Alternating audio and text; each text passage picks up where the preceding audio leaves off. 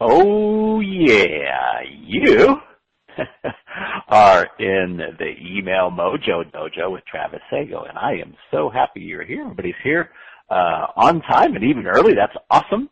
I am so thankful and grateful and thrilled and honored to have you guys here. A lot of people want to do some awesome things with their business and life, but not everybody shows up, and here you are. So super cool. Let's roll into some housekeeping. First, what I'm going to do is I have everybody muted right now. I'll probably stay muted until the Q&A, but I do want to just unmute you for a second and make sure that everybody can hear me okay. So everybody is ungagged now. If you can hear me, just give me a shout out there. Yo, can you hear you? Yeah, cool. Awesome. Super cool. So I'm going to gag you again. There we go. And let's just roll in a little bit of housekeeping real quick. I know housekeeping is never very fun. It's kind of like one of those chores you got to do. But I don't know if you're familiar with Instant Teleseminar, which is the service that we're using. I think it'll be helpful for you.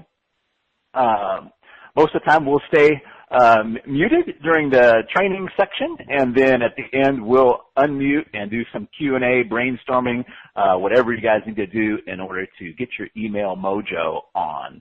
I picked Instant Teleseminar, even though it's kind of more of a dinosaur type method of delivery, because it has some unique advantages that I like and it's worked really, really well for me.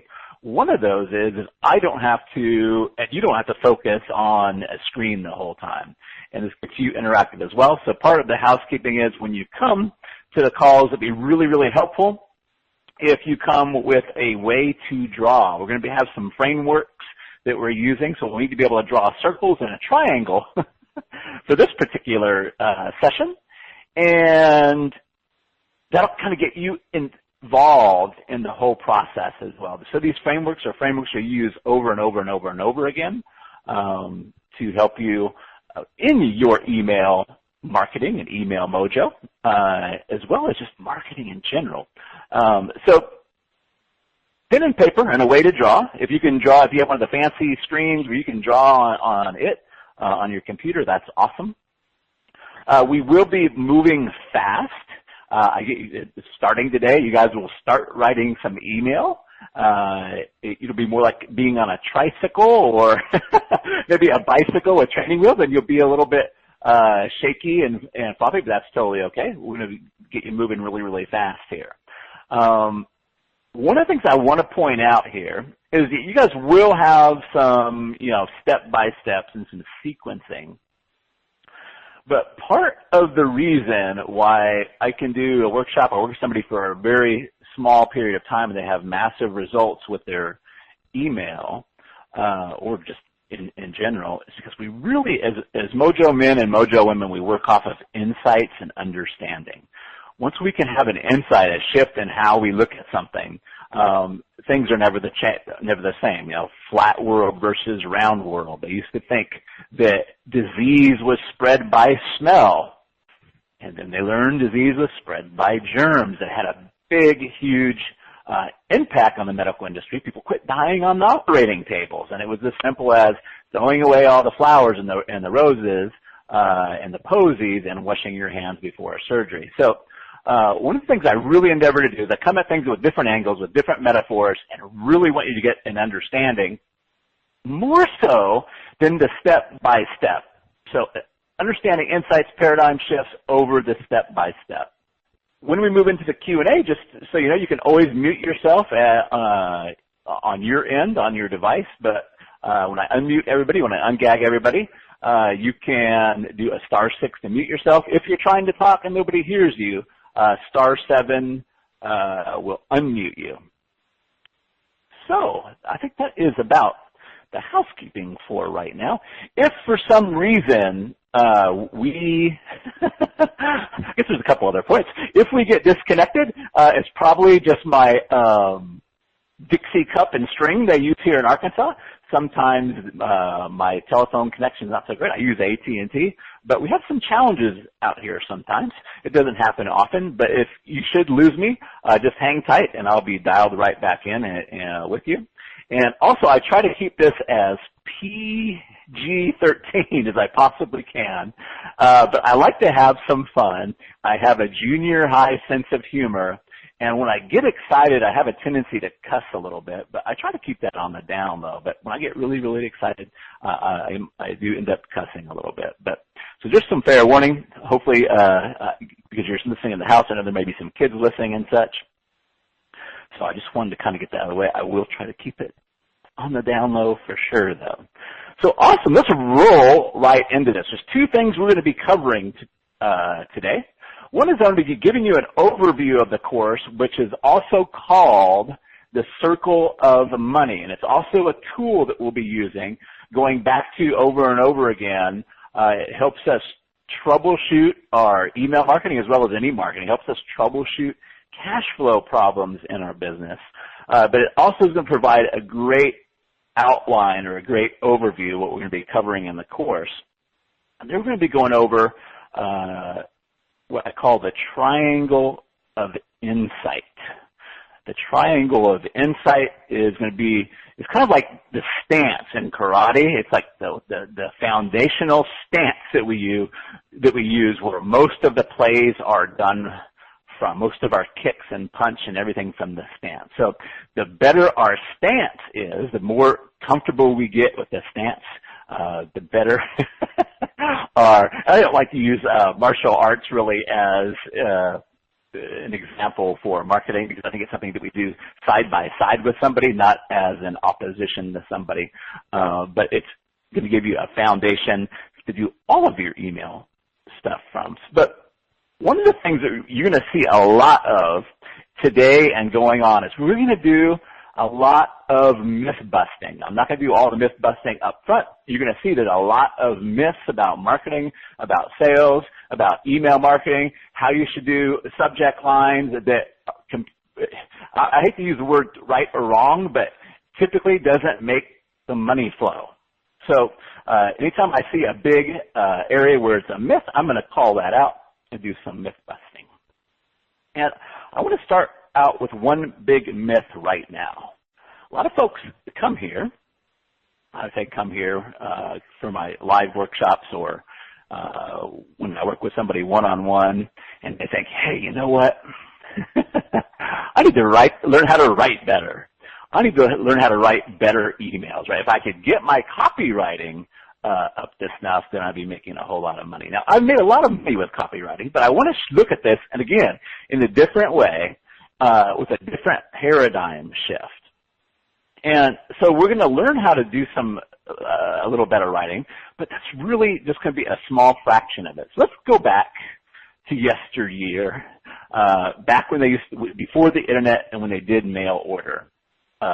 Mail order folks used to buy lists, and they would send out mailers to the list, whether it was catalog mailers or whether it was snail mail.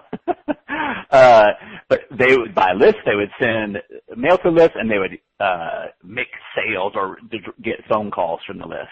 And a lot of really smart direct mail marketers or direct marketers at the time made some real big discoveries as it comes to sales success.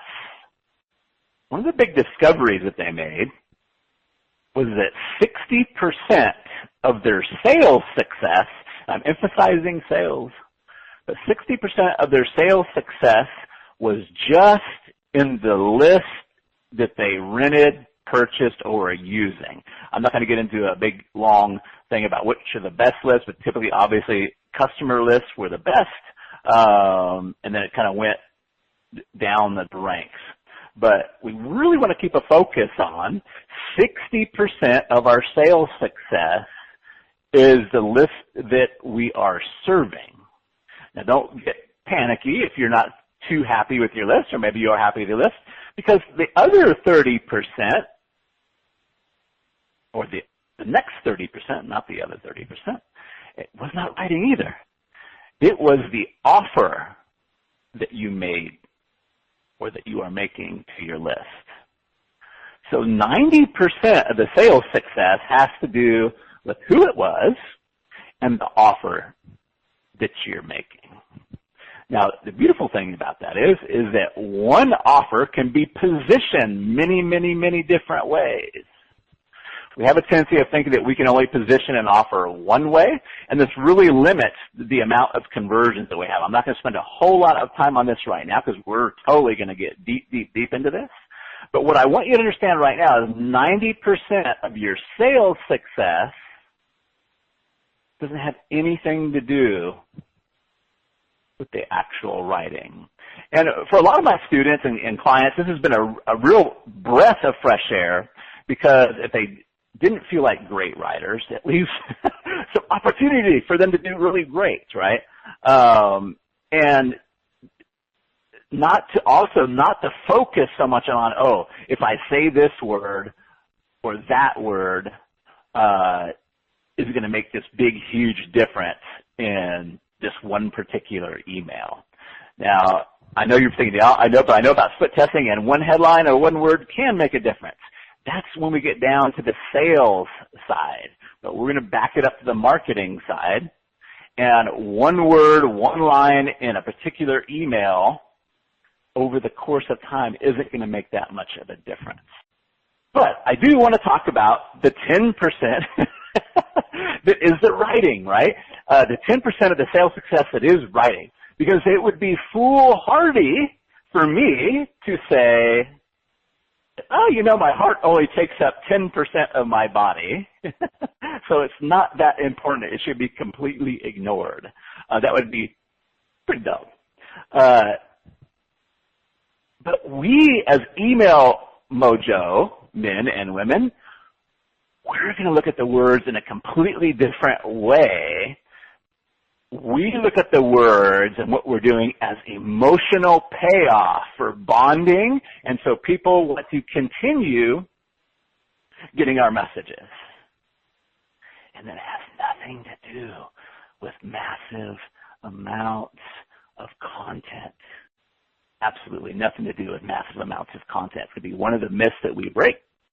But this is the biggest myth that I want to break right in this moment, is that the myth that we have to be this amazing copywriter, that we have to go to school for many, many, many years or study many different materials to be this amazing copywriter. And don't get me wrong, I'm not against it. I have a breakthrough advertising. I read copy. I really, really enjoy it. I just look at it in a different light and a different perspective.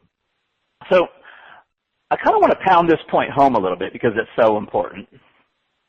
One of the things that I do, is like, if you sell pork sandwiches, let's say you sell pork sandwiches, you have a pork sandwich stand. Tell me what words you're going to use to convince a Jewish vegetarian to buy your pork sandwiches. Jewish vegetarians don't like pork sandwiches. Now, as we get deeper into the course, if a Jewish vegetarian were maybe on a 14 days without eating, they might consider it, right? We're going to talk about the hunger of the market and such. But as a general rule, there's no amount of words that you're going to string together that's going to entice, persuade a Jewish vegetarian to eat a pork sandwich. But if you come to my neck of the woods here in Arkansas, and I'm just so you know, I'm not a big sports guy, so it's weird because I use a lot of sports metaphors. I'm not a big sports guy, but we root for the Razorbacks. We call them the Hogs out here. Our college team, we don't have a pro team, is the Hogs. So everybody drives up to Fayetteville, and they watch the Hogs play, whether it's football or basketball, or we even have a baseball team. But let's say we took our barbecue stand to a Razorbacks game. What do Arkansans like? Well, we love barbecue, right? So if we had a cardboard sign, we could probably attract people with 3 letters, BBQ. Put that up. We're probably going to attract some hungry people. If we improve the offer, not necessarily the words, right underneath barbecue, BBQ, we might put the word beer, right? Now we could say cold beer, frosty beer, all kinds of different things, and that might help marginally, but better is just to improve the offer, right? Barbecue, beer. What's another thing that we like? We love all you can eat, right? So if we put all you can eat under barbecue and beer, boy, that's now you've got a little line standing out there. We also like babes, so we have barbecue, beer, all you can eat, and babes. Just be careful where you put that all you can eat in relation to babes, because that that might not go right. But my point is, if we got our timing right, if we're making the right offer to the right person at the right time, timing is crucial and very the overlooked part in marketing. The words are just a fraction of what we need to manipulate, move, massage in order to make a sale happen. Very often I use the phrase or the idea that if you're at a Star Trek convention and you have a signed poster from Leonard Nimoy or William Shatner's phone number, it's not going to be very hard to sell. You're not going to need a 10-page sales letter to sell that. You might need some letters of authenticity, but you're going to sell that really, really easily. So I just want to really bust this myth really to smithereens before we move on to the circle of money. So, and we'll probably call back out this myth, because what happens is people will write an email and they'll say, dude, can you look at this email? I'm happy to look at emails, but I'm looking at it in a different way. I'm looking at it, who's this going to, and what's the offer you're making? Can we make this offer more clear? Can we make it at the right timing? I'm not looking at so much the words as far as it comes to sales success as I am how are we making the offer? Is the offer clear? So I don't want you guys freaking out that you have to learn some NLP or fancy sequences to make your writing work. So it takes a lot of pressure off. So I just really want to nail that. And let's go ahead and roll in to the circle of money. Again, this serves, if you're just coming in, the circle of money is going to serve as a wonderful overview for the whole course, kind of an outline. But also I use it on a daily basis to troubleshoot not only my campaigns, or email campaigns, or any campaigns, or just troubleshoot cash flow problems in my clients' businesses. So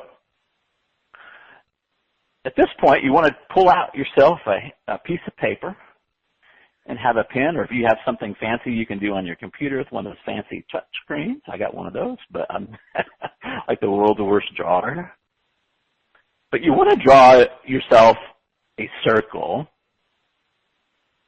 about 3 or 4 inches in diameter. It doesn't have to be perfectly a circle. Just do it like you do it. Nobody's going to see it. It won't end up on Facebook, hopefully, or it might. Who knows? At the very top, I want you to label it the circle of money.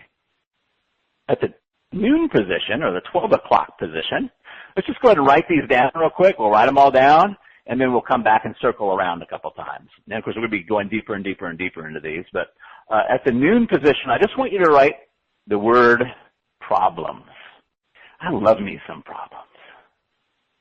And you'll find out why. About the 2 o'clock position, I want you to write the word bonding, and then in parentheses right next to it, just put rapid bonding mojo. At the 4 o'clock position, roundabouts, doesn't have to be perfect, I want you to put marketing.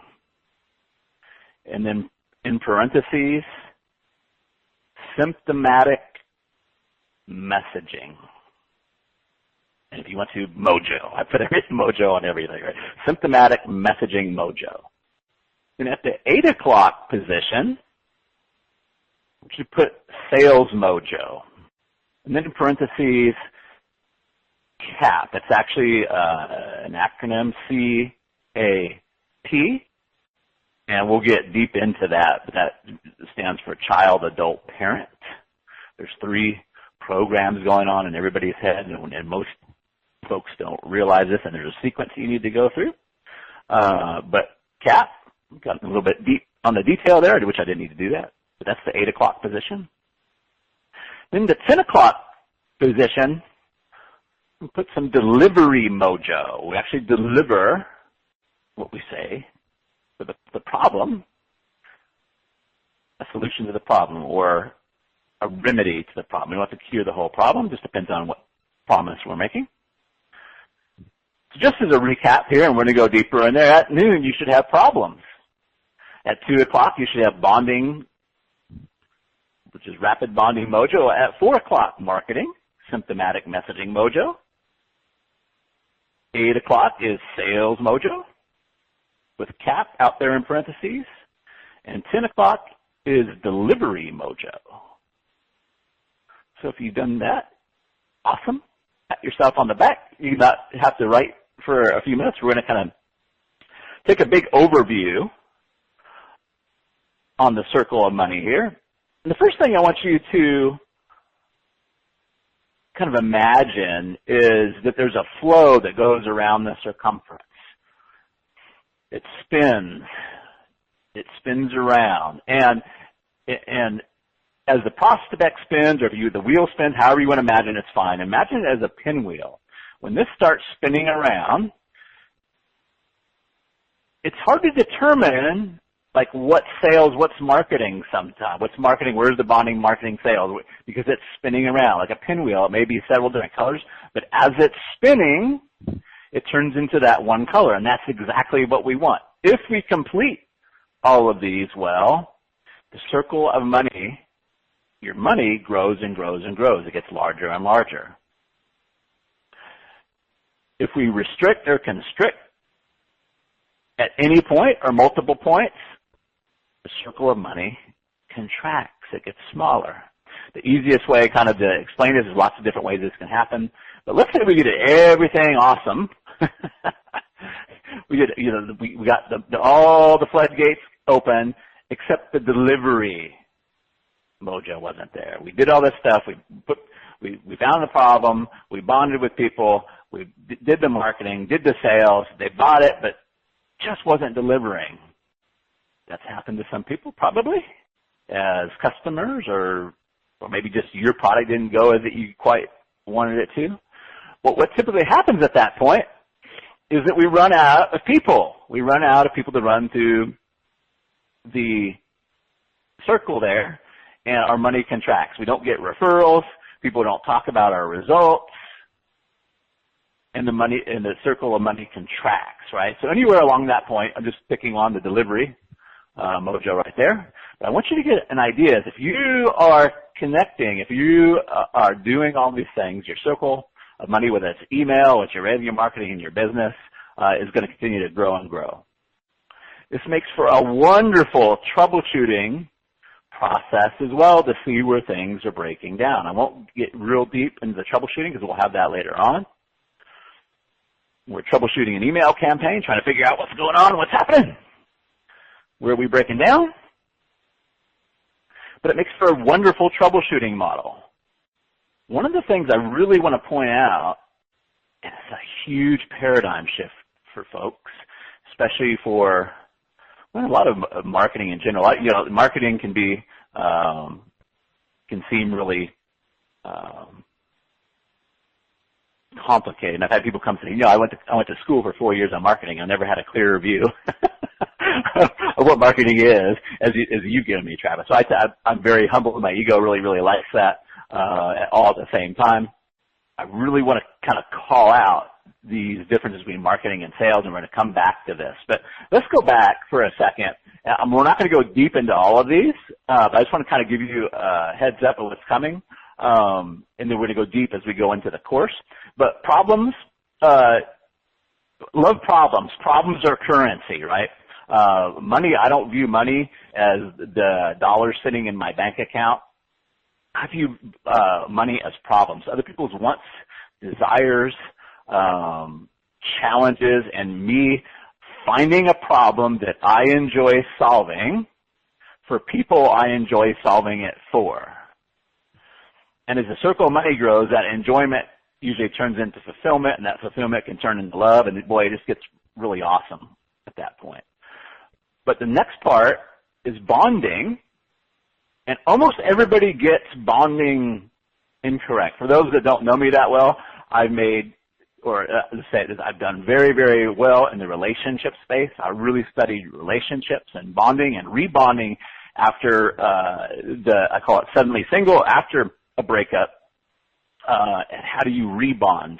So we're going to put some focus on the bonding aspect, because when somebody has a problem, where do they usually go first? They go to somebody they like, know, and trust, and that they feel like can solve that problem for them. The thing that just lights me on fire is that Mother Nature made bonding to be irresistible. It's a really, really simple process that's irresistible. Mother Nature wanted it that way so that babies would bond with their mothers, and mothers would bond with their babies, and brothers would bond with their sisters, and people would just bond with people, right? And so it's a very, very simple process that most people miss. And they try to get it by delivering voluminous amounts of content, which friends aren't really made by dropping off a set of Encyclopedia Britannicas every single day. As a matter of fact, after a while it becomes annoying, right? What we are into is value, yes, but how we achieve that is email mojo men and women is completely different than most of the market. But that's the bonding. And then we're going to roll into marketing, symptomatic messaging. I view, and we're going to come back to this paradigm over and over and in different ways, but if you imagine golf and you're at the tee, it's your first, again, I'm not a horrible sports guy. Somebody said, Travis, you really need to learn the golf terms if you're going to use golf as a metaphor. But when you're at the tee and you're on your first stroke and you're hundreds of yards away, that is the marketing. Your golf ball is on a tee 300 or 400 yards away. The drive is your marketing. And sales is your putting. When you pull out your putters, sales is your putting and marketing is your drive. Getting these two confused or not understanding what I call where your conversion golf ball is has lots of symptoms. Working too hard on the sales, not being able to make bigger ticket stuff without getting on the phone, and all kinds of stuff we're going to come in and look at. But marketing is the drive. And then, yes, we go into sales and putting can be a little bit challenging. The better our marketing is, the closer we can get that ball to the hole, the less we need to rely on the sales, right? If we can get the ball right up to the hole, so half the ball is just hanging over the cup, then we could get a monkey to tap it in, right?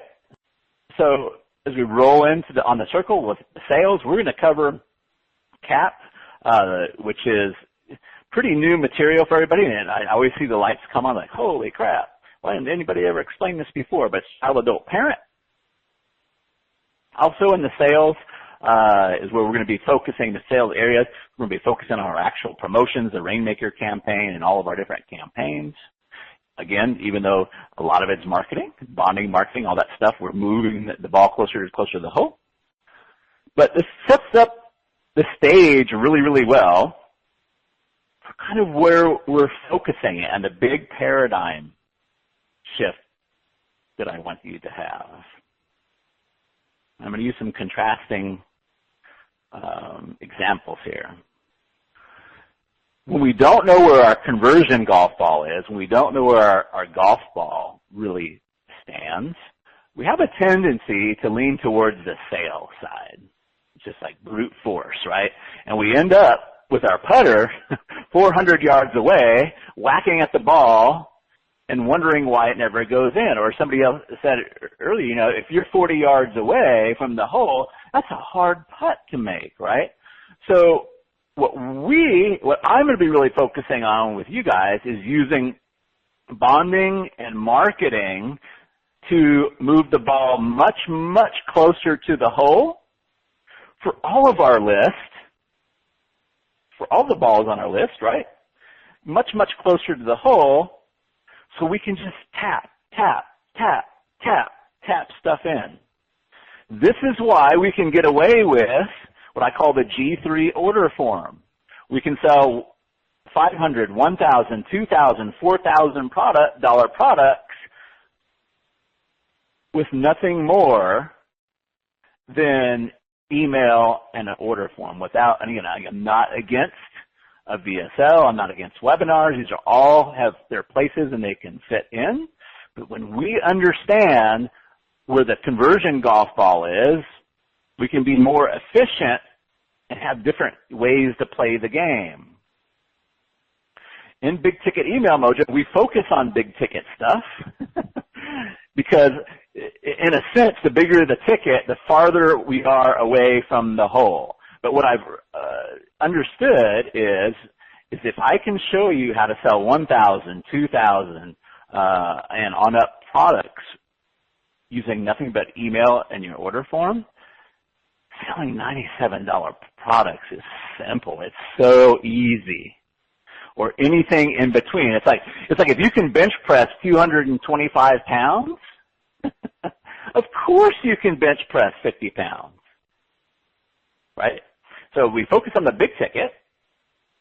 We're going to be focusing on offers. If you don't have a big ticket, I think there are really no newbies here.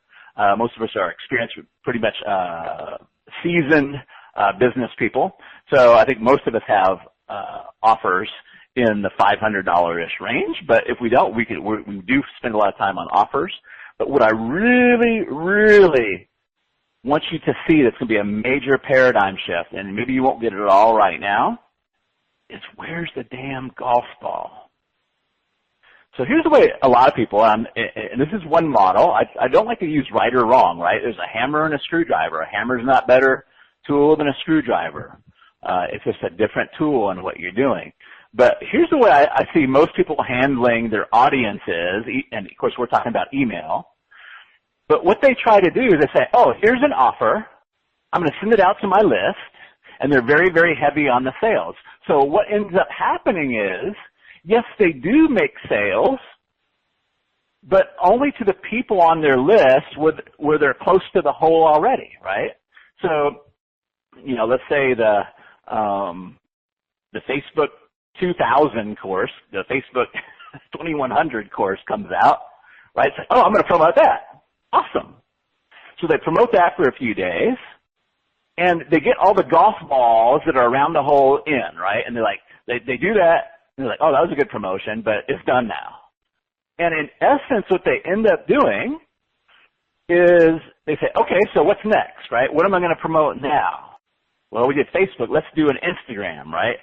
And then they get all the golf balls that are kind of around the Instagram.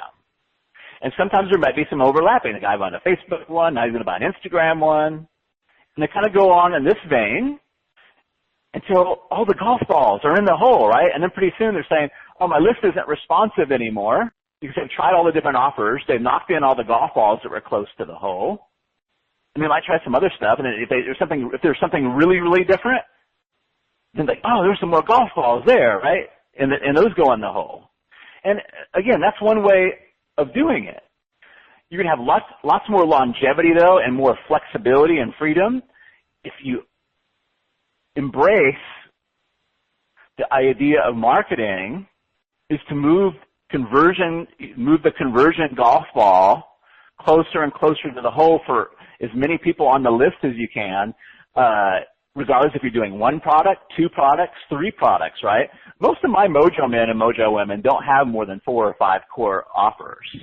Some of them only have one, and they continue to convert over and over and over and over again because we're continually moving the conversion golf ball closer and closer to the hole with every communication, regardless of the ticket size, right? Understanding that it doesn't matter if it's a $100 offer or a $5,000 offer, yes, there may be more distance in between, but it's the same principles. We'll drive and drive until the golf ball hits the hole, or the golf ball is close to the hole, and then we can just focus on tapping it in. This also allows for maximum conversion of everybody who would convert. I've converted 20, 25, 30% of my entire list sometimes on the continuity programs.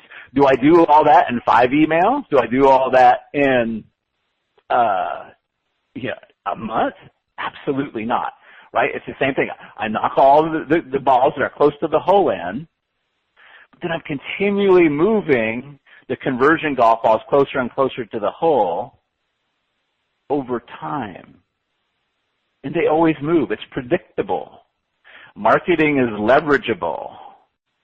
It's awesome. So always and people worry sometimes, like, oh, well, I'm going to go hungry. I'll go hungry if I wait till all the marketing golf balls are at the hole.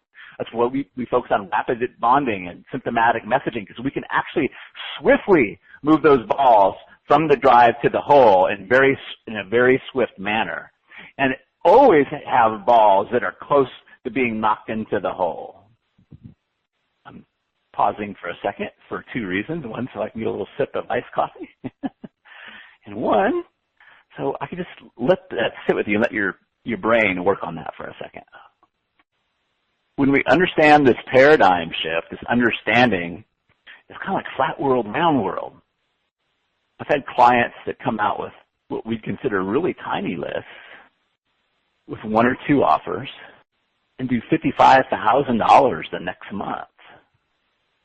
That's like a list of under 1,000 people, just moving that conversion golf ball closer and closer to the hole. We have so much more mileage in our offers than we think. It's one of my favorite things in my agency. I run an agency where I do done for you. Basically rainmaker campaigns. That's the first date that we have. But typically it's like, hey, what I want to know, it's almost like shooting fish in a barrel. I want to know, hey, what did you sell last year? What did you sell in the 6 months that sold really well? And they tell me, I'm like, oh, great. How much you sell that? Oh, I'm just making up a number now, but $100K. Awesome. What have you sold it since then? Nope. Cool. Why don't we sell that again, right? I'll reposition it. We'll position it differently with a different angle. And we end up selling as much, if not more, as they did the first time, right? And like, holy crap. And you know what? You can do that again and again and again and again and again. Repositioning different ways. So, we're going to get deeper onto this. Here's the paradigm shift is what I'm wanting you to get right now. Oh my God, okay. This changes everything. This opens up everything, right? It also means that if we send an email on a brand new offer and we're moving we're taking our first swing at it, we're not going to always hit a hole in one, right? We approach it more strategically, right? Some of you guys might have saw the Facebook post I made where we're doing a $4,000 offer, and my clients are, holy crap, dude, we've sent like 4 emails and no sales yet. I'm like, hold on, man. Chill. We're driving it down the fairway, right? The bigger the offer, kind of the farther away you are from the hole. And that's no biggie. It's methodical. We can make it methodical. We were getting the right signs. People were saying the right things as we're going on. We had our finger on the pulse. Is kind of stuff I'm going to show you guys how to do. But then the balls got close to the hole and drop. Those $4,000 sales went. Most people would have given up after 1 or 2 emails with no sales. But by understanding, where's the conversion golf ball? Where it be? Where it at? Like, okay, we're still on target. We're still on target, right? And sometimes you might slice off a little bit into the rough, and you might need to bring it back, and that's cool. We can do that too. But we got so much more flexibility and power, right? So we know exactly where the ball's at. So that is the circle of money overview. We're actually doing pretty good on the time here. And again, we're going to come back. If you're feeling a little bit shaky or like, hey, maybe I didn't get this insight like I'm not as excited as Travis seems to be about it, that's okay. This is just the overview. We're going to be coming in. We're going to be working these angles and going deep into this. So do not fear. So now, had that circle of the money. The beauty of a circle is we can start anywhere we want to. Now, I could start up at the problems up at 12 o'clock, but I found the best place to start is in an area where it puts your fanny right on the bicycle seat and gets us moving down the road. So it's kind of be like the training wheels at first. You're kind of not really going to know. It's like, what's this for? What's that gadget for? And that's okay. But we're going to roll into the triangle of insight. Now, insight is one of the most important words for an email mojo man or woman, and I'm not going to tell you why right now, because you don't need to know how the light switch works right now. I want to focus on just showing you where the light switch is and how you flip it on and off and getting you comfortable with it. But you will need your pen and paper again. This time, instead of a circle, we're going to draw a triangle. At the very top, label it the triangle of insight. Now, kind of where this triangle of insight kind of goes, again, when the circle is moving around, it's like a pinwheel. But the triangle of insight is kind of the intersection between bonding and marketing. It's a lot of our marketing once we get into more, but this is our main, and again, I hate to use the martial arts because we do not want to make marketing and sales an opponent or an opposition. We do this beside somebody. We do it on the same side of the table they are.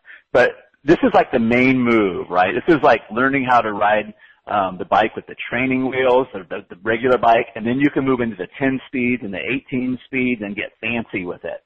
But for right now, I just want you to get your butt on the bike and give you a bike that you can start to ride right now and get results that you'd be like, hey, it's still funny when you get the training wheels on to have the wind through your hair, right? You're still making improvements. Let's do the labeling first, and then we'll do like we did with the circle and come back around. On the lower left corner, for now, there's other stuff we can put on there, but for now, I just want you to put the word symptom. On the upper tip, I want you to put the word wisdom. Wisdom. I said that kind of blurry. Wisdom, like knowledge. Wisdom. W-I-S-D-O-M. I don't know why I had the words not coming out of my mouth right now, but wisdom. And in the lower right-hand corner, we're going to actually put 3 words. Metaphor, story, or analogy. And somewhere around there, I want you to point to it and say common. Common metaphor, story, or analogy. And then out from the metaphor angle or corner, the little point where the 2 lines come together and make the point. Well, you can tell it's been a while since I've taken my trigonometry. I'd like you to draw a line out there. It can just be 1 inch or 2 inches, and just put that's why. Slant, the real problem is. So because we're going out of order, I'm going to have to do some explanation. Not really going out of order. We're just picking where we want on the circle there to start with this triangle of insight. But let's go to the lower left-hand corner, symptom. Let's talk about what this means for a minute. If you guys grasp this, and this is one of the things we'll work on and work on and work on, but if you guys grasp this, you guys will like immediately improve not only the enjoyment that people get of your emails, but your sales will go 2, 3, 4 times higher. So what a lot of marketers do, and a lot of copywriting things, we're getting kind of good at coming up with problems people have, and maybe even frustrations, and drawing really fuzzy pictures, right? Drawing really fuzzy pictures. So, hey, are you frustrated with your business? Being frustrated with your business is not a symptom.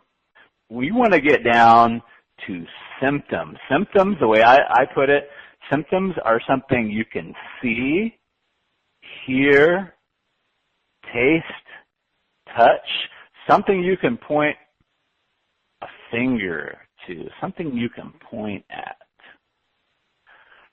If you can't see it, hear it, feel it, taste it, touch it, probably not a symptom. So instead of saying frustrated, what's frustrating about the business? Well, I'm working too long. Okay, if you had to make a movie, here's my other trick. If you had to make a movie out of this, how would you make the scene, right? How would you make a scene? If you were the movie producer or the director, just saying, oh, I'm frustrated in my business, I'm always at work, that's going to make for a really, really boring scene, right? But a scene where mom is racing through rush hour traffic because she was kept at the office again, and her son is starring in the soccer game, and she's racing to try to get there in time. That's a scene you can see, right? That may be a symptom, right? So the symptom might be missing kids' games, missing kids' soccer games, right? That would be more of a symptom. If somebody's been having chest pains and you're a doctor, you don't say, oh, you've been having chest pains. Is it frustrating? Is it painful? I know how painful it is, right? Immediately you're going to try to start doing some diagnosis. You can say, are you having pressure in your left arm? Are you feeling lightheaded? He's going to be looking for the symptoms. He's looking for those different symptoms. So we want to look for the symptom, not a problem. And let's face it, sometimes I'll get lazy, or I just can't come up with something, so we'll just go with the problem, right? But way more powerful is a symptom. And kind of the way I look at it too is I look at an audience out there. If I was standing in front of an audience, how would I get them to raise their hands? It's easier to raise your hand for a symptom than it is for a problem, right? How many of you guys aren't making the money that you like, right? It's hard to raise your hand to, right, in front of everybody. It's easier when you're doing email, right? I was just working on a campaign where me and the copywriter were talking. I said, well, they're behind on their retirement plan. Yeah, but how? That's okay, but how? That's not really symptomatic. Behind on your retirement plan. How does that look? What's the symptoms? What are they seeing? What's happening presently? Just letting them know they're behind on their retirement plan. What's the pain that they're in, right? And how is that showing up? Well, maybe every time a big expense comes in, right? Ooh, that's better, right? A big expense comes in, you worry about your retirement plan. We want to get symptomatic. It's so much more powerful. People that raise their hand like, oh, I'm going to give you some examples here when we run through this. Okay, are you tired of your are you tired of getting are you tired of Facebook? Are you tired of not making it work on Facebook? What are they seeing, right? Hey, did you get another disapproved ad notice from Facebook? Way more power. They're gonna mash down on that, mash it down, if that's them. If it's not them, they're not gonna mash it down. That's totally cool. You'll see it's part of the magic that we do is with our email mojo. What's another thing if somebody's frustrated with their Facebook that they might be getting? Maybe low relevance scores, right? If you've got relevance scores underneath under 5, they can raise their hands like, holy crap, how'd you know?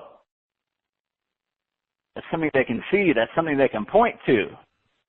And we're going to go real deep on this symptom thing, but for right now, I just want you kind of to fixate on, is this something they can see? Is this something they can feel? Is this something they can point to? Don't worry about getting your whole list open. It's one of the big myths we're going to be breaking. It's way more powerful to use 5 different symptoms in 5 separate emails than it is to try to come up with one blobby, amalgamous subject line that gets more people to open but nobody to buy. We want people to buy with their hair on, to open the email with like their hair on fire. Like, oh my God, that's me, right? I've never been able to take an open rate to my bank and cash that. So symptoms, think symptoms. Wisdom, let's go up to the top on wisdom. And we're going to come back around several times, so let's go to the top about wisdom. Wisdom does not mean 7 steps or 8 tips Those are okay sometimes. It gets people attention. And I'm not going to get into a big thing about the insight right now, but that's not what we're looking for here, and you'll understand what deeper later on. All we're looking for is, if you're the subject matter expert, is how are they looking at their problem now, and if they looked at it a little bit differently, how would it help solve their problem? Or give them, shed new light on the problem. Looking for little, it doesn't have to be huge. It just has to be, I call it little nuggets of wisdom, right? It can be a small little shift. The reason why I don't like 7 tips or the 3 secrets or all that is, honestly, of all the internet and all the ads you clicked and all the books you've read, how many 7 tips can you remember? How many 3 tips? Can anybody? I don't even know. I think I can remember Marlon Sanders. Find a starving crowd, find out what they're hungry for, and give it to them. I think that's the only. That's because I did it over and over and over and over again, right? But how many times can you say, "Wow, this person fundamentally, or even a little bit, shifted the way I looked at this problem"? It's like, I thought about it this way, and then he showed me this way, right? It's like, holy crap. So what we want to do is find that little bit of wisdom. Doesn't have to be big. Just has to be a little bit of wisdom. Really great example. One of my Mojo men, it's in my mastermind, named John Tarr. When we were kind of doing this thing, he's like, well, most people think they need to have they need to be really great at selling stuff. Now, his particular offer was on click arbitrage, right? So he's like, I don't know. It's like, I don't know what the wisdom is. I'm like, dude, the wisdom is they don't have to know it. For this particular offers, they don't have to know how to sell anything, right? Hey, so we started with the symptom, right? Hey, can't sell anything. Basically can't make anything work. We can't sell anything. That was not very good, but I'm going back to the wisdom. It's like, hey, if you're not good at sales, you don't have to be great at sales with click arbitrage, right? That was the wisdom. And then in the lower right, we have the metaphor, story, analogy. What we want to do with this is tie it all together. We want to tie the symptom that they're having kind of with the problem and give them a little bit of different shed of light on the problem in a really fun way, using a common metaphor, story, or analogy. So the first thing that I do and have my students do is just fill out this triangle for an email. When you get good enough, again, it's kind of like riding a bike. You might want to use it at first, right? Just figure out, okay, what's the symptom? What's the wisdom I want to give them? And what's a metaphor that I can use to title it? Don't worry about the email yet, right? Find out the symptom, the wisdom, and the metaphor. Put all those down, and the email will go a lot faster in writing it itself. I'm going to give you guys some examples here. Some helpful things on the metaphor, story, or analogy is pick a person, pick a place, pick a time, pick a thing, pick a dream, pick a TV show, pick music, any of those things, right? Kind of the metaphorical muscle we'll build is kind of the ability to take almost anything and apply it to any particular situation. Again, when you first start off, this is not, you're got the training wheels on, it's going to be shaky, and it's not going to be that easy for you. You'll be like, damn you, Travis, why? You said this is going to be not hard, right? You said I could write an email in 15, 20 minutes. And you will be able to. You'll even be able to use no hands at some point, right? You can leave a part off the triangle when you really, really know what you're doing. But for now, let's just do it color by numbers. So let me give you some examples. Let me use some relationship examples because I'm chock full of those. Just example 1. So we'll start with the problem, right? But we're going to move it to a symptom. So one of my subscriber lists that we're going to kind of come back to over and over again, and I call them my women, and hopefully that's okay. But her name's Elizabeth. That's, by the way, if I could buy a name of Elizabeth, I'd be rich. Liz, Lisa, that's my number 1 name. But Elizabeth may be in a relationship, and she's feeling like, man, she may be in it for a couple of years, and she's feeling, or this particular Elizabeth, right? I have different Elizabeths on my list in different stages of the relationship cycle. But who I want to focus on here, who I want to get the email, is Elizabeth that's in a relationship, but she feels like the passion is dwindling away or is going away. Now, could I put in the subject line, we're not really getting to the structure yet, but could I put down the lower hand corner in the symptom, passion fading? That's really not very good. If I was in a rush and had to do something, yes, I would rather just call out a problem, but we can make it so much better. What is it that they're seeing? What is it they're experiencing to let them know that the passion is fading from their relationship? There's probably 1,000 different symptoms, right? And this is what makes this email mojo so powerful, is because we can hit on one symptom after the next symptom after the next symptom and the same offer or just core of offers, right? But let's kind of get ahead of myself. Let's cut it down. So we're kind of like, she's feeling lack of passion. How does that show up? Well, one way it could show up is, let's just call her boyfriend Tom. Say Tom hasn't kissed her longer than 2 seconds in a very, very long time, right? So he doesn't kiss me like he used to kiss me, right? It's about a kiss, right?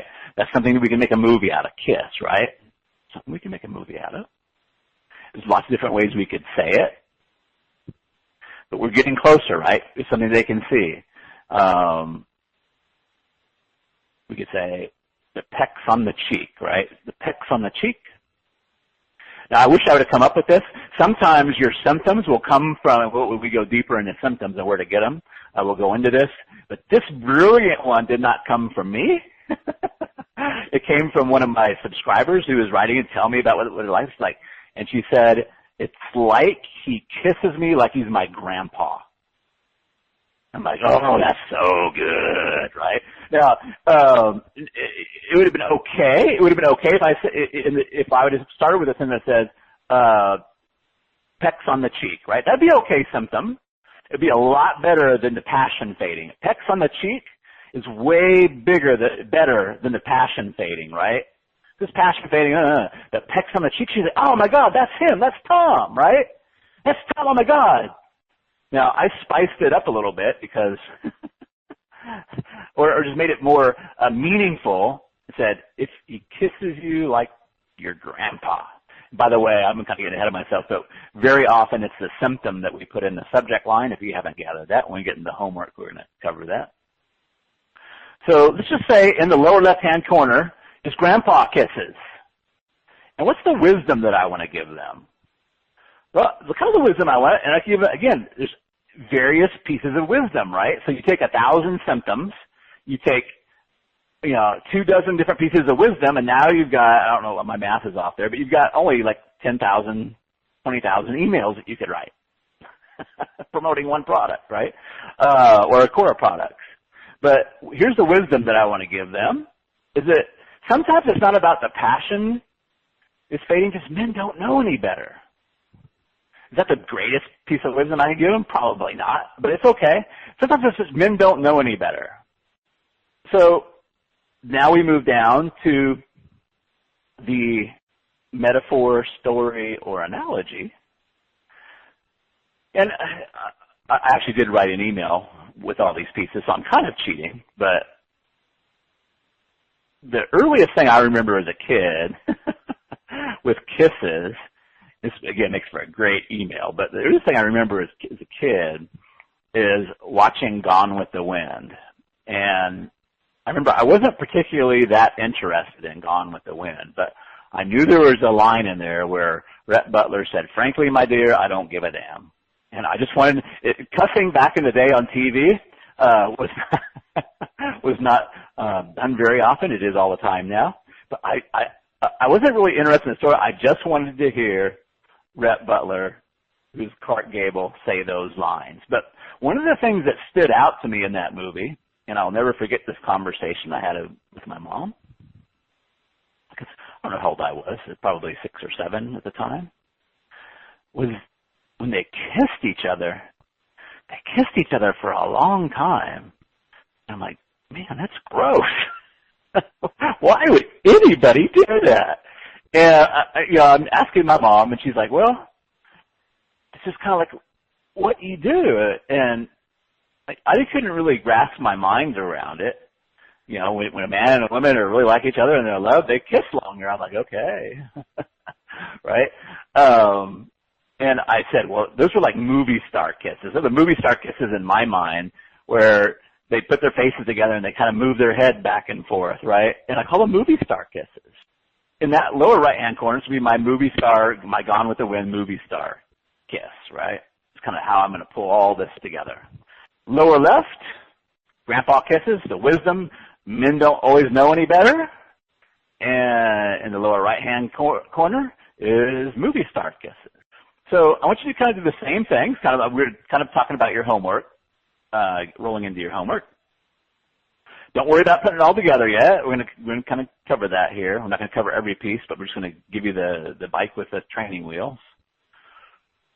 But put those pieces together. What's the symptom? What's the wisdom? What's the metaphor? And you want to do it in that order. Again, as you get more fancy with this, you can start anywhere. You can start with a story, work up to the wisdom, and then what symptom does that solve. But for right now, start in the lower left-hand corner. What's the wisdom? And then what's the metaphor, story, or analogy? Let me give you another example, and then we'll tie this together in kind of like an ad hoc email. So let's say I'm going to focus on a different Elizabeth. So here's the thing I want you to get, right? Same list, but I'm working on a different golf ball. Let's say we want to focus on an Elizabeth that doesn't have a guy yet. She's just kind of dating right now. She's looking for it. She's dating, right? And the problem is the uncomfortableness of dating, right? But that's a problem. That's not a symptom, right? How is that showing up? How does that show up in their life? We're going to make a movie out of it, or make something that shows up, something they can see, feel, hear, taste, touch. How would that show up? So this is not particularly brilliant, and that's the thing. It doesn't have to be particularly brilliant. It just has to be a symptom that they can raise their hand to. So I'm going to pick butterflies in your tummy before a date. Butterflies in your tummy before a date? Yeah. I could go with tongue tied on the first dinner date. I go with a lot of different symptoms, right? There's probably thousands of different symptoms. So in this particular example, my wisdom, what I want, your focus is too much on yourself. Put your focus on him. She's misdirecting her focus. She's putting all of the focus. How am I sounding? How am I looking? Do I look smart? Do I look the way I want to look? Does he think I'm intelligent? She's putting too much focus on herself. The metaphor, or the story, or the analogy, is a time when my grandma taught me how to carry my bowl of Fruit Loops. You're like, what the hell? This is what makes this fun, right? This is what makes us so compelling. People enjoy reading this, and here's why. So when I was a little guy, I would go over to my grandma's house for the summer, and they lived in Huntington Beach, California, and had a pretty big house comparatively to what it seemed like. It seemed to me, but they had a dining room that was separate from the kitchen, right? In our house, the dining room and kitchen were all together, but a dining room was separate from the kitchen. And I would pour a bowl of Fruit Loops, like many kids do. I'd fill the bowl up. By the time I got the milk in there, it's like you got to do this balancing act, right? Not to spill your Fruit Loops. So I'm going to come back to that. I'm going to leave you with that little cliffhanger right there. It's a big old cliffhanger, right? And come back to that as we're kind of putting these emails together. But so for right now, kind of the step is fill out the triangle of insight. Now, this is broad stroke writing the email. There's some nuances. I'm going to give you more later on. But for right now, you can write a wonderful email that will connect with people and that will sell product just by doing what I'm showing you now. And we'll talk about here in a minute what product you should sell and conversion golf ball and everything. But here's what I want you to do as a continuation of your homework. You can be writing this email. So whatever symptom you pick, make that your subject line. Might have to massage it a little bit to make sense. But just put that symptom, make it your subject line. Now I want you to open the email by restating the problem or restating the symptom. Restating the symptom in another way. So, for our example, let's say we said butterflies in your tummy before a date might be the subject line. So I might say, and we could even restate what we just said, right? Hey, are you going out on the first date or hate those first dates where you have the butterflies in your stomach and you get all tongue-tied and dry-mouthed and your palms are sweating before the date? Again, making a movie, palms sweating, tongue-tied. Then we go into the metaphor. So we're going to work backwards now. When I had you fill out the triangle of insight, we went from symptom to wisdom to metaphor. So we start with the symptom. Now we're going to work backward to the metaphor, and then we're going to kind of give them they're going to understand, they're implicitly going to see the wisdom, which again is going to do a lot for us. Again, I'm not telling you all the nuances on this until later on. This is going to do a lot for us, but we're going to work backwards now. So we open up, the subject line is the symptom. We open up by restating the symptom and giving them another one. And then we go right into the metaphor, okay? After we get done with the metaphor, we kind of like call out the moral of the story if we have to, right? This is the wisdom part. And then we say, that's the reason why, or the real problem is, and then we kind of go on to the offer. But we're going to pause here for a second. And let's just use what we've got, because you guys are going to have different offers and such. And let me just kind of walk you through with what we've already got. So let's take our Elizabeth that has the loss of passion problem, right? So the subject line says, if he kisses you like your grandpa. And I might open up that email and say, when was the last time he took your head in both hands and he kissed you tenderly and passionately for longer than 2 seconds? Be a great way to start it up, right? Like, oh, it's been a while, right? If it hasn't been, that's cool. That's totally cool. We're not worried about trying to get everybody in there. We just want the ones that have those symptoms to be passionate about those symptoms, right? So then I'm going to roll right into the metaphor, right? Because now they're hooked, right? Okay, awesome, they're hooked. So I might say, this reminds me, or just kind of like, or just some kind of, again, we're going to get more nuance, but however you want to roll it, it's just kind of like it's an easy way to roll into your metaphor. It's kind of like when I was a kid. I remember the first time I watched Gone with the Wind. I watched it with my mom, and I'm doing some character reveal there too, which is more nuances. I watched it with my mom. I wasn't particularly interested in anything that happened in Gone with the Wind. I just wanted to hear him say, frankly, my dear, I don't give a damn. But what really stood out to me as a 6-year-old, with my freckles and misunderstanding of the world, is why did Rhett Butler and Scarlett O'Hara kiss for so long? That's just gross. So I asked my mom, I'm like, Mom, why is that? Why do they do that? Mom's like, well, when you're in a relationship, that's just kind of like what you do. I'm sure she didn't want to go into big detail on it. Thank you, Mom. With a 6-year-old, right? I call those movie star kisses. I just like, man, nobody kisses like that unless you're in the movies. It can only be a movie star kiss. They only kiss like that in the movies, right? And men are a lot the same way. Sometimes they really don't grow up from that boy and understanding passion and love. So you may not have a passion problem. He just may not know the things that he's supposed to do, or the things that really light you on fire, right? And then it's kind of where we go into the offer, depending on where the conversion goal falls at. So I might say, so if you like to go from grandpa kisses to movie star kisses, and not sure how to get him to understand what he needs to do in a way that won't erupt into an argument or a big sit down with we need to talk. Then that's where we roll into the offer, again, depending on what the conversion golf ball is. If we have a VSL, then we want the VSL. We can just let the VSL do most of the driving, right? If we're sending them to just a G3 order form or something, then we're going to have to go on a little bit longer, right? We want to do a little bit more driving there. But this makes our emails fun to write, fun to read, and they have an internal epiphany about their problem, which moves that insight, moves that conversion golf ball faster and farther than anything I've ever used, whether it got in emails. And I've had people using this in advertorials. They're taking their emails and just using them in advertorials or using it as landing pages now. I've done the same. But don't let the simplicity, the worst thing you could be saying to yourself is this can't be that simple. And go ahead and write a few of these first, because you will, like, the handlebars will be shaking, you know, and you're not going to feel sure on your feet. But if you do it a couple times, that's why I want to give this to you now so you can start getting comfortable with it. You'll get better and better at it. And before you know it, it's going to be like boom, boom, boom. You're going to have fun. They're going to have fun. You're going to be making lots of money.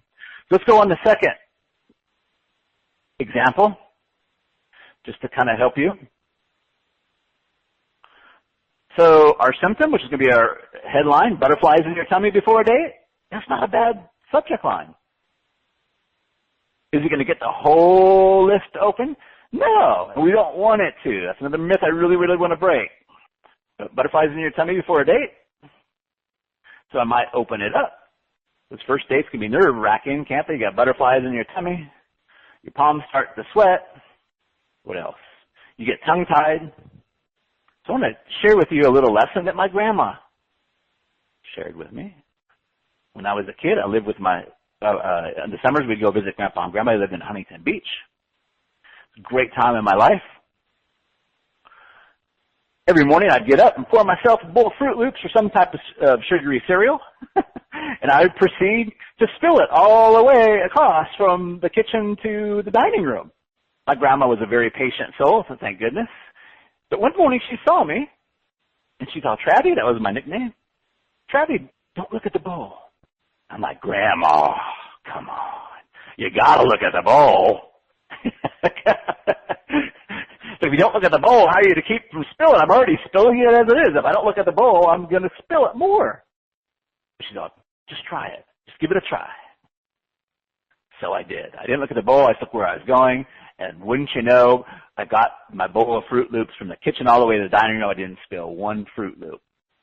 See, my grandma was wise enough to know that if I put my focus on the bowl, I would overcorrect. If I saw the milk going one way, I'd move it back to, I would overcorrect.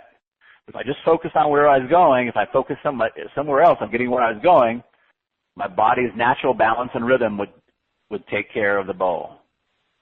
And those first dates are the same way. The reason you feel nervous, the reason you get tongue-tied and you get butterflies in your stomach, is because your focus is on yourself. When your focus is on yourself, you say something, you try to overcorrect, or you feel like it looks like one way, you try to overcorrect.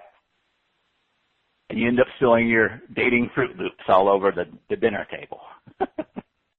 So now I can roll into that's why, or the real problem is.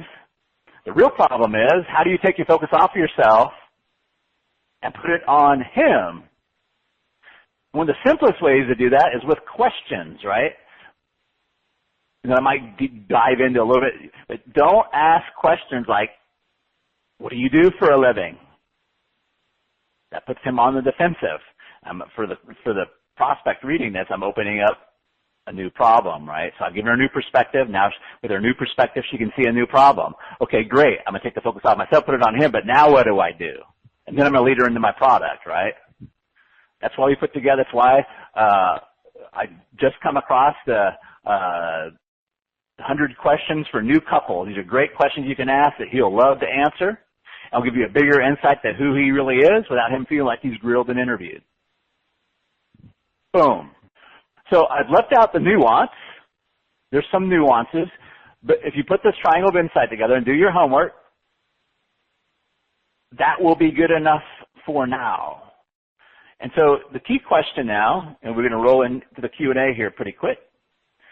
Key question now is like, what do I promote? Do I promote something? Absolutely promote something. Here's what I'd love for you to promote.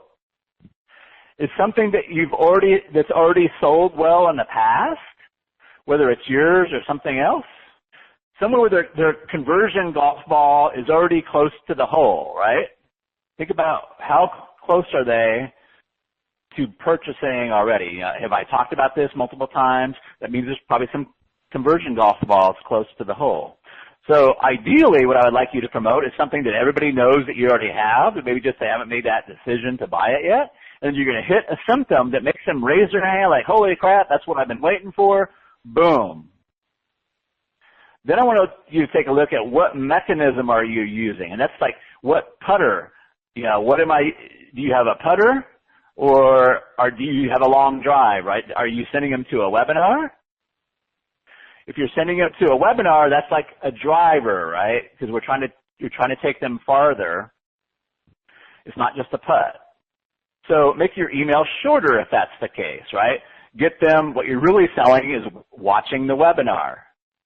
So you're not selling a product, you're selling watching, give them, how's their life going to be different once they watch this webinar or watch this VSL. And by the way, I never hardly call out a webinar or VSL or whatever it is. I just say, hey, if you have this problem and you have these symptoms, this will help you, right? If it's something that they already know about, you just have an order form, just try sending it to an order form. Even if it's just like, here's the product, here it is, boom, and try one of these emails. So you kind of want to, where's the conversion? If it's a brand new thing you've just launched and you're just trying to send them to an order form, don't expect any or many sales at all. But if it's something they kind of already know about and you have some type of sales mechanism in there, or if you don't, then you can make the email that while you're doing is adding the pitch inside the email. Then do that. Preferably, what I'd like is if you already have an offer, it doesn't have to be a $500 offer. 97 is fine. Just something. What I want you really to do is write the email, give them a link, and just get you familiar with this process, with the triangle of insight. So great. I'm just going to do a real quick review. Then we're going to open this baby up for Q&A. Did really good on time today, a little bit longer than I was wanting. So we went over one of the big myths is the writing itself is only 10% of the sales success. Not saying it's not important, but as Email Mojo, men and women, we want to do something different with the writing, and that's the bonding and moving, getting them to want to open our communications. We went over the circle of money. I would have you guys study that a little bit just so you're familiar with the different positions that we're going to be talking about it, and I want to kind of be in your mind. So we got problems, bonding, marketing, sales, and delivery. That's all there is to it. Problems, bonding, marketing, sales, delivery. And then the triangle of insight. This is such a useful tool. We didn't go into all the whys, and we don't need to, and there's more we're going to fill in there. The triangle of insight, lower left corner, symptom. Top, wisdom. Right-hand corner, metaphor, story, analogy. Person, place, or thing. Music, song, TV show. Just about anything. But make sure it's common. Don't start talking about E equals MC squared. This is the same thing as covalent bonds in chemistry. We want it easy enough for a sixth grader to understand. And your homework is to go through.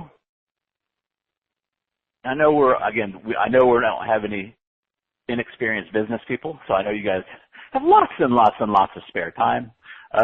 But at least do one of these. At least get one of these triangle of insights, write the email, and send it out. If you can do more, that's awesome. I know one of the first questions is people are like, hey, do you have any examples you can show me? Do you have any templates? And guys, I have got samples and examples and templates and troubleshooting stuff out of the wazoo. But I don't want to give it to you yet, because what happens is we lean on it, right?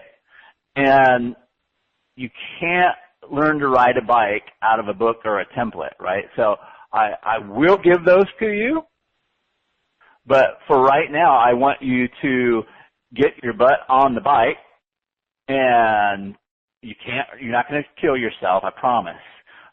It'll be uncomfortable. It might take you a little bit while longer than you would like, but just set your stop clock, right? 45 minutes. 45 minutes, especially after you got your triangle of insight, and just pump out that first email. Then set the clock a little bit back, a little bit closer, 40 minutes, 35, 30. You actually get to where you do these in 15, 20 minutes for what we call nurture and pick, a little bit longer if we're running it inside of a campaign.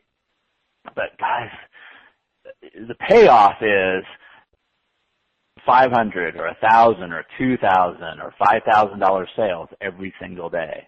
And then we can roll them into the Rainmaker campaigns and make oodles of those. We're going to kind of go over those metaphors, but you got to get this down. Some level, you don't have to be a master at it. You don't have to be like Karate Kid with it, but just get comfortable with it. Oh yeah, you are in the Big Ticket Email Mojo Dojo. Or just keep it short, called the Email Mojo Dojo. This is Travis Sago. Hopefully you know that. This is me. Hopefully that's you. Looks like we'll get a light call right now, but some people show up a little bit later. Just for some homework for any new people, I usually keep the lines open or ungag you. If for some reason there's some noise in the background, dog barking or a kid having a terrible day, I may mute you. So if you're trying to talk and nobody is responding, you want to do a *7. So *6 mutes you, *7 unmutes you, *6, *7. So that's a little bit of the homework today, or not the homework, I keep saying homework, housework. I'm all in homework mode, I guess. Before we roll into Q&A, though, I wanted to do a little bit of a Email Mojo fuel up based off some of the things that you guys are going through. And also, you can look for this in the email critique section in the Slack group. One of the challenges folks are having is the difference between symptoms and problems. And especially when it comes to writing those subject lines, the symptoms of Hell Island in the subject line. So it's a little bit challenging for folks. It's like, is this a problem or is this a symptom? And so there's some questions that you can use that will help you identify those. But I want to give you like an understanding. I don't want to just give you like a tool, which I'm happy to give you the tools, but I want you to give you the understanding on a deeper level of understanding so you guys can kind of this becomes integrated within you. So let me kind of tell you a little bit about how I came to understanding between problems and symptoms. I really learned a lot of this being a computer technician. I used to work on POS systems, which are point-of-sale systems all across Arkansas. They were for restaurants, specifically for restaurants. And we did a lot of phone and tech support. This was back before a lot of the dialing in, the internet and the web, but we did get into that area. But we would very often help people with their computer systems on the phone. And so they would usually call in with a problem, right? But rather than drive 2 hours or 3 hours there, a lot of these problems could be solved with a few clicks of a mouse button or a few, sometimes a printer was just unplugged, right? So we had to get really, really good at being a doctor, right? Like a computer doctor, like they might say, my printer's not printing, right? My printer's not printing in the kitchen. That's a problem, right? But that's not necessarily a symptom, right? It's a problem, but in order to kind of like find the real problem, we need to know the symptoms, right? Because the symptoms are going to lead us to the real problem. So if they say a printer's not printing, we could say, well, first thing we want to do is find out if they're even in the restaurant or where they were, right? Because sometimes they'd call in outside the restaurant, their employee called the manager, tell them the printer's not working. So we wanted to figure out where they were, right? So, okay, so your printer's not printing. Can you get to the printer? Yes, I can get to the printer. Great. Tell me what you see. Do you see lights on the printer? Yep, I see lights on the printer, right? When you send an order to the printer, what happens? And so they'll send an order and they'll say, oh, I get this error message, right? And then the error message is the actual symptom, right? The error message that comes up, that in that case would be the symptom that would be really, really useful. It could say failure to communicate with the printer, right? Which means that the computer couldn't talk to the printer, which could mean a various number of things. It could be a software problem, something got deprogrammed in the software, or it could be a communication line is a problem. But more than likely, the problem is not the printer, right? There's something in the communication along those lines. When we're trying to figure out symptoms and problems, we want to ask diagnostic questions for multiple reasons, but in the persuasion process is people don't trust us if we just rattle off a bunch of problems that they know, that everybody knows that they have, right? It's like in the make money space, you say, oh, can't make any sales? Oh, can't make any money? Oh, profit's not where you want to be, because those are all problems, right? And they don't do a lot to drive trust or credibility or that you can solve it, because very often if you can name their symptoms, they believe that you can solve their problem. Just like I used in the post, if you went to the doctor and you had chest pains, you've been having chest pains on and off, you say, doctor, I've been having chest pains. And if he immediately said, oh, well, let's get you scheduled in for heart surgery, he'd be like, holy crap, who is this guy, right? It's like, then you would call into question, let me see your graduation certificate. Where did you go to school at, right? But if he takes his time and says, well, show me exactly where they're having, how often are you having them? Let me listen to your heart. Are you getting any numbness in your left arm? Yes, doc, I am getting numbness in my left arm. Now, numbness in your left arm, that's a symptom, right? Elevated heart rate could be a symptom, or a sound that he hears, or these various things. These are symptoms that leads him to understanding where the problem is. Because while we're in the problem-solving business, most people are not looking at the right problem. If they knew what the right problem was, many times they would solve their own problem, right? It's always a different problem that people are trying to solve. Hang on one second. Cool. Awesome. So symptoms versus problem, right? Now, again, as we said in the training, sometimes we just go with the problem, right? Now, sometimes we can use the problem, but if we are going to use the problem, we don't want to be like everybody else. All the other marketers are using that same old, tired problem, right? In the relationship space, everybody's saying the same thing. Is the passion gone from your relationship? Is the passion gone from your sex life? It doesn't take a monkey to figure out that people are having problems in that area. But when you start using symptoms, and even when you start thinking about, like, maybe they don't open up that email, right? But just the subject lines, when you keep symptom after symptom, they're like, oh, this dude understands my problem, right? They think of problems, right? It's like, oh, this dude gets me, right? This girl gets me. So let me give you some of the questions. I want you to kind of get the understanding of that. Other than being a technician, I learned a lot of this just by doing a lot of face-to-face sales and conversations, right? When somebody says, I'm not converting like I want. Well, what does that mean? How does that show up? How do you know you're not converting? Now, that might sound like you have to sometimes change your question, but one of the questions I like is, how do you know this is happening, right? Sometimes you have to change it up, and then they'll tell you. So in that specific case, I might say, well, what do you mean by conversions? What are you trying to get to convert, right? Well, I'm buying my clicks from Facebook, and they're going to my registration page, but nobody's opting in for the registration. So I might talk about opt-in rates, right? So what they really have, the symptom is a low opt-in rate, right? What they're calling a conversion problem.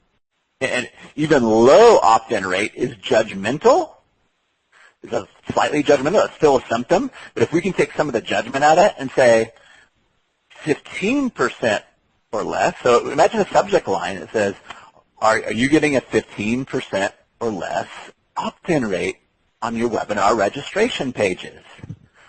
Wow, they can raise their hands to that really easy. Or maybe 40%, whatever your number is, right? But that becomes a symptom, just like a blood pressure, right? You go in, you get your blood pressure taken. It's really not judgmental. They don't say, oh, let's determine if you got bad or good blood pressure. They just give you the numbers, right? And of course, those could be bad or good depending on your system, but we add the judgment to that, right? So what we're doing is we're just kind of looking for what's showing up, right? And so one of my favorite questions is, how do you know? And keep asking that either yourself if you're thinking of a customer, or asking that if you're in a one-on-one situation or a survey or however you're responding. So we lost the passion in our relationship. Well, tell me what's happening, right? How do you determine what's happening when you feel like you've lost the passion in your relationship? Well, I don't think he's kissed me in a week. Or if he has, just a little peck. He doesn't kiss me goodbye when he leaves for work in the morning, right? So, boom, those are more symptomatic, right? Those are the symptoms. He just doesn't respect me anymore. And I always nurture, right? Well, tell me what happens. Like, what does he do that makes you feel no respect, right? He just tunes me out when I start talking. He doesn't pull out the chair for me anymore.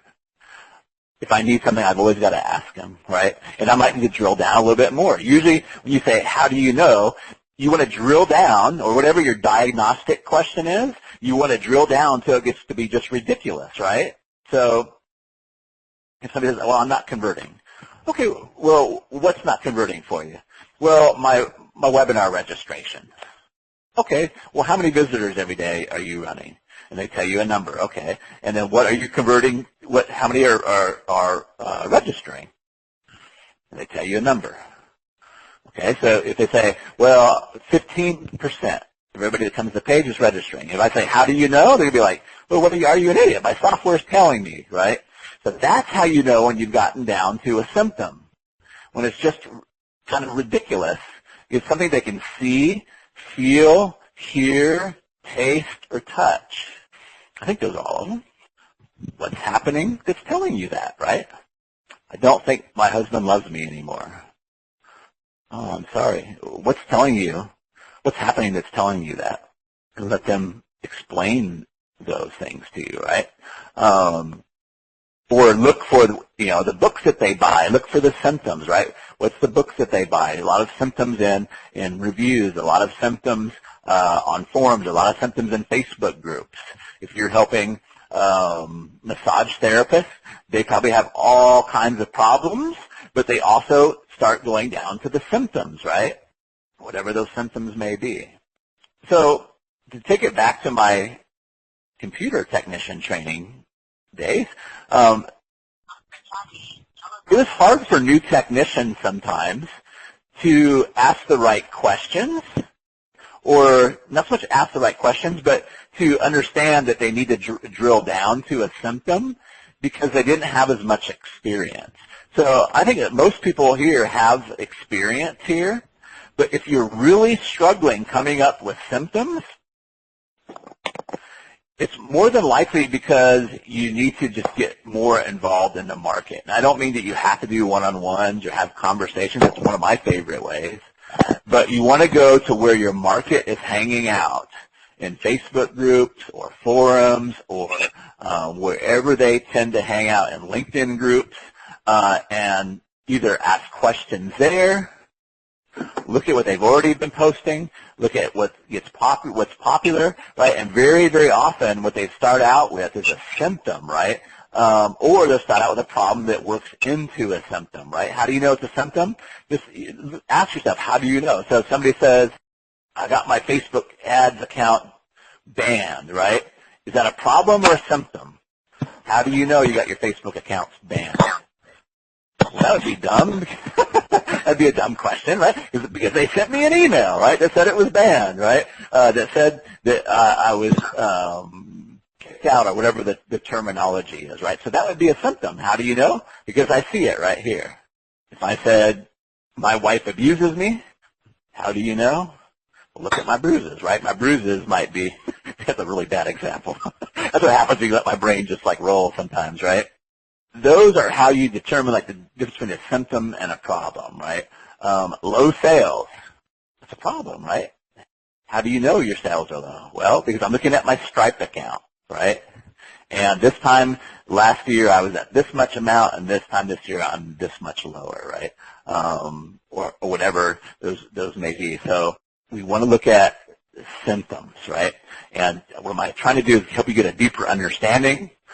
With a deeper understanding, you'll naturally ask the right questions, but what you're trying to do is get them to tell you, or in your mind, find out what it's like to experience their life through their eyes, through their ears, through their smell, through their senses, right? So you just ask the questions, right? Somebody comes to you and says, I don't feel good. Oh, that's too bad. Well, what's wrong, right? It's almost natural, like put our mom hats on, right? Well, what's wrong? Well, my belly hurts. When did your belly start hurting? Right, belly hurts. You would say, how do you know your belly hurts? Well, it hurts, right? That's a symptom, right? Your belly hurts. Cool. So that's hopefully that'll be helpful for you guys on determining the symptoms from problems, and as well as giving you guys some ammunition to decipher, like in the marketplace, what's a symptom and what's a problem. And not that you don't need to know both, but it's much more powerful to start your conversation out with a symptom that they had. One of my clients today had a great Facebook post. It was did really, really well. It was something, is your ad spend going up, but is your cost per application going up? He was talking to coaches, right? Is your ad spend going up, but your application rate going down, or your cost per application going up? Right? That's a symptom. Your cost per application going up is a symptom. It'd be even better if you could put a number on it, right? Is your cost per application greater than $50, right? Especially if he has a solution to get it down below $50. I'm not saying he does, right? He might want to go with that, say, hey, that's right on. But that's going to get people to raise their hand. Holy crap, I'm paying more than $50 for my applications. That's an easy yes, right? They're going to say, oh crap, that's me, right? So all we're trying to do is get the audience to raise their hand, right? Oh, that's me. Cool. So that was the few up. Guess who's back? Guess who's back? Guess who's back? Oh no. I've been listening to my Eminem, but he's created a monster. I am so happy to see you. You are back in the Email Mojo Dojo with me, Travis Sago. I hope that is you. So happy to see you. And let's go ahead and rock and roll right into a little bit of housekeeping. I got good news on that housekeeping. I forgot to mention to you last time that I am including 2 bonus modules, or 2 bonus weeks, I guess would be a better way to say it, or maybe modules is a better way to say it, in the Email Mojo online course for you. It may or may not include Q&A for those 2 weeks. What I try to do is get with you guys one-on-one a little bit. Anybody that wants it, get with you one-on-one a little bit, and kind of preclude the Q&A. The last couple of weeks, but I just kind of gauge where everybody's at, and if we need it, I'm happy to come in and do Q&A. But I forgot to mention that last time, so you get 2 bonus modules and slant weeks, depending on which way we do it, for you coming at you. Just a little extra bonus for you. So right now, you are not able to speak. I've got a gag in your in your microphone, and it's kind of supposed to be that way for right now. At the end of the little Mojo Fuel up here, we'll roll into Q&A, brainstorming, work on your stuff or subject lines, or if you need help with positioning an offer or a metaphor or anything like that, we are totally down for that. So last little bit of housekeeping. I posted a file in the Email Mojo group. It's our nurture and pick example. If you want to open that up, print it out, that would be really, really awesome for today. You won't understand it all when you look at it right now, but we're going to use it as a little bit of an example for you guys. I know some folks have been wanting an example as well, and I kind of delay giving you a lot of examples before you're ready because one, I want you to write in your own style.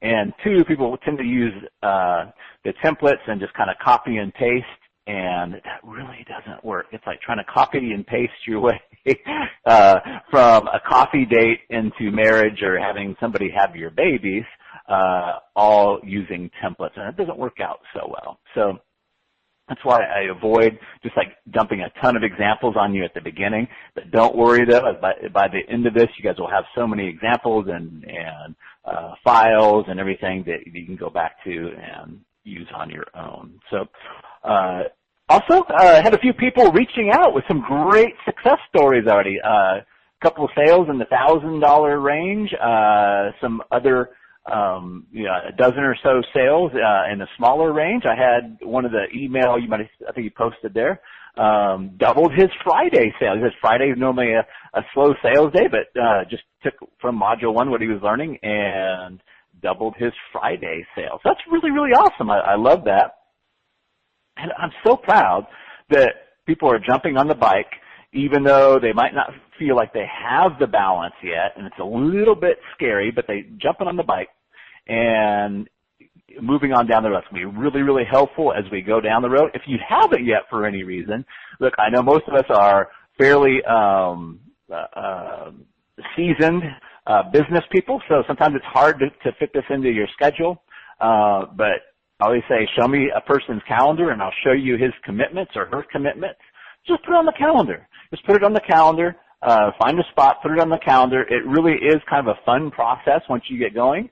And the more you do it, the more fun it gets. So let's roll. Let's do a little recap of the last module. As if you remember, we went over the circle of money, right? How do you draw out the circle of money? I would keep that posted if you have it, and keep it close by, because it's kind of our course outline, but it's also the circle of money, right? We want to go through and complete this circle so our money grows and grows and grows. Let's just do a quick recap. At the 12 o'clock position is problems. And then we go on to rapid bonding, which is what we're going to be talking about today, rapid bonding and nurture and pick.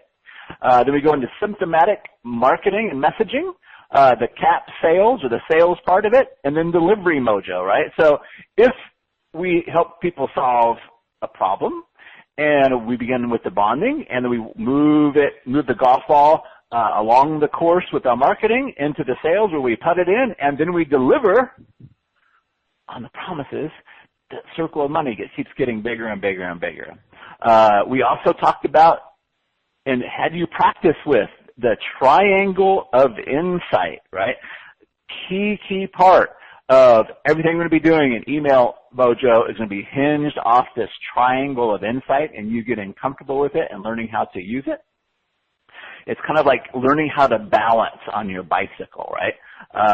Once you learn how to balance on the bicycle, then we can kind of take that forward and add some tricks in there, how to turn and do different things, which we're going to be going deeper into today. But getting that balance down is key, right? And you can't learn how to ride a bike from a book. You're going to have to put your fanny on the seat and kind of take it down the road there before you're going to get your balance right. The good news is, and today we're not going to be talking about any types of shapes. There's not going to be any squares or octagons or anything like that. So that may be some good news for you. The main circle we'll be using is that circle of money and the triangle of insight. And one of the big things that I'll keep on pushing and pushing and pushing and trying to peel back the layers for you on seeing this is the paradigm shift I want you guys to get from this being not so transactional, like everybody's so focused on the sales, like if it's a yes or a no, right? And making this broader, understanding the whole game that we're playing, understanding the whole course, and understanding how marketing plays into the sales. If we're doing the marketing right, then sales becomes almost superfluous. It becomes, I won't say it won't matter, right? But we want to move that conversion golf ball so close to the hole that all we need to do is put it in. The more we focus on that, the less focus we need to put on the sales, which means we can do bigger ticket stuff, right? We can sell $1,000, $2,000, $5,000 products without having to get salespeople involved, without having to get a big webinar involved, and just so many key benefits. But it really takes understanding that one email alone is not going to do all the heavy lifting, right? So I had a really, really good example, one of our students doing great, doing fantastically well. And he wrote a couple emails, and the first email made like 1 sale, and the next email made 10 sales, right? And the first thought is, well, hey, woo, that second email is a better one, right? But without the first email, would the second one have sold 10, or would it have sold 5, or would it have sold 3, or would it have sold 4, right? It's like if you're dating a girl, and please, I hope, please forgive my gritty example, but gritty examples stand out. If you're dating a girl, let's say you're trying to get to home plate with her, right? You like the girl, but you were trying to get to home plate as well. And the first date, maybe you get to first base. Maybe I'm making this too graphic, but second date doesn't happen, third date doesn't happen, fourth date doesn't happen, but by the fifth date, you go back to your place. So you might think, oh, what is it that I did on that fifth date that converted her, right? If you can see me right now, I'm like making quotes, that converted her, right? It was a conversion on the fifth date, but that's not the way it works, right? It's probably a little bit something you did on the first date, something you did on the second date, kind of move that conversion golf ball a little bit, that's too graphic, closer to the hole, but that ball, and maybe sometimes we went into the rough, and maybe sometimes we hit a sand trap, right? But we kind of come out of it. But to say that it was something that you did on that fifth date, and you should keep doing that, and if you do that to any girl, it's going to work on the fifth date, that's not going to be helpful, right? It's a big, big paradigm shift I want you to get. Jeannie, my wife, and I have been married 20 years, coming up in May. I've been together 22. So I have a lot of history with her, right? So I can say, hey, you look really nice today. I want to bite the buttons off your blouse. And that may end up leading to the bedroom really quick, right? But if I do that to some stranger, if I was a single guy, if I did that to some stranger in a coffee shop, I'll probably get me arrested, right? So it's not so much the transactional as what leads up to it, the strategy. One of the things I always say is even the best checkers player will get their pants or their butt whipped by even the most mediocre chess player, right?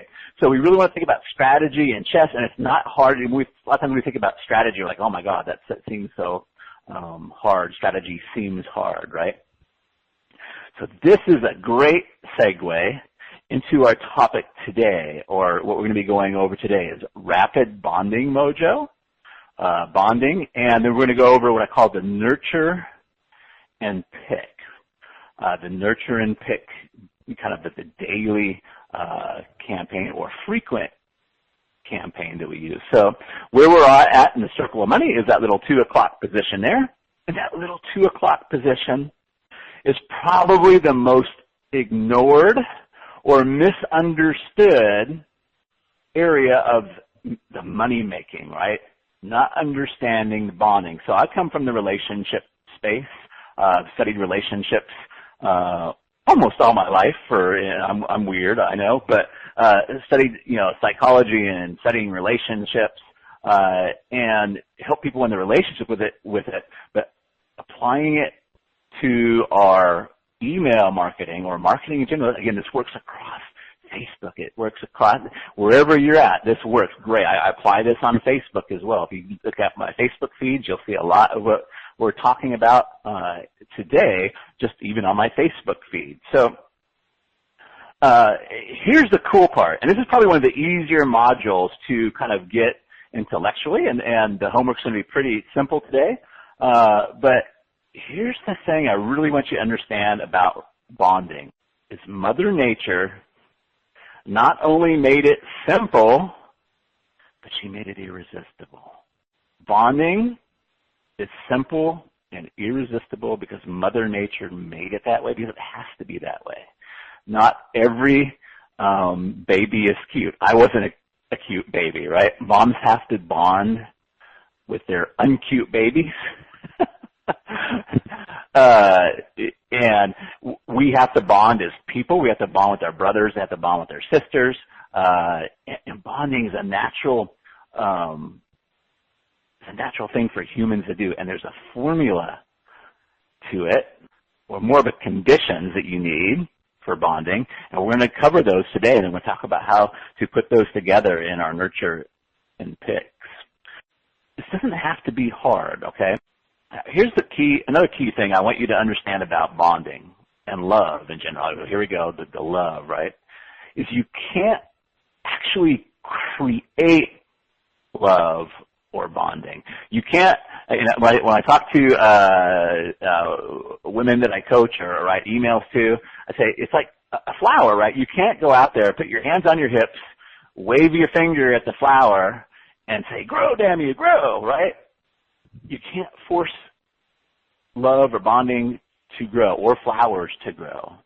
But what you do is you give them the right conditions, the right environment, and the right nourishment, and they'll grow all on their own. So because we can't really see love or bonding, I want to use the gardening metaphor. I want to go back to that flower and use gardening as a metaphor for this, especially as we get into nurture and pick. It's going to make a lot of sense. And I want you guys to memorize or just kind of think, every time you think about email marketing, you have a question, I want you to think about this metaphor of gardening and what we would do with a garden to get things to grow and how we would take care of it. Because this will answer a lot of the questions that we have about email marketing. How often should I go out there? What should I do? Am I going to hurt my garden if I pick off fruit, right? And so we're going to go deeper into this, but I just want you to imagine in your mind that you have this garden. It doesn't have to be big. You have this garden. And, of course, you can go anything out of the garden that you want to, which is going to be kind of like our offers, right? But I want you to imagine that for right now that a big section of your garden is orange trees. You have a little orange orchard there, right? You have a little orange orchard. They're already growing nicely. They're already fruit-bearing. And as you go out to the garden, there's certain things you have to do to take care of your fruit trees or your garden, right? So very often we get too focused on the fruit of the tree. Like, oh, how can I get more fruit? How can I get this fruit? And we forget about the root of the tree, the root of the garden, right? So how do we nourish it? How do we take care of it? How do we present the right conditions? Because if we focus on the root, we'll never have to worry about the fruit.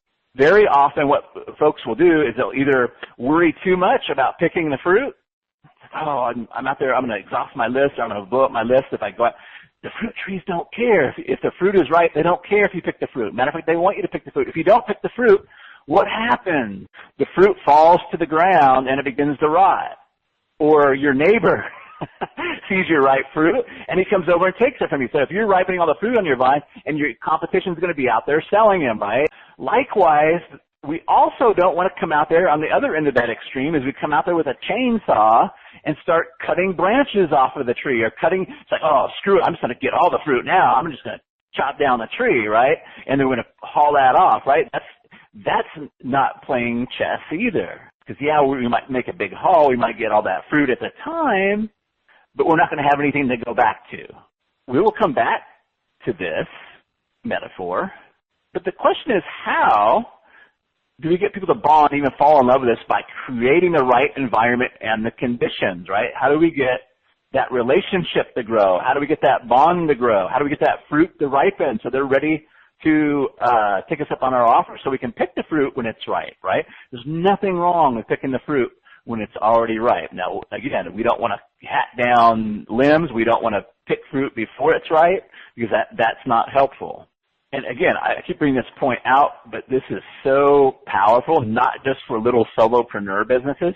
Why do you think that a multi-billion-dollar insurance company uses a ridiculous little gecko in their commercials? You end up bonding and liking that damn gecko, right? That little gecko. People want to buy from somebody they like, know, and trust and feel good about and have a bond with. It's really hard to bond to a big old insurance company, right? Another insurance company, Progressive, got Flo, right?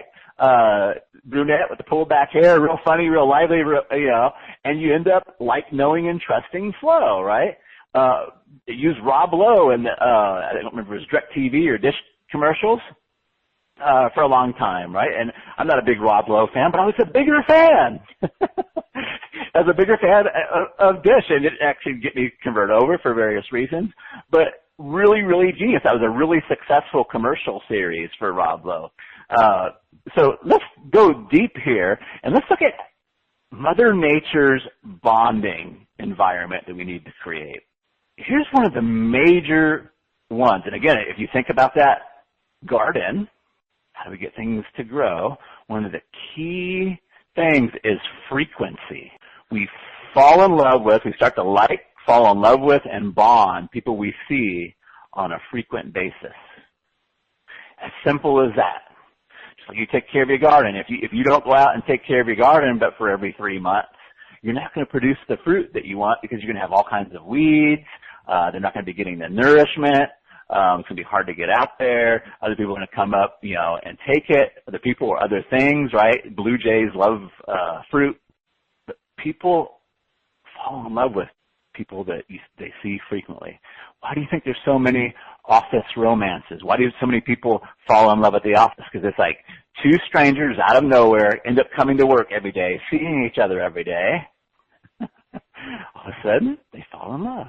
It's Mother Nature, right? Mother Nature kind of designed it that way. We're supposed to bond with people easily. It's irresistible as well.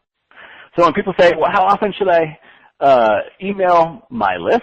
Well, if you're doing it the right way, every day, right?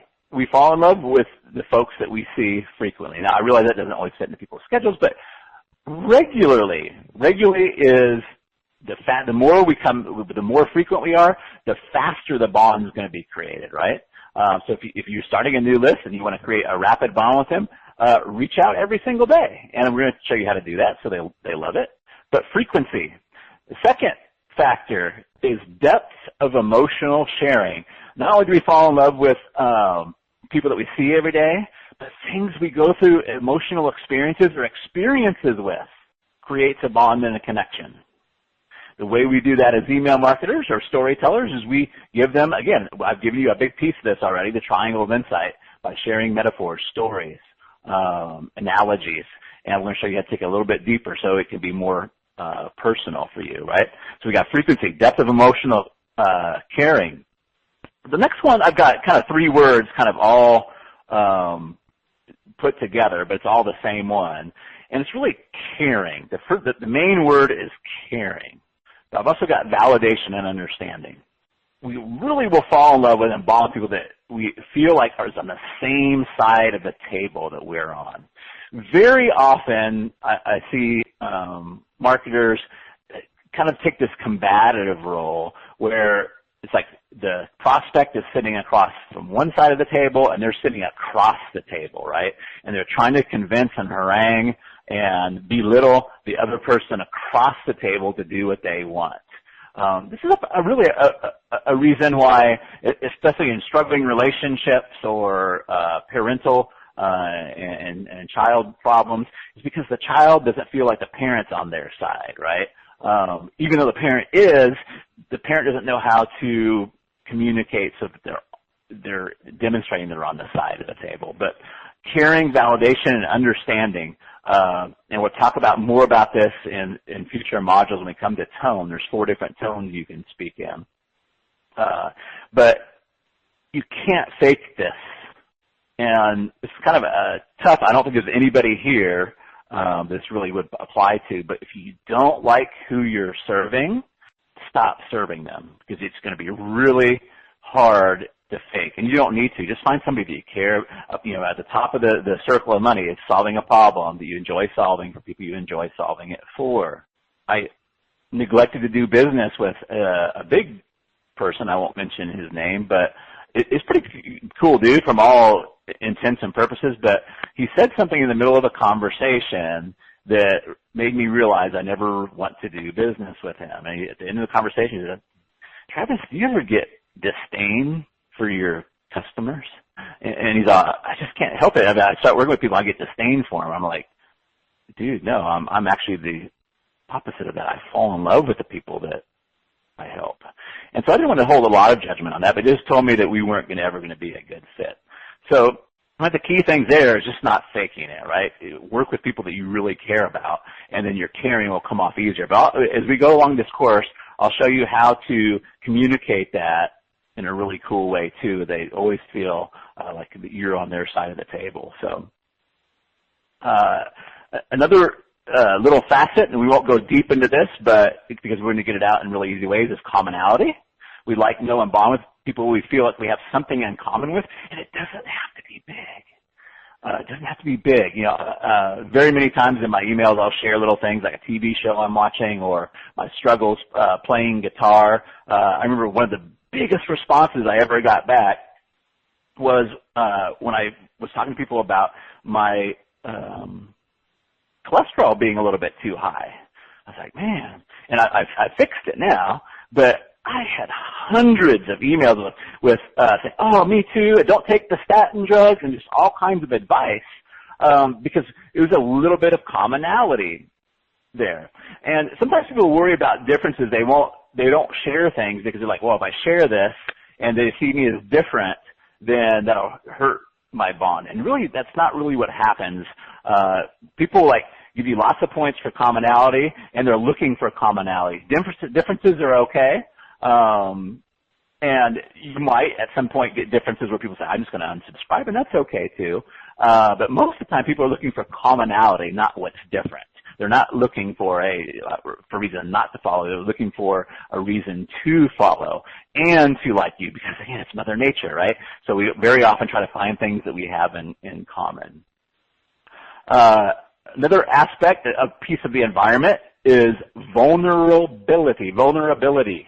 To show that you're human. Doesn't mean you have to show you're weak. Doesn't mean you have to always say, oh, I'm always struggling all the time. But you can show your vulnerability. This has been scientifically proven, even in software, right? If you remember the old Firefox, I don't know if it does it anymore. I don't use Firefox. I use mostly Chrome.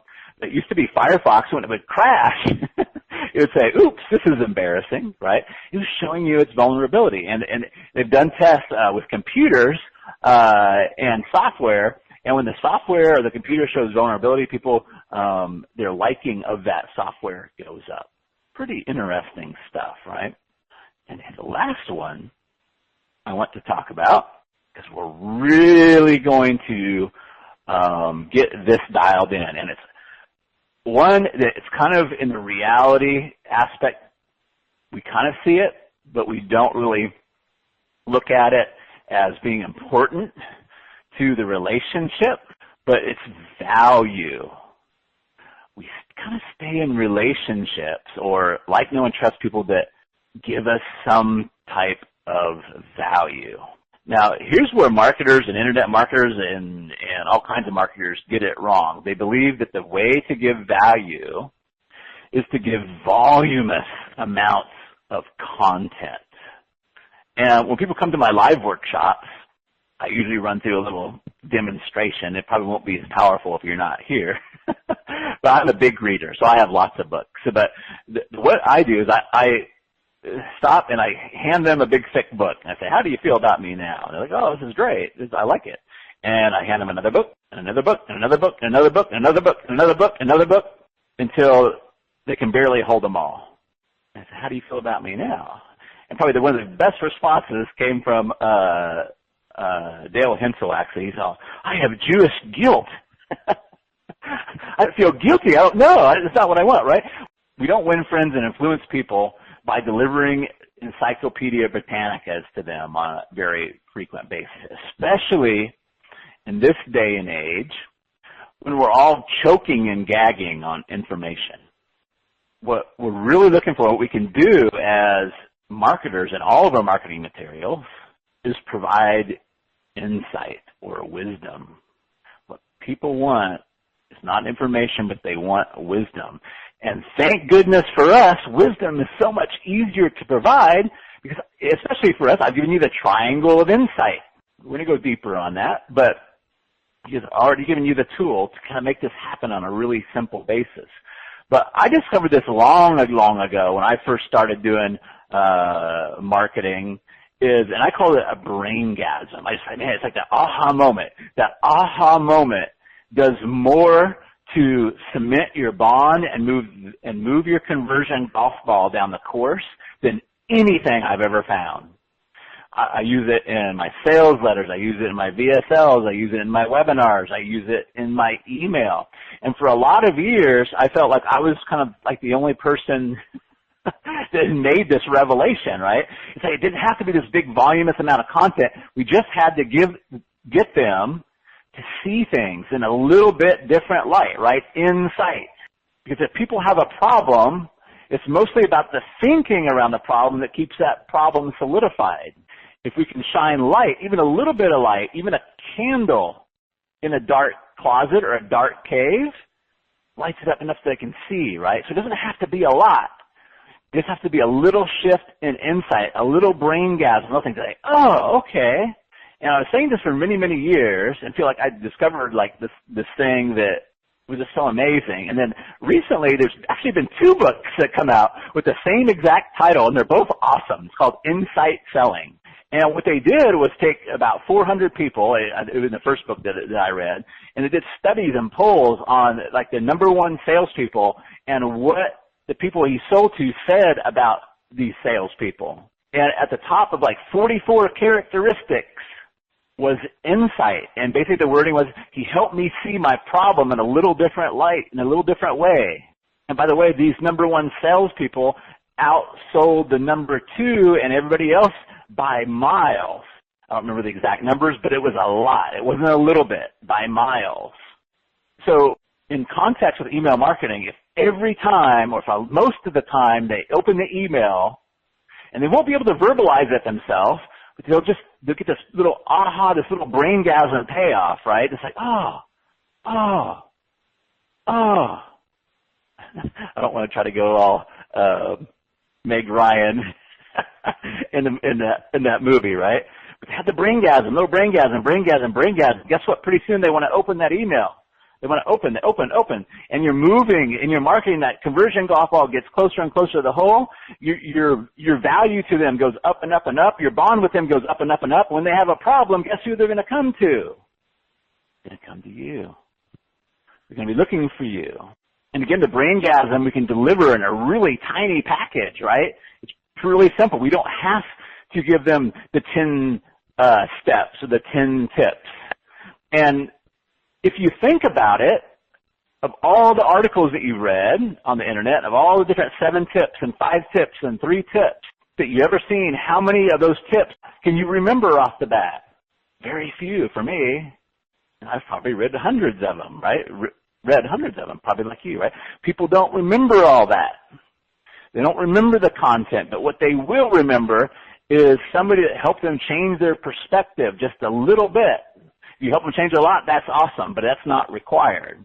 So remember I said the triangle of insight was kind of out of order. This is kind of where the triangle of insight comes in. It's kind of in this bonding stage, in the bonding between the bonding and the marketing. Now again, as the energy goes around and around that circle, pretty much it all starts looking the same, right? We're looking at it as a snapshot.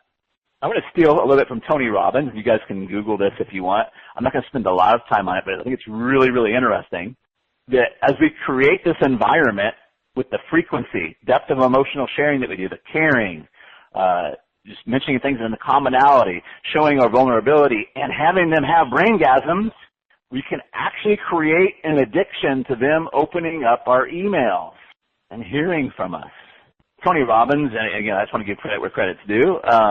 There's 6 human needs. I'm only going to only talk about 4 real briefly, just to kind of help cement this idea in for you.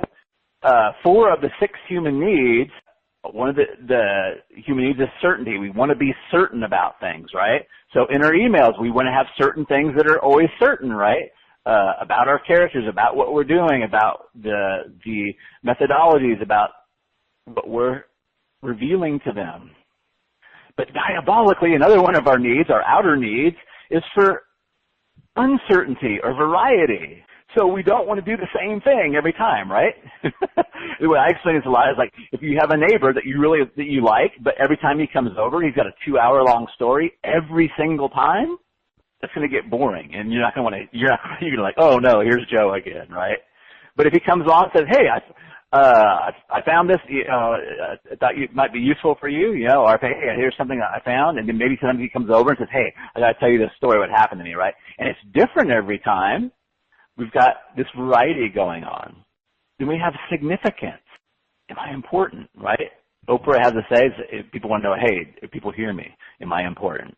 We have this need.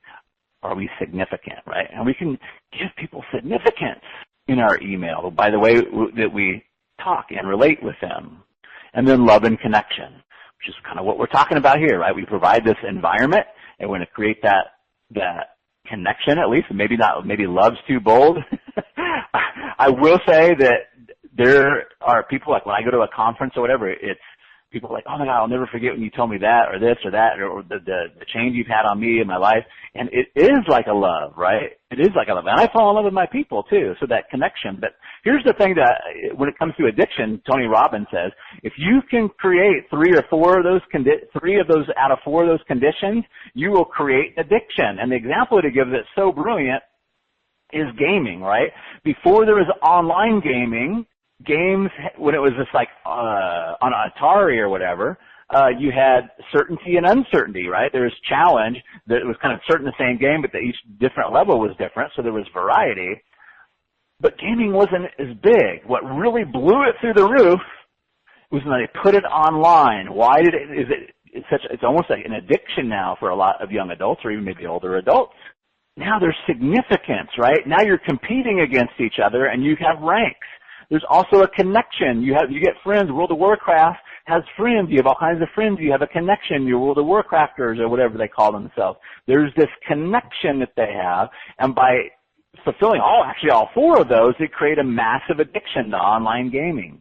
Cool. Are you guys? I'm pausing just so this can kind of like sink in. This is kind of like, it really is like the missing piece for a lot of people, a lot of marketers, how they handle this and kind of create these when they go out and do the nurturing. It's just like gardening, right? You go out, maybe today there's no weeds to pull, right? But you water a little bit, you fertilize a little bit, you look for the fruit that's ripe, and you can pick that off. That's awesome.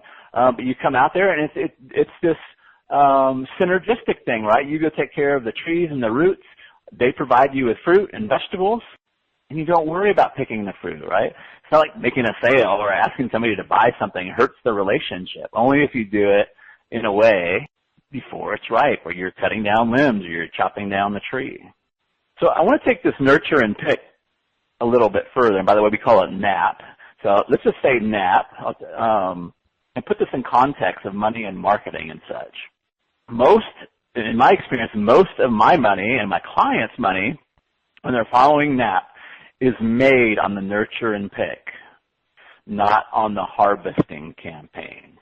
And what do I mean by that? So as you're going out, let's take a nice spring day, and you're going out, you're watering your fruit trees, you picked a big bag of oranges right there already, but you're going to look up in the tree, and you say, wow, there's a lot of fruit up there that I can't get to on my nurturing and picking. And that's when we'll call out and bring in the boom truck and the ladders and the big barrels and maybe some friends to go up and pick the fruit at the top of the trees that we can't reach on our nurture and pick, right? And these are what we're going to be going over in like the 10-day campaigns we call the Rainmaker, and then we have Flood Makers. And I talk about that a lot in my marketing because it's more exciting. It's more exciting to think about the six-figure, high five-figure or six-figure paydays we can make in a 10-day or 14-day sequence. But now that you're a client, now that you're kind of under my protection, what I really want to get across to you guys is that most of the money is made in the nurture and pick. So just to use regular old math, like say we average 2 sales a day. Let's say the bigger ticket thing. It doesn't matter really the ticket. I'm just using this as an example. Let's say we average 2 sales a day. For some people, that might be 20 sales a day. But let's say we average 2 sales a day, and let's say it's just $1,000 sale. Let's keep it real simple. So we average $2,000 a day on our nurture and picks. $60,000 a month, kind of day in, day out. Some days might be goose eggs. Some days maybe 3 or 4 sales, right? But on average, on our nurture and pick, we're doing 2 sales a day. Now, maybe once a quarter, we run a harvesting campaign where we might pull out 50 or 100 sales all at one go, right? But when you look at the numbers, so if we do that once a quarter, that's 3 months. So 90 days times 2, our nurture and picks is $180,000. That would be our nurture and pick. And then we can have a harvesting campaign, right, to get that fruit at the top of the tree, which is really exciting, right? But if we make 50 or 100 sales, we're going to make $50,000 or $100,000, right? So we're still making a lot more money in the nurture and pick. And I'm not saying $50,000 or $100,000 is anything to sneeze at. But we can add those together, right, and have all of that. But what people have a tendency to forget or not think about is that the real money is made in the nurture and the picking, in the daily or the regular getting out in the garden and doing the picking. Get really, really excited about those big paydays. And I do too, don't get me wrong. And I focus that on my marketing because it's the more exciting of the two, right?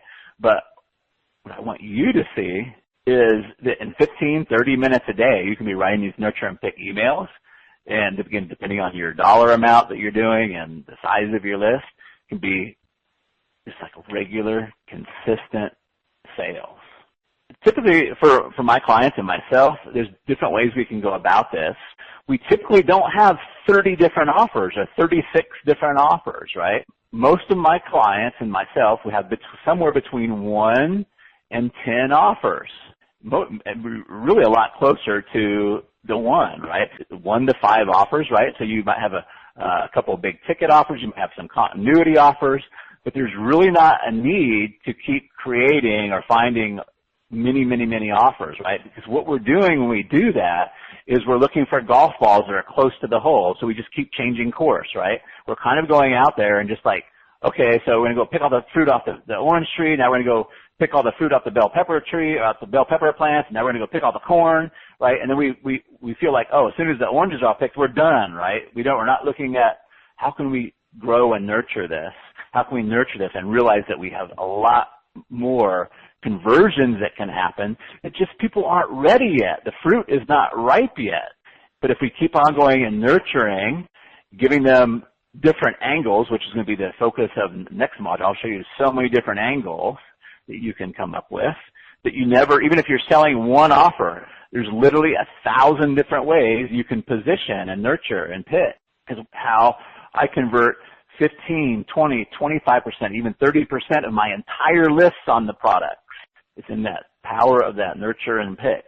So in this point, I want to talk about, it's harder for that using an example right off the top of the bat, but people get confused on the different sales mechanisms that we use. It's like, okay, should I send them to a VSL? Should I send them to a webinar? In your nurture and pick, if you're doing your nurture and pick correctly, if you're following the bonding principles, you're using the triangle of insight, and again, we haven't covered this in the next module, but you're coming up with the different angles, you can literally sell $1,000 to $5,000 offers on a daily basis using nothing more than an order form.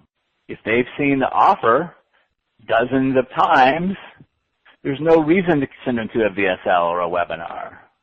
Now, some of you might, and again, I'm not against any of those things, but we're going to ask, where is the conversion golf ball, right? Where are they at? Where's the conversion golf ball at? Sometimes, especially like in my relationship advice business where I sell a lot of lower ticket products, the VSL or the sales letter, if you have that, that's awesome. You can do that. That's totally cool. But you want to realize that the VSL and the sales letter is doing most of the drive, right? All you have to do, if you go back, I know I'm mixing metaphors here, but some are better than others. But if you're at the golf course, and somebody's going to drive the ball the rest of the way for you, you just want to get the ball in the center of the fairway. What you don't want to do is you don't want your email sending the ball over to the rough or sending it into a trap, right? And as we look at this next example that we're going to talk about today, that'll become more clear.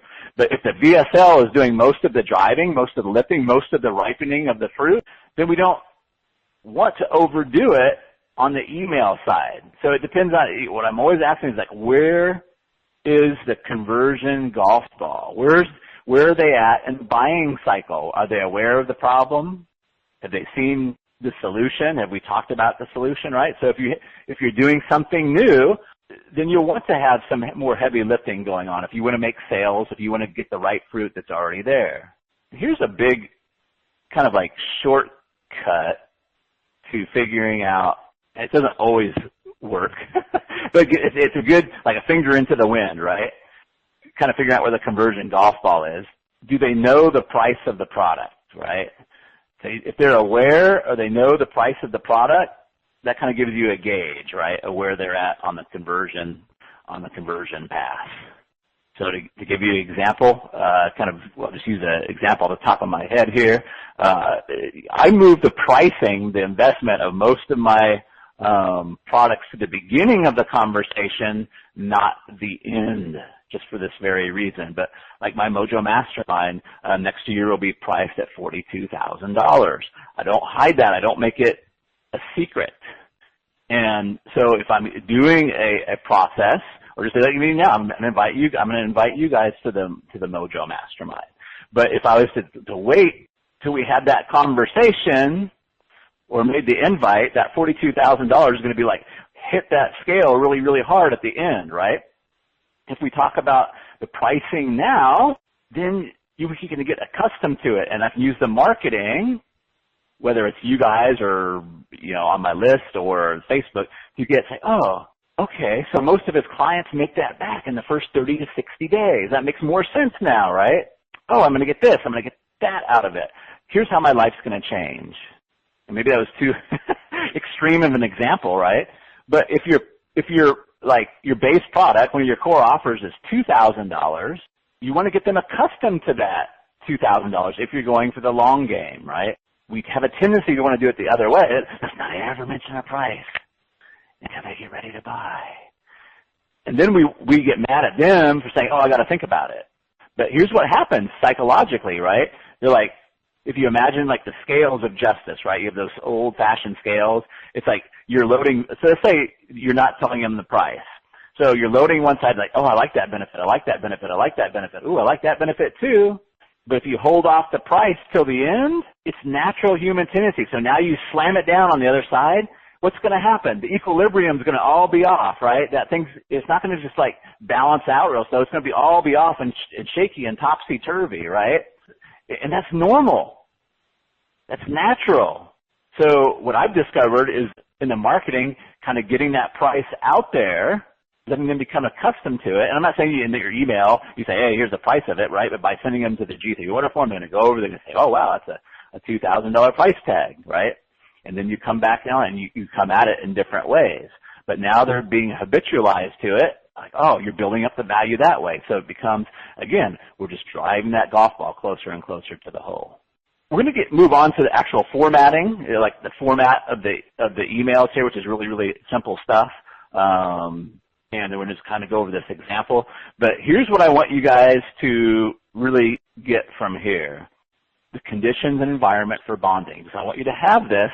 So when we start to write the emails, part of your homework is going to be is to take some of these conditions of bonding and love and work these into the triangle of insight that you're already doing, right? So you've already got the triangle of insight. Now we're just going to work in a couple stories, a couple character reveals about us so they can kind of like, oh, get that commonality, maybe share an emotional experience with them.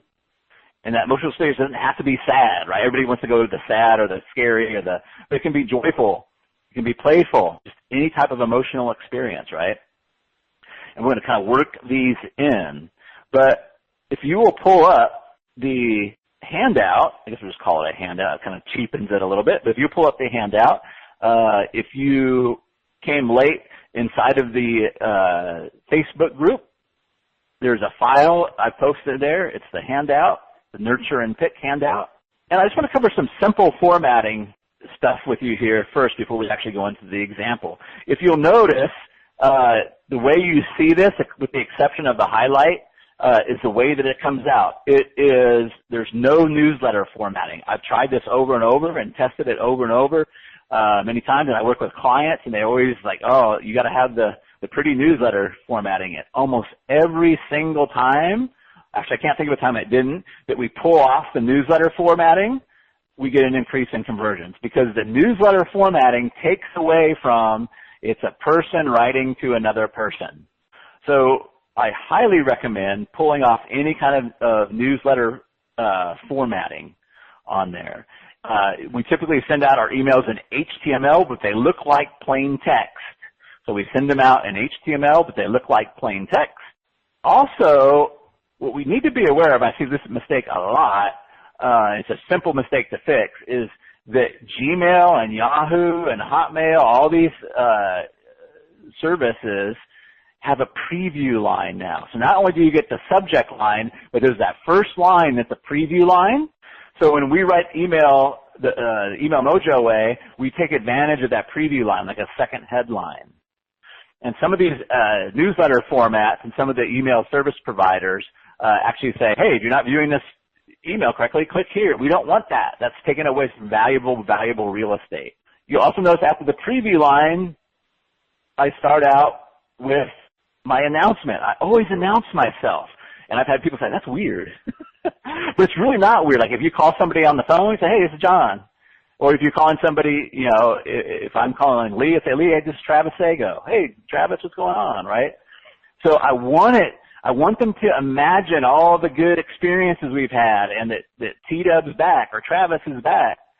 Here he is, right? So I might say, hey, Travis here, or Travis stopping by, Travis dropping by real quick, Travis stopping in. But I want it to be like, wow, he's really with me, talking to just me, and to kind of imagine all those good experiences that I have. That's why I put in the T-Dub here, or Travis here, or just announce myself. It also helps, you know, if you haven't mailed in a while, it kind of helps them remember who it is. Like if they don't remember who you are, and if you haven't mailed in a while, then they have to read all the way through to get down to the salutation, and they're hitting the spam button or doing something like that. So it's another side benefit. I use roughly a 55-column format, so it doesn't go all the way across the page. It's just like a 55-column format. It almost reads like a poem. If I'm just writing myself out of the autoresponder, I'm not like, 55 characters and then, you know, back over to the other side. It's not that precise. I just kind of write as a general. I've done it so long, I just kind of write. So it'll kind of like carry over, so that'll be a little bit shorter. If I'm writing for a client though, I'd write in Word or my copywriter writes in Word, and then we give it over to Honey, and she takes it. I think it's a service called Format It. I think it's formatit.com. You just take your text and go over there and say, I want it 55 columns, and it'll kind of like line it up for you, 55 columns.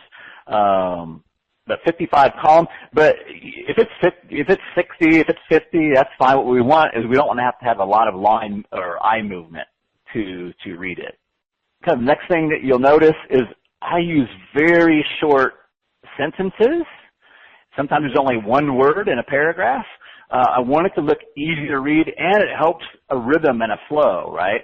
We want it to be like conversational. We don't want to, in most conversations, we just don't talk, right? Like little short bursts of words, then maybe make a couple sentence point. Then we'll even say, does that make sense? Okay. We kind of ask them questions, you know, how great would that be? How wonderful would that be, right? We want to get their head bobbing, right? Make it like a conversation. So you'll notice there's lots of white space there. And the last thing I want to talk about on formatting is the sign-off. I don't have a big dog in this fight, but I found that it works really, really well for me and my clients to come up with a salutation that basically says, I'm on your side. I want what's best for you. Again, why? Going back to that bonding thing, right? Caring. So I in all my niches, use rooting for you. It's a little bit dorky, but that's who I am. I'm a little bit dorky. And I don't try to hide that fact. I'm a little bit nerdy, a little bit dorky, right? Rooting for you, right? Rooting for you, T-Dub, rooting for you, Travis. if you can come up with a sign-off and a salutation, I use almost the same one all the time. That kind of goes to the certainty, right? Goes into the certainty. It's like, oh, it's always rooting for you, Travis. Oh, that's cool. Every once in a while, I'll change that up. If I'm really trying to make a point, if I'm like writing what I call a fence tipper, and I'm really, really just getting on their side of the table and almost even fighting against my own product, then I'll say sincerely. Sincerely, Travis, sincerely, T-Dub, or from the heart. But it's rare that I will change that up. So some of my clients use on your side. There's various different things you can do, but try to get across a feeling if you can in your salutation. So that's just kind of the way that I do. Again, I don't have a big dog in that fight. If you already have a mantra or a slogan or something that you normally say and it's working for you, awesome. But I just kind of bring that up. A lot of people will comment on that because it's like, oh, he's always rooting for me, or hey, rooting for you. And it sticks with them. So it's been useful for me. What I want to do, and I'm not going to read every single word, but I just kind of want to use the example, the handout. It's just kind of like the cement, to kind of cement in this lesson and to lead you into the homework. So our homework really is just going to be to write more triangle of insight using the symptom, right? And the next module, we're going to give you some more tools to work with, some more things to write about. But we should have enough symptoms that we can just keep focusing on symptoms. But I'm going to kind of read through this example with you. And it's also notated so you can kind of see what I'm doing, which hopefully you'll find useful. And we call out the general notes and format notes that we've talked about on today's call. But let's just kind of take a look at this here. When he stops calling as much is the subject, right? It's one thing to say, oh, I think they're going to really call me all the time, and then he stops calling, right? It's very symptomatic when he stops calling as much. So it's a symptom of Hell Island subject line. And then my very next line, this is the preview line before I even introduce myself, is he losing interest? Question mark. So there's lots of different ways we can handle the intensification, and we'll have more colors in our palette after the next module. But basically this one I just intensify help. I'm be careful that I don't, that I'm not coming across as confrontational or unempathetic or unfeeling, right? When he stops calling as much. Is he losing interest, right? So now they see that. Now they see it in the preview line. It's like, if that's what's going on in their life, they're going to be like, oh my God, how'd you know that? And they're going to click that. They're going to click it. They're going to open it. That's the sale, right? So on the micro commitment, the first sale is to get them to click and open. Now, if they don't feel like he stopped calling as much, everything's going la-di-da, going great, they're probably not going to open that. Or maybe they're worried that it might happen, so they might open it, right? But we're not worried about that. We just want to nurture and provide value and some insight for the women that are worried that maybe he's losing interest. So then I come with T-Dub here. That's my announcement. It's usually T-Dub here. Sometimes I'll change it up. T-Dub dropping by real quick. T-Dub can't stay very long. I'm walking through Hobby Lobby with my wife or something like that. So I'm not going to go into a big detail here. But here's the one thing that I want to talk about. And again, this is not so much about awesome writing. But this next paragraph is a little bit of a writing technique. But usually I want to grab her opening line. I want something to make them say, oh, what's happened? What's happened? Or what's going on? Or what's going to happen next, right? So my grandpa stopped loving me around the age of 13 or so. It's like, ooh, what happened, right? It's like you can't hardly read that line because my next sale is to read what's my next sale? After I get them to open, my next sale is to read the email, right? So they already have something that's going to be in it for them, which is he's maybe losing interest. What do I do? And then I kind of hook them in with my grandpa stopped loving me around the age of 13 or so. And then I start the metaphor, right? So I've got my symptom already done, right? My symptom's already done up at the top. The symptom is he stops calling as much. I start my metaphor. As a little boy, Grandpa and I were really tight. At that age, I was already freckle-faced and all knees and elbows, but by the time I started getting acne, we barely spoke. Now, you see, I'm breaking all that up, right? But by the time I started getting acne, we barely spoke. It's not all in one paragraph. That could have been all in one paragraph. I'm breaking it all up. And I'd say, was it something I did? I remember asking myself, skipping stones in the canal that ran alongside our neighborhood. So I'm doing a lot of character reveal, right right now, right? It's like, oh, he had a canal, it's a neighborhood. That sounded kind of like my neighborhood. You know, maybe it didn't, but if they did, oh yeah, that you must live in a rural area, right? Not rural, but kind of suburban area. But I'm also going along psychologically with some of the things that they made me think, oh, I remember back when we were first dating, things were so great. Things were so good before. I'd spend summers over at my grandparents' house, and every day after work, he'd pitch me baseballs in the driveway. That was totally true. It was like one of my favorite memories of my grandpa and my childhood. We bought a lot of baseballs, too, because I'd hit them over the fence in the yard, and because there was two big, mean Dobermans that lived there, those balls were gone forever. There's two big old Dobermans over there, and we just never, it's like every time you'd like even peek over, like, rah, rah, rah. Grandpa would smile and pat me on the back every time I belted the ball. I could see how proud he was. As I grew up, though, Grandpa stopped paying as much attention to me. He stopped pitching balls to me. So again, I'm not saying it, but it's kind of thing, the baby going on with their date, right? He used to call me all the time. We'd stay up till midnight chatting on Facebook. He stopped pitching balls to me. And I felt like sometimes he was trying to avoid me somehow.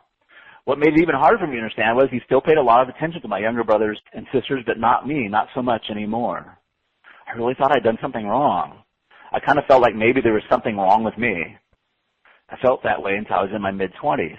In my 20s, I had a huge revelation. Now here starts the braingasm. Because I was older, because I watched my brothers and sisters, as well as my cousins get older, I saw something one day I'd never considered. I'd never done anything wrong. There was nothing wrong with me.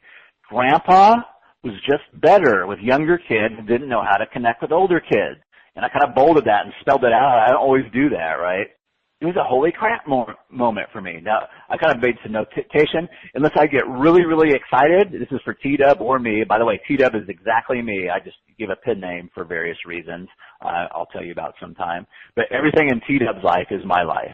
But I try not to cuss as a general rule, but if I get really, really excited, sometimes I'll cuss. So kind of my readers know that. It was a holy crap moment, right? Instead of a holy sheep moment. It was about my grandpa, not me. That day, not only did my relationship with my grandpa change because I no longer felt like he didn't like me, but my relationship with myself changed that day too. Does that make sense? One nod their head. So here's the thing, and here's the reason I was saying all weird. I was just trying to lighten up the mood. It got kind of heavy there, right? So I want to lighten up the mood a little bit. If he seems bored or seems to start losing interest, it's likely not you, okay? Another head nod. In fact, most of the time, you'll see it has very little to do with you and everything to do with him and understanding how men connect and what to do when they have trouble. And here's my link. This may be a holy crap moment for you. And then I swing the pendulum back. If you didn't listen to the pre-class bonus that I gave you, I would highly recommend listening to it. It's made me a lot of money, not only in my copy, but in my sales. But I swing the pendulum back. If you've got just a few minutes and an open mind, you'll find out how to get them to call you more often, do sweet little things for you, and maybe even pull out your chair without having to change yourself or try to be someone you're not. So I'm giving them the payoff for that link. Like anything we want somebody to do, there's usually friction, right? It's like, oh, I'm too busy, don't have time. If I say, if I'm having a sales conversation with you and you're like really, really into it, right? Oh, and then I say it's $2,000, and that scale's gonna be like blah, blah, blah, blah, blah, right? And it's just natural, right? But I want to turn that and swing it back and say, you know, all we're trying to do, all we're doing here is we're going to get him to call you more often, do sweet little things for you. And maybe even pull out your chair. I can't guarantee that, right? Maybe even pull out your chair without you having to change yourself or try to be something you're not. Now, what you might notice in this is because this is a nurture and pick where most of the golf balls can be driven down the course with a VSL or a sales letter. All I want to do is get them in the open frame of mind. Here's the problem that we're going to solve. Here's how your life's going to be different if you click on this link and watch this video or go to this sales letter. Notice that I never mentioned a product there. In a lot of my emails, I never mention a product name, nurture and pick. Now, if this is a $2,000 offer or a $500 offer and I'm sending into an order form, then, I'll give you some other examples of this too, but I don't want to overload you with examples. Then I might do some offer positioning. I might say, that's why I've put together this program, right? And I'll do positioning on it, right? And I'll sell it a little bit more, and then I'll send them over to the order page. This is a classic nurture and pick example there. And don't feel like you have to get every little single nuance right with it. Again, it's like if you say one little thing on a date, doesn't mean you're screwed forever. The key important things is to kind of follow the relationship principles, be on their side, follow the triangle of insight, and the biggest part of the triangle of insight is the insight. It's having them have a little braingasm. Sometimes I'll just leave out everything. I'll just come up and I'll have a really short email that gives them a little bit of insight, and I'll give you those type of examples too. And we'll just go with the insight, right? Again, changing it up, a little bit of variety. Maybe they don't want a big long story every time, right? This one wasn't really that long, but I've done much shorter emails. I've done much longer emails. Hopefully that's making some sense to you. Focus on the key element that you want to have in almost all of your emails is the braingasm. Are you giving them insight? Do they see their problem a little bit different way? Even if they don't buy that day, you're going to ripen the fruit a little bit. You're going to ripen that fruit a little bit more and a little bit more. But if you keep ripening the fruit, every time when you go out and do your nurture pick, there's going to be ripe fruit to pick, right? It's beautiful. It really, really is beautiful. So we're about ready to roll into the Q&A. We're doing pretty good on time here, but there's one thing I forgot to mention. I see this all the time. I really, really want to mention this. Sometimes when we start writing about emotional experiences, we write about them at the wrong time. You don't have to write about things as you're going through them. If you don't have a lesson and what it means right now, don't share it with them. And kind of the gross example that I make, so it'll stick with you, is people don't want to hear about your bowel movements. Your real bowel movements are in life. Like if you're going through a tough time, if you're going through a divorce, people don't want to hear about that at that time. Wait until you get through it and have your own wisdom about it before you share it. So I'm not saying to be a dramatic Debbie. Say, oh, today sucked because of this, that sucked because of that, or this was great because of that. It's not about you venting and using your audience as some type of therapy. It's about you giving wisdom and insight to your audience. At the same time, being open and vulnerable and caring and sharing some emotional experiences. Again, you don't get sad all the time. Don't make them all cry all the time. You can share great emotional experiences, right? I've shared great Halloweens where Dad used to chase us around the house, and it was just so much fun. You can share great experiences. What you want them to have is those experiences, right? But people don't want to hear about your bowel movement. And even for the few people that do want to hear about them, it's not going to help you ripen fruit in your garden. Okay? Even though it's called a bowel movement, it sounds like fertilizer, right? Might help people feel sorry for you. Might help people see that you're kind of a real human. And that's not always bad, but it's not going to help you move your conversion golf ball down the course. Right on. I am back. This is Travis Sago, and you are in the Email Mojo Dojo today. I'm happy you're here. Got a good little turnout so far today. Welcome back. Don't have a whole lot of housekeeping this time. I will say that you want to locate a pencil and some paper, or a pen and paper, whatever is your preferred thing. If you can do it on your laptop, that's awesome. You got one of the touch screens or some way to draw and take notes. This would be something that you go back to time and again. And hopefully you watch the Power of Words video posted in the group. If you've been really, really busy, I would still recommend you go and watch that. There's a little secret in there, a framework that will make you so much more powerful, but your words and your messaging so much more powerful. Not so much what the words is about the offer. But that's what we're going to be rapping about today is gap marketing, symptomatic gap marketing. So I'll probably just call it gap marketing for short. And let's just recap so far where we are leading up today, because it's really important that we kind of understand where we are. So we went over the circle of money, which is the circle starting at the top with problems rolling down to bonding, rolling down to marketing, rolling to sales, rolling to delivery, and back around. One of the things I want to make clear is each parts on this doesn't necessarily mean a different style of email. It doesn't necessarily mean a different style of email. These are just the points that we're trying to hit. It can be in one email.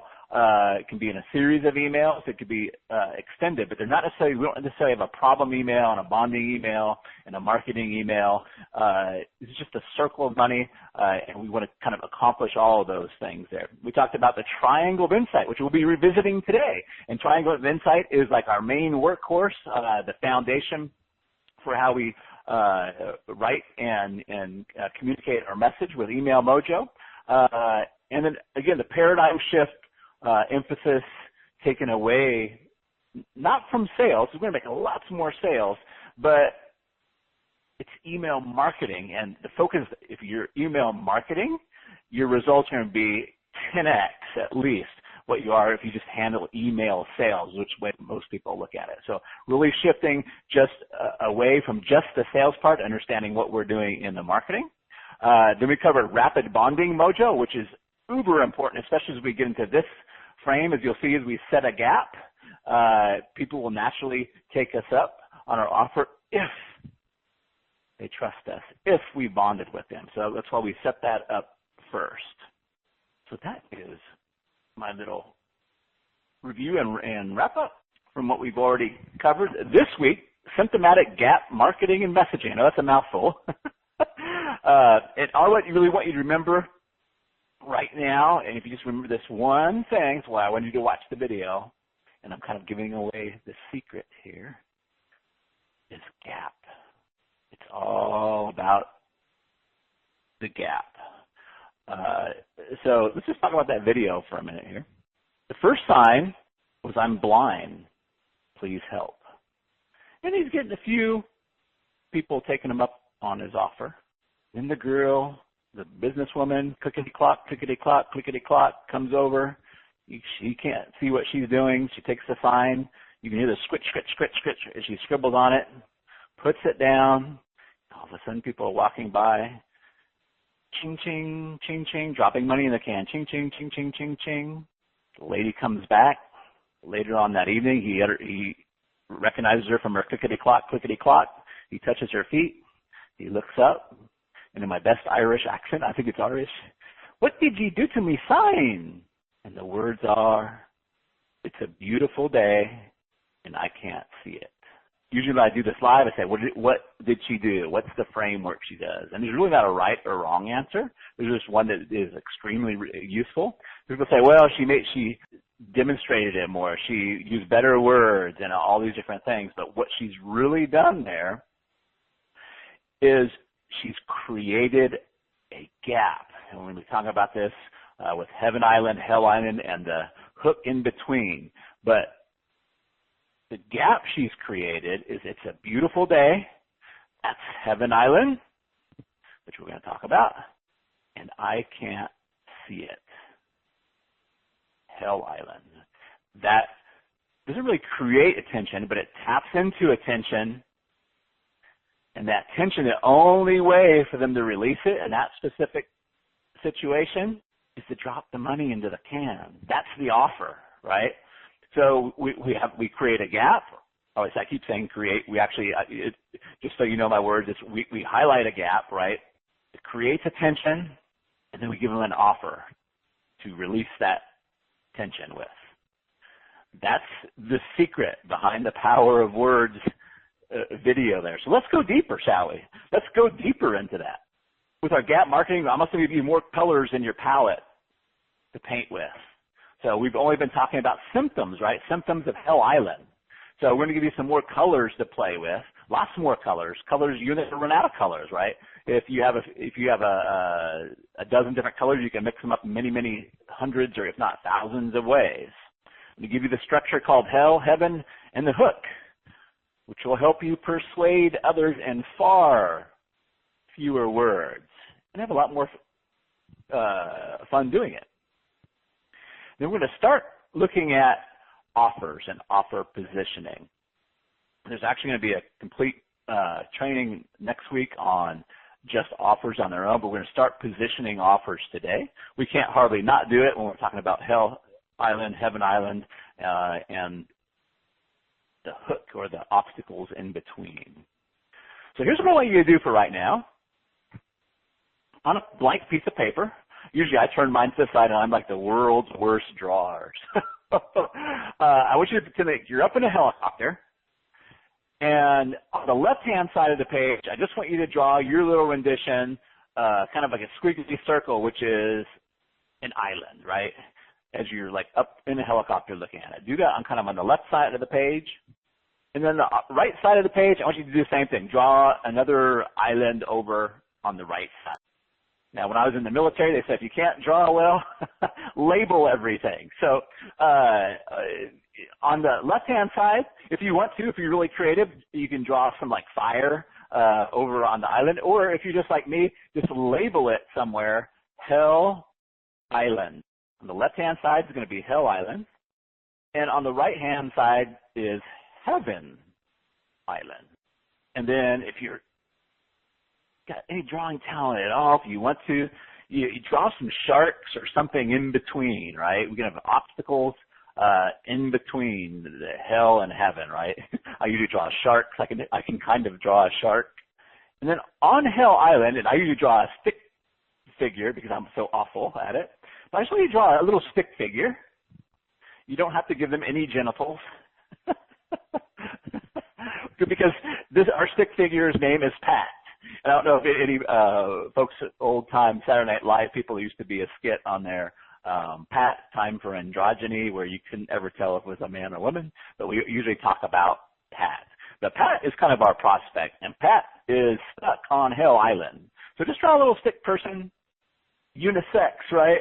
I don't want to get all politically incorrect. And just label it Pat. So when we talk about Pat, from now until the rest of our course, we're talking about your prospect that is stuck on Hell Island. So here's the cool part. Everything we're talking about is going on in Pat's head, but we've already talked about with Pat is the bonding, right? Part of how Pat makes a decision, Pat decides to leave Hell Island, or who she decides, or she decides to leave Hell Island with, or the route they take, depends a lot on trust and a lot on bonding, right? So we've already covered that. We've already covered that inside her head. So part of the reason why I'm having you guys do the homework, getting comfortable with this, is because we're positioning ourselves in Pat's head to being like, know, and trust, and developing that bond over frequency, emotional experience, and all that good stuff that we've already talked about, right? So we've got a lot of positioning already in Pat's head. That's awesome. But while we're still up on the aerial view, there's a few things that I want to point out. This can be kind of tough hard to grasp, and I made this mistake for years. As entrepreneurs, we are kind of visionaries. And so very, very often we'll default to painting pretty pictures of Heaven Island. And that can work, and it can be effective. What I found to be way, way more powerful and convert a lot more people is selling escape from hell. Most people are motivated to move away from pain, and they're more motivated to move away from pain than they are towards pleasure. So I am a vision person, and I'm actually moved towards pleasure, and I'm betting a lot of you guys are here too. But by and large, most people are geared to move away from hell, move away from the fire. But we want you to understand that escape from hell is going to motivate more people than the entrance into heaven.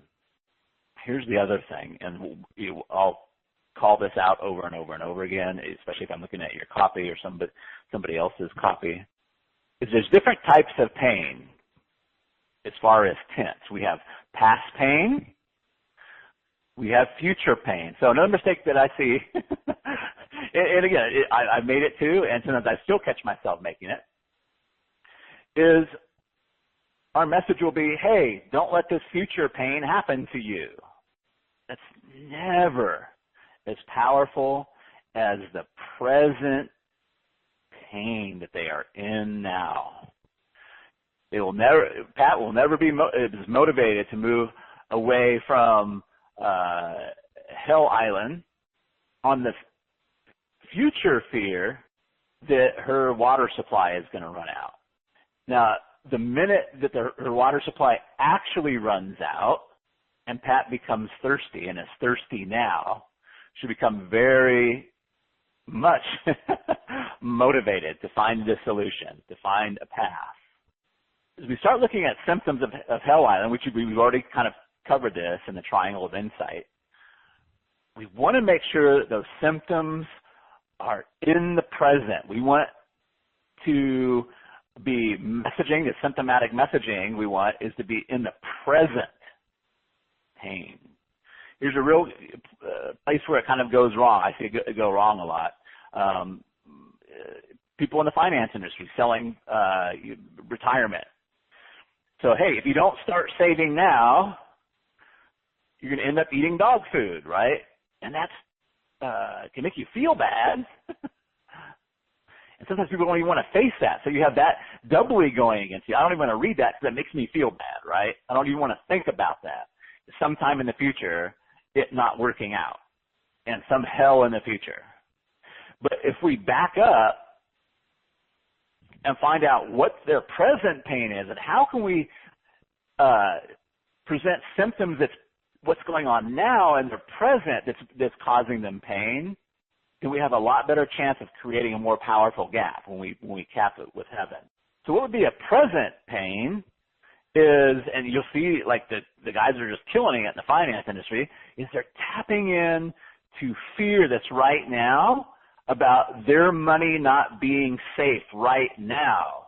You know, you turn on the news, you see all these, especially on the conservative stations, like, hey, the economy is going to a hell in a handbasket. Are you worried about your nest egg? Buy gold, right? And they're selling a crap ton of gold right now. Not so much because of what it's going to be worth in the future. Is the stock market going to tank on you? Is your money safe right now? Because they're going to bed worried at night, especially if they're retired, and this is all the money that they have, and they're constantly checking the stock market, right? They get up, oh my God, is my net worth going up and down, or up or down, right? That is the present pain that they're in. And it's also the present pain if you take it back a few years. So you want to figure out what the present pain is. Another present pain they have is big expenses. If you're trying to sell to a younger crowd, so they have a big expense. Every time there's a big expense, you're like, oh, I'm further behind, right? So a big expense, somebody needs a dental implant. Well, that'll set you back $30K, or a new air conditioning system. Those big expenses, and every time you pay those big expenses, you're like, man, I'm never going to be able to retire, right? You just every time you hit that big expense. So that is I'm just giving you examples of present pain, and if you use present pain, you're going to see your conversions happen a lot easier. On Hell Island, and again, we kind of covered hell a little bit on the symptoms of hell, right? We want to do symptoms, not like feelings, right? Feelings can be okay, but it's not problems, right? If we want to be lazy, we can talk about a problem. Not lazy, that's not the right word. Sometimes I am lazy. I'm like, I just can't figure out the right symptoms, so I'll talk about a problem. But the better you are at coming up with symptoms, the more powerful your marketing is. And a symptom by itself really has no positive or negative. It's the meaning attached to it, right? We say, oh, that's bad. And that's kind of what we want. There's no judgment in it. It's just a symptom. And they can raise their hand and say, oh, my God, I have that symptom, right? And we're going to be going over tons of examples here. But just for one example right now, it's like, so if you sell a Facebook training course, right, what's a symptom they might have that drives them batshit crazy? That's a present pain. Maybe it's at their ad relevance score, right? So logging in like, oh, I got a 3. I'm like, no, I'm paying more. God, if they disapprove one more ad, that's going to hit my quality, my account quality. I'm afraid I'm going to lose my account, right? So if we were doing a subject line, it doesn't necessarily have to be all subject lines, but if we were creating the hell, it would be low relevance scores, or and again, more specific, relevance score 5 or under, right? I could say, open this if you have a Facebook ad relevance score of 5 or under, right? They'd probably mash that button if that was them. If they're kicking ass and have 9s and 10s, they're not going to even open it. And then we're not talking about heaven yet, but that's an obvious one. It's like, hey, if their hell is 3s, probably their heaven is 10s, right? And all the things that come with those 10s, lower click costs, not having to worry about their account being shut down, right? Account shut down, right? That's a hell. That's a hell, right? That they're coming. So, hey, get another disapproval notice from Facebook. Every time they get one of those, like, oh shit, I'm closer to getting my account shut down, right? Or every time did you hear about the latest round of Facebook account shutdowns, the next Facebook ad slap? I guarantee you that Facebook ad slap, if you're selling Facebook training, would get open like crazy. Symptomatic, right? A low relevance score, all in itself, a 3 relevance score, is not good or bad, right? It is in their mind because that's what they attach meaning to, right? But if you say, are you feeling frustrated with Facebook right now? That's not as powerful. You're kind of adding judgment to that, and it's just not as powerful as saying, hey, if you have a relevance score, if you keep getting relevance scores under 5, this may really help. Oh, dude, mash that open button. Mash that on the email. So let's move on to heaven. And I want you to really understand this is like a sandwich, right? To make this really powerful, we want to have the hell bread and a heaven bread, right? So the other end of the gap is heaven. And on hell, we have symptoms. On heaven, since it's in the future, I call it visions, right? We have visions. And what we really want to do with visions is we want to create sharp, clear mind movies. Like and here's the secret here. Actually on both sides, right? We want to pretend like we're a director of a movie, and how would we make this into a scene? So as an example, let's say that we help want-to-be authors write their first books. We could say, think of how proud you'll be when you get that book done. But how would you make that into a movie scene, right? You can't make proudness or pride into a movie scene. We could say, especially if it's coming up on Thanksgiving, that's why I don't want to get off into a tangent here, but say it's coming up around Thanksgiving, this makes it even ultimately more powerful. This is why I like doing things in kind of like broadcasts. We can do autoresponders. It's really, really powerful, and we can connect to the timing. But say it's coming up on Thanksgiving, and we're talking to our authors, and so we can flow into, hey, I love Thanksgiving. It's one of my favorite holidays. Actually, it is my favorite holiday. I love everybody coming around, sitting around the table. We're hosting at my house this year. Imagine you getting at your Thanksgiving get-together, and all those people that you told that you're going to write a book someday, and they kind of give you that stare, right? The stare that they give you. And they kind of wag their head, oh, that'll be nice, right? And, oh, I can't wait to see it, and kind of figuring like you'd never get it done. But imagine Thanksgiving, everybody's sitting down, and you get up from the table and say, hey, I've got a gift for everybody, and you come out with a pile of your books and you hand one to everybody at the dinner table, right? That would be a scene, right? That would be a scene that you create. It's a vision from, they have the hell of not writing the book. You could pick any number of symptoms, right? But then you cap that off with the heaven side of the gap there. There's a client that I have, and a lot of times people don't realize they have these awesome stories. But he's in the financial space, and he sells stock investing advice in the way of newsletters and such. Basically a stock alert service. And we were talking at one point, and he was telling me, like, and he was just, I don't know what brought this up, but he's saying, hey, me and my dad one time had to share a hotel room. This is after I was an adult. I had to share a hotel room. I was doing some trades. This is after I'd gotten through all the hell. This is after he got through all the hell of failing and losing so much money. And he said, my dad was like looking at the computer, and he's not very computer savvy. So he said, Matt, son, what are you doing there? And Matt said, well, I'm making some trades. I'm making some stock trades. And he started showing his dad what he started his account with at the beginning of the year and what he had now. And his dad put his hand on his shoulder and says, "Son, I'm really proud of you." I'm like, dude, do you realize how many men just want to get their father's approval? That's kind of like a deep-seated need for their father's approval. So that's kind of like a vision, right? A vision of heaven on it. Now the hell, I'll use this in a later example, but so the hell, we could have started this message out with, the hell, like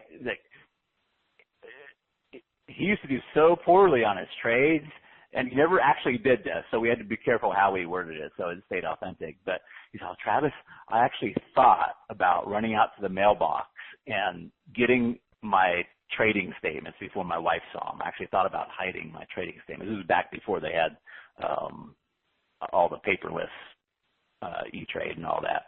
So I actually thought about running and getting my statements so she wouldn't know how much money I lost. So that would be the symptom, right? We could even make that a subject line. Hiding your trading statements from your wife? Thought about hiding your trading statements from your wife? Like, oh, crap, how'd you know that? Oh, my gosh. It's the hell. Just kind of walk them through this story, right? Say, hey, walk them through the hell. We could cap it off with the heaven of the pride in his father's eyes and the touch on the shoulder. And now do you kind of feel that tension? That tension needs to go somewhere. That tension needs to go somewhere, right? That is the magic of the gap. And everything, anytime we want anybody to do even a micro movement, a micro commitment, we want to think of the gap.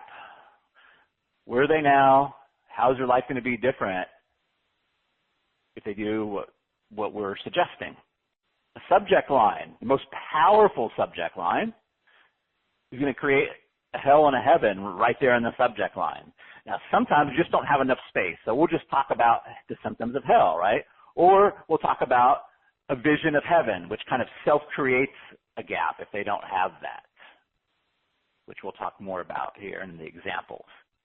So we don't necessarily have to create the hell and the heaven right there in the subject line because of space. Sometimes we can, and those are the most powerful. I found those are the most powerful subject lines. Not so much for opens. They do get open really well, but they really get the engagement and they really get the sales, especially if we're focused in. And again, I'm going to give you guys some examples for sure coming up here.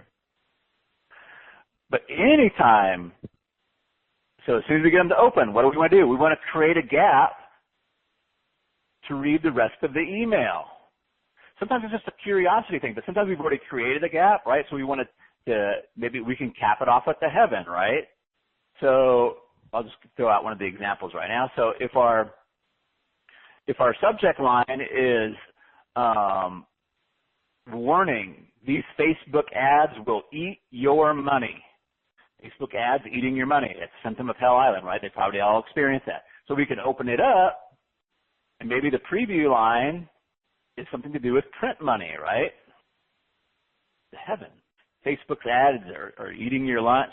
This will help you print money, or this is one tip. This prints money, right? Hey, it's Travis here. Boom. We just created the gap to want to read the rest of the email. Sometimes we just do it with curiosity, a little bit of thought. But everything we do, from clicking on a link, so we get into the email, what do we want them to do? If we want them to click on a link, we create the gap. What's your life like now before they click on the link? What's their life going to be like after they click on the link? Same thing with our product, right? We're constantly going through, it's like, so here's your life now. Here's what your life can be like after the gap. So let's talk about some examples here.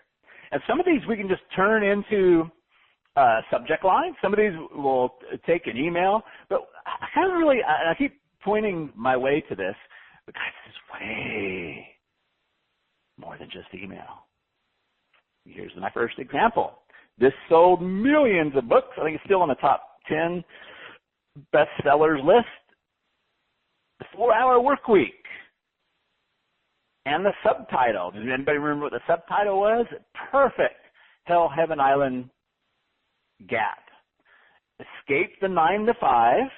That's a symptom of hell, right? There's nothing inherently bad or good or right or wrong with the 9 to 5, right? If 9 to 5, if the 9 to 5 is your hell, then you're going to resonate with that, right? Escape the 9 to 5, and what was the heaven? And join the new rich. Holy shit. And kind of the 4-hour work week, which we're going to get to, is the how, the how you do it, right? It's the area, it's the offer in between, right? It just kind of leads with the offer. Escape the 9 to 5 and join the new rich. How? With a 4-hour work week. Holy crap. I need to get this book, right? So we'll move some relationship examples here. So the big term right now, and again, this is why I really like staying current and doing current stuff, there's a big term right now called ghosting. So if you're dating a guy, and I know we got mostly men in here, but if you're dating a guy and everything's going oh so good and he just stops calling you, they call it, or stops coming around, they're calling that ghost, right? So that's a symptom of Hell Island, especially if it's words that they're using. So did he ghost on you? Question mark. One tip to get him running back. So running back, kind of a mind movie, right? Probably do better with that. I think crawling is probably a little overboard, but sometimes in the privacy of their own phone, or the privacy of their own laptop, sometimes we can go a little bit overboard. I usually try to err on the side of not going overboard. Here's one of the biggest symptoms that's driving women absolutely freaking crazy right now. Why does it take a guy so long to text back? It's a symptom, but they're adding, right, the judgment to it. And that's what we want, right? So it would be like, why it takes him 2 days to return your text. I might want to, test that out with like why it takes him forever, why it takes him, 3 days, different things. But why did it take him days to return your text? And maybe what's the heaven vision? And here's how to get him to text you just to say he was thinking about you. Right? Here's how to get him to text you just to say he was thinking about you. Oh. Mm-hmm. And I've done this for women. My email, she's like, man, you're so tuned in to women. It's like, oh, that's exactly what we want. Another example. We kind of talked about this one. I kind of opened my kimono too soon. From Facebook ads that eat your money to ads that print money. Be a pretty good subject line. How do I know? I use that subject line. We sold a lot of product that way. And I actually did variations of it. I did one subject line was Facebook ads that eat your money. I had one that was Facebook ads that print money. Guess which one got more sales? We have eat money or print money. We have hell or we have heaven. Actually, the eat money, the hell, the people that had accounts and it felt like Facebook, that can't make it work. Facebook's eating their money. That present pain, much more motivated person. I say Facebook ads that print money, that sounds good, and people want that. But if they don't have the present pain, like if Pat's not on fire right now, if Pat has a nice lagoon full of drinking water, she's not going to be as motivated as if she wakes up in the morning and there's no drinking water. She wants the hell off that island, right? This one did pretty good. It wasn't necessarily an email. It was kind of an offer, whole offer positioning. We did somebody did really, really well. Got paused ad campaigns. This turns them into profitable campaigns. All those pause campaigns that just you were making sales on them, but they just weren't profitable. Here's how to make them profitable, right? Whoa, that worked really well. This one we kind of talked about, below 5 ad relevance score. Here's one tip to raise them to 9s and 10s. The other one, we kind of already opened my kimono on. From hiding my trading statements from my wife to from not being able to wait to show it to her, right? Or we could cap that off with the pride of the dad looking in my eyes with pride, right? I don't know if you guys watch a show called Barter Kings. I get to show like every entrepreneur should watch. The whole theme behind Barter Kings is at the beginning of the episode, they would get some little thing that was cheap, right? Not necessarily cheap, but they would start off small. They might start off with like a used iPhone. And the goal, what they would do is they would keep trading up. They would have a goal what they wanted to trade up to. Maybe it was a fishing boat or something like that. And the rules were that they couldn't add any cash. They could not add any cash to the negotiation, right? So here's a couple examples. So I think I'm going from memory. So if anybody watch this episode, I'm a little bit off, but I think it'll serve its purpose. So they had a laptop, an old beat-up laptop, and they wanted to trade it for this guitar amplifier, which is a really, really nice guitar amplifier. And I don't remember what the price difference was, like the value difference. I think it was like $500 or something, right? So there's this value difference of $500. These guys were great at creating a gap. So how do you do it, right? So the amplifier, let's say, is worth $1,500, and the laptop's worth $1,000. How do you get those guys to make that trade? The gap. And these guys were so great at it. They're like, they always get to that point where they just kind of like look at each other like, oh, you know, and the prospect's like, dude, my amplifier's worth $1,500 and your laptop's worth $1,000. And they just kind of like look at each other and shrug their shoulders, a little bit of a Columbo moment. And one of them will come out and say, well, what are you going to use the laptop for? And the person's like, well, I remember this part. He's like, my wife's going to nursing school, so she needs a laptop. And then he brilliantly does something, totally highlights what I'm trying to say. He's all, where is she going? She starts tomorrow morning. Dun, dun, dun. Present pain. He's like, look, you know, we got it here. So do everything she does. She'll have it for the morning. What do you want to do? He's like, deal. And this is the way they do like all these trades, right? They do all these trades like this by figuring out where the gap is. Where's the gap? What do they want? And here's what's even cooler. Here's another example. I just love this example. If they couldn't kind of find that gap, they'll use a gap of their own, almost like it's a beautiful day and I can't see it. So I remember this one distinctly. I can't remember what they started trading for, but their whole goal was to get this pony for his daughter and her birthday. And so they started out with whatever it was, and they trade and trade and trade and trade. They get to this last trade, and I think it was trading a horse trailer for the pony. And the owner really wanted one with no rust, and she wanted a specific one and everything. And it wasn't quite up to her standards. And, of course, there was this gap in value. And so, again, they're standing there like Columbo, like, what are we going to do, you know, with this gap? And he presents his own gap. He's like, look, I understand we're kind of far off. I understand that you wanted this. Here's all I'm trying to do. I've got a little 9-year-old girl that all she wants in the world is a pony. And so her birthday dinner's, you know, tonight. I'm just trying to get her this pony. That's all I'm trying to do. And the lady's like, looks at him. She's like, okay, let's make a little girl happy, right? Boom! Creates the gap there. So powerful. You understand what we're doing with the present pain. What's the gap? Where are they at now? We can even introduce other stuff to that. I'm not saying to do that all the time. I'm not saying to say, hey, I'm in the sales contest and all I want to do is don't do that all the time. I'm just saying how powerful the gap can be. Use a gap in their world. It's much more powerful. That's creating, or not creating, but highlighting the tension, right? When it's a beautiful day and I can't see it, it's not that we created sympathy or we created that feeling. People already naturally have that. We're just highlighting it, right? It's a beautiful day and I can't see it. And they're like, oh, I want to do this. Oh, there's the can.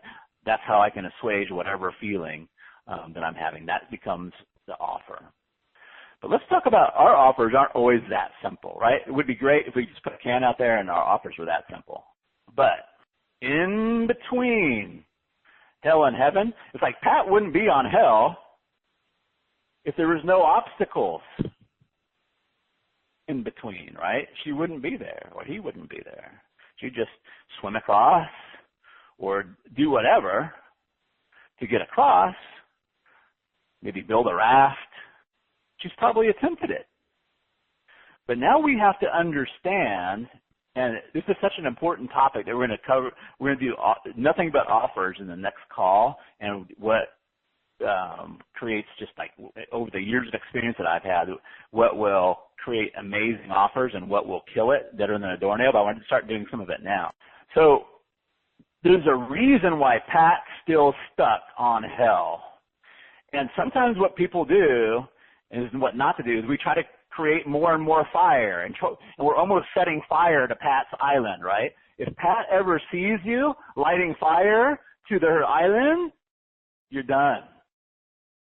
You don't want to say, oh, if you don't do this, you're going to be eating dog food, and your kids are going to grow up to be losers. And I know that sounds funny, but I see people doing this. It's not to create more drama and to twist the knife harder and harder and harder. What we want to look at is the obstacles and what Pat's already tried to get across, right? Why?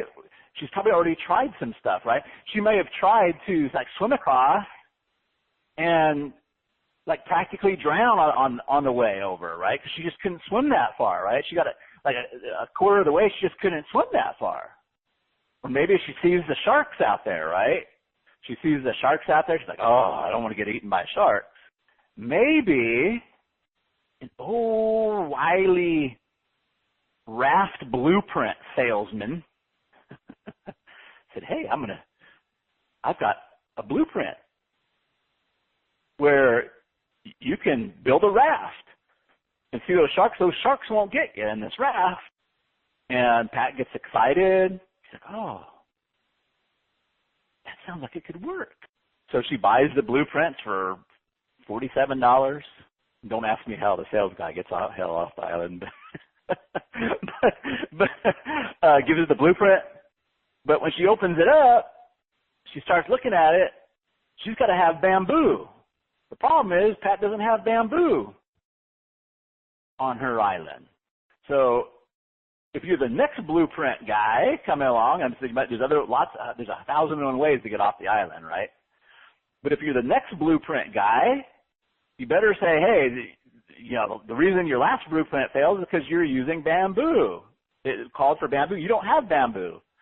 You have palm trees, and you have to set palm trees a little bit different way. And you have to have these tools to cut them down and to create this raft, right? So what we're talking about, and it sounds like I'm tooting my own horn, but I've had several people tell me, Travis, I've got degrees in marketing, and this has never been so clear as it is now. And they just go off and do really great guns. But what we're talking about is offer positioning, and marketing and offer positioning. So what we want to look at is, why is Pat still on the island? What obstacles are out there that keeps Pat from getting off the island? What have they tried to get around those obstacles? We need to know all of this, right? Are they even aware of something? Like if I drove up with a motorboat, it's going to be like the best thing in the world. But if she just hears it as a loud thing that sprays water everywhere, we might have some positioning and some, edutaining we need to do, right? Are they aware? Are they aware of the solution? Are we making it clear, right? But our positioning is it's always about the offer, guys. It's always, always, always about your offer and your offer positioning. It's not about the words that you use. If you've got a halfway decent symptom of Hell Island and you're capping it off of the vision, and then your offer makes sense and they trust you, right? So if you've sold them something before or they just don't know you, right, then they're going to be suspect. And again, that's why the bonding mojo is so important. You got to feel like you're on your side. And the key, the secret to that is being on their side. And here's the key question I always ask myself, and if we're going to boil down all the questions, is what don't they like about what exists right now to get them off Hell Island over to Heaven Island? What don't they like? Or they might even be partway off, and they might be using something, but what is it they don't like about what they're using right now? And here's what I love about, that's what I love about this whole game, guys. This is what I love about marketing. There's always something not to like. There's always innovation, right? You take the iPhone. It's like this perfect gem of modern technology, right? But there's still stuff not to like about it. You got to charge it, right? Probably what will happen at some point, we'll have phones you don't need to charge, right? People will glom onto those, right? There's always something not to like. Really great example I really want to highlight for you guys is hopefully you may not be familiar. There's a product that just did great guns. I think they still do really well. It's called Amazing Selling Machines. And they're basically showing people that it's like everybody's doing it now. But when they first came on the scene, they did great guns. And here's why. Let's take a look at this from the Triple H, the Hell Heaven Hook. So the hell is people not making enough money. They're trapped to a cubicle, right? They're got a boss with all the symptoms of hell. They want the vision of owning their own business, an internet business. They want the vision of the laptop lifestyle. But one of the big obstacles, is getting enough traffic, right? How do I get traffic? So Pat tries all these things to get traffic. She tries the SEO. What do they like about SEO? It takes so damn long, right? Tried the pay-per-click. Damn, that's expensive. Don't like that about it, right? Tried the JV thing. Man, you got to know somebody. It's like all these things to get traffic, and they try all these different things, right? It becomes sophisticated. But guess what happens when Amazing Selling Machines comes along? They say, you suck at getting traffic? That's okay. It's all the traffic you'll ever want on Amazon. You don't have to worry about driving traffic anymore. Ding, ding, ding, ding, ding, ding, ding, ding, ding, ding, ding, ding, ding, ding, ding. Winner. Offer positioning. My first really big success was I was an affiliate. I was trying to sell more Match.com, more Chemistry.com. This was back in like 2005. And all those keywords, if you were to like buy traffic or try to SEO those keywords, is almost nearly impossible. Any word that had the word dating in it, it's like, whoo, that's hard. Again, I'm positioning, like what's bringing people to these sites? I'm saying they're probably coming off a breakup or a divorce. And I start looking at those keywords, like nobody's on them. Like nobody, right? So I start up a breakup advice column. Basically the goal was to get them through the breakup, right? So, hey, you got pain for a breakup. I'm going to help you soothe that pain, get over your ex, and get you back out into the dating game, right? And my whole goal was to start selling a lot of Match.com, Chemistry.com, and all that good stuff. And it worked pretty well. It worked really, really well.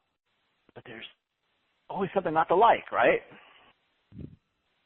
And as I kept my ear close to the ground, I wish I would just figure this out, but I didn't. I listened. And we're going to talk about this here in a minute. I listen. Hey, T-Dub, that's my pen name. Everything about me is completely true. I just changed my name because we started getting really popular and people were showing up on my doorstep, and it really freaked Jeannie out, so I just changed my pen name. But T-Dub Jackson is actually the name on my birth certificate, and it's a long story, but I believe that you guys know that I'm authentic. So I don't make up stories when I write email. It's all about me. T-Dub is just a pen name. Everything I tell in my emails is completely authentic and true. I don't use fake personas. I just feel that's important to bring out. So I'm keeping my ear to the ground. And like, T-Dub, man, I don't really want to go back into the dating game. It's like we just broke up for a stupid reason. Or, hey, this happened, you think there's any chance of saving this relationship? I'm like, holy shit, this is what they want, right? And serendipitously, I had a lot of experience being in the Navy, mom going, I won't go into a lot of details. I have a lot of serendipitous experience in that. I also was positioned not to have a degree, which turned out to be an advantage. I'll explain it a little bit, but to make a long story short, I started sending, hey, I'm hearing what you guys are saying. You guys just really want to fix things with your ex. And man, I was just deluged with responses, right? So came up with a product, launched it off, and did really, really well. Let's put it that way. Did really, really well. And I used everything that I had with the positioning, right? I didn't have a degree. I wasn't a licensed therapist, and I used that to my advantage. And I have a licensed therapist in my mastermind, and I tell them to sell against me. But always use the positioning, right? So what don't they like about licensed therapists? Well, you got to go into their office. It takes a long time. It's expensive. All those different things. I just sold against those. And I even said, you know, in my letter, it's like, hey, I make some licensed therapists kind of mad at me. And I got like hate mail from them. But I use it to my advantage, right? Because what these guys really wanted in this positioning was like everybody was telling them, oh, just forget about them. There's other fish in the sea. Don't worry about it. You'll find somebody else. Like, what they want is just some wise, to the world kind of person to listen and help them figure out what went wrong in their relationship and how they can take steps to repair that if that's possible, right? Just somebody to tell them that other than, hey, forget about them. There's other fish in the sea, right? Offer positioning. There's a lot of great email marketing courses out there. And some of my positioning, just to open the kimono with you guys, you're probably here for some of these reasons, is that, and again, I have nothing wrong. There's nothing wrong with it, but there's a lot of those courses out there that when they open up their bubble maps, there's like 48 bubbles, right? It's like, holy shit. And you have to be like a really great writer. You have to be an awesome writer. And mine is like, as long as you understand the gap and the offer positioning, you don't, the writing is just something you just want them to like you. That's it. It doesn't have to be fancy. So my positioning is, hey, if you can write at a 6th grade level, you can do Email Mojo. That's part of my positioning. It's the people that aren't good writers. I even tell people that, hey, if you're a great writer, maybe I'm not the guy for you, you know? It's like, most people don't feel like they're great writers. I kind of use that to my advantage, right?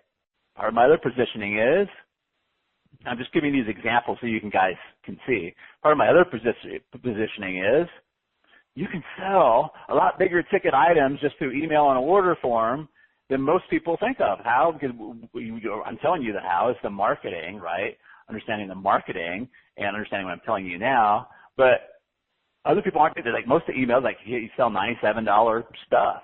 And most of those, like I'm seeing guys right now, you know, I have nothing against them, but they're selling high ticket stuff as email marketers and sending them to VSLs and sending them to videos and sending them to webinars. That's totally cool. I don't have a problem with that, right? It's awesome. And a screwdriver is not better than a hammer. It's just a different tool. But, right, the way I'm positioning, just do it through email, right? If you want to throw some webinars on top of that, that's cool. You know, especially coaches. Like coaches, what don't they like about their day? Well, they got 3, 4, 5 phone calls they got to be on every day, right? Hey, if I could tell some of this through email, that'd be really awesome. Get me off the phone some more, right? I don't like being on the phone all day. So here's the point I kind of want to make with this. When we think about the obstacles and the offers that they have available to them in between, so we don't have to be the best. I would encourage you not to try to be the best and show the 500 different ways that you're the best. To figure out where you're meaningfully different. Meaningfully different. That I believe there's a whole lot in business that comes down to your inner mojo and your inner state of being, and I'm completely different than all the personal development stuff out there, but that's not meaningful to my market for what I'm doing. They like really just don't really care about that right now. Especially if I'm selling it, Email Mojo course, right? It's not meaningfully different. So we come up with where we're meaningfully different or meaningfully unique. Or to use old marketing the terms, what's your unique selling proposition? But that's so big, it's hard for people to get around. But here's the magic to making it happen. Where's Pat? Why isn't she gotten off the island? What is it she doesn't like about the stuff that's out there? And how can you position yourself differently but meaningfully? And you don't have to be the best. I get so excited with this stuff because this is like where the magic is. And so much so that, again, like we're going to do a whole another topic on just like what makes compelling offers and what makes offers work, and you can put all the work into them and they won't work, and I'll tell you what's happening. But for right now, I really want you guys get that positioning. It's like start thinking about what is it they don't like and how can I position my product to that. Sometimes it takes some engineering, right? hopefully it doesn't take too much engineering. Most of you guys are seasoned and entrepreneurs and online marketers and business people here. So if your product selling, you probably do have some meaningful difference. You just want to call that out, right? And be able to say, hey, if you're a great writer, go get somebody else's course. If you're not such a great writer, but you still want to sell a lot and you want to sell big ticket from your email, then I'm your dude. And it's like, oh, okay, cool. I get it. It's so easy, right? But if I were to sit down and say why I'm better than everybody else, and I don't believe that, a hammer is better than a screwdriver, right? It's a different tool. You find out what their situation is and how your tool works. If it works, great. If it's not for that purpose, awesome. I'm going to kind of prelude you to your homework. Part of what I want you to do for your homework, and then we're going to kind of go into the how a little bit, is for each island and the stuff in between, I want you to come up with at least 10, a list of 10 in each one. So I'm like 10 symptoms of Hell Island, 10 visions of Heaven Island, and I just call them 10 hooks, right? But what is it they don't like?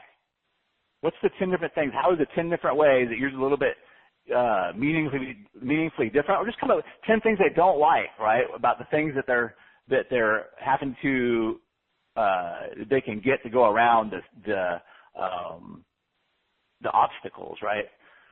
So I've got a great gentleman in my Mojo Mastermind. We just did hundreds of thousands of dollars with his offer. It's a great offer. We positioned it.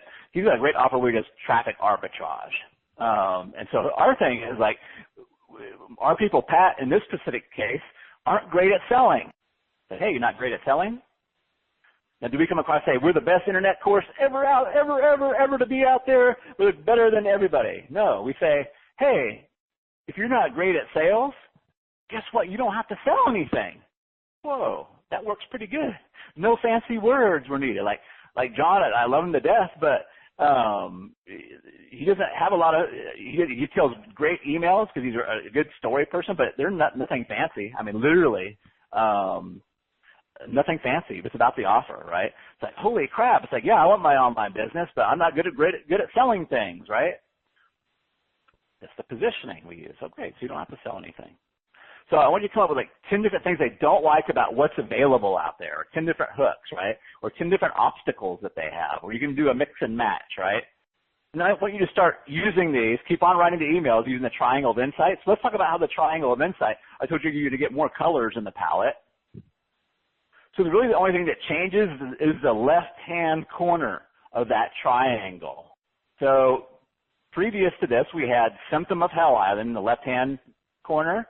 We had wisdom at the top pinnacle of the triangle, and we had metaphor, story, or analogy in the right-hand corner, right? So really the only thing that changes here, really nothing changes, is this on that left-hand side of the triangle, we can use any of those 10 things from either 10 Hell Islands or 10 Heaven Islands or 10 hooks in between, or the obstacles, or the options, right, in between. We can start out with any of those. So now we've got all these different palettes that we can use, right? So let's just say we only had 10 in each one. I don't want to get ridiculous on the math, but let's just say that all you had was 10 on each one, right? You had 10 symptoms of Hell Island, you had 10 symptoms or visions of Heaven Island, and you had 10 obstacles or options in between. Now you can mix and match those 10 times 10 times 10. That's 100, 1,000. But now, how many pieces of wisdom can you give them? Let's say you only have 5 pieces of wisdom. Now you've got 5,000 combinations, right? How many metaphors, analogies, or stories can you come up with? Let's say you can only come up with 10 of those. So now you got 50,000 combinations. You got 50,000 emails that you could write on one offer. Now I'm being ridiculous just to make a point. Obviously, we're not going to write 50,000 emails for one offer, but hope you guys are getting to see. It's like when you're sitting there staring, you pull out the triangle of insight. Look at your Hell Island. Pick a symptom. Find out the wisdom for it. Some metaphor, analogy, or story, right? So let me kind of back up to some how, because we'll kind of give you part of your homework. But pros don't guess at the symptoms or the visions or the stuff in between. So I want to talk about some different ways that we can fill in those symptom boxes without guessing. Now, if you've been in your market a long time and you absolutely know these symptoms are good, awesome, I would still encourage you to get them out of the mouths of your prospects, though. One of my favorite ways, especially if you're in a rabid market, people write you email and they tell you about their problem. Pull up those old emails. If you remember, like, grandpa kisses. I wish I would have come up with that. But he kisses me like he's my grandpa or something, right? Or I feel like we're brother and sister. I feel like we're roommates, right? Those are all powerful. I feel like we're roommates. That's way more powerful than saying lots of passion in your relationship. Feel like you have a roommate, not a partner? Whoa. Boom, right? So go dig up some old emails if you have those. If you don't have a lot of old email, for some reason, I'm going to be posting what I call the North Star survey. I'm a little leery of surveys, and I'll tell you why. But I call it the North Star because it'll point you in the right direction. It will point you in the right direction, but until somebody pulls out their wallet, as soon as they're thinking about pulling out the wallet, the whole game changes, right? They will tell you what sounds good in a survey, but not always exactly what they want. I'm thinking of the cable guy right now, Larry the Cable Guy. Please, Lord, don't kill me. Don't strike me down. And women, please don't get upset with me. If I were to survey women, and I have, on what they want, they will never, ever say they want to be able to manipulate the guy they're with or be able to control his behavior or control his actions. They will never, ever say that. They actually believe that as well, too. But what they buy and what they purchase more often than not is how can I get him to do things my way? So you can use survey. I'll post the North Star survey. I give major props inside of it to Ryan Levesque and Glenn Livingston. Ryan got a lot of it from Glenn Livingston, but they're just 3 questions and how to go through it. There's a training along with that. Again, it's just a direction. And I'll tell you something I like even better as we get on the course, but it's more like troubleshooting a campaign. I also like I used to go to forums all the time. I've made more money from going to forums. Now it's Facebook groups. There are still some forums out there, but find a Facebook group that's related to your niche and go and look at what gets commented on a lot. It gets a lot of likes. Very often in the relationship space, I find great, like they'll post a meme, right, and it'll get like 10,000 likes and all these kind of shares. I'm like, oh, that's a good angle, right? That's how they're feeling, right? Like one of them I found that was really great. It's like if you believe if you believe a good relationship should be between 2 people, but some bitch keep getting in the way, right? I use that in one of my emails. Like, holy crap! They loved it, right? But I didn't come up with it. Like some bitch keeps getting in my way, right? Sorry. Hopefully nobody has their little kids listening. But forums and Facebook groups, you want to get it out of their mouth. You want to get it out of what are the words that your prospects use. Don't use words that you would use. Use words that your prospects would use. It's a really great example. I see this all the time in the relationship space. So one of my Mojo Man, we just oversold the class that he had. We were coming up with an offer for him. It was a $500 offer, and we oversold it. He's like, well, what they want is true love. I'm like, Bob, I love you, man, but how do you make a mind movie out of true love, right? It's like 6 weeks to true love. I mean, that might sell some, right? But when we look, and again, we kind of didn't want to come out and say it, but what they really want is like a secure man, right? And we don't want to come out and say financially secure because there's more to it. It's not just about the finances, the kind of guy that is financially secure. So we've hooked the 6 weeks to a secure man. oversold it, right? Secure Man, I still was searching for something more vivid and more vision, right? But it's way better. You can see a secure man. You can't see true love, right? You can't picture true love. One of my favorite ways is the old live conversation. You're like, Travis, you said you were going to do all this, didn't have to get on the phone. And that's that's true for the selling part. But one of my favorite ways is just to get somebody on the phone. And people, here's the thing, people love to talk about their problems. So I'll give you, I used to sell unstuck sessions. I still do every once in a while. But basically, it's somebody pays me $500 to get on the phone, tell me their problems, and I help them get unstuck. Now, my goal of it is not to sell $500 worth. My goal is to find who's got such a hair-on-fire problem that they're willing to spend $500 and get it unstuck. And then I just find out, so what's going on, right? And I take copious amount of notes about their problem. Why do you feel you haven't been able to solve this yet, right? The obstacles in between. What is it you would like? How do you know when you got that, right? How do you know when you have that? So I want true love. What does that mean? You get them to drill down. What does that mean? How do you know when you have true love? And you get them to paint that vision, right? So that's one of my favorite ways. And I'll give you guys the copy for the unstuck session. So if you want to do that, you can either do them for free. You can say, hey, I'm going to do a free unstuck session, or charge a nominal amount. By the way, what makes those really work is they love the recordings. I found that out by accident. So I say, hey, when you get on Skype or a phone call, you tell me your problems. I'm going to help you get unstuck from them. I'm really good at it. And I'll record it for your future use. So at the time I did that, I was having some trouble with my Skype recorder. And so I was like, hey, do you care if we have the recording? He's like, dude, that's the whole reason I want it. So I'm like, oh, okay. That was like a big thing. So that's kind of like a little side benefit and note for you. So those are the different ways you can go and, Amazon too. Go to Amazon. Look at books in your category. Look at what they don't like about the book. Look at what they do like, but what they don't like. Very, very helpful. So homework. And this is kind of heavy on the homework this time. And next time there won't be any homework. So bear down and get this homework done. We're just going to be doing offers next week. But here's what I want you to do for homework. List 10 of each of your H's, right?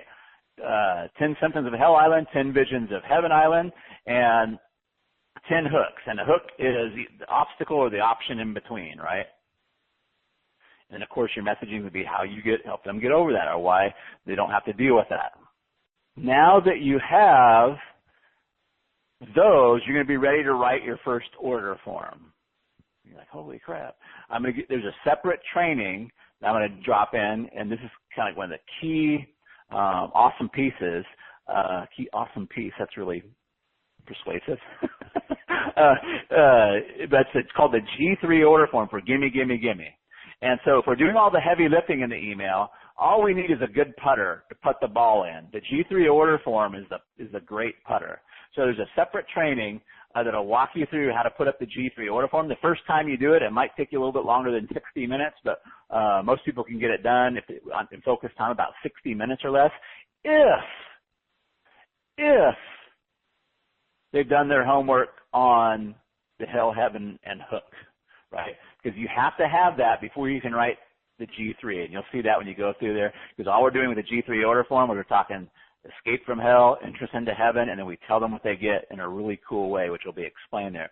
So I'd like you to have that G3 order form, because before you do the big Rainmaker campaign, I always, even in my agency, I always write the order form first. It's like writing the sales letter first or writing the VSL. And if you're not exactly clear on your offer, that's okay. Get really clear on the Hell, Heaven, and Hook, and your offer sometimes will come really clear, right? And doing the order form will help you clarify your offer. And that way you'll be prepared for next week when we come start talking about the offer. You can see with some tweaks that you can make. But that's going to be a separate training that's posted in there. It's recorded, all ready to go. You can go through it at your own pace.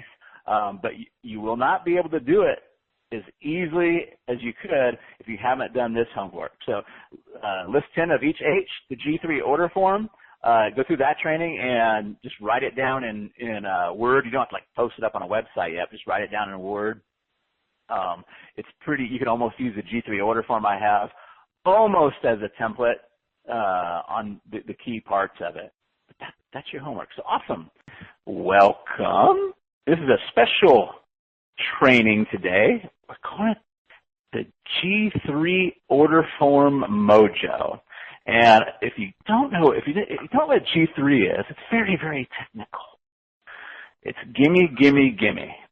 So this is a specially designed order form that I use in mostly email promotions, where a lot of the heavy lifting is already done inside of the email. And we drive the traffic to this order form. And what's awesome about that is it eliminates, I won't say eliminates, but it substitutes in lieu of a big long VSL or a big long sales letter. Now, I want to be perfectly clear. Does it convert just as well as a big long VSL? Probably not. Most of the lifting is done inside of the email. The heavy lifting is done inside of the email. So before we go into the specifics, I want to talk about the placement and kind of where this fits into the whole scheme of things and where we started out. I typically, before I start an email campaign, whether it's a 4-day campaign, a 7-day campaign, a 10-day campaign, if I'm going to use a G3 order form, I write the order form first. I always write the order form before the campaign. Now, I may go in and tweak the G3, but I always write it first. And this has really helped me out in a lot of ways. It really helps me focus up on nailing those emotional hot buttons and nailing the Hell Island and Heaven Island that we're trying to get across. What can we sell with the G3 order form? Well, you can sell just about anything if your email is doing a lot of the lifting. In my experience, I've sold everything from a $4.95 trial to the max that I've sold is a $2,000 product, which is the example that we're going to be using today. We're actually going to be going over an example that I used live with a client. If you are listening to a recording of this, I'll make sure that there's a PDF file for you to look at as you're going through along with this training. But this is my experience, and it has worked well all across those ranges. Will it work with a $3,000 product? I have not tried it. I am going to try it at some point with a 5K product. Of course, a lot of the heavy lifting is going to be done in the email, right, or in the promotion that's leading up to it. But I'm just saying what I've experienced and what I've tried, what I've seen clients do, anywhere from $4.95, $5 or so, on up to $2,000 is the experience. So here's something really to keep in mind and where this fits in the whole ladder of the psychology of persuasion. Now, we've all more than likely heard of the AIDA formula, which is attention, interest, desire, and action. So I keep saying the heavy lifting is done in the email. What kind of do I mean by that? Well, most of the attention and most of the interest and a good component of the desire is done inside of the email. This G3 order form, though, is designed to be a desire piece. It's meant to intensify the desire and to get them to take action. But it's mostly a desire piece. And here's why it's so critically important, especially I think in this day and age, is a lot of marketers, a lot of business owners are starting to get pretty good at the A and the I part of the formula, the attention and the interest part of the formula. But where I see it fall all apart, whether it's in a VSL or a sales letter or a webinar, is they don't do justice to the desire part. And that's a crucial, crucial part to getting people off of the fence, which is what they are when they come to this order form. They're mostly sold, but they're a lot of them to be kind of on the fence. We want to have a desire piece. And just to foreshadow a little bit what we're trying to accomplish here is when they come to this page, we want them to start imagining themselves with our product already. A lot of salesmen will call that like assuming the sale. But we want to, or NLP people will call it future pacing. Building up desire. How do you build up desire? Well, they are your prospects or your prospective clients are in the now aspect where they're at, or sometimes we'll call Hell Island, and they want to get to the future, a better, brighter future. So what we attempt to do, if we do it correctly, is with the G3 order form, we start having them live into the future, getting the desired results that they want. It's more about the results than what they actually get. Yes, you'll have to tell them what they actually get, but you want to place it like they're actually getting it already. And this will be more clear as we go through the order form. Let's go ahead and take a look at this G3 order form here. And we're not going to go over every single ellipsis and period and dot, but we're going to go over the main points. And let's just start looking at what would be normally called the headline. It is kind of the headline, which is extremely limited. This special edition of the Big Ticket Blueprint will be promptly removed from the market after 100 sales. So this is at the beginning of the campaign. As the campaign goes on, we put an actual countdown timer on there, and we will change that verbiage to, if we haven't hit the 100 sales and it's already gone, to the Big Ticket Blueprint will be promptly removed from the market at midnight on February 29th or February 28th, and then there'll be a little countdown timer there. You want to kind of be careful of if your product name is not already hitting some emotional hot buttons that they already want. Like for this particular case, people wanted big ticket. That was like a juicy piece of steak to a meat eater who hadn't had anything to eat in quite a while. It was pretty delectable for them. I'm going to talk more about that here in a minute. But so the Big Ticket Blueprint, I thought, this is something that they really want. It is. It's something that they already want. They want to go to big ticket. But the next line is vitally, vitally important. So let's just read this out, and then we'll talk about why I did it like this. So yes, I'm ready to stop sacrificing my time for dollars. I didn't just pull this out because it sounded like good copy. And matter of fact, it's not even that fancy of copy, right? I know this was a hot button they had. This is their Hell Island. They're sacrificing, most of his people were coaches or consultants, and they're billing out their time for hourly rates. And they realize they can't go any farther than that. So this is one of the big symptoms of their Hell Island. So this is part of the formula that I use. Yes, I'm ready to, and then the blank would be whatever their Hell Island is. And you don't really want to guess at this, right? You want to have some kind of proof or talk to people, realize it's what they've tried to escape from before. Then we go on to, I'm excited to sell an in-demand big ticket product of my very own. This is Heaven Island.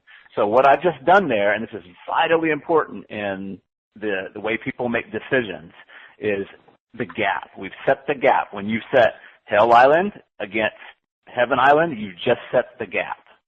So I'm excited to sell an in-demand big ticket product of my very own. Give me the battle-tested big ticket blueprint so I can begin making maximum money in minimum time. And we're still on Heaven Island.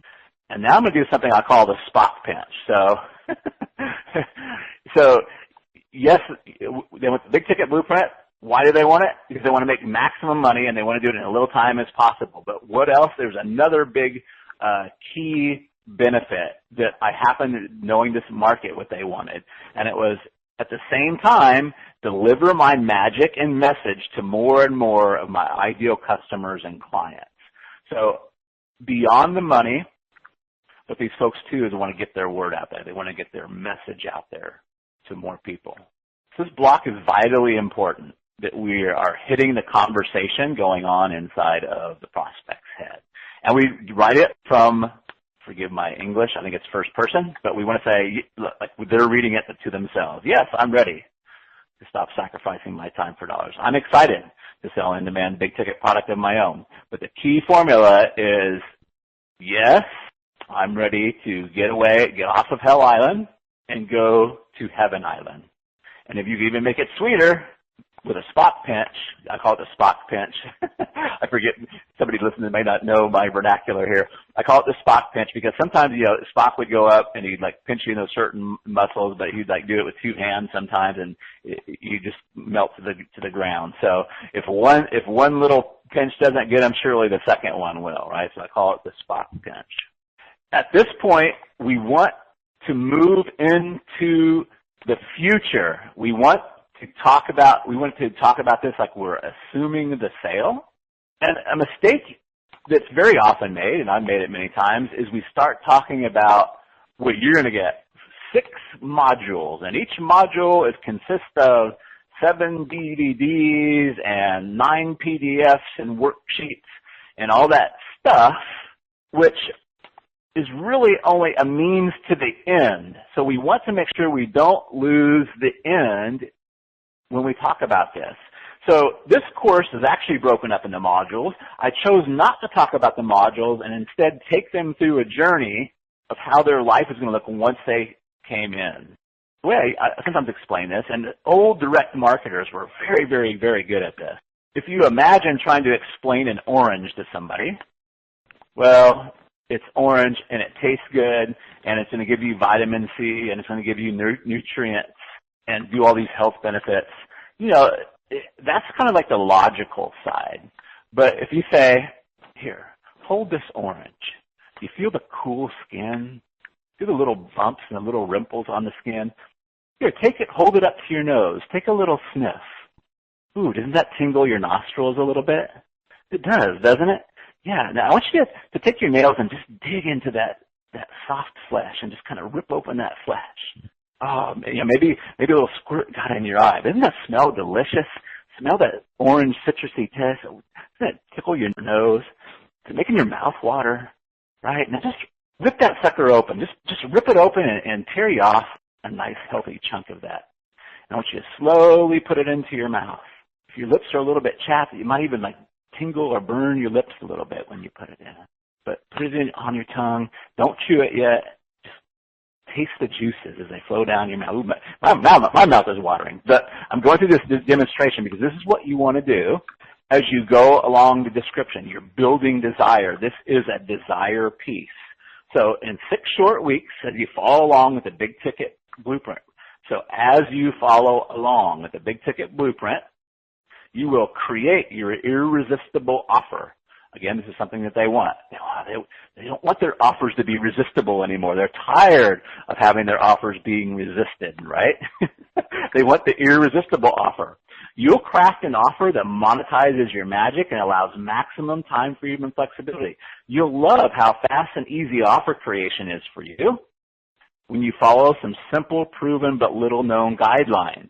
Next, you're going to get leads with your irresistible offer in hand, okay? So you see I'm using the visual language. What can they see? What can they taste? What can they hear? What can they feel? The more of the senses you can bring in, the more powerful this is going to be. Now you'll follow, and I could have even been better there, right? Now you'll walk along the sunny path. I didn't want to get too nerdy, but now you'll walk along the sunny path that many of my clients before me has walked along with a successful blueprint for finding and attracting your ideal clients using the principles of lead collection and lead seduction. And you'll select only the best leads. As you continue with your blueprint, you're going to find yourself with a very good problem. Prospects will be lined up to work with you, okay? Again, Heaven Island. Yet, while some prospects will make terrific clients who are excited to work with you and happy to pay you top dollar for the results you deliver, many of the prospects you attract will be your struggle bunnies, assholes, and prospects who create the lion's share of your headaches. By now they're like, holy crap, this dude's totally dialed in, right? For your sanity, profits, and time freedom, you must learn how to tell the difference between the two and then select only the best. And they're probably saying, well, I don't know how to do that right now because I have struggle bunnies. I have assholes, right? This is where the lead selection process of the big ticket blueprint comes in to save your day. And then a little FYI, nobody teaches this, and it's a major reason people continue to struggle. So kind of going back to that hell island, I don't want to struggle anymore.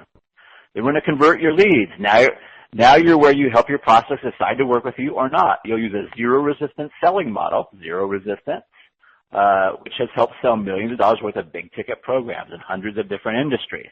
So now I'm kind of working on the mindset of, okay, but is this going to work for me? And that kills more sales than anything else. It's like, oh, this sounds really great, but is this going to work for me? You'll be thrilled how much easier it is to enroll clients in one strategy session when you're not trying to convince them to buy. Oh, I don't want to convince them to buy anymore. You might even start enjoying this. Now, I don't want to get too advanced here, but I said I didn't want to go to you will enjoy the selling process because that's going to hit the bullshit button, right? So you might even start enjoying the sales process more than you ever have before. Don't be surprised if your spouse or colleagues grill you for information on how you're suddenly getting so many new big ticket clients. That is a very powerful line right there because we're telling their story through somebody else's eyes, which is way more powerful than even telling it through their eyes. Don't be surprised if your spouse or colleague. So who is important? Who do they want to look good in front of, right? Their spouse and colleagues, their kids. It's going to be different for your market. Then learn guerrilla lead generation. So this is another thing that I know that really ties people up. If you don't like the idea of spending hundreds of thousands of dollars in advertising on Facebook, LinkedIn, or Google, right? Don't, because now you won't need to. You'll be armed with the same guerrilla, no-cost or low-cost lead strategies used to power my multi-million-dollar a year business. If paid advertising is your thing, that's cool. You just won't be tied to it. So at this point, that's what they're getting. But, can you see how that's way, way different? Now, the bonuses, when you come up with bonuses, when you're doing your order form, you really want to kind of hit those objections. And I don't mean the objection bonus here, but what is it where's the holes left, right? So if you can craft your bonuses or include bonuses where they might have a hole, and like, well, that sounds all great, but what if there's something I don't understand, right? So one of the things we did, and I'm not going to read the whole thing, but we put it in the bonus, one private next level consultation. So if they get one deal, the client get on the phone with them, answer any questions they have, come up with a next level strategy, and it also doubled as, hey, do you want to continue on to my process? And then bonus 2 was, it's like, wow, but I can't handle these objections, right? I always get these objections. It all sounds good. I even said that somewhere in there. It all goes well until you tell them the price, right? And ask them for their credit card, doesn't it? They're like, holy crap, this dude's, he totally let So they also get the top 25 objection bonus, and they get to listen to them too. I don't say it that way, but let me just read what I have. Many of my clients have shared with me that they enjoy massive leaps in income once they stop using force to overcome objections and start practicing objection judo. Not just because their closing ratio improves drastically, which it does, but also because it's much more enjoyable. That's another thing. They know they want to be on the phone, but it's not fun. So this is kind of a side benefit to talk with more clients when they don't feel all pushy, manipulative, and weird. So that's that G3 order form. Now you'll notice on this particular one, there's no guarantee and there's no testimonials. This client didn't want to give guarantees, and it still did on his list for everybody that opened that we brought in $50 for every single person that on an average open on his list through that campaign. That's not saying you shouldn't include a guarantee. If you have a guarantee, you want to put that right after the bonuses. Go ahead and put your guarantees there. And then after your guarantee, put your add to cart or your buy now buttons. And then if you want to, after that, you can put your testimonials after the buttons, and then I would reduplicate the buttons after the testimonials again. I won't get a lot into testimonials, but I've pretty much stopped using testimonials a lot in my business and practice. I'm not saying that's a good practice for you, just depending on what you're doing and what it is you're listening to this. I stopped using them when the FTC came around. It just made it really, really complicated, and I realized it didn't hurt my conversions that much. And I also realized that my clientele got better.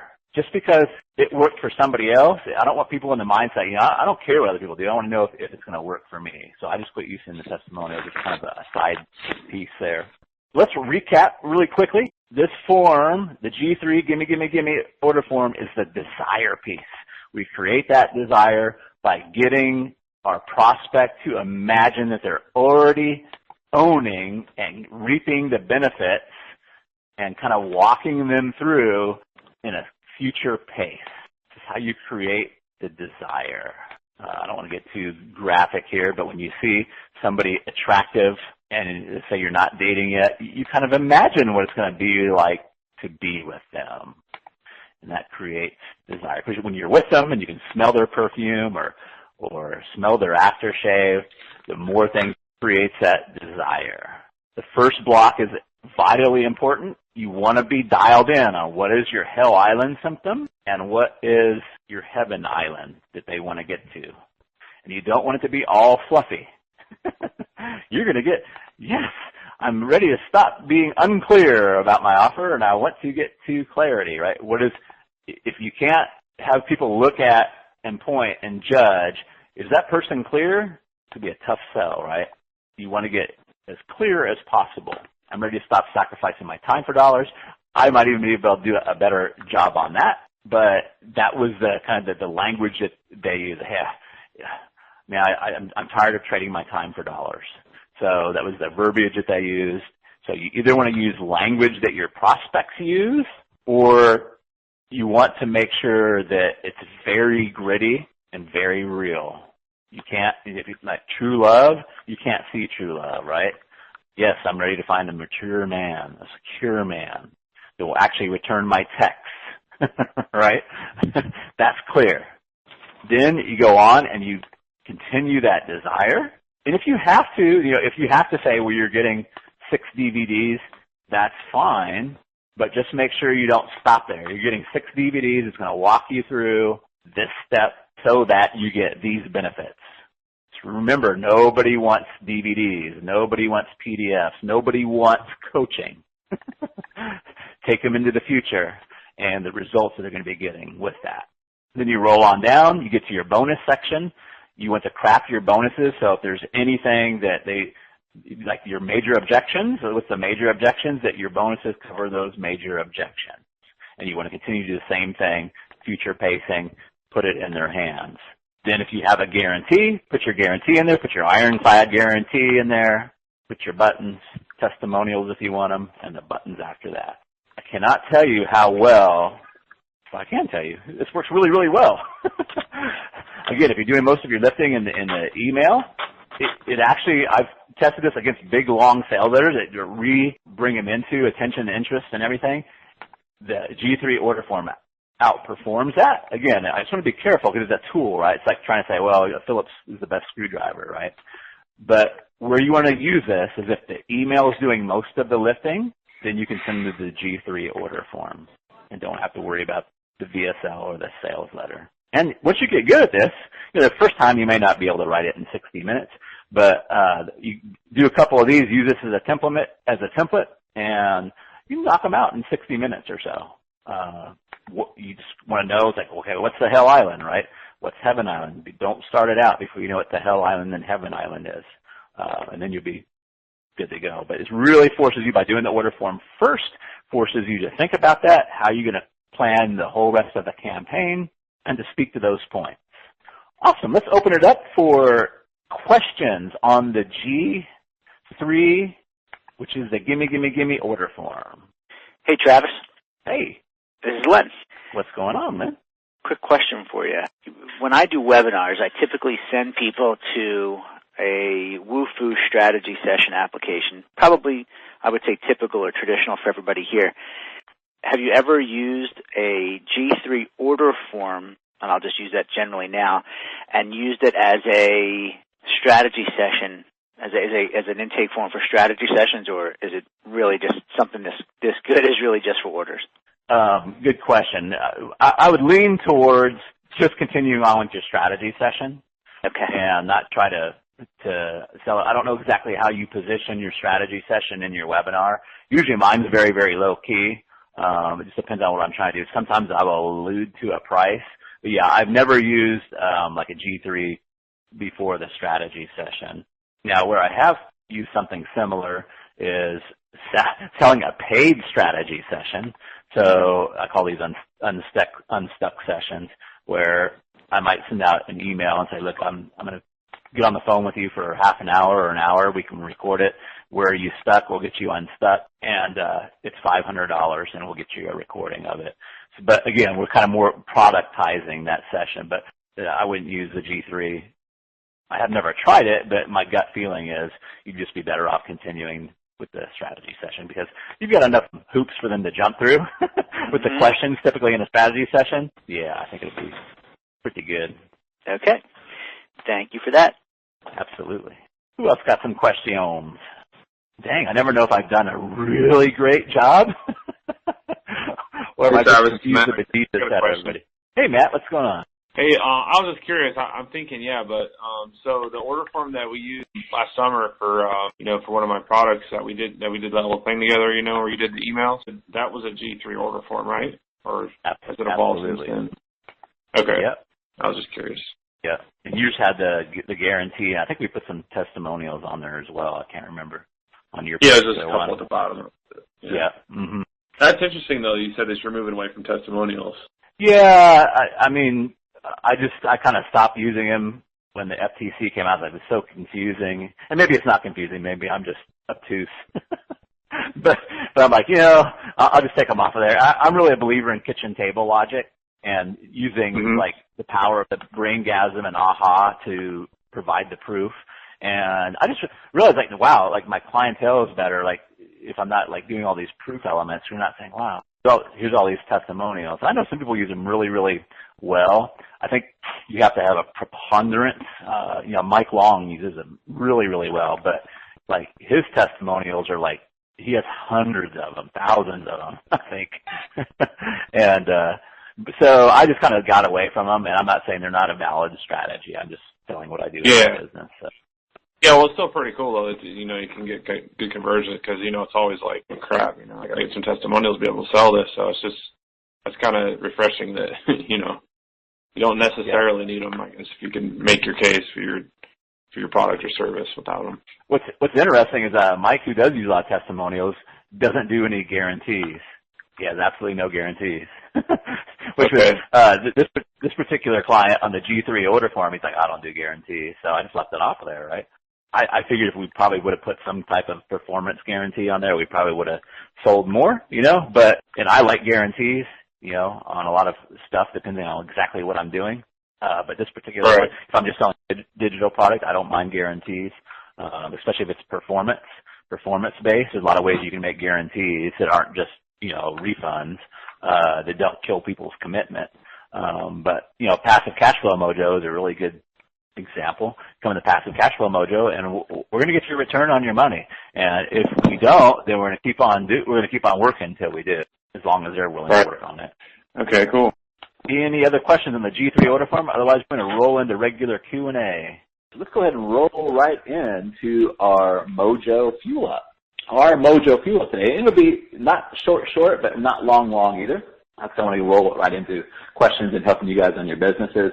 But as we roll into the Passive Cash Flow Mojo as well as our mastermind, one of the things we want to do is figure out, what does our audience want, right? What does our audience want? And at least get a good direction for what they want. So I've studied, some of the survey guys out there. Glenn Livingston was the first one, and he's a freaking genius. And I want to give him a lot of props.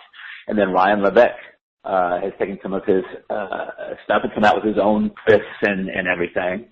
And I love all those guys, so I want to give them major props, because what we're going to be talking about today is really birthed from those two genius minds.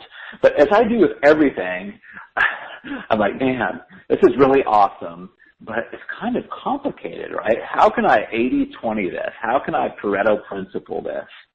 And so I've come up with, through the years, I used to just send one question by email, but it wasn't really quite good enough. I've come up with what I call the North Star Survey Method. Call it the North Star Survey Method because it gives us a direction. It just gives us a direction. It doesn't necessarily mean it's going to give us every nuance about what we need to put into a product or sell. And it also is not a guarantee that if you look at the survey results that you're going to get a winner. So I don't want you to spend 6 months, 12 months off of a survey result putting a product together that matches everything, because what people say and what people do are two different things. So people will say kind of what and they don't even know what they want themselves. So you want to take survey results with just as a direction to give you. And so I boiled that down to basically 3 questions, and that's what I want to go over with you guys. And it's so much easier to sort through than 12 questions. And my experience is, and it's arguable, obviously, that my experience is that you get most of what you need.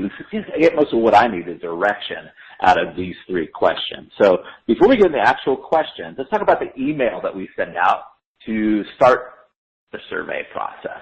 Now, there's lots of ways that you can do it. I want to give you some tips and guidelines of what I found has worked well for me, and it kind of kills 2 birds with 1 stone. So the subject line usually is I just use something like your advice, please, need your help, something like that. I love doing your advice. It depends on your niche. But most people love to give advice. So, and I talk very, very conversationally in my emails.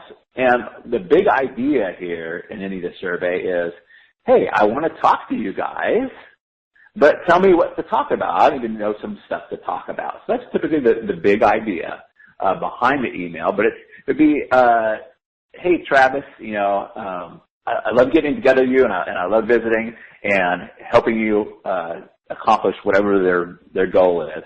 But I need some more stuff to talk about. Now, I could just sit here and figure it out on my own.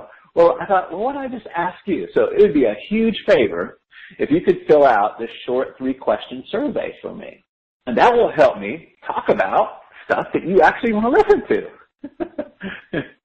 And that's kind of the general gist of the email. Very short. It's saying, hey, and you give them a reason, which is, hey, help me talk about stuff that you actually want to hear about. Help me deliver stuff to you that you actually want to hear about.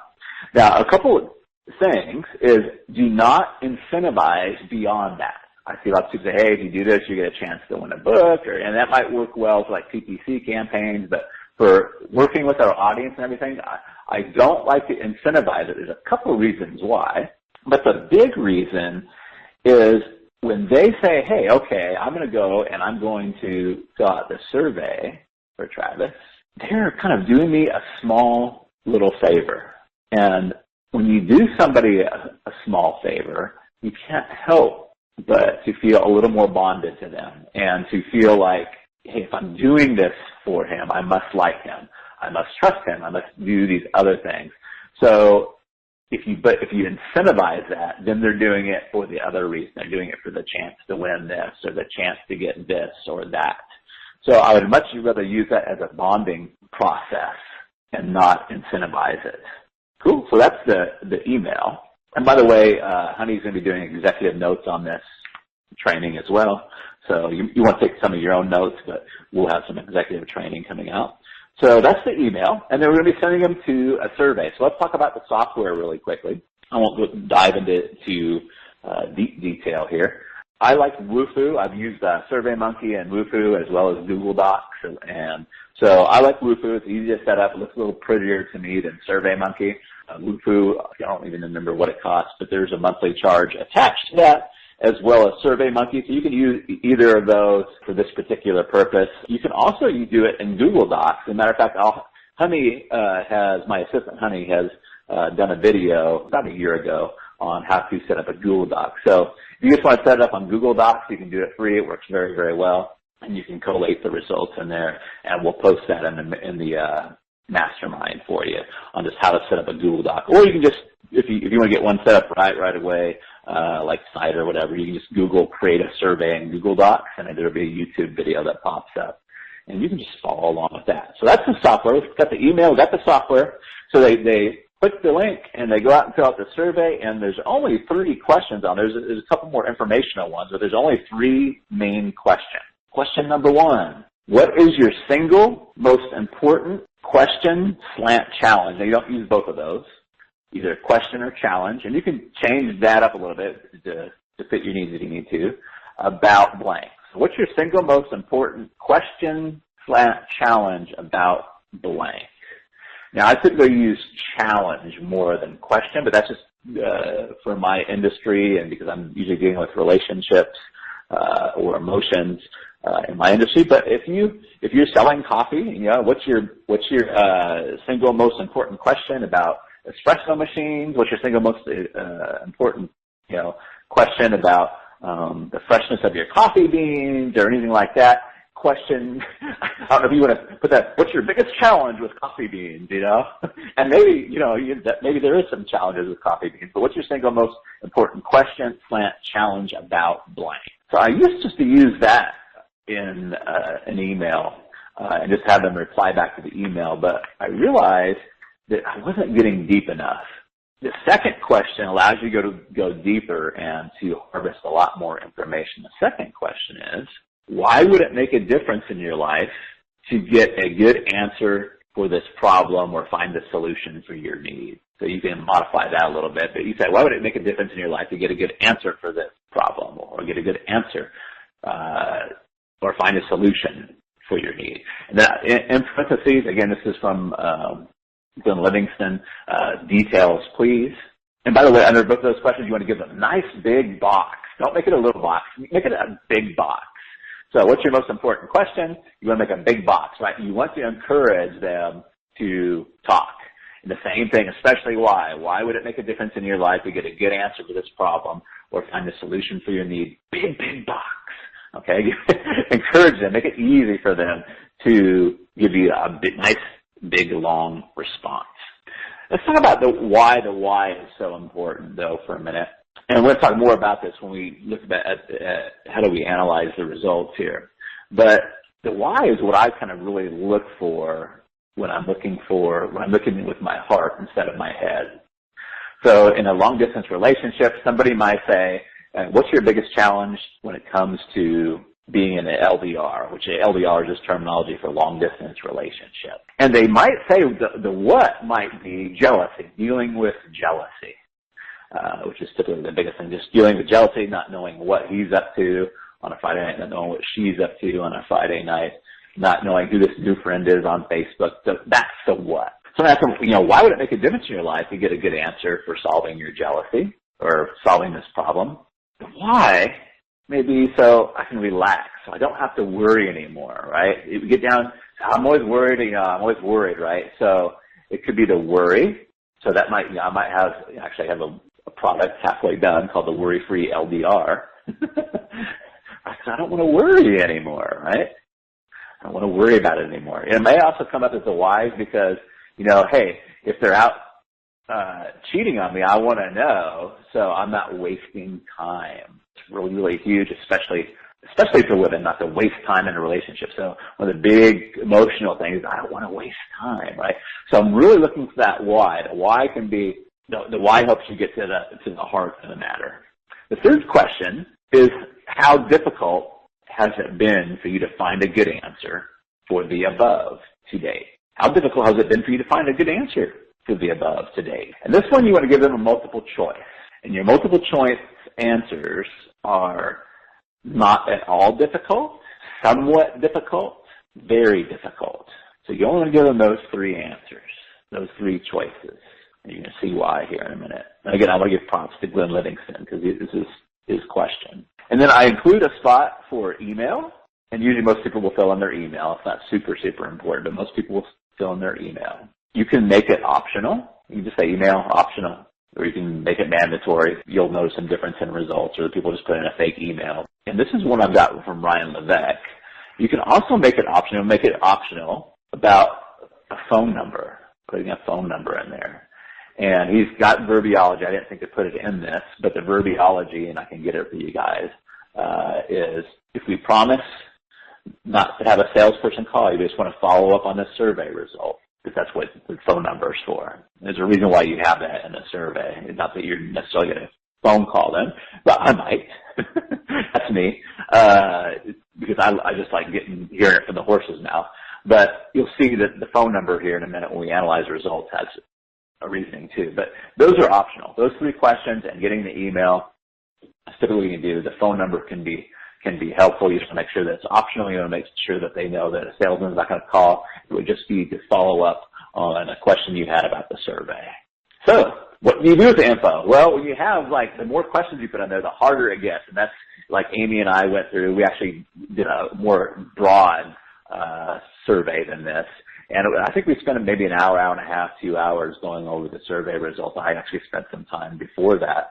So the more questions that you have, the more complicated it makes it. But with just these 3 questions, it's really, really easy. So the first thing you want to do is your results will come in a Google spreadsheet. If you use SurveyMonkey or if you use Wufoo or Google Docs, you just it's going to come in a spreadsheet. So the first thing you want to do is sort it by the ones that said very difficult. And pretty much, depending on how many people you have on your list and how many results you get back, you can just do away with, you just ignore the not difficult and somewhat difficult and just look at the very difficult. What you want to look at is like, okay, so, they're saying they have a problem with this, and here's why it would be important to solve this problem. But if it's easy to find solutions, then you don't want to create a product or create an offer based off of something that's easy to find, that they feel is easy to find, or even somewhat difficult. I'll sometimes look at the somewhat difficult, depending on where it's at. But as a general rule, you just want to look at the very difficult. What are they having trouble finding, right? And I teach a thing called the niche factors that never fail. And it's one of the things I look at niche factors before I go into a market is who they already view as the expert and who would they go to and can they find it easily. But this kind of plays right into that. So in the sorting, first thing you look at is you just sort it by very difficult first. And here's the next thing. If you don't ever have this pointed out, I realize this by being in the relationship market and how long people would send me letters, handwritten letters. You can tell the passion behind a problem or a question just by the link that they go to in their response. So the next filtering criteria is just ignore the short answers, and you want to pay special attention to the long answers. So you filter by very difficult. Then in the very difficult, so say you have 10 ones that are, say, very difficult, you might have 3, 4, or 5 with longer answers. So you want to look at the very difficult with the long answers. If you're putting the phone number in there, again, thank you to Ryan Levesque, this is another criteria. If they're serious enough to leave a phone number, then you can give that extra weight. You can give that answer extra weight. So once you've got your basically your 80-20 down, or 90-10, or 95-5%, and you've got it filtered into your very difficult, long answers, those are going to be your what they call them hyper responders or hyperactive. And then what I just do is I sit down, if you have a big list, you might have lots of responses. I think Amy had like 87 responses filtered down like this, so there's probably only 10 to 20. But you just want to start right down. What's the problem? And you want to do it with the head and do it with the heart. So do it with the head and do it with the heart. So I'm going to give just a couple examples here. So like for the long distance relationship, the head may be jealousy, right? So you'll have a jealousy category. So I just write down, I get a blank sheet of paper. I just write, okay, so this one's about jealousy. As a general, I'm just trying to sum up the big long answer. This one's about jealousy, right? That's the way to look at it from the head perspective. That's just what they're saying, right? I'll give you a couple more examples here. But if you look at more into that answer, they can say, oh, I'm jealous about, I don't know what he's doing on Friday night. Especially if it's a long answer, I found out he's had a new Facebook friend. I don't know who they are, and I'm freaking out over it. I don't know if our relationship's going to work out. So I'm kind of listening to with my heart at the same time, head and heart. So it's like, wow, she's concerned that this relationship's not going to last. She might say things like, oh, I've been in it for 2 years. I feel like I got 2 years invested. So again, it goes to that time wasting thing. But you want to separate those out into broad categories. Typically, there's not a lot. Typically, you'll find that depending on what initiative, they're going to fall within 5 to 7 different broad categories. And that's kind of what you want. So you just kind of put those in there, and I just kind of keep once you've got your categories set out, so you might have like jealousy, how to have, excuse my language, but how to have more passionate Skype sex or something. It might be sex questions or something like that. So you'll have these different categories. You just put ticks underneath there just to get a general idea from your hyperactive people. And again, you want to analyze with your head as well as your heart. So, if I was saying, what's your biggest challenge with men right now? What's your biggest challenge with dating right now? They might say, well, why do men say they're going to call and they don't call? Or why do we have a great time on a date but then they don't ever call? Or why do they come around all the time? All of a sudden they stop coming around. So that might be like, why do men pull away? That's the head thing, right? But if you read deeper, it's like, why does this keep happening? And so the deeper question maybe is like, they're questioning maybe something's wrong with me. What am I doing? Am I lacking somehow? Am I lacking in value? So I kind of listen to my head too. If it's I was helping a guy at one point that helped parents get kids off of drugs once they found out they were on drugs. But the head question is how to keep this from happening again when I can't be there 24/7 looking over and watching over them like a hawk, right? But the deeper heart question was yes, they want to keep them safe, and they felt like if they don't keep themselves safe, that they're a bad parent. So the more emotional question was like, how can I feel like a good parent again? How can I, especially if the kid's been arrested or everybody knows about it, how can I let everybody know that he's a good kid and I'm still a good parent and kind of get back to that? So that's kind of like more of the heart thing. So just head and the heart. But that's how you just go sort through those. And again, the North Star is about giving you a direction, right? You just want a direction. Doesn't mean that if I was to write a product about how to know if you're wasting your time in a LDR that would sell like gangbusters. I have a pretty good idea it would, but you don't really know that until you've actually made the offer, and an offer is a verb, right? You say, hey, give me X and I'll give you, give me this amount of dollars and I'll give you this, and to actually test that. But this will get you headed in the right direction. As a little added twist, one of the things that I like to do is I like to talk to people, and I like to hear what they say, and I like to, because I can get things out of hearing them and talking with them that I might not necessarily get on a survey. So I like to email the hyper responders and just see how open they would be to work with me, right? I don't give them a lot of details, but I want to see how open they would be to work with me or even talk with me some more. So I might say something, my follow-on, get their email address. It might be something like, hey, Jill, thank you for filling out my survey. It means a lot to me. And then really short, would you be interested in working with me on, and use something that Dave talked about, that working with me on, you don't use your verbiology, you just look at their survey and talk about something that they were talking about. Would you be interested in working with me on blank? And fill it in with their wording. So I'm just going to give you an example here. This is actually a live response. I'm leaving out the names, obviously, just to give you an idea.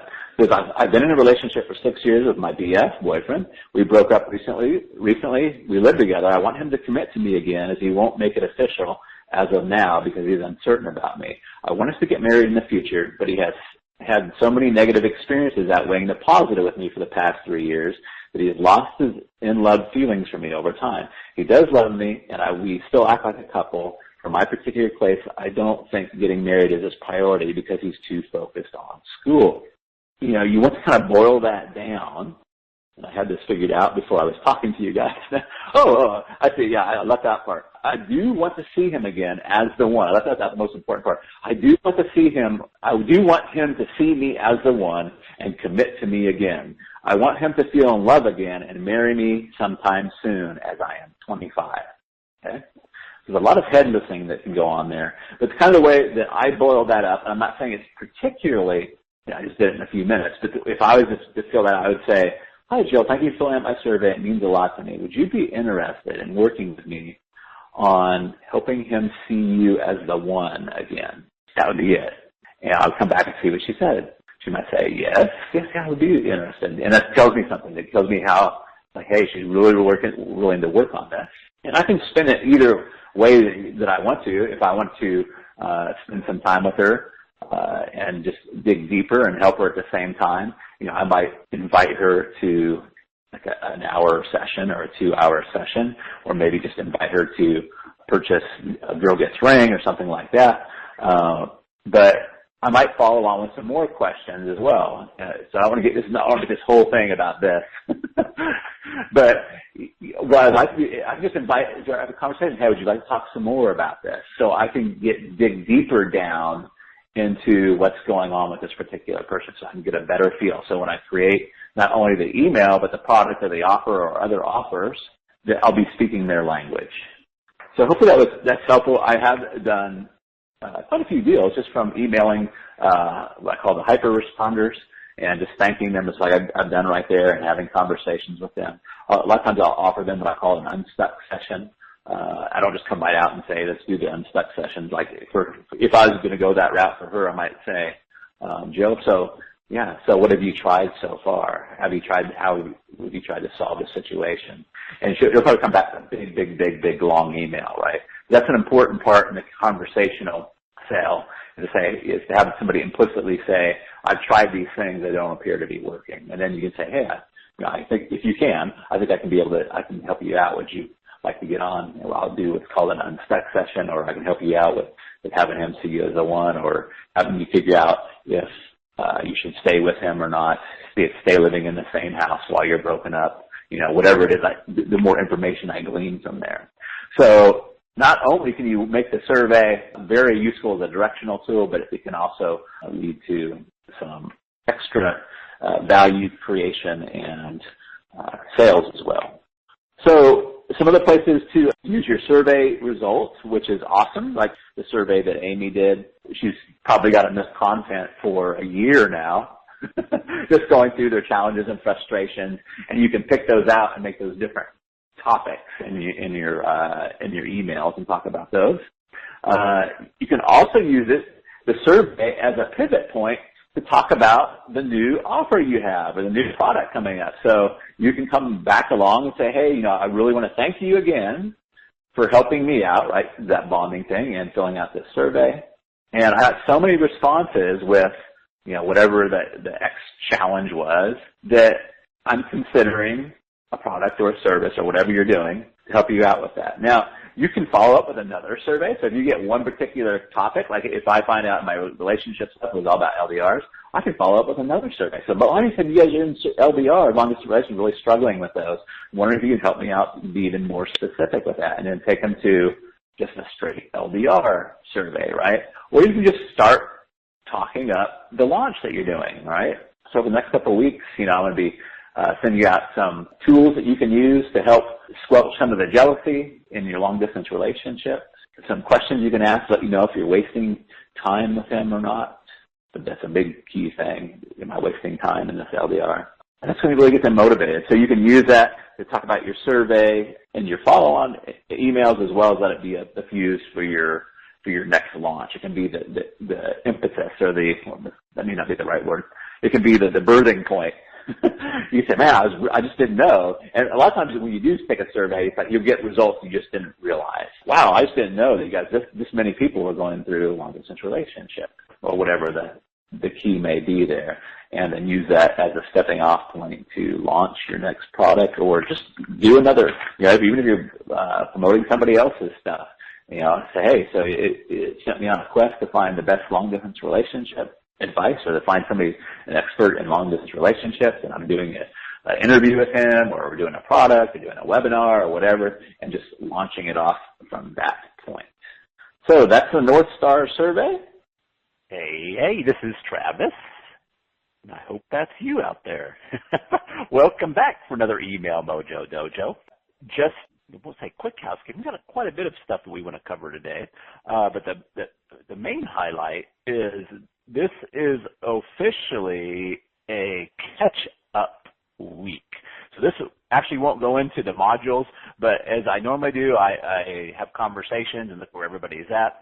And we are going to be talking about Offer Mojo and Wallet Lube today. So it's not like a hodgepodge of very, very important topics, but the good news, if you're a little bit behind where you want to be is there's no homework this week. So give you a chance to catch up. I understand we have a lot of movers and shakers here. We're running companies, and sometimes it's hard to work the email mojo in sometimes. So I want to address some of that and some of the things that I've been talking with you guys about. And then we're going to roll in to Offer Mojo, because offers are where you can make millions or lose millions. Offers are where it's going to make your business easy or make your business real hard, trying to convince people and put bigger funnels together. And if your offer's not working with the bare minimal amount of convincing and persuasion, usually adding more convincing and persuasion isn't going to help things. So really important topic. I don't want anybody to think this is because this is a catch-up week, that it's not an important topic. So I just wanted to kind of put that into perspective for you. These kind of what we're going to be going over is 15, 20 years of experience on me seeing lots and lots of different offers, and even one that looks beautiful and looks like the ones that would work and they fall flat. What's happening and what's going on there. So I made a lot of distinction with offers. So we're going to kind of go through some of these in bullet points. We'll take them. I've got several notes. I've got just notes. I have a don't forget file, and I have an irresistible offers file that as I learn different things, I put stuff into this file. So we've been going over that today. But I want to kind of offer some service to you or serve you folks kind of where you are on this path here. In Email Mojo. So I know we have a lot of dads here, or we probably taught our children how to do things, or if you're not a dad, we may have had some younger brothers and sisters. Probably all of us at one point has taught somebody how to do something. And let's just take bike riding for an example. So we want to teach our little guy how to ride a bike. We know that the first 10 or 12 or 15 times that they get on that bike, especially without the training wheels, there's this tendency to not really want to get on the bike or be kind of a little bit apprehensive, not knowing what's going to happen in the future, right? In the Mojo Mastermind, I don't want to go real deep into the mindset stuff, but it's really interesting how many folks in the Mojo Mastermind start losing weight, they stop bad habits, and then money goes up. And so this is what I want to talk to you about as far as incorporating and integrating the Email Mojo into your life on a kind of a more narrow level. But there's this, and there's a lot of different names for it, but one of the names is called effective forecasting. This really affects how we learn. It affects how long we keep habits. And so I want to talk about this a little bit.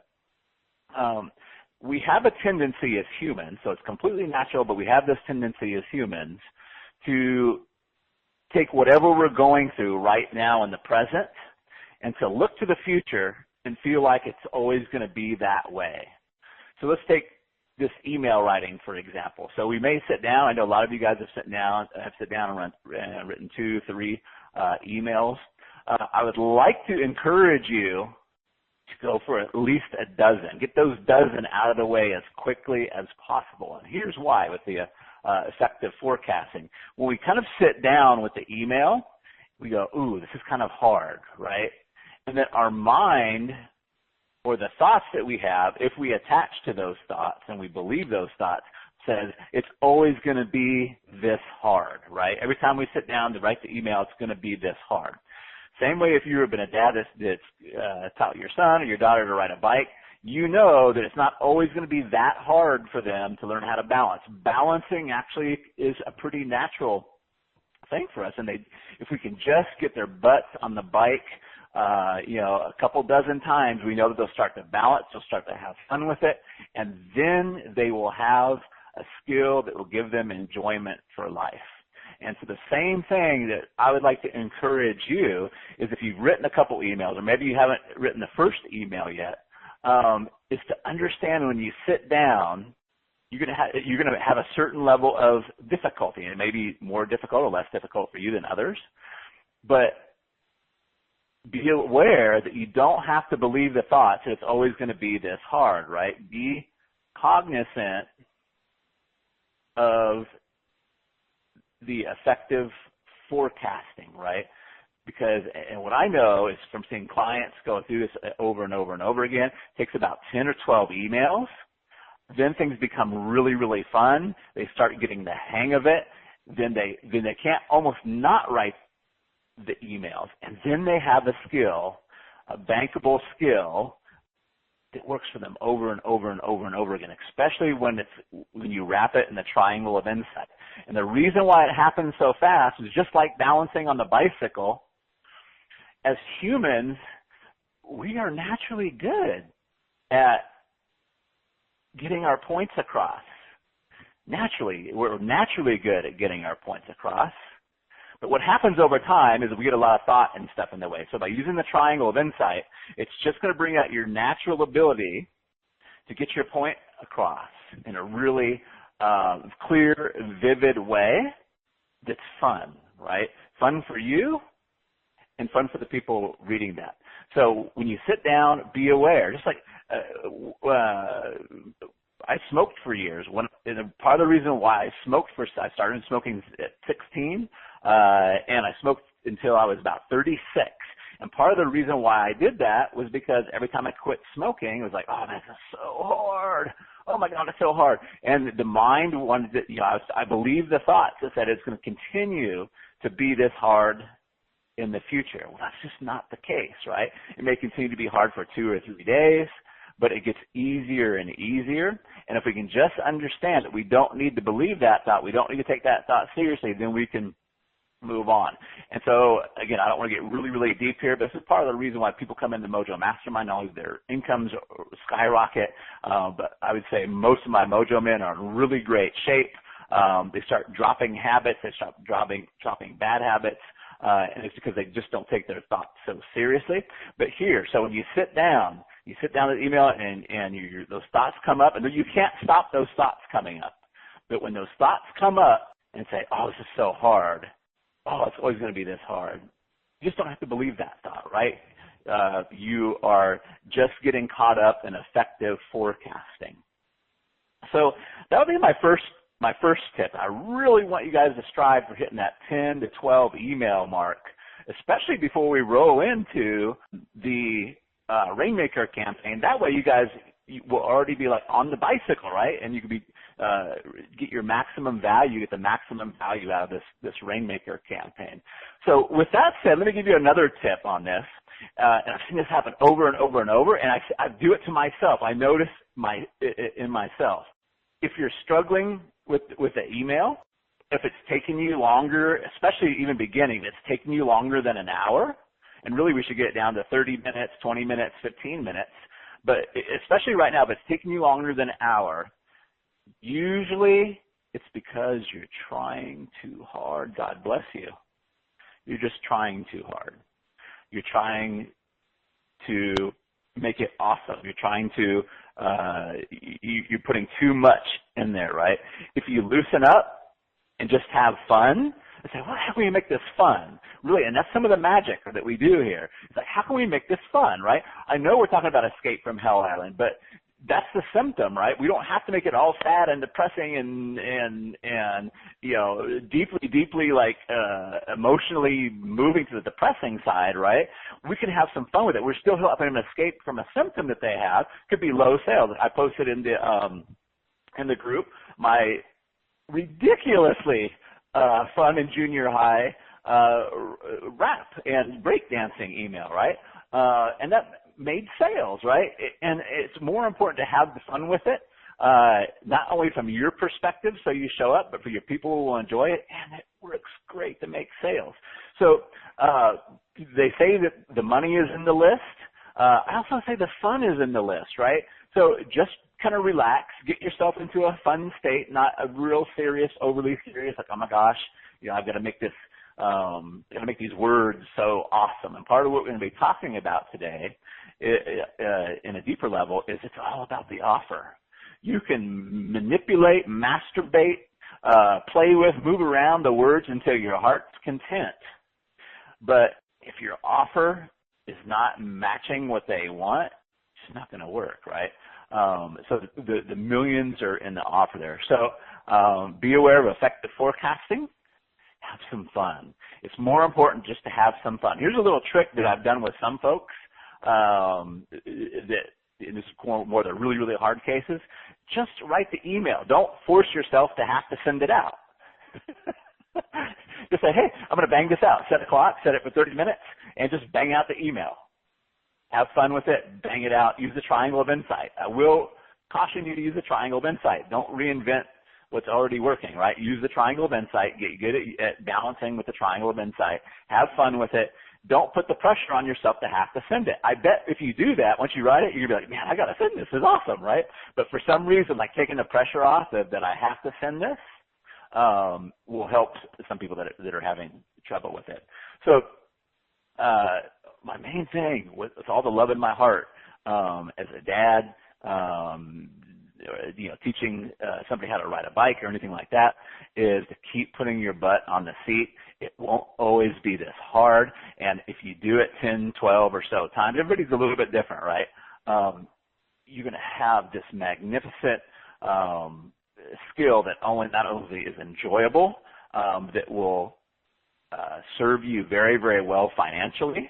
And it's also a skill that you can take and teach to your copy people or an employee or something like that. Have them come through the course. But it's really hard to teach somebody to ride a bike unless you've learned how to balance and ride the bike yourself. With that said, you can't learn how to ride a bike in a seminar or a book, right? So I'm really, really encouraging you guys to do that. So one other thing I want to talk about before we run into, and again, these are kind of just based off some things that I'm seeing as I'm watching you guys, what you're doing and such like that.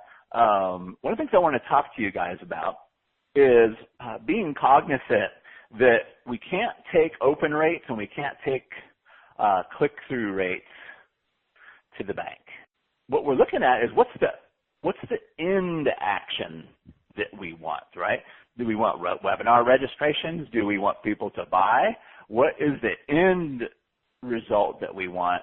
And especially most of the time in business, it's, hey, we want the sales, right? That's what buys dinners out. That's what puts kids through college. That's what funds retirements. That's what pays our employee salary. So I would caution you not to get too hung up on open rates and click-through rates, because actually the reverse is true. What we normally think, right? If I just estimate a personal Facebook post, if I want to make 10 sales in an email, it's much more effective and much more efficient than if I can do that in just 10 clicks. Right? It's like I want to, like, before they click, depending on where my conversion golf ball is, but if they're just going through a G3 order form or an order mechanism or what have you, I want them to be very committed clicks, right? I want them to know what they're in for, right? I would much rather make those 10 sales, and I'm not saying that we live in the ideal world, but I'd much rather make those 10 sales in 10 clicks than 100 clicks or 1,000 clicks, right? Regardless of how big my list is, right? This is kind of how we can do a lot with a small list if we're really hyper-focused on the symptom we're bringing, the people that's opened the email and the commitment to which they're clicking the link. Just as a real simple example, if I put the price in the email, I'm going to get a lot less clicks, right, than if I leave the price out. Now, it just depends on where you're doing a lot of the lifting. And we get into the cap sales next week. We'll take even a closer look at this, and we'll talk about some webinar examples later on. But what I want you to understand is like this is not about getting maximum open rate or maximum click-through rate, right? It's easy to get somebody to open an email. It's easy to get somebody to click. I know we see a lot of these emails, and sometimes they have a place, but the hey, right? The Frank Kern started that. There's a place for that, but when you don't understand the strategy behind it and you try to use maximum open rates all the time, it doesn't lead to maximum sales. When you try to get maximum clicks, it doesn't always lead to maximum sales, right? It's easy to get somebody to open. It's easy to get somebody to click. I want to make sure that we're not gauging our success off of a meaningless number and more gauging our success on what we really want. You know, and part of being a Mojo man is like, and we talk about this a lot in the Mojo Mastermind, is they say the shortest point between point A and point B is a straight line. Mojo men say that's bullshit. We draw it out on a piece of paper, A, B, and we just fold the paper over, right? So go straight after what you want and understand what you want and measure your results by what you want, and don't let a lot of other stuff cloud what's happening, right? If your goal is 10 sales, it's way more efficient to get that in 10 opens and 10 clicks, right? That's way more efficient. Now, there's a reason why we want to balance the opens a little bit, because the internet service providers kind of look at the open rates and kind of gauge. But if you guys follow just what I'm showing you guys here, symptomatic subject lines, right? And use symptoms, escape from hell, entrance into heaven, or for the best of both worlds, to combine those both in the subject line. The subject lines will be just fine, but those people will be really, really committed coming in. And then we want to look at what is it we're trying to get them to do. If you want maximum clicks, I can show you how to do that, but maximum clicks, it's really going to suck, right? Because you just didn't look at your next things and be like, wow, I'm getting all these clicks but no sales, right?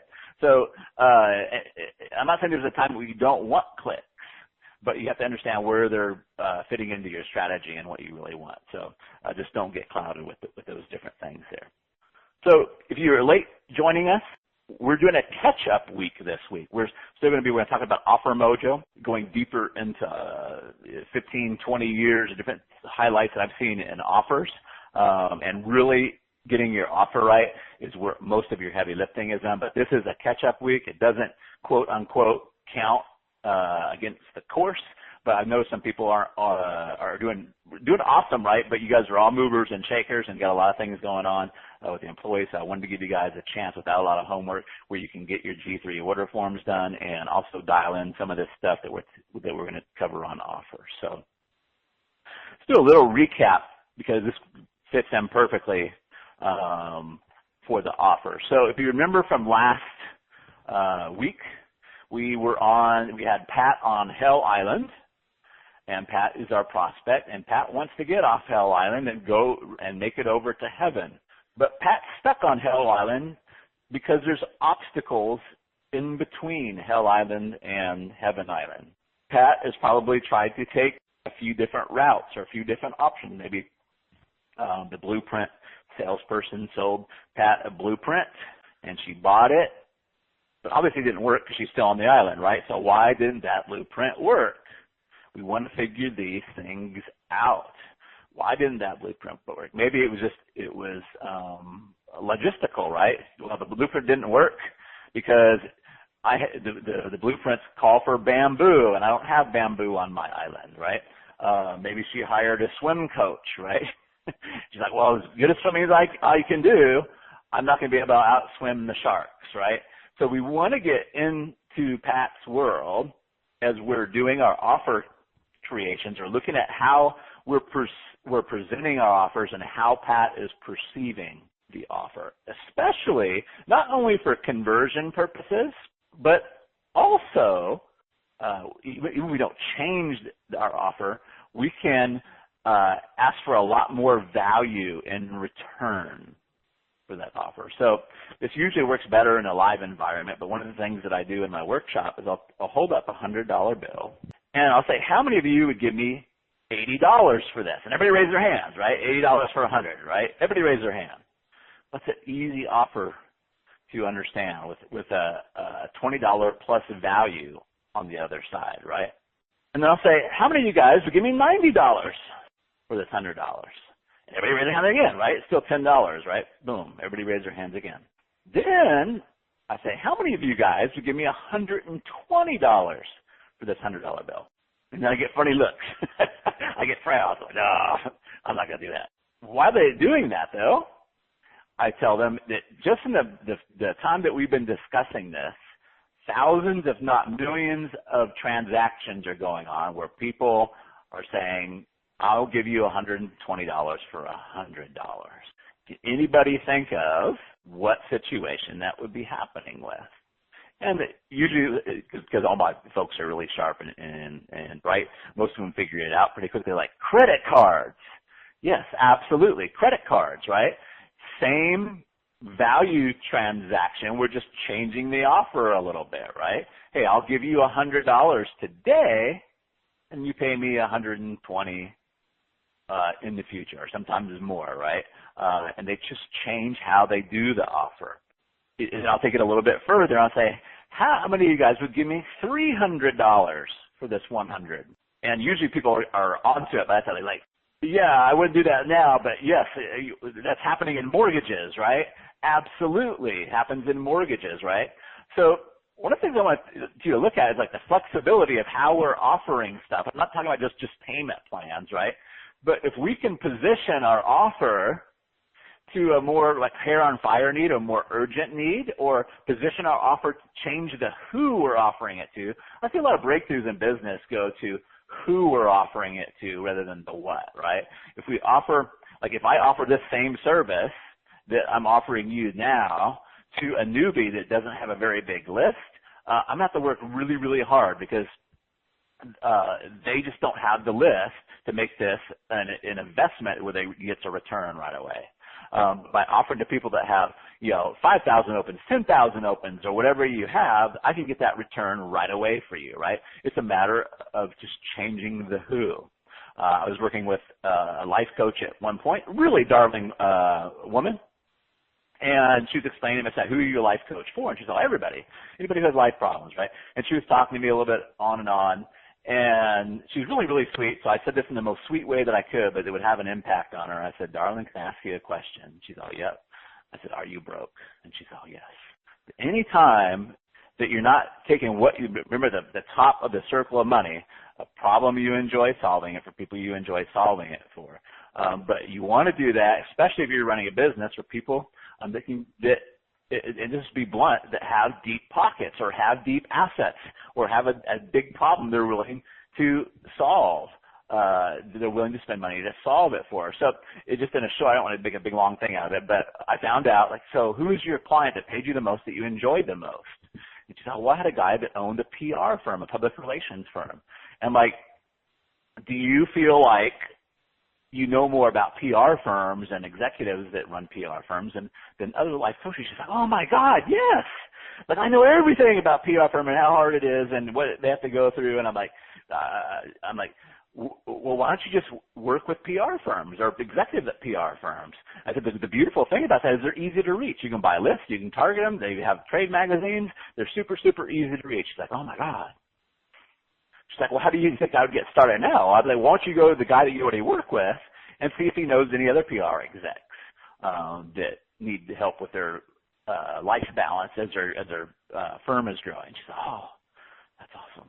And she went and did that. I haven't talked to her in a while, but she was off going great guns at being a life coach for PR execs. It was the same skill. She just fixed it on who had the big more hair on fire problem, who had the big problem that they could afford to pay. So sometimes changing the who and changing the offer or tweaking the offer to make it clear that you're offering. So, hey, I'm a life coach for busy PR executives that are having trouble with life balance.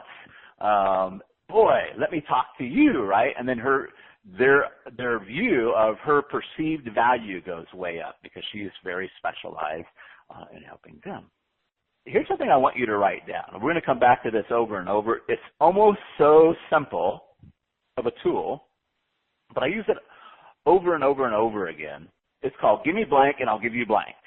Give me blank and I'll give you blank.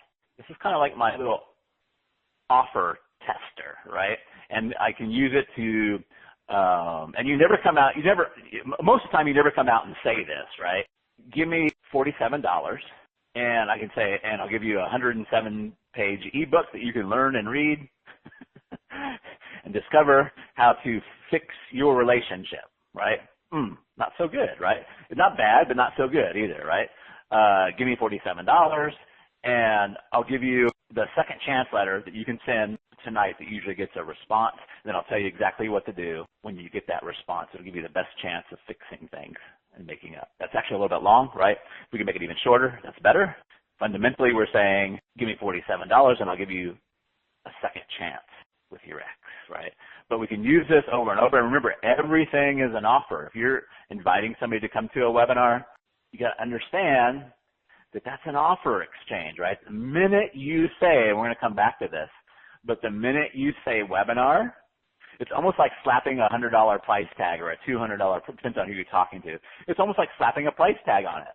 So somebody was asking like, oh, when I send out this email, I get really low click-through rates because he's sending him to a webinar. The minute he says webinar, that's like telling him how much it costs. Now, I'm not saying that's not the thing to do, but you have to understand what's happening, right? So a really short email that says, hey, give me $200, and you're going to learn this bullet point, and this bullet point. You're going to get a low click-through rate on that, right? It necessarily might not be a bad thing. Basically, the offer equation is give me 2 hours of your life, give me 2 hours of your time, and then whatever you put on the other end of that scale better be really, really good, right? Most people, you got to understand too when I talk about this, is most people don't want to learn.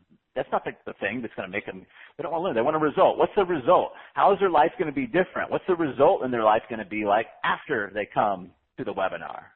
That will help push up your click-through rate. Typically, it's going to take more time, more words to get that across, right? So you might have a little longer email. So you can either have a short, we're kind of getting ahead of ourselves, but you can have a short email that doesn't talk about webinar, and then when they click, they take them to the page, you better sell the crap out of that too, why they should invest 2 hours with you. And again, you want to use the triangle of insight. But give me blank, and I'll give you blank, right? Give me a click, give me an open, and you're going to get this. That's what our subject line is, basically the proposition, right? But I use this over and over again as a tool. It's like, how does this sound? Give me $6,000 and I'll give you X. That's not bad. Give me $6,000 and I'll give you Y. A little better. Give me $6,000 and I'll give you Z. Not so good, right? So I'm going to give you guys that tool. I use it over and over and over again is give me blank and I'll give you blank. So let's talk about some offer distinctions. Guys, this will save you months, if not years, of frustration and not understanding why the sales isn't happening. A lot of people come to me, it's like, hey, look at my copy, right? And 99 times out of 100, and I'm not being extreme, it's not about the copy, it's about the offer. And here's what can go wrong with the offer. So in the relationship space, there's a lot of great products and a lot of great VSLs and different sales mechanisms out there. But it always makes me a little sad for people when I can tell they spend a lot of money, and a copywriter that has spent a lot of money in the production value of their video, and then I see them make these offer mistakes that totally kill it. Like, everything can sound so good, and they can be hitting all the right buttons and the right points, but usually where the offer just fundamentally is off. So one of the biggest things that I see, and Eugene Schwartz talks about this in Breakthrough Advertising. It's a woman that wants a better relationship with her guy. We'll just keep it simple. She wants a better relationship with her guy. If the general offer is, hey, I'm going to show you how to have a better relationship with your guy by changing something inside yourself, you're really going to squash your conversions, decimate them. But if the offer is, I'll help you have a better relationship by changing something outside of herself, or by giving her a tool and changing something outside of herself, you see your conversions do a lot better, like multiple times. So like right now, I'm working on a weight loss offer with somebody, and the person we're helping is women with health problems. And this is perfect from an offer perspective because we can say, hey, if you have fibromyalgia, or hey, if you have a lower back pain, that's what's keeping you off the treadmill. That's what's keeping you in pain, which makes you want to eat. And so it's something that we can place outside of themselves. Now, we have to be careful when we do this, that we're still going to be, remember that in the circle of money, there's the delivery, right? We have to be careful when we do this, that we're not just selling some push-button solution, right, we're really great on the sales side, but it doesn't deliver once they come in. But what you've got to understand that the more you say, hey, you're going to have to change something inside of yourself, the harder that conversion is going to be. Now, some of these guys, just so you know, just so we're on the other side of the coin, some people really master this, right? Like P90X or the Insanity workout. It's like, we're going to make you work so hard, you're going to sweat your gonads off, you're going to be so sore, but if you can stick to it in 12 weeks, you're going to make this, right? So you can't go halfway, right? That's the big key. It's like you either put it outside of themselves or you got to go hard. You got to go real hard on, they're going to have to go hard, right? But you're basically going to be taking those people that are willing to face that inner challenge. So here's just something like, how do we put this into context? Well, give me a really example. I call this the S trick. The S, as in the letter S. I call it the S trick. So when we're doing subject lines, think about this. What if we had a subject line, convert clicks into sales? And then think about this, if we add one S, convert clicks into sales. Or another subject line, put Prince Charming in your pocket, or puts Prince Charming in your pocket.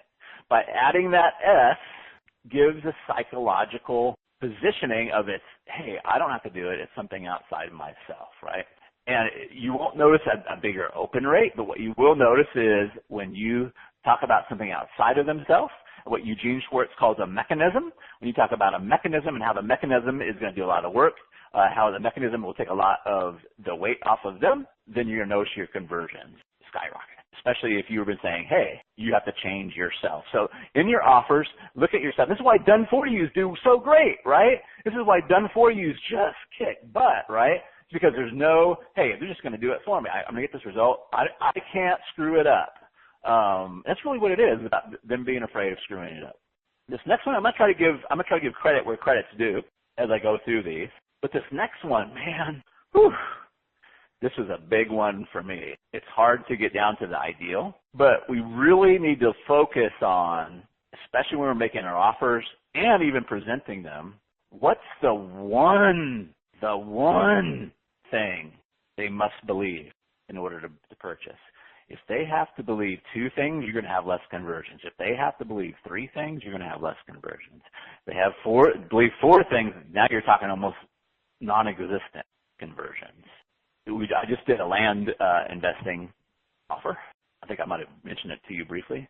But the one thing that they had to believe, the one thing that it keyed on, it was actually two things, but it was the big thing, it was a big holdup, was that they could buy land for under $1,000. Because it was a thing, and it was the magic that makes the system work, because that's what he's so genius at. He's got a whole file cabinet. He's done over 5,000 land deals. He does them over $1,000. But he's really good at finding motivated sellers, people that don't even want the land, and getting for under $1,000 a piece. He's also really good at selling them. So that's kind of the second part. But the second part was really easy to get across because they could sell them on Craigslist. There's literally like 1,000 different land sites that can sell them on. But the key is in buying it cheap, right? So that was the one thing that we had to get them to believe, had to show them, demonstrate to them that they could really buy this land for under $1,000. That was the one thing.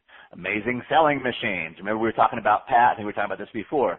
Pat wants to own her own business or his own business. Pat wants to live the laptop style lifestyle, whatever the dream is, right? But the big thing stopping them is traffic. I can't figure out this traffic thing, right? That's what made it such a beautiful offer, a very lucrative offer, is, hey, now you don't ever have to worry about traffic. Amazon's got all the traffic you'll ever need. So now you can stop worrying about the traffic. Of course, there's other things for them to worry about, but they don't know that at the time. But it's been working really, really well. It's kind of caused a whole little revolution, right? But what's the one thing they must believe? If there's 3 or 4 things they must believe, you either reposition your offer or add bonuses or somehow tackle that, make your offer even simpler, will work better. But what's the one thing they must believe? And realize that every time that you add something that they must believe, that you're going to take away from your conversions. One way I look at figuring this out, this is another little tool that you can plop in for that one thing they must believe, is you want to use this as a template when you're looking through objections, when you're looking through, we're going to talk about chat box and stuff, or when you're having a talk with them, is I can't do this because blank, right? What is it that they're saying they can't do this because of, right? That's the obstacle in their way. I can't do this. That says I can't make this raft because there's no bamboo, right? There's no bamboo on my island, right? That'd be, and if you know that she has palm trees, then you would easily say, here's how to make it, a raft out of palm trees or palm fronds, that's shark proof, right? If she's worried about the sharks, so that you got to position that offer, right? I can't do this because here's another biggie. I was kind of already onto this, but Perry Belcher puts it so distinctly. We want to sell bolt-on opportunities. What does that mean? When I sell Email Mojo, or I'm working, I see a lot of potential in somebody's email list. I don't say change your whole business model. So let's see if we can add 25, 50K, 100K a month to your business. It's a bolt-on opportunity. So I'm going to go to an extreme example. So it might stick in you guys' mind, right? So Jordan Belfort, the Wolf of Wall Street, and don't get me wrong, I'm not suggesting that you run a business crooked like he did. But a couple of things that he did, and if he would have done this legit, he still would have done really, really well. There's a couple of things he did really, really well. When he first got started in the penny stock business, he went to work for a house that mostly sold penny stocks to blue collar folks. And if you're not familiar with what a penny stock is a stock that you can buy a lot of times for a few pennies, right? Would they get the name? So 50 cents, $1. Like right now, it's around like $5 or under. People will call penny stocks or micro cap stocks, right? And back in the day, it was really appealing to blue collar folks because if you're trying to buy blue chip stocks, they might cost $100. So you don't have 10 grand to buy 100 shares. You don't really get that ROI, right? Even if it goes up 10%, you made $1,000, right? But you don't even have 10,000 to get started, maybe. Whereas if you're buying a penny stock, so if you got a stock for 50 cents, you can buy 1,000 of those for $500, right? And then if they go up even 10 cents, or let's say they go up 50 cents, or you just doubled your money, right? So they would sell these to blue collar folks. And so one of the first genius things that Jordan Belfort did, I don't know if it was genius or just sheer accident, like throwing spaghetti on against the wall, like I find a lot of my stuff. He said, everybody's saying that you can't sell blue chip stocks to like professionals. I don't think that's the case because he's talking to a lot of professionals, doctors and lawyers.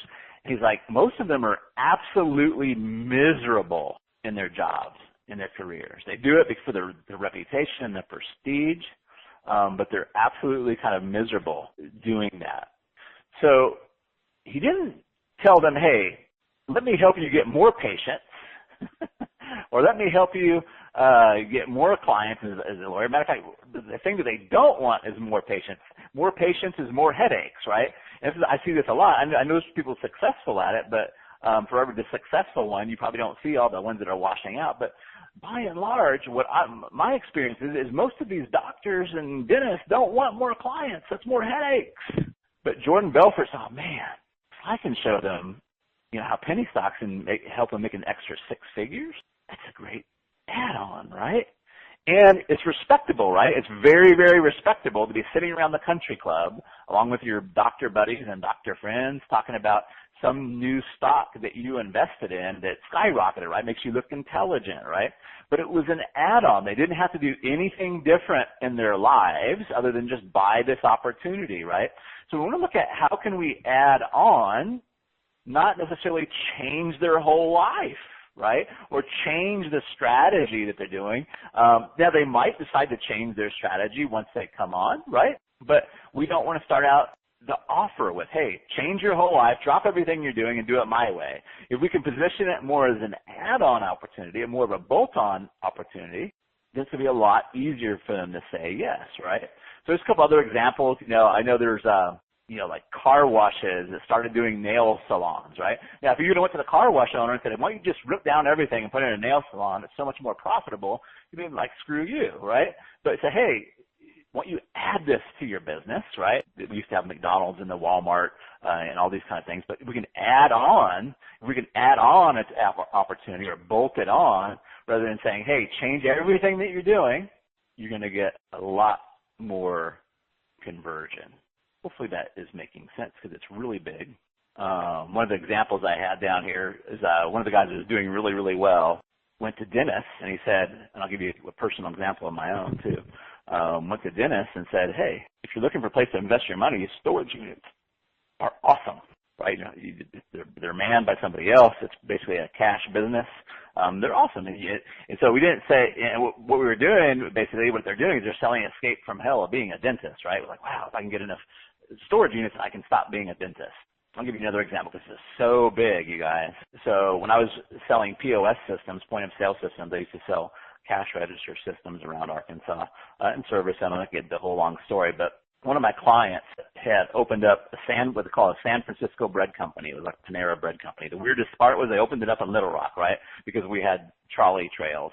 And they were trying to figure out how to license or how to franchise their store, right? And they're really having a hard time, like, who to focus on. I'm like, well, why did you start it? And the interesting thing is they're Indian descent, and I can tell that sparked her interest right away. She thought, well, we own a hotel, and the hotel industry is not as lucrative as it used to be. So that's what we got in this. And she's like, oh, and we started talking. She's like, did you know that 52%, I don't remember the exact percentage, it was over 50, that 52% of the independent hotels are owned by Indian folks? I'm like, no, I did not know that.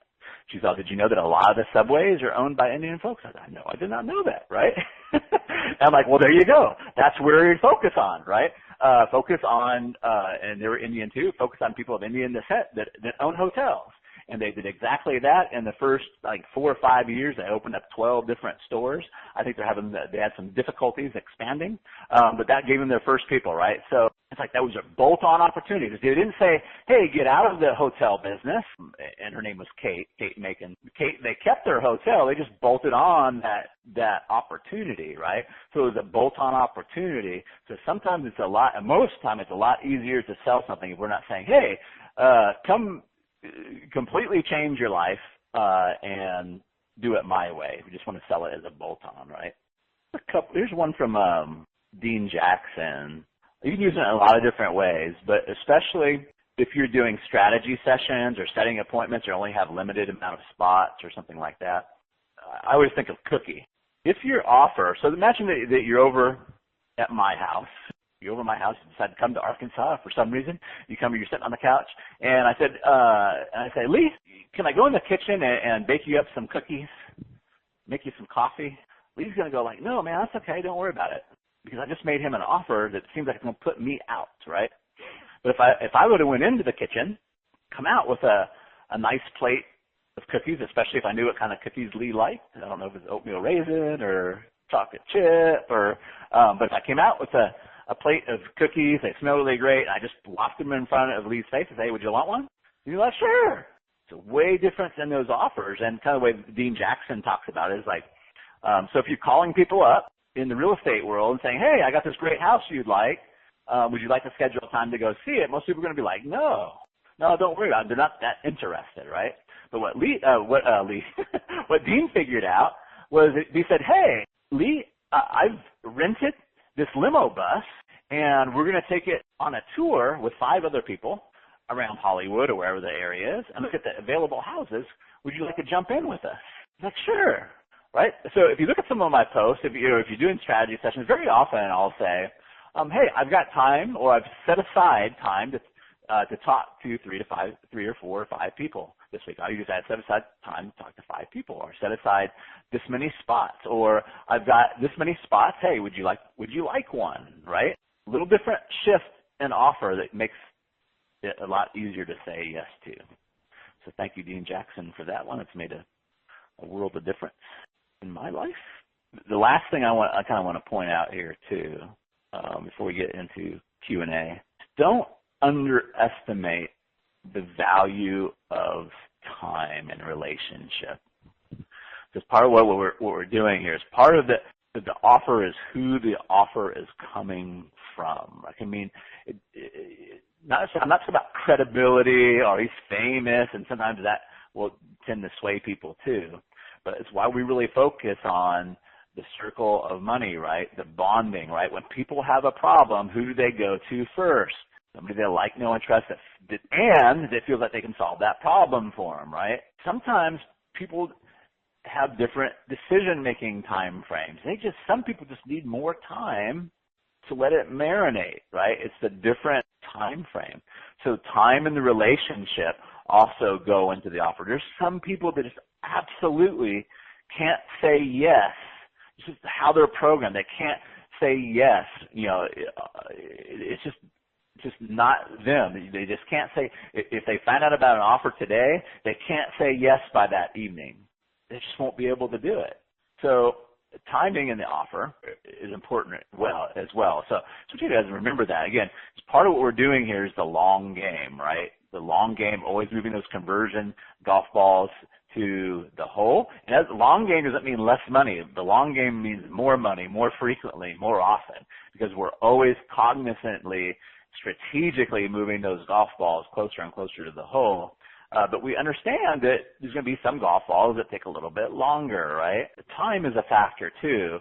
And so don't give up too soon. I see this a lot. It's like they come up with a brand new offer, and they send an email or two emails, and a few people take them up on it, but they're just, it failed. It's a failure, right? Well, most of the golf balls, they move most of the golf balls, but they're still far away from the hole. So you have to a little more, especially the bigger ticket you get, right? The bigger ticket, for a lot of people, means it's a bigger decision. It's a bigger golf ball that kind of like goes down the course, right? A little bit more time with that. Awesome. You are back in the Email Mojo Dojo, and this is Travis Sago, and I hope that's you. Hope you're having a great day. I want to go ahead and start rolling in because we have some exciting things to cover today. We're going to be talking about CAP, C-A-P, Sales Mojo. And before we roll into that, I want to just do a brief recap and then just give you some I guess you'd call it fatherly love before we roll in. But let's recap.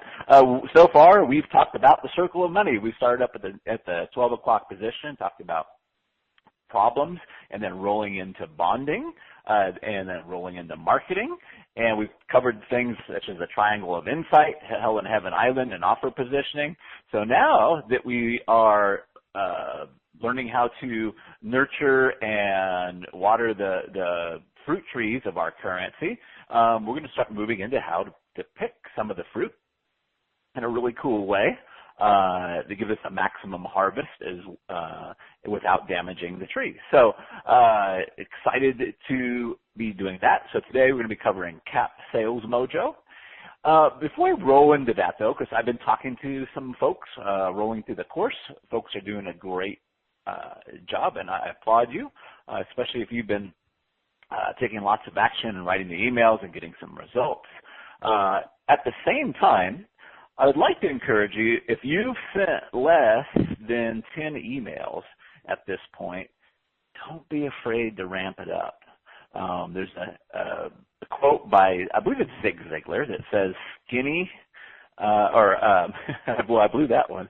It says timid salespeople have skinny kids. I like to say timid business people have skinny kids.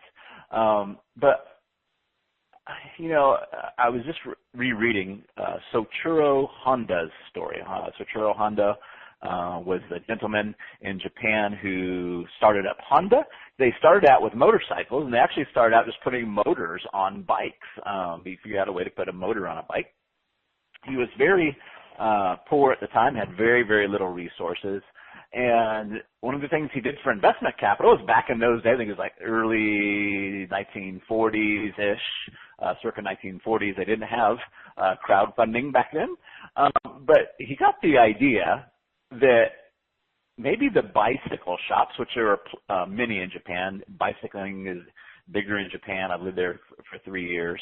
It's even bigger in Japan than it is here. There's many, many bicycle shops. But he got the idea that maybe if he wrote to these bicycle shops, that he could get some of these bicycle shops to invest money with him for his new motorized bike, which would be a motorcycle. And so he sent off a bunch of letters. And guess what happened? Nothing. So he sent off more letters, and he sent off more letters. and over time he sent off hundreds, if not thousands, of letters, many to the same bicycle shops over and over and over again. And slowly the money started to come in, and he used that money to build his first prototypes. And then as his prototypes moved along, he had more stuff to write to his bicycle shops about, and just kept on with that writing campaign. And of course now today, Honda not only sells motorcycles, but they sell one of the leaders in cars and sports utility vehicles and many, many other type of vehicles, all from a little seed campaign where he was very bold, but he also did it in a way where he didn't turn off people. So it would be shocking to me, or what a sad place we'd be living in, if he gave up after he sent 5 letters or 6 letters, or if he just never sent any letters at all. You know, what would this world be without Honda? There's lots of things, other things that came about because of his inventions, which I'm not going to get into, but without that seed money, what would this world be like right now? So if there's a person listening to me that doesn't have something worthwhile to share and value to the world, if it's not very good, then maybe you don't want to send any more email. Maybe you don't want to be assertive or aggressive. But I have a feeling that if you're here, you have something to share with the world that's going to change lives. So I would implore you to not be timid. If you follow what we've been talking about with the triangle of insight, you are not going to piss people off. I mean, there's always going to be a few outliers that regardless of what you say, they're going to have some negative feedback. You can't help that.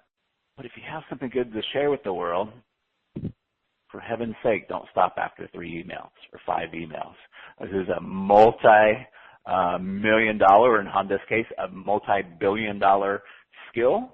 And it's not about the writing. It's not that Soichiro Honda's writing got better within those campaigns. It's the nature of psychology and repetition and frequency, everything that we've been going over that make these campaigns work. So you can't go out to your orange grove or your garden and say, wow, I watered you 5 times. Where's all my fruit? I'm just going to stop doing this if there's not fruit there after 5 times. I have been doing this 11 years. I've sold, it's a rough estimate, conservative estimate, $20+ million worth of goods and services online. Majority of that done through email. And I still have times where I go 4 or 5 or more emails without putting sales numbers on the board. And sometimes that's strategic. I just did in August a $94,000 campaign with a very, very small list. And the first 5 emails, all a big fat goose egg. Okay, so you can't go out to your orchard and say, well, I watered you 4 days in a row, and now you're not growing me nothing. I'm done with you.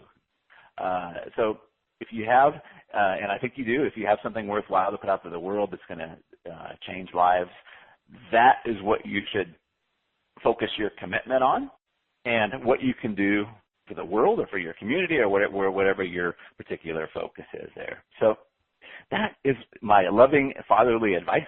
If you haven't sent at least 10 emails at this point, I would encourage you to just drop whatever thoughts, drop whatever fears that you may have, and just go ahead and ramp it up. They don't have to be perfect. They don't have to be long. They just need to be fun, and they need to have that braingasm, that aha insight.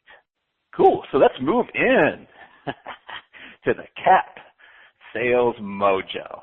I get really, really excited about this because I'm human too. You know, even though I'm encouraging you to go out and water your garden and nurture it and be patient, it's always fun to pick off the right fruit. It's fun to see the fruits of our labor, if you will. And I get excited about this. My clients get excited. My students get excited about this too because nobody's really talking about this. Nobody's really teaching this. There is one gentleman in our course right now, Lee Bacham, is a relationship counselor, and he's studied very many different forms of psychology and stuff. It's always fun bantering back and forth with him. So I think he's probably the only one that knows what the CAP stands for at this point, and that's totally cool. But let's go ahead and explain the letters of CAP. CAP is an abbreviation, and it comes from a study of psychology that got really popular in the late 1960s called transactional analysis. In short, transactional analysis is a way of interpreting social interactions. Isn't that what we're doing, right? In sales, we're pretty much having a social interaction, especially with email or especially now on Facebook. So it's funny that in the late 1960s, studied social interaction, which I think is really, I've used this and done very, very well on Facebook posts, done very, very well on writing advertorials that drive traffic to the pages, even without a lot of nurturing and warming up. So when you have CAP in your arsenal, along with everything else we've been teaching you, you become, I don't want to say deadly, that's the first word that came to my mind, but you become very, very effective at growing and nurturing and picking of the fruit. Eric Berne, I actually became aware of transactional analysis. I won't go long into the history of it, but there's a couple of books if you want to get them and go deeper than I'm going to go, that's cool. But transactional analysis first came out with Eric Berne, The Games People Play, about 1964. The first time I came in contact with it was my mom was taking a college course. I think I was probably 9 or 10. She was taking a sociology course, and she had a bunch of books, and I was fascinated with all the books, but one really stood out called I'm Okay, You're Okay by Thomas Anthony Harris. Then after that stage, I really didn't come much into contact with transactional analysis. I always remember what the CAP stood for, and I'm kind of teasing you a little bit. But I found it really, really helpful in my social interactions to understand. But I came back again across it. I think it was probably late 80s, early 90s with a gentleman named David Sandler who did the Sandler sales system. He's passed away recently. But he was the first person to bring transactional analysis into the sales arena. I think it still is the #1 sales training platform out there in the offline world. Very, very powerful. Matter of fact, one of the only sales books that I recommend, because I think most sales books just screw you up more than help you, but one of the only sales books I recommend is from David Sandler. You Can't Learn to Ride a Bike in a Seminar, which leans very, very heavily on CAP. So what are those letters? C stands for child, A stands for adult, and P stands for parent. So what they discovered in transactional analysis, and I'm making this just bluntly simple and taking out a lot of the geek work, but by and large, we have, and they called them tapes back in the day because they didn't have digital stuff like MP3s and all that stuff. So back in the day, they said the humans basically have 3 tapes running at all times. We have a child tape. The child tape is only, I would say not only, but primarily interested in emotion. I want, gimme. It understands the emotion and what that person wants. And there's the adult tape. The adult tape is the logical side. The logical side is just to give me the facts, ma'am. Let's leave emotion out of this. Just give me the logic behind it. And then there's the parental tape. There's actually 2 sides to the parental tape, which we'll be discussing a lot about in tonality when we are writing emails. But the 2 sides, and the main purpose of the parent tape is to be the judger, to judge things good or bad, or right or wrong, or if it will work or it won't work. And then we have 2 sides to the parent tape. We have nurturing parent, and we also have critical parent. Critical parent is kind of like that voice in your head that's always putting you down, or is putting other people down, or putting other things down, or saying this shouldn't be that way.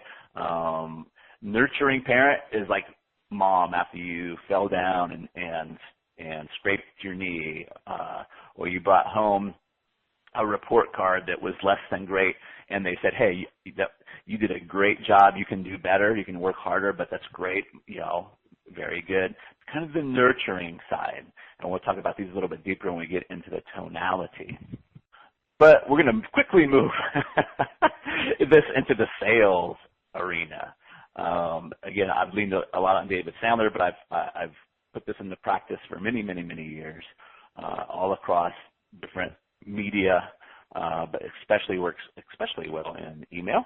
And I want to give you a different model that makes it easy for me to remember. And I want you to understand like the emotional process as well as I can that people go through. And I'm going to do some grunting and oohing and ahhing because it's the only way I know how to get this across. But I want you to imagine a person that comes across something that they want. All of a sudden, this say just comes across a headline that they like, right? So there's this oh wow moment. So just imagine their face, eyes spread, their mouth open. Wow. This is the first response. It's usually a dopamine rushing into the system. This is the child being activated, as I call it. We activate the child. I want to talk about how to do this, but I want you to understand this first. But milliseconds and up to seconds after you activate this oh wow response with the child, the first thing that happens is I want you to imagine that person taking their index finger and pointing it to their temple and going, This is the logical response. As soon as we see something we really want, it's like that, ooh. Then we go, how does that work? And we don't always just think, how does it work? But it happens, like I said, in milliseconds sometimes. So we have the overt, we have the child goes, oh, wow. Imagine that face. Then imagine the finger going up to the temple going, If there's not a logical explanation, that cuts the buying sequence. That cuts the circuit. If there's not an oh, wow child response, that the buying sequence doesn't even get started. If you start with the analytical, if you start in your messaging with the analytical, it's not going to work as well without invoking the child first. So we've got, oh, wow, big face, right? Oh, wow. Then we got the finger to the template. But then we have one other thing that we need to overcome. Right after we've answered the adult, then they do something else. Imagine that person spreads their legs and their hands go on their hips and they look very skeptical. This is the judger. And it's usually like, hey, I've seen something like this before. It won't work for me. I don't believe you. Some form or fashion. So we have the child. Oh, wow. Then it goes to the adult. And then hands on the hips. Ooh. Ooh. Now, it happens even faster than that. It can happen even slower than that. But these are the things, whether we're working on it in one ad, one email, or a process of emails, or over a time, these are the things that we're constantly focusing on. And we want to have elements of all of them, and especially in our sales messaging. Sometimes we'll lean harder. Many, many times near the end of a campaign, we'll be leaning a lot on the parent, right? Because we already know they want what we're offering. We've made kitchen table logic or a logical reason why or proof that they can have it, but there's still the judger, and it's this judger. It's like, this won't work for me, or will this work for me, that holds up the sales process very often. So just to kind of, this is so, so important. Ooh, I want that. Then it goes, how does it work? And then, will it work for me? Ooh, I want that. How does it work? Will it work for me? Ooh, I want that. How does it work? Will it work for me? We don't necessarily think those, but I want you to understand that process that's happening, the CAP process. So how do we make this happen? What invokes the child, right? What invokes the child? What invokes the adult?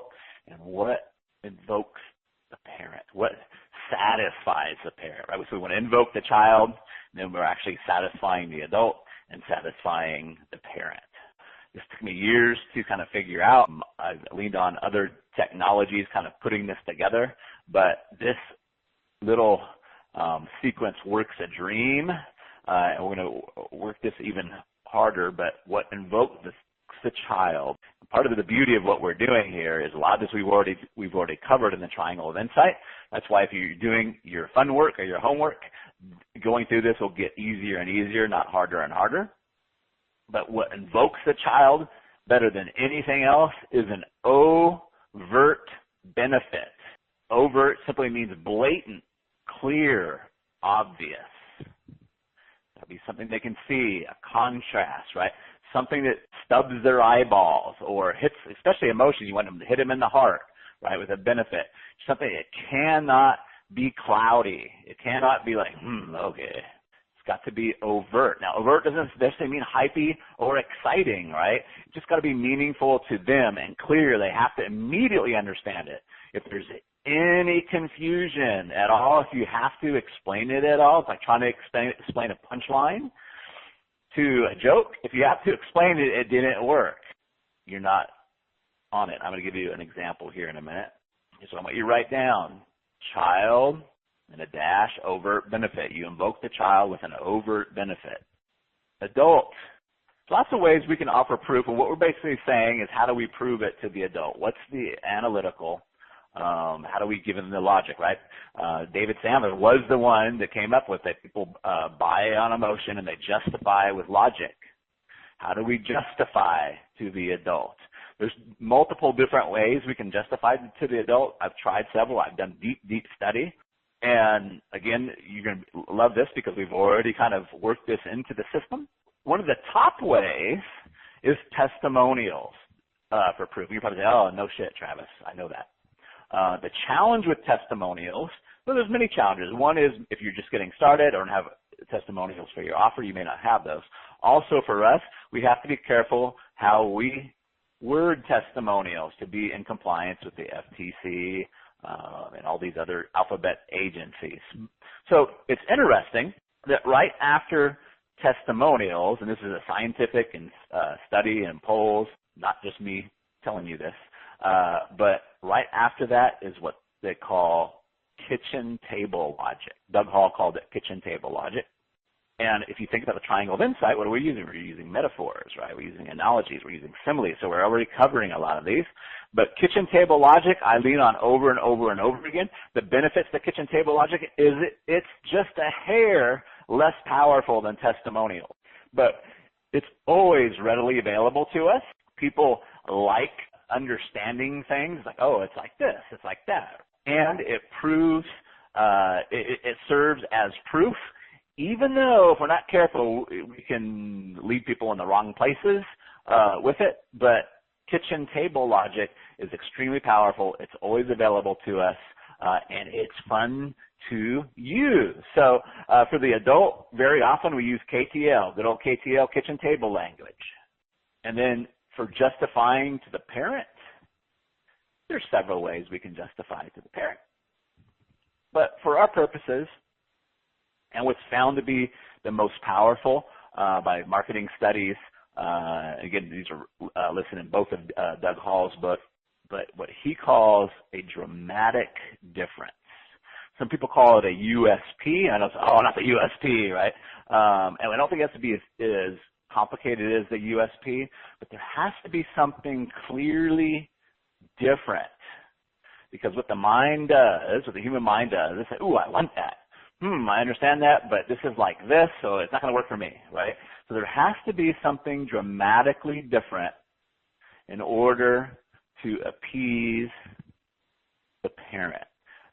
I'm not saying to go off and have your people buy something new all the time, but when you think of the BSO, bright, shiny object syndrome, it's the parent. It's part of the reason why they're bright and shiny, because they're appealing to the parent.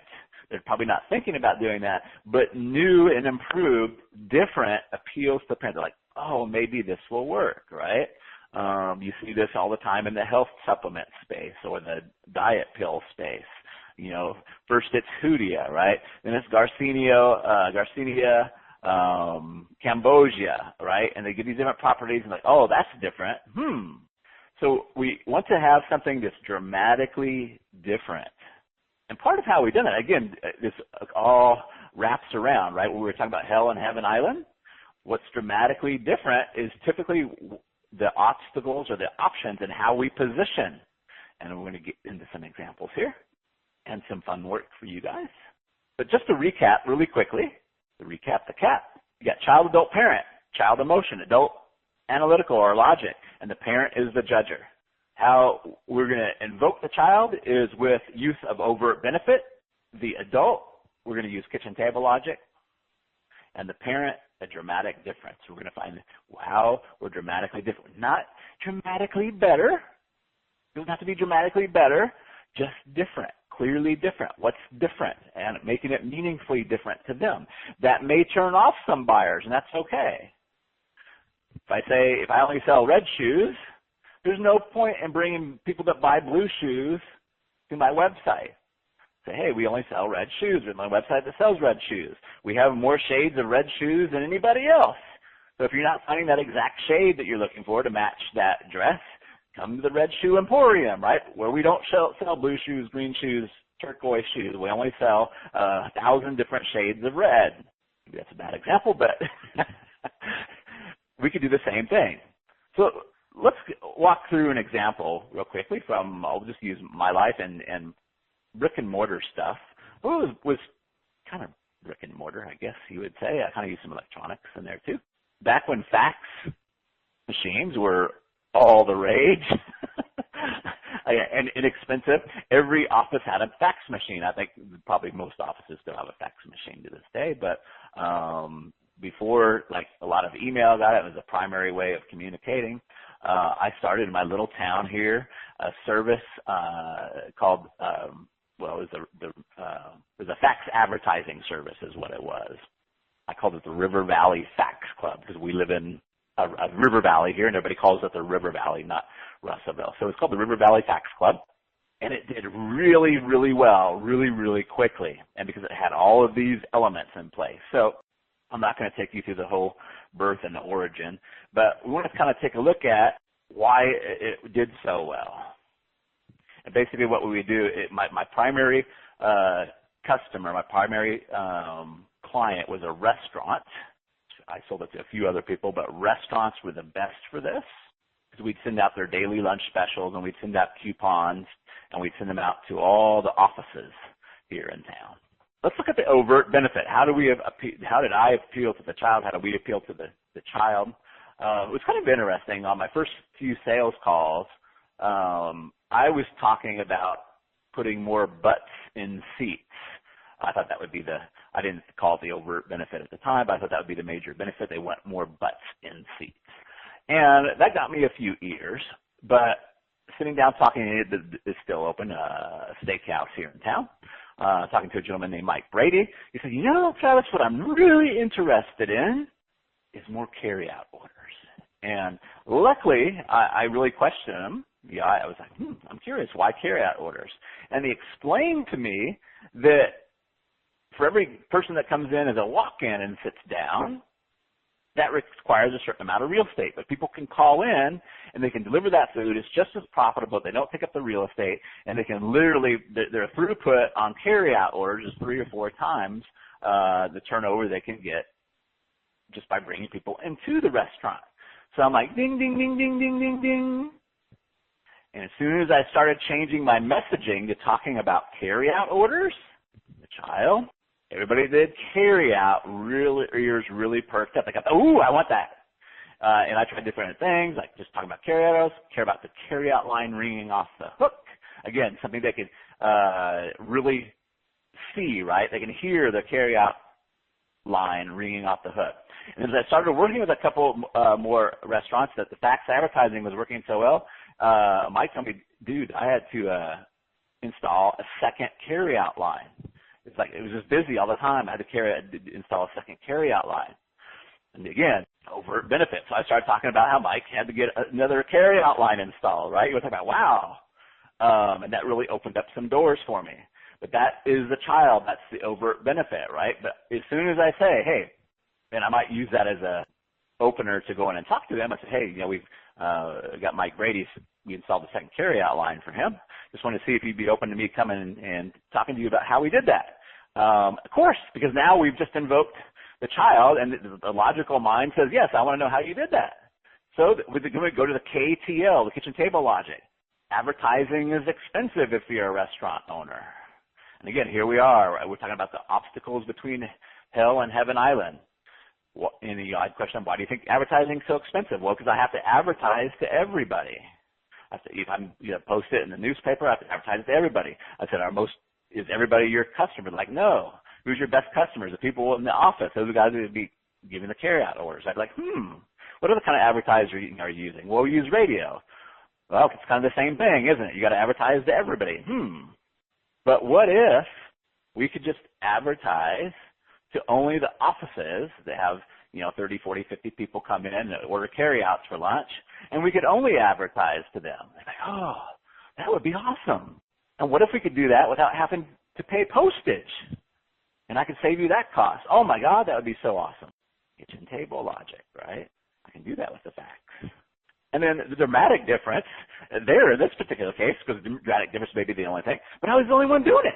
There's a stark contrast between what I did, and they could see it, right? I would pull out my list of offices that received it. I'd pull out how many people were there. They could literally see where their advertising was going to and who it was going to.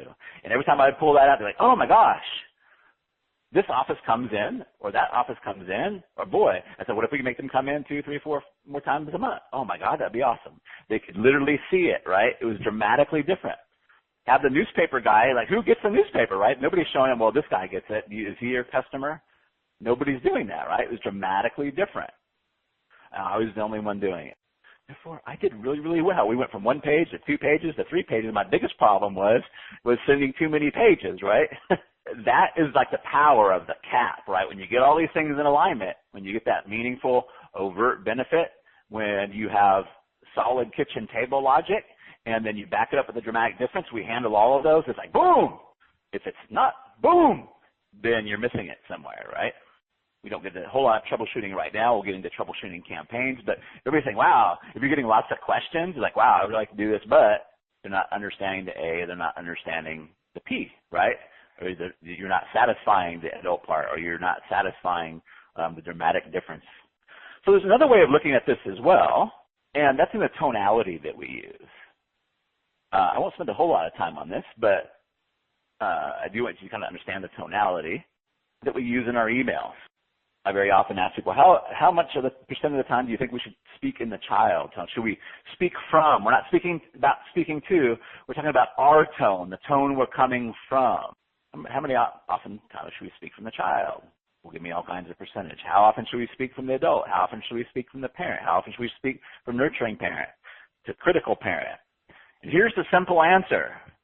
70% of the time, this is from the Sandler Sales Institute, and I found it works very, very well in email, we want to be speaking from nurturing parent. We want to be nurturing. We want to be understanding. We want to be on the same side of the table as they are.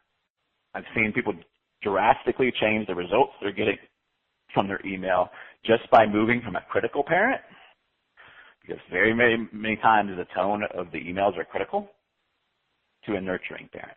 This doesn't mean we don't say hard things. We just do it in a nurturing parent way.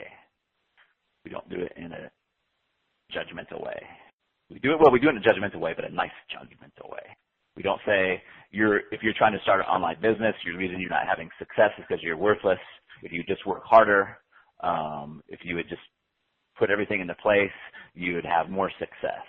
We say, in nurturing ways, do this. Say, hey, I understand there's a lot of things going on. You've got a business, or you've got a job you're into. You come home, you got to take care of the kids, put clothes in the laundry. Maybe at the end of the night you have an hour, maybe 2 hours to devote to your business. And you've got a hard choice then. Should I kick back and relax for a little while? Should I take some me time? Or do I work on my business? I understand how hard of a choice that can be. Right? You see the difference in the nurturing? So 70% of the time we want to come from nurturing parent.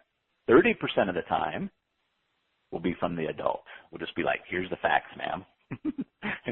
In fact, right, we'll say, here's the facts, here's the facts, or we're presenting our kitchen table logic. Never do we come from the child. Matter of fact, we will squash results with a child tone, and never with critical parent. And usually when I say that, I say, hey, people say, hey, Travis, what about Rich Jerk? What about, Ben Settle style emails? If you use a critical tone, you've got to be an expert and understanding how to position it so it doesn't come off critically to the person that's receiving it. And if you go and read most of those, they're not necessarily being critical to the person, or they're so overtly critical in such an expert way that it's funny, right? That's a lot. Again, this is the program for people that don't write well. All we're doing is finding out what people want and figuring out how to position it and letting time and sequencing and building of the bond work for us, not fancy writing. If you want to be a fancy writer and learn all those tips and techniques and walk that fine edge, that's totally cool. That's not what we do here. So, and again, this is not coming from me, but Sandler Sales Institute, 70% nurturing parent, 30% adult, and I find that works magic for me. It develops bonds, it develops friendships, it develops sales all along the way, and it's so much less tricky to use. So let's talk a little about where to use CAP. We kind of use it everywhere, really. We use it kind of everywhere, and I'll point out different places that we use it. If you'll notice the triangle of insight, when we talk about escaping from Hell Island, in the lower left-hand corner, symptoms of Hell Island, or visions of Heaven Island, we're really coming up with overt benefits, right? And then we move over to the wisdom and the metaphor, which is the analytical side, right? We kind of go using kitchen table logic just by working with the triangle of insight. What we don't hit a lot on in the triangle of insight is the judger, the parent, right? So we might want to focus with more intensity now. If we're trying to get somebody to buy something, we're trying to do a lot of heavy lifting inside of the email. If we're just trying to get them to watch a video or trying to get them to go on a webinar, maybe we don't have to hit it too hard, and I'll give you an example here in a minute. Actually, I'll give you an example right now. My overt benefit, let's say just an Email Mojo email. Let's say that I'm trying to get a girl to go watch a video sales letter or go read an article or just something not heavy lifting, but we're going to use some dramatic difference here as well. But the overt benefit may be getting him to return your text in 5 minutes or less. The one thing that I get more and more email about now and more comments is how long it takes guys to return text. It's like this, it's a symptom of Hell Island for them. So by saying one secret to get him to return your text in 5 minutes or less, that would be invoke her child. And then the kitchen table logic could simply be it's about how to use curiosity and self-interest. And I could use a metaphor for curiosity and self-interest. We'll get him to return text in 5 minutes or less. Rather than talking about yourself, and I would do that in a very nurturing way. You know, I said rather than talking about your day, if you use self-interest and curiosity, you're going to see him return the text a lot quicker. Now, there's a natural spot, a natural opening for that, which will lead me, hey, if you want one more secret and how to use this curiosity and interest to get him to return that text in 5 minutes or less, then go watch this video or go click this link. Now, what do I do in the parent is, because we're handling objections, right? What is she thinking? Now, I'm using the word secret. I've used the word secret multiple times. Maybe she's thinking, man, everybody's talking about this. You know, everybody uses secrets, right? So I would just say that. I might say, hey, I know the word secret gets used a lot, right? It gets thrown around a lot. Now, so this is different, if it really is, right? Again, if you burn people, you know, shame on you. The second time it's going to be shame on them, right? But they're just going to stop doing what you want them to do. But, you know, so you could say, hey, I know a lot of people throwing around the word secrets these days. This is truly something I don't think you've heard before unless you've heard it from me, right? That would be maybe enough. I'm just trying to get her to watch a VSL or a webinar to get her to click on that link. She's like, oh, yeah, you know, that makes sense, right? If I'm trying to get her to buy something, I might have to go into more depth on that. You can also recap it, right? A re-cap. So you come through, you give them your Email Mojo for the day, then you can recap where you want them to go, right? So let's say you talk about return that text in 5 minutes or less. You give them your kitchen table logic that's wrapped in your wisdom, and you just recap it.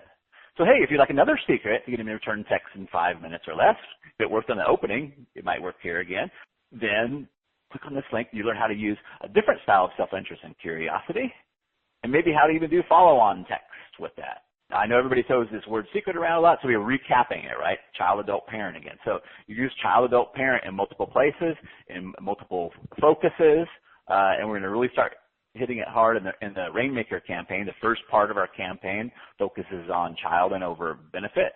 Then a section focuses on the kitchen table logic, and then most of the rest of it is focusing on the parent, right? Now, in each email, though, we're still talking child, adult, parent.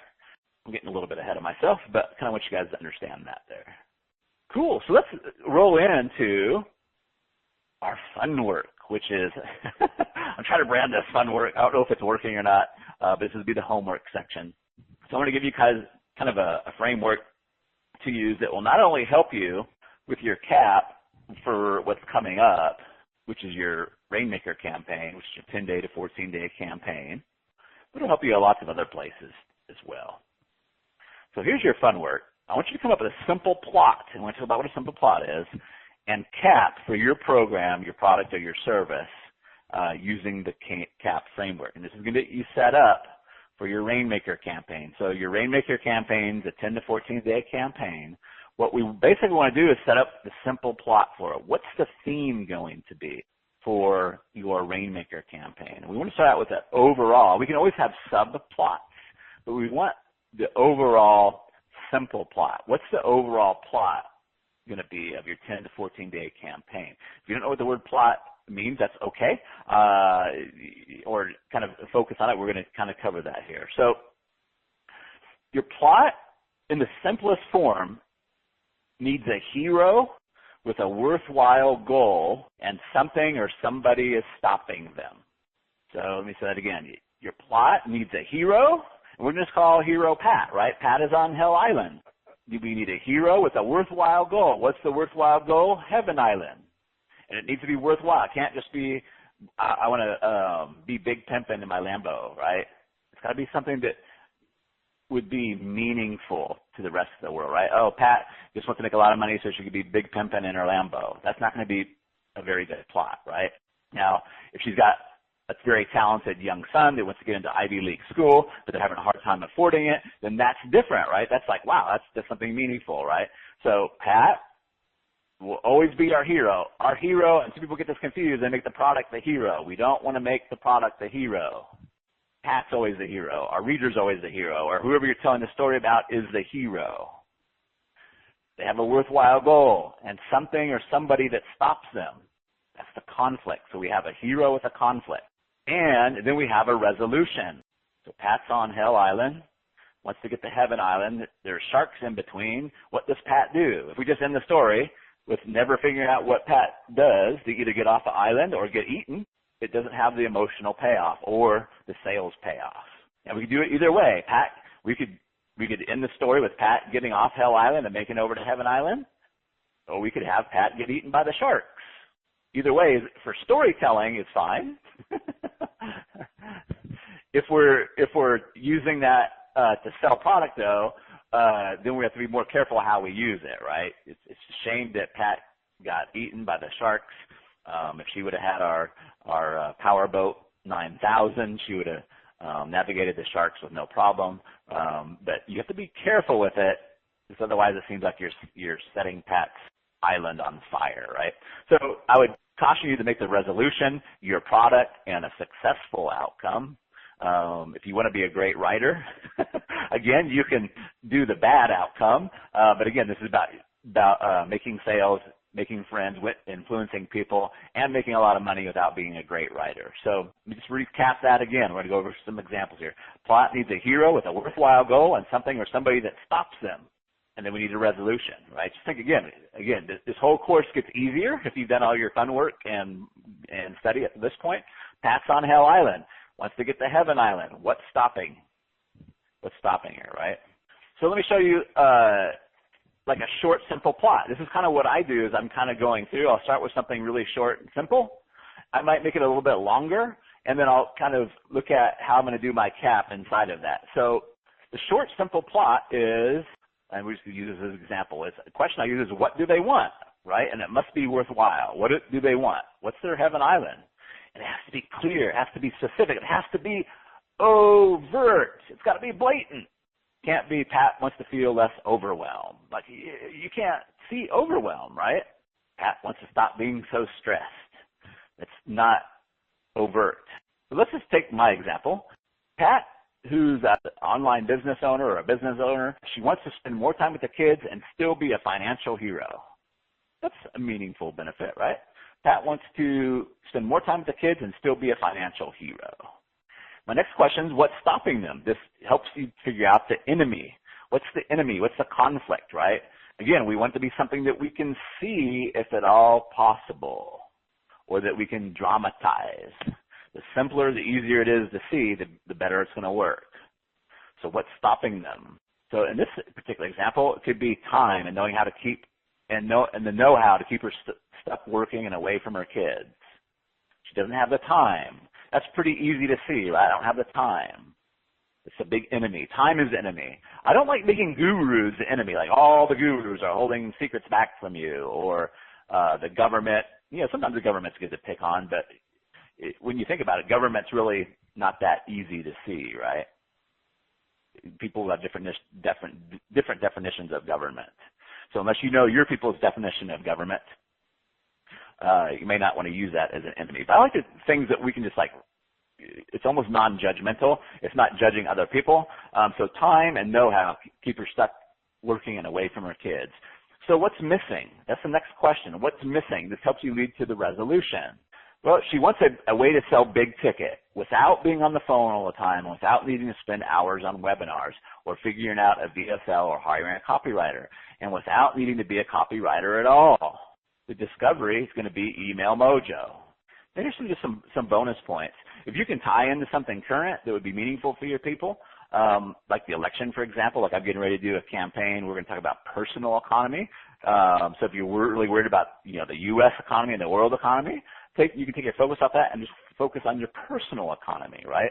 But if you can tie it into something current, that's more bonus points for you. The drawback to that is you may not be able to use it as an evergreen, right? So if I talk about the election coming up on this campaign, I may not be able to talk about that for a while after that, right? I have to come up with a new angle. So you have evergreen angles and you have specific angles. But for bonus points, you can tie it into something specific that or current that works really, really well. Here's something I really, really want you to see. We're going to take a longer, we're going to take that short example and draw it out a little bit, but I could speak to a whole nother Pat, right? I could speak to a Pat who wants to be on the phone, but she hates that she has to talk to 9 people to make one sale. I could focus on that. Same product, but I could focus on that. But so I want you to understand that we have different angles that we can use. It's part of the magic of what we do. But we have different angles for what we use. Obviously, if we run a 10-day or 14-day campaign, though, we want to hit an angle that's going to resonate with a chunk of our people. But trying to get everybody on there is not going to be as powerful, right? So we want to hit it and resonate with a 10-day or 14-day campaign that's going to resonate with a section of our audience that will lead to sales, right? We don't want to just pick one person. Hey, if you're working in Ohio as, you know, a elephant coach, right? Because then we're only be talking to one person. Let me take this out. And this is kind of what I do. This is, I'll take the short example and I'll expand it out to a longer example.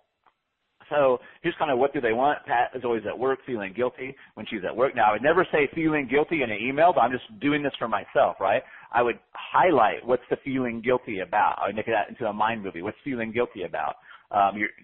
It's 5:30 p.m. You just got that text from your son. He's saying, Mom, are you going to make it to my soccer game? You've completely forgot about his soccer game, right?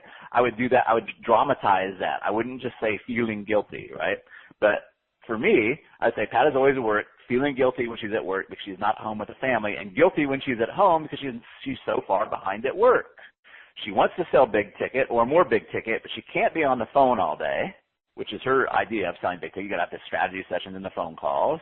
And she doesn't have the know-how or time to develop a webinar or a VSL, or the money to hire a big league copywriter.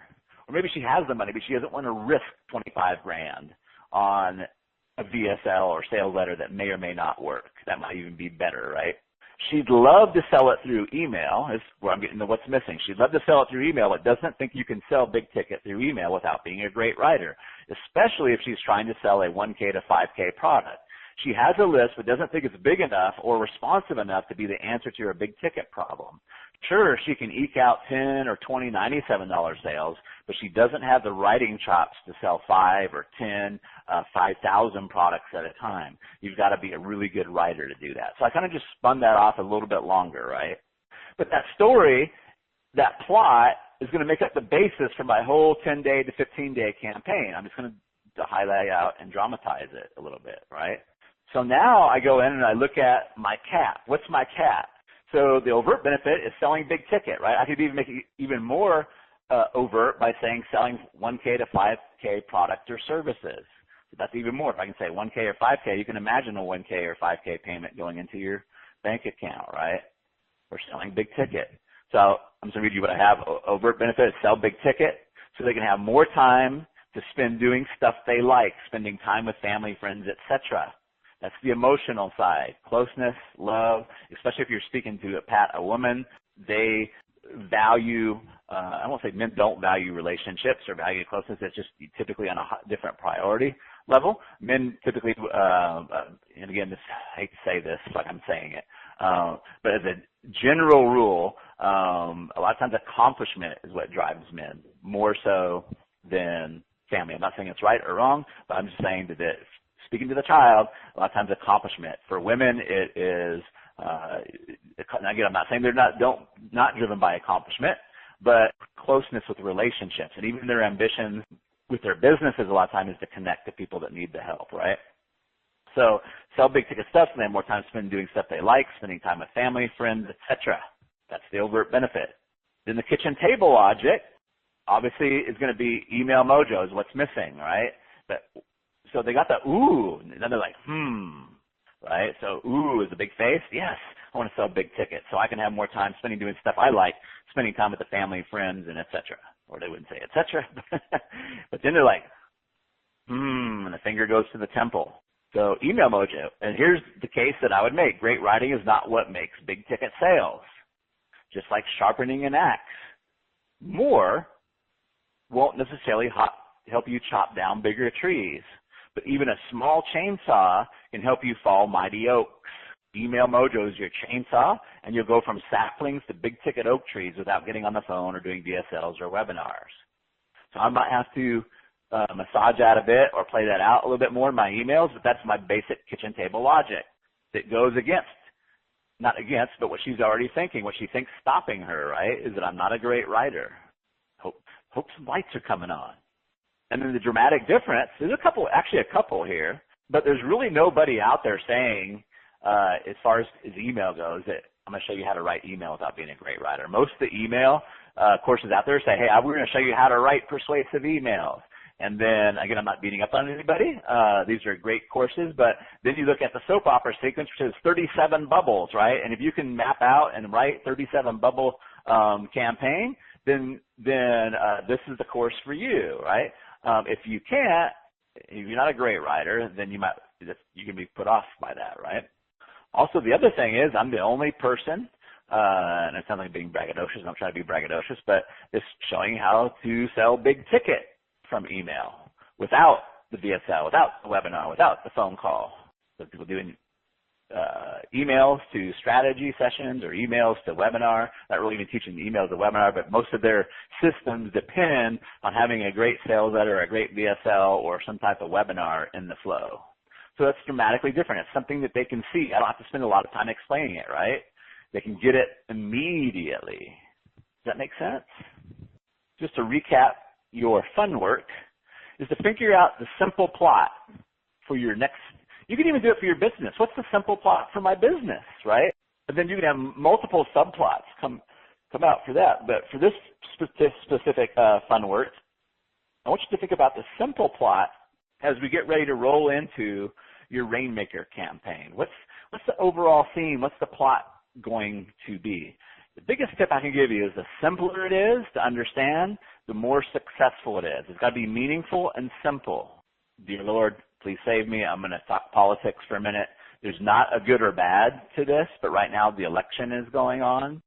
I'm not making a judgment call, and I do have my own leanings, but from a a simple plot standpoint, the Democrats have a way simpler plot to understand than the Republicans.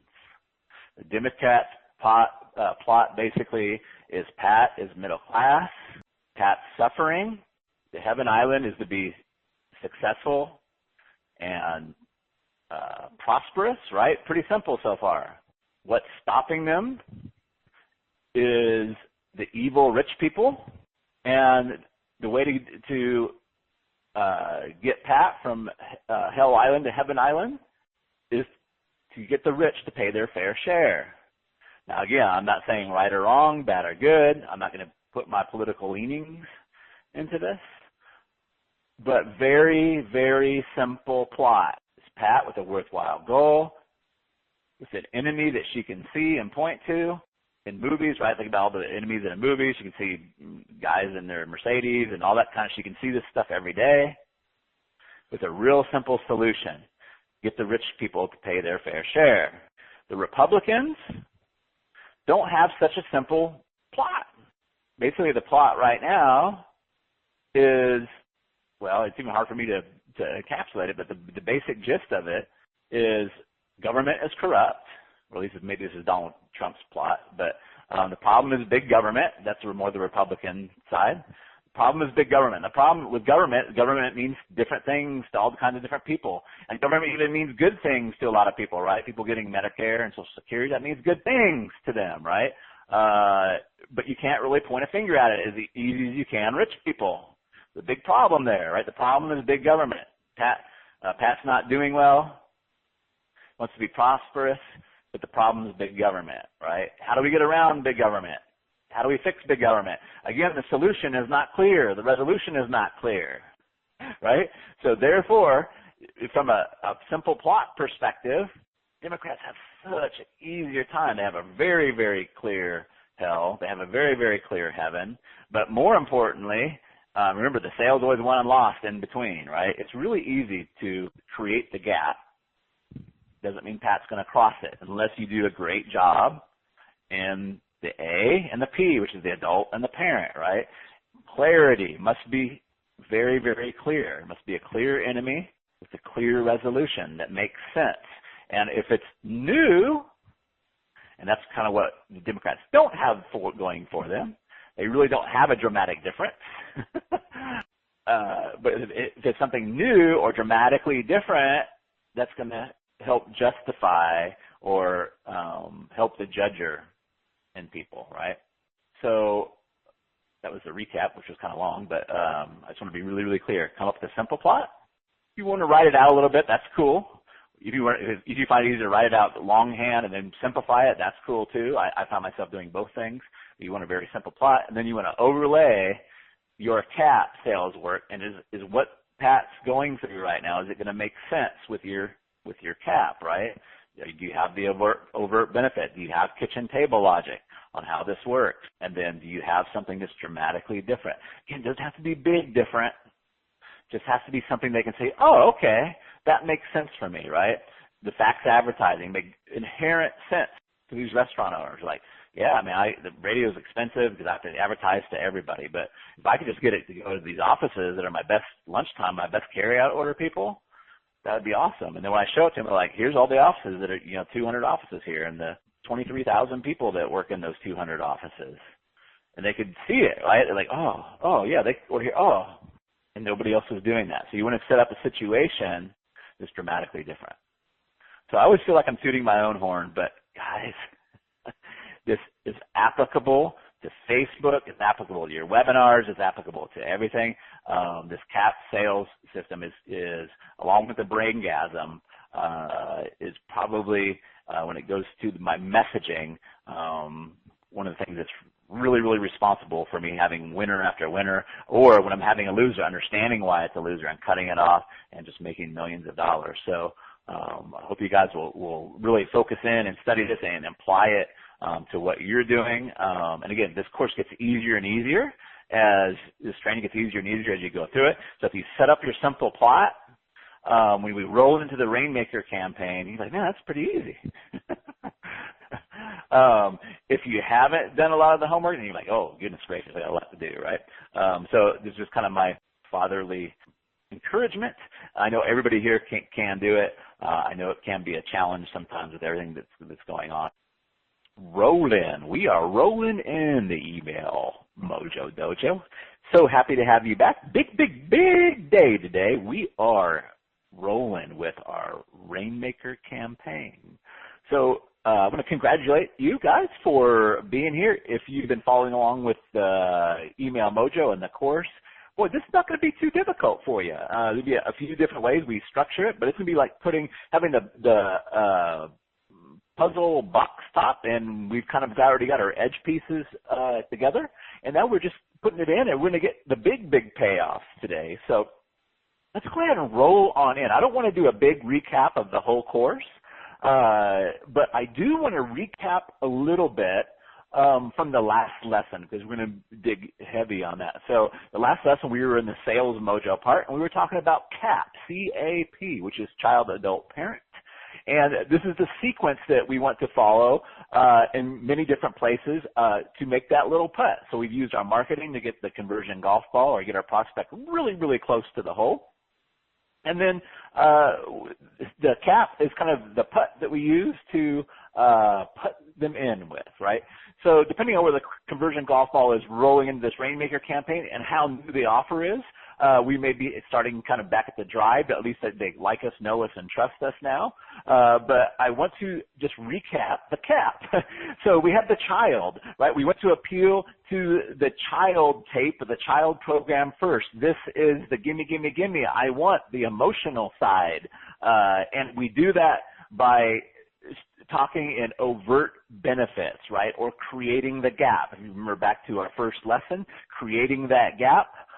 We went to, what's Hell Island like? What's Heaven Island like? We create that gap.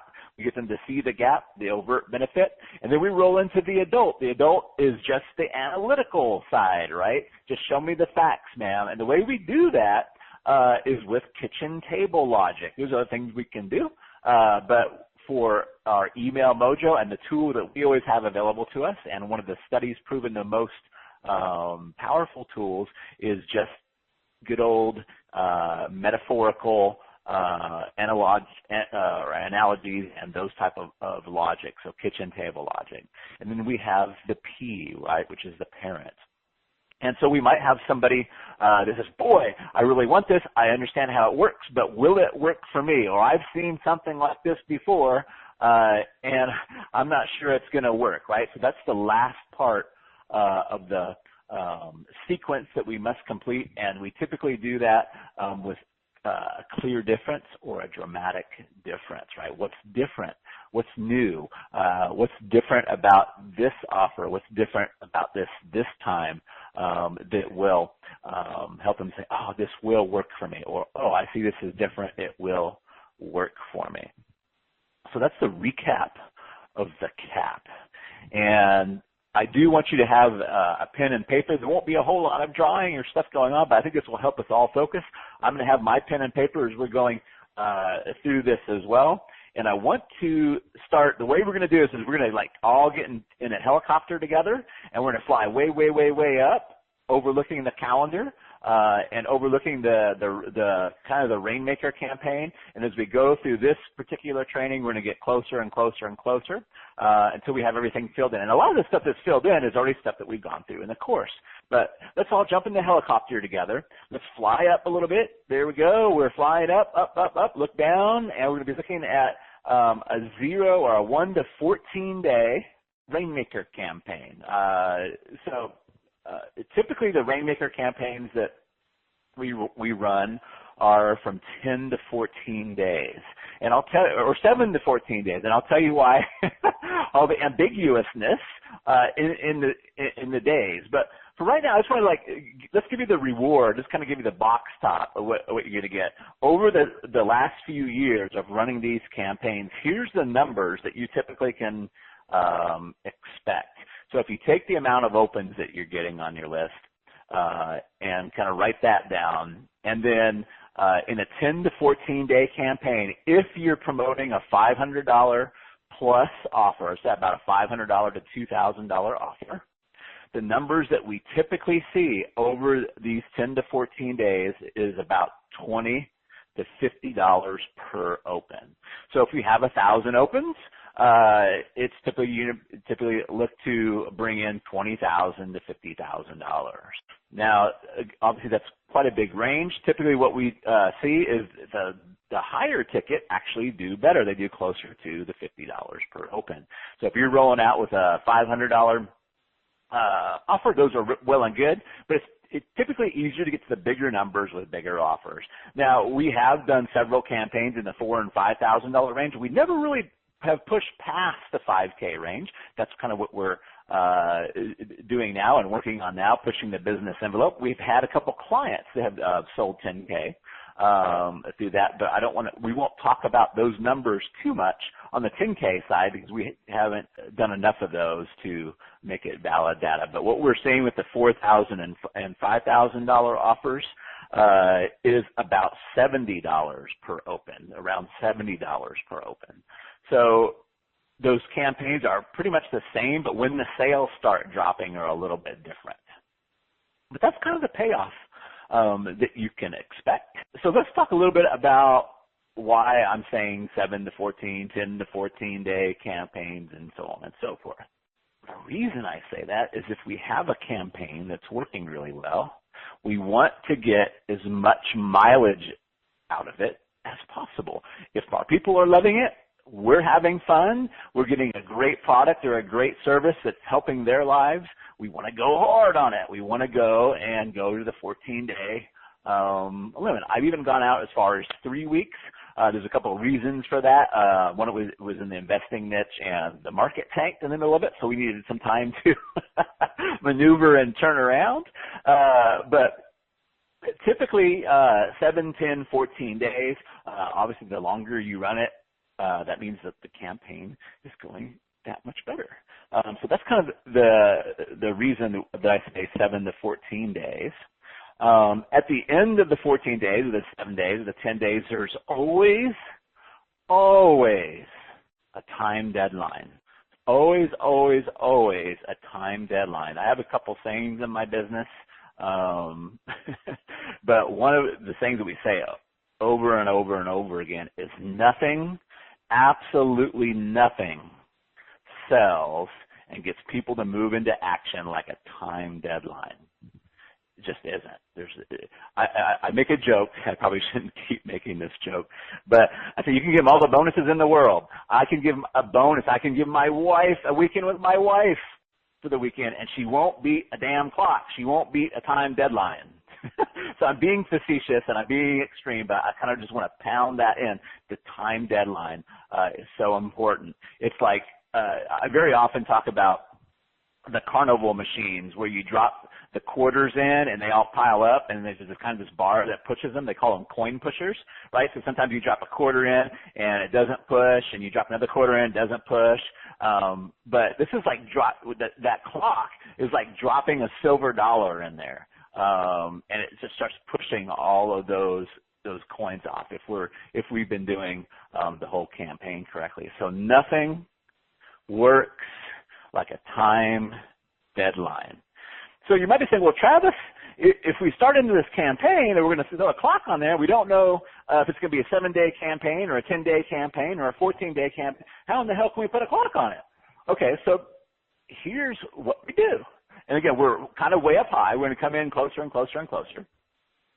At the beginning of the campaign, we don't talk about the time. We talk about a quantity limit. So we start out the campaign with a quantity limit.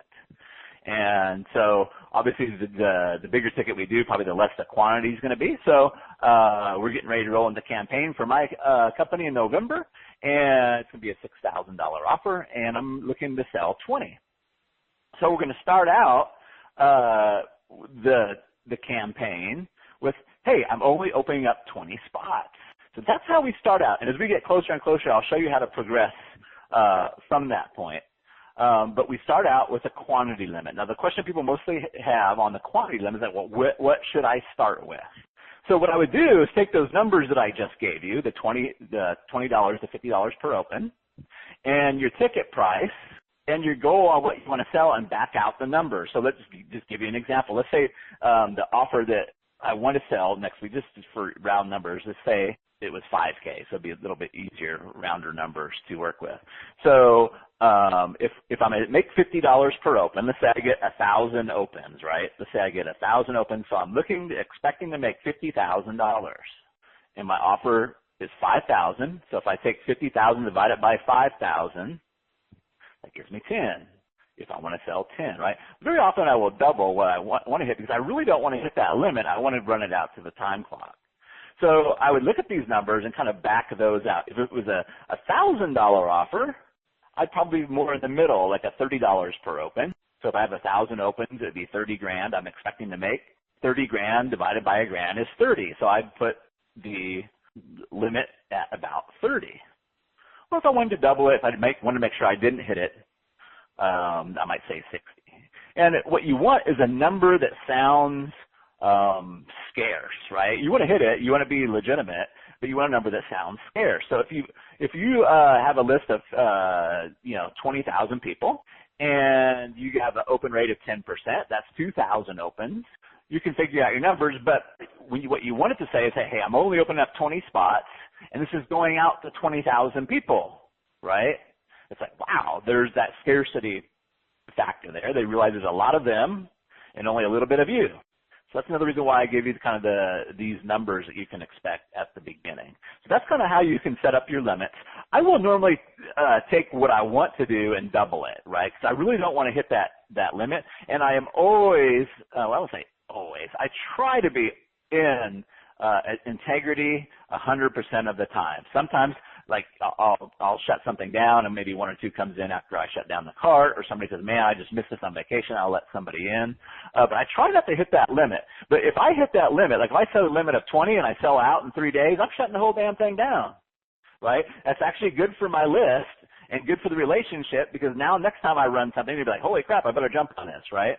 Cool, I opened it up. I opened up 20 spots. We sold them all in 3 days. Done. Thank you very much. Great campaign, right? You work less, right? That's why I try not to hit that limit if I can, because I'd like to roll it into the time deadline. Again, we're still up high, but just to recap, we're going to assume that we've got a great campaign going, or that we're going to roll into a great campaign. So we've got 14 days. We started out talking about the quantity limit, right? That's where we're kind of giving the reason to buy now is this quantity limit. 20,000 of you, I'm only going to open up 20 spots. If nothing sells like a time deadline, guys, just what I'm going to tell you here, and I'm not trying to like make a basis for the course, but I'm telling you this so you really focus in on. I'm telling you, if you'll do this next tactic, this will pay for the course many, many, many times over. So I struggle very often. It's like, okay, man, these time deadlines work so well. You know, I would say about 25% of all the sales come in on the last day, right? And probably another 10% of the sales come on the second to last day, right? It's really when you get them up that time deadline, when you've got the golf ball so close to the hole, you throw that clock in there, boom. So I was like, man, how can we get another time deadline? How can we get another time deadline in here? So if you've got a line written with day 1 on the left and day 14 on the right, about the middle-ish, we have a payment deadline. So you guys probably have seen that most of the time when folks roll out a program, they started out with a full payment plan, and then they're like, oh, well, if you couldn't afford the full payment plan, here, we're going to open up some payments for you. That works okay, but what works way better is to go ahead and open it up with a payment program and your full pay. I'm going to tell you why. It's really diabolical. So the first benefit of it is it gives us another time deadline in the middle-ish of our campaign. So what happens is we come in and we open it up. We start talking about, on day 1, we start talking about the limit, the quantity limit, right? And then as we get close to the middle-ish of the campaign, we say, hey, you know, you might have noticed I've had a payment program up there. I want to make it possible for everybody that wants this to jump in. But I'm not a bank. I really don't want the payments extending out. I'm not into the financing it. So I'm going to shut down the payment program. And I usually do it at noon, but if you have fancy software and you want to shift over your G3 order form, that's fine. I usually just end the payment program on noon on a work day. And again, that may not work for your niche, or you might just want to switch it over like 6 p.m. or 7 p.m. If your folks work a lot. But I would take and pull off the payment program, and we use that as a time deadline in the middle of the campaign. And here's the funny thing that happens. See it over and over, and I get confirmation of this over and over. About 70%, you'll get a mad flurry of people buying. About another 25% of your sales will come from this time deadline. But here's the funny part. About 70% of them will be full pay, and about 30% will be payment programs. Why does that happen?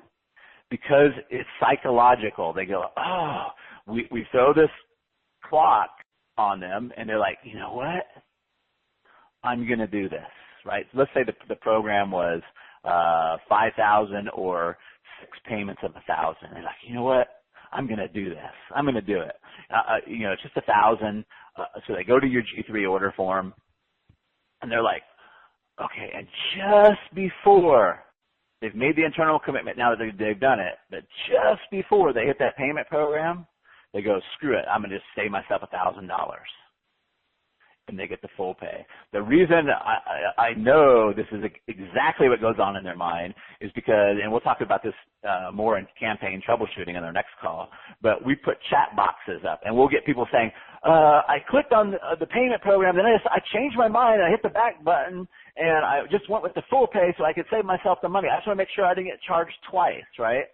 So this is why we always start out with a payment program that's more than the one pay. And you guys don't have to get ridiculous with it. Like, people get ridiculous with it sometimes, and it's one payment of $5K or 3 payments of $3K, right? And that makes it $9K. It's like, that's ridiculous, right? But just give them some incentive. You don't want to make the exact same amount, but you want to give them some incentive. But start it out when they come to your G3 order form with a payment option and a full pay option. And then you can, in the middle-ish of the campaign, we'll talk about why I'm saying middle-ish, in the middle-ish of the campaign, then you can have about 24 to 48 hours where you run them up against the clock on the payments. And again, 70% in my experience of the orders that come in will be full pays, which is awesome. Now, what will typically happen after that is for a day or two after that, the sales will be low because you have pushed a lot of people that were on the fence. The clock kind of pushed them off the fence. So don't be surprised if a few days after that payment time deadline, if you see your sales slow down, and that's totally fine. If you want to take a couple of days off where you're not sending them something, those would be the days to do it, right? I have done saved. When you're talking about 5K sales, this really helps. But one of the campaigns we did, and this was legitimate. They said, man, I'm having trouble making payments, right? So we did just say, hey, we did one email that said, hey, we ended the payment program. But if you had problems with the card, having problems with anything, just email us directly, and we'll make sure that you get in. So we would pick 2 or 3 people that way. And that was legitimate. It really happened. I'm not saying to go out and say, hey, my cart broke, but if you want to, you can say, hey, we ended this on a Sunday night. We ended the payment on a program or Tuesday at noon. I realized, hey, maybe a lot of you guys were at work and maybe that wasn't fair. So if you really wanted to get on this on the payment program, just send us an email, right? I don't make a big thing about it, but it's kind of a way to fill in the blank spot right after the deadline. So we've got day one started out with quantity limit, right? As we progress along, then we're going to kind of monitor how sales are going, which we'll talk a little bit more about. Then we'll have our payment deadline. usually about 24, 48 hours up the payment deadline. We'll start talking about the payment deadline. Then we'll have a couple dead days, and then we'll start talking about the final deadline of the campaign. So that's when we start running the clock up against the final deadline of the campaign. Hey, it's all going to be over. And I love to end mine on Sunday nights at midnight for a lot of niches. For most niches, Sunday night is the night that most people are at home. Most people are out on the computer. I make more money on Sundays than any other day of the week. So I like to end mine on Sundays at midnight. I don't particularly like to start my campaigns, though, on Sundays or Mondays. So, again, it's not going to make you or break you at a certain amount of days. But my favorite way to start up the campaign is start it up on a Tuesday, then it runs through that Sunday, do that next week, and then we end it on a Sunday. So it's really probably like a 12-day campaign. But, man, if it's going really, really well, I'll push it out. I never change. Once I set the time deadline, once I tell them, hey, here's when it ends, I never, ever, ever deviate from that. I don't say, hey, I'm going to give you another day. But what I'm talking about before, if I'm gauging the campaign, how it's going, how many sales do we do on the payment deadline, because we'll do almost the same amount of sales on the final deadline as we did on the payment deadline. So after the payment's done, then I'll gauge. It's like, man, this campaign's going really, really well. Let's go ahead and push it out to a Tuesday night deadline, right? Give it a full 14 days. But if it's going pretty good and I just want to end it at, on Sunday at midnight, that's cool. If it's 12 days, boom, done. It looks like we're going to hit our numbers. Awesome.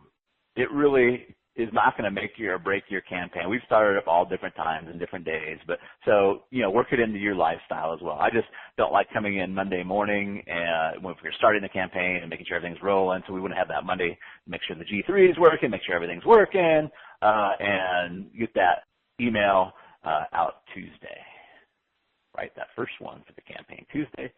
But again, what days and what times and everything is not going to make you or break you. So those are kind of like the corner posts, the corner pieces of the puzzle. And I'm going to give you examples. I go, hey, Travis, he told me you can give us examples. I'm going to dump all the examples on you by Friday, but I'm going to give you a Camtasia video so you know what all the files are. So you can have examples from all the campaigns and everything that I've got, so you can kind of look at these. But kind of in between these days, we have what we call fence tippers. Guys, these fence tippers will make you a lot of money. You'll have to tweak them a little bit. But what fence tippers are is people get so in our campaign, they come, they move them to the yard. They're all sitting on the fence. They're kind of ready to go, but there's one or two questions, and usually it's the money, right? It's like, man, that's a lot of money. And so we just handle them directly. And we just handle them very, very directly. So we'll use these fence tippers at various points in the campaign, which I'm getting ready to talk to you about. But what I really, really want you guys to understand is this whole analogy that we've been talking about moving the golf balls from the drive closer and closer to the hole, right? And they're going to get up on the fence, and these, they're people, not really golf balls, but they're going to get up on the fence, and then they're going to be like, man, I really want this, but this, I don't think it's going to work for me because of that, right? The P, right, which we're going to talk about. So fence tippers are normally, if we're sending in the morning time our fresh content, after we advance in the campaign a little bit, then we may send a fence tipper in the evening, right? So we'll send in the morning and maybe a fence tipper in the evening. Now, we don't do that through the whole campaign. It's more as we move through the cap sequence. But one of them is like one of them is a fence tipper for the payment program. I think it's labeled, and we send this out like the night before the payment program ends. So we send out a fresh content in the morning, then we send one out in that evening that says, "You still up?" And it's a very, very personal email. Just says, "Hey, before I jump into bed, I was thinking about you. I've had this payment program up, and I just can't keep it up any longer. I'm not in the finance business. So if you wanted it, you want to jump on this because it's going to go down noon tomorrow, and then I handle the price objection, right? And I talk about what they're really missing out on is whatever the benefit of the program is. So I'm not going to go too deep into it, but look at the fence tippers. I just want you to understand the concept of the fence tipper right now. So let's move in a little bit closer. Let's take our helicopter a little bit closer. And talk about when to send on the particular days. Again, none of this is going to make you or break you. Some of it depends on your people and your schedule, and if you're a morning person or an evening person. But I've had a lot of luck across all niches, whether they're working or not, sending the fresh content out early in the morning, like 5:30, 6 a.m. And so I usually will have that written and queued the night before because I don't necessarily want my employees to be up 5:30 and hit and send. So I might queue that up, ready to go out the next night or the next morning. So I made it queue that up. And I do not, and what surprises a lot of people is we don't write all 14 days sequence ahead, right? You can't really do that. That's like saying I'm going to come up with a template to move a girl from the first date all the way to marrying me and having my babies, right? So let me write up everything I'm going to say from there to there, right? So we want to maneuver, we want to adjust, but let's get back to that here in a second. But I love sending out fresh content in the morning, and then I send to unopens in the evening. Here's another little tip. I think everybody knows this intellectually, but for some reason we don't do it.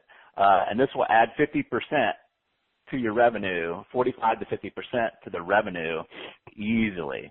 So if send out your fresh content in the morning, and then you want to send out to your unopens, I usually send ours about 6 o'clock, 6 p.m. So if we send the fresh content at 6 a.m., then we send to unopens at 6 p.m. roughly. Again, it's not like you're going to make or break anything by these exact times or dates. I'm just kind of telling you what we do, how we schedule it.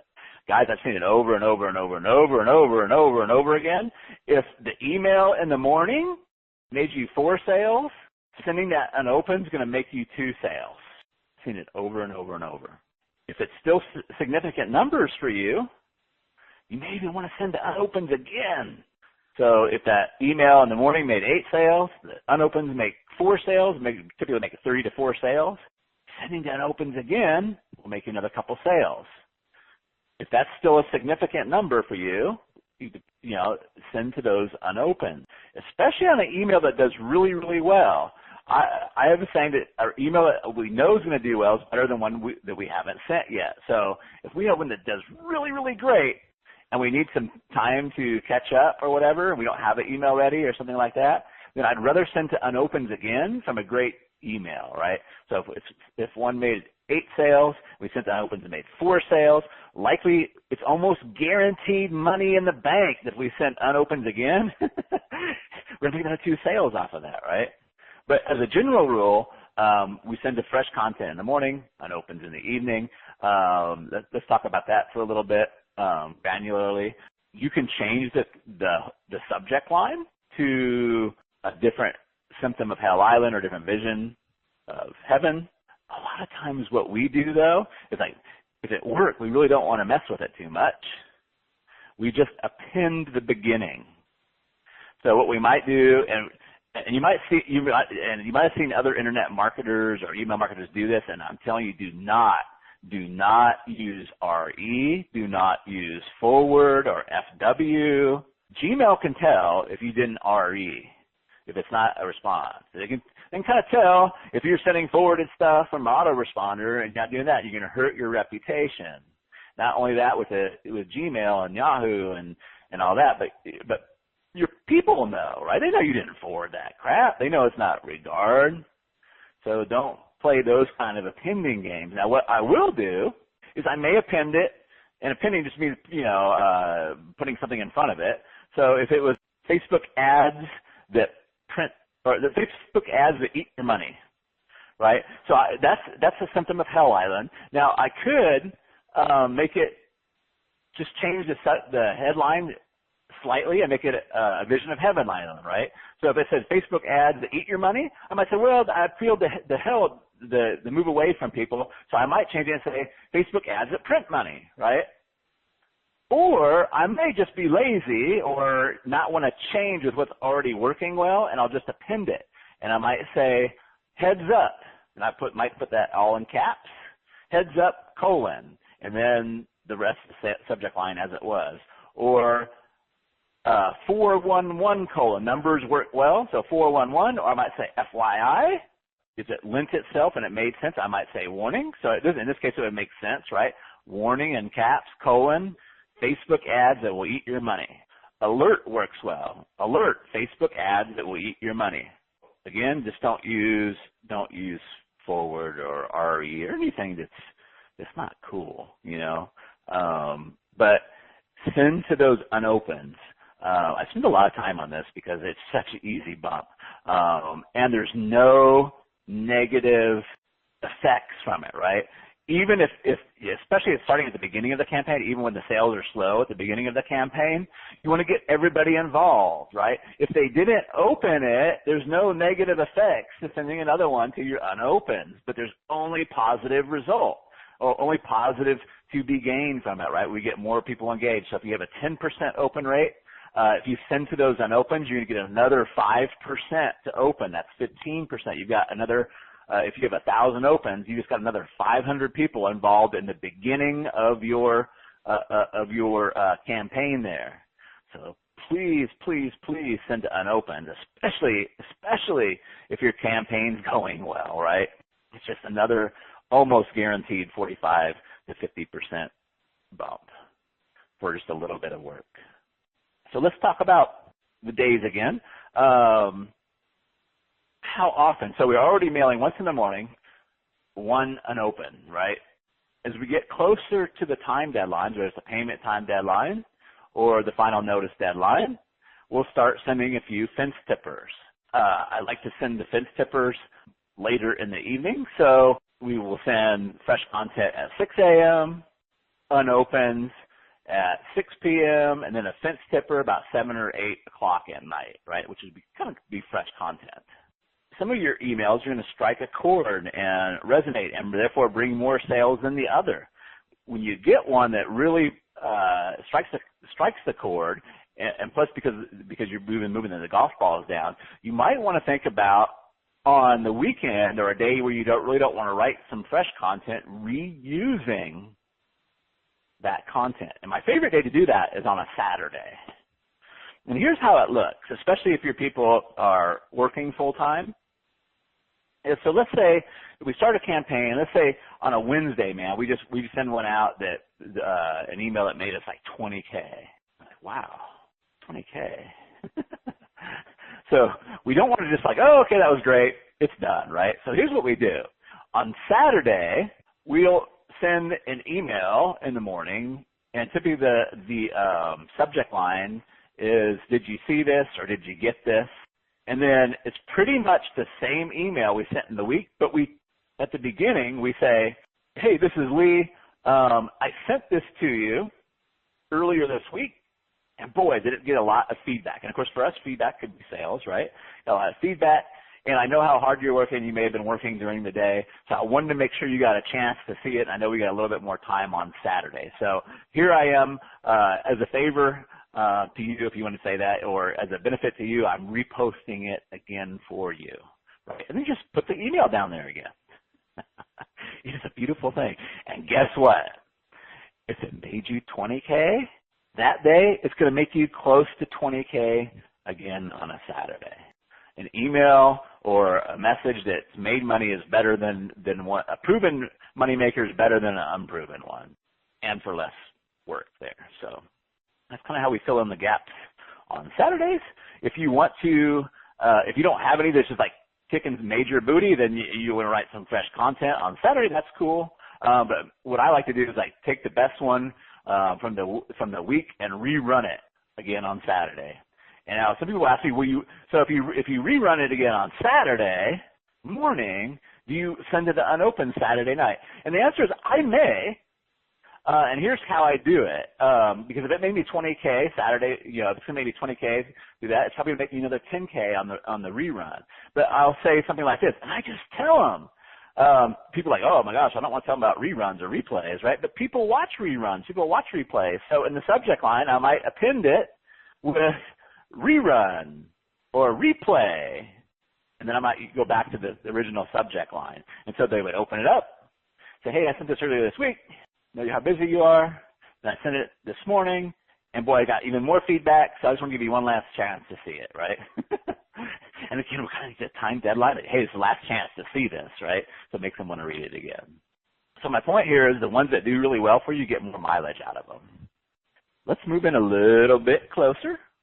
The first time deadline is normally we'll start talking about that time deadline in the email about 48 hours out from that time deadline. Now, we don't make it all about the time deadline, right? We still adhere to the triangle of insight, and we're shedding insight. But in the pitch section, we'll say, hey, we're pulling down the payment program.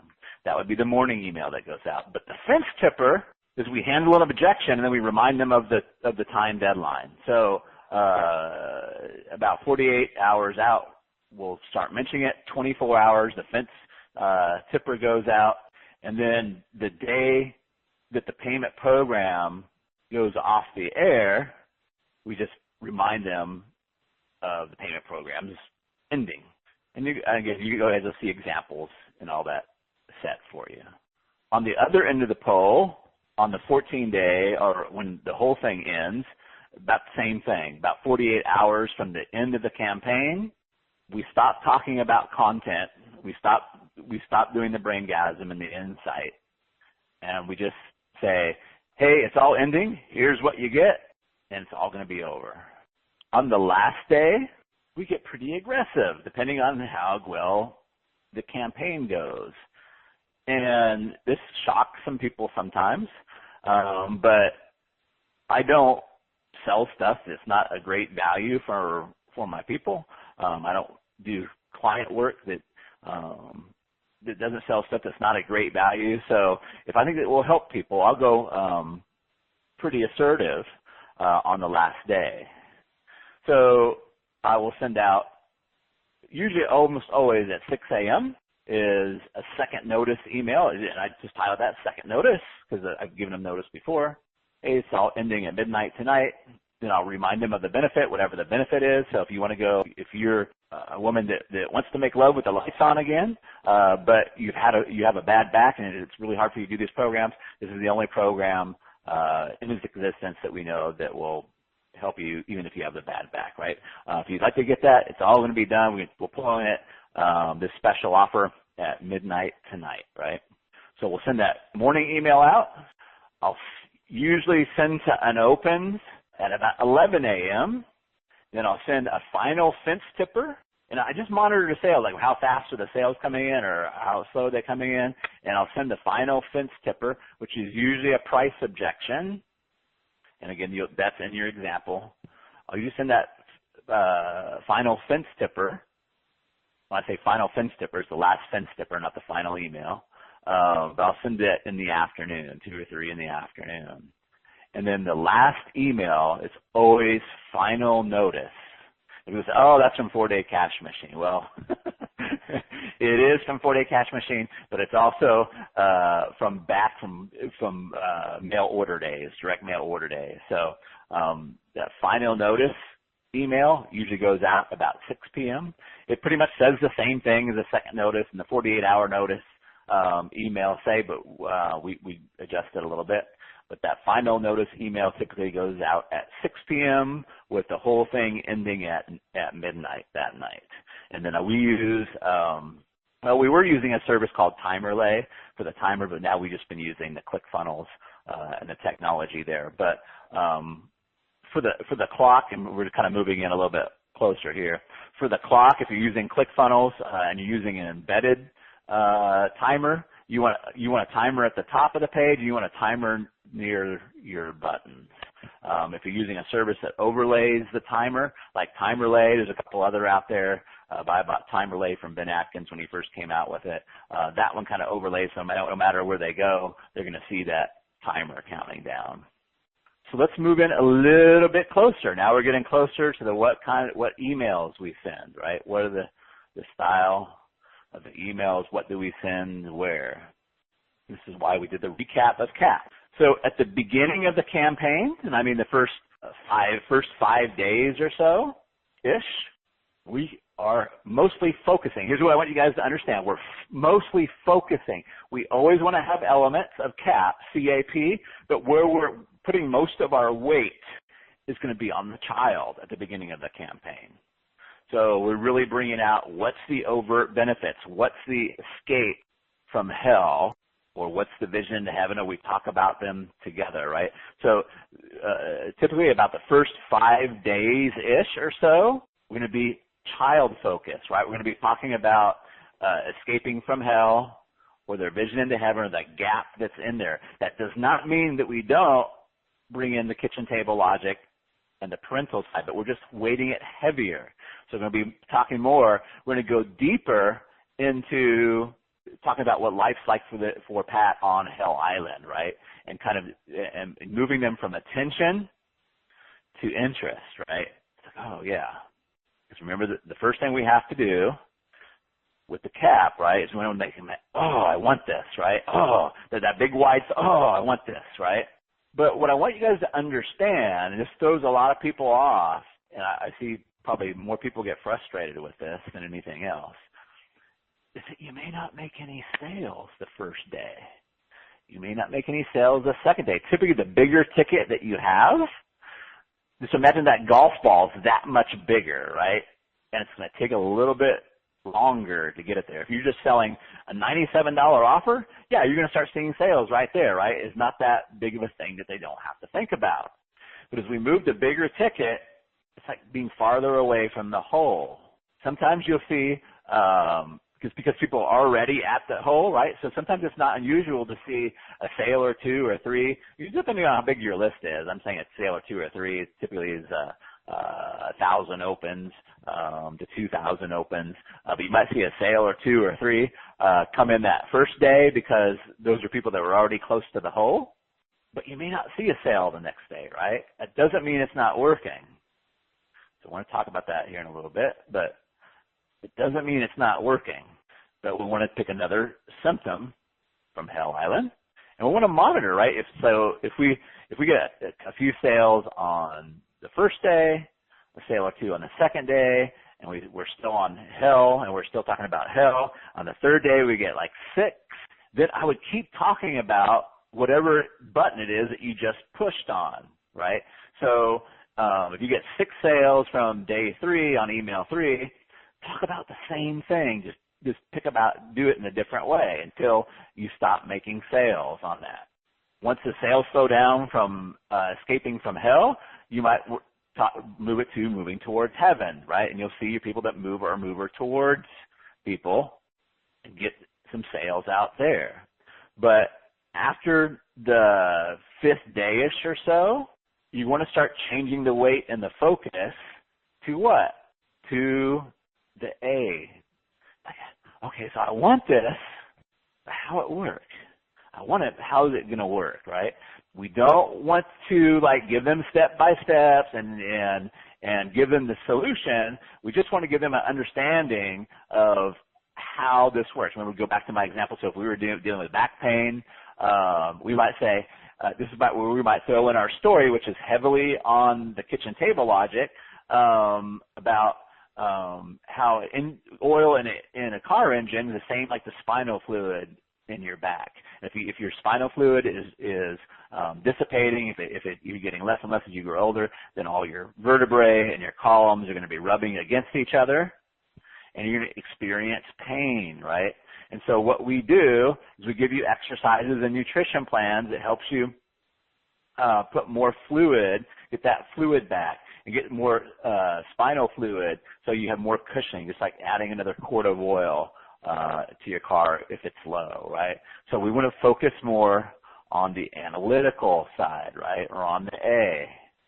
We really don't focus a whole lot, like very many days on the A. Usually we'll start talking about the analytical side just before the payment deadline, and then pretty much the rest of the campaign from the payment deadline to the final deadline is all P. Your objection handling. You're answering the question, hey, this won't work for me because, or will this work in this niche, or will this work if I have fibromyalgia, or will this work if this, or if this work if that. Most of the end of the campaign, the weight's going to be on the P. But again, we don't abandon. We remind them, right? We remind them of the benefit, the overt benefit, and how we do it. But then we just focus. We focus more on the parent side. What's dramatically different? Why is this going to be different now? And it's where the fence tippers come in too. Because let's face it, a lot of time, the way most people put their focus, if you guys remember that pre-training I gave you, you guys might want to re-listen to that because you always want to swing it back. When you start bringing out a price tag, where does people's attention naturally go? It goes to that price tag. So what we want to do is bring it back, that attention back to what it's really costing them not to have our solution. I'm hoping that makes sense. So people naturally will, oh, yeah, but it's $2,000, right? But what's the cost of doing nothing? What's the cost of what's missing? And that's where we want to bring their attention back to, right? But in the end of the campaign, almost from the payment deadline to the final notice deadline, we're in the P, right? That's where we're focusing most of our attention. Again, we do remind them. We remind them of the gap, right?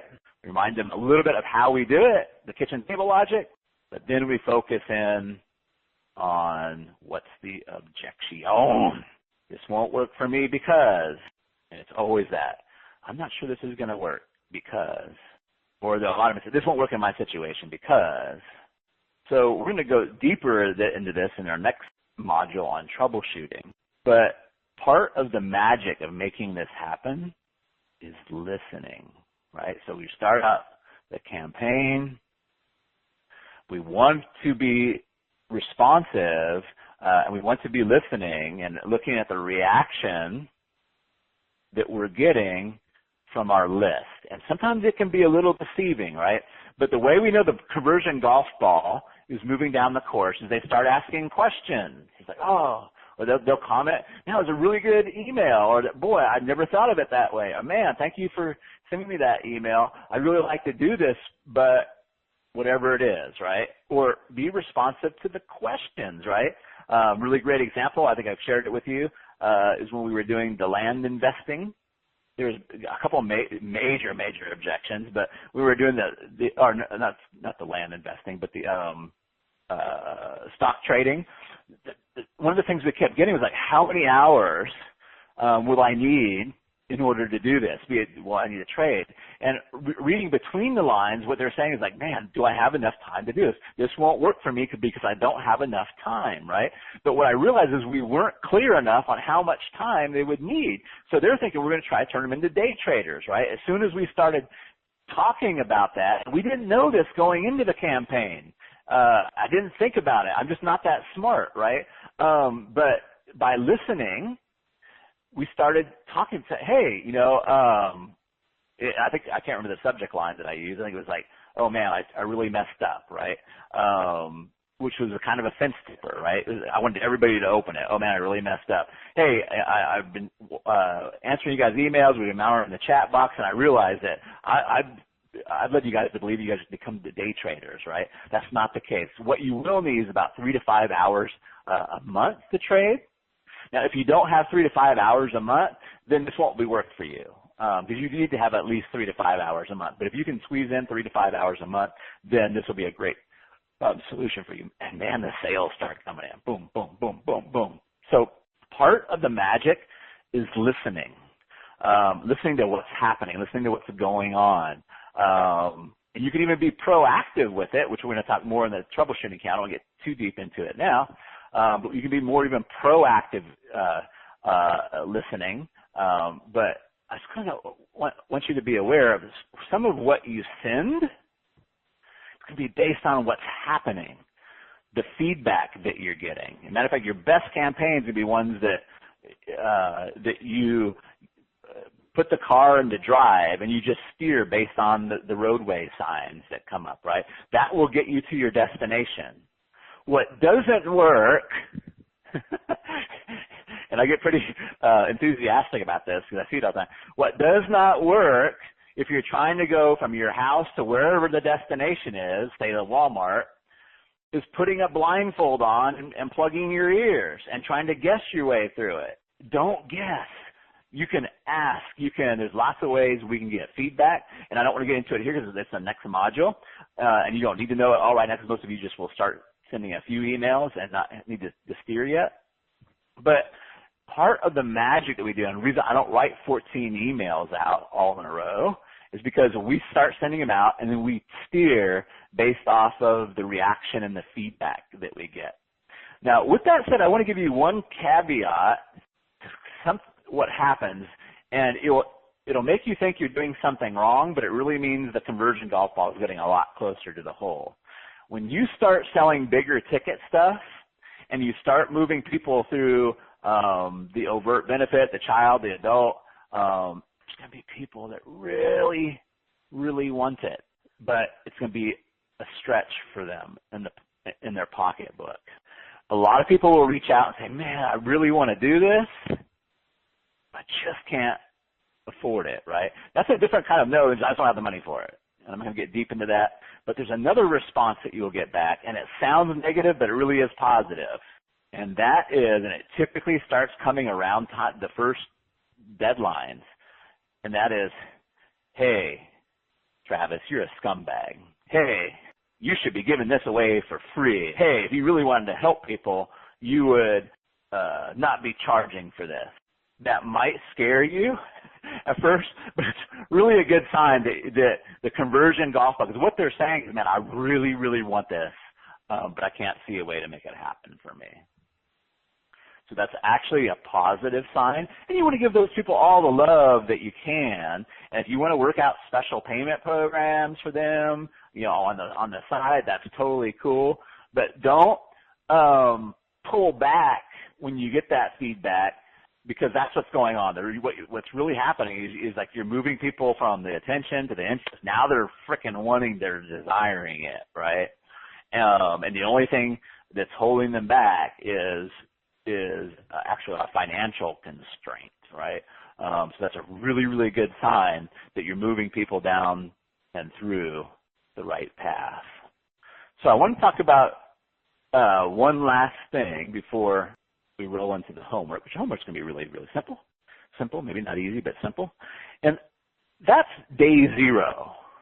On day 0, what I mean is any time period before you actually run into the Rainmaker campaign, I like to, if I can, if it's a new offer or newish offer, or if it's the same offer but I'm tweaking it with a different angle, is I like to float the idea sometimes and get that feedback. I like to float the idea and kind of get that feedback. What that looks like is a really, really short email that in a paragraph or less lets them raise their hand and respond back to you, and you get an idea if it's going to fly or not. Now, sometimes it can be deceptive. You might get lots of responses and have trouble with the sales at the beginning, but very rarely is it deceptive if you get nothing back. You probably want to adjust your offer, because in that paragraph is pretty much going to be your offer. So let me give you a really quick example, and this is just off the top of my head because I've been working with a client, with one of the Mojo men on it. We were actually testing this to his email list as well as his Facebook page. But he helps coaches package up their expertise and put it into digital products. What he particularly likes to do is get them to pre-sell it before they launch it. And pre-sell it basically means to test it out and make sure people are going to buy it before they do a big launch. So he's sending out little emails, kind of testing it, and like nobody's responding back. He's like, I don't get it. I know it works. I've been selling it, over the phone and everything, but nobody's responding back to this particular way I'm putting it in the position and the angle. Now, does that mean he needs to change his whole product? No, not necessarily. But what I say is like, I don't think that most people understand what pre-sale means. And even if they do understand it, it's not something that's that they can make a picture with it. It's not something they can conceptualize. It's not concrete. So I was like, what they do understand is launches, right? And instead of calling it a pre-sale, why don't we kind of put the word launch in there? And so we started talking about, again, what is it that people don't like about launches? Well, they're stressful, right? And there's a lot of eyeballs on them and all these different things like, oh, that's it.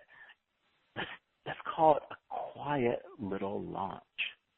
Let's call it a quiet little launch. So he changed it up. He basically just changed a few words, and he said, I'm wondering if you'd be open to packaging up your expertise in a $3,000 to $5,000 package. Again, that's child, right?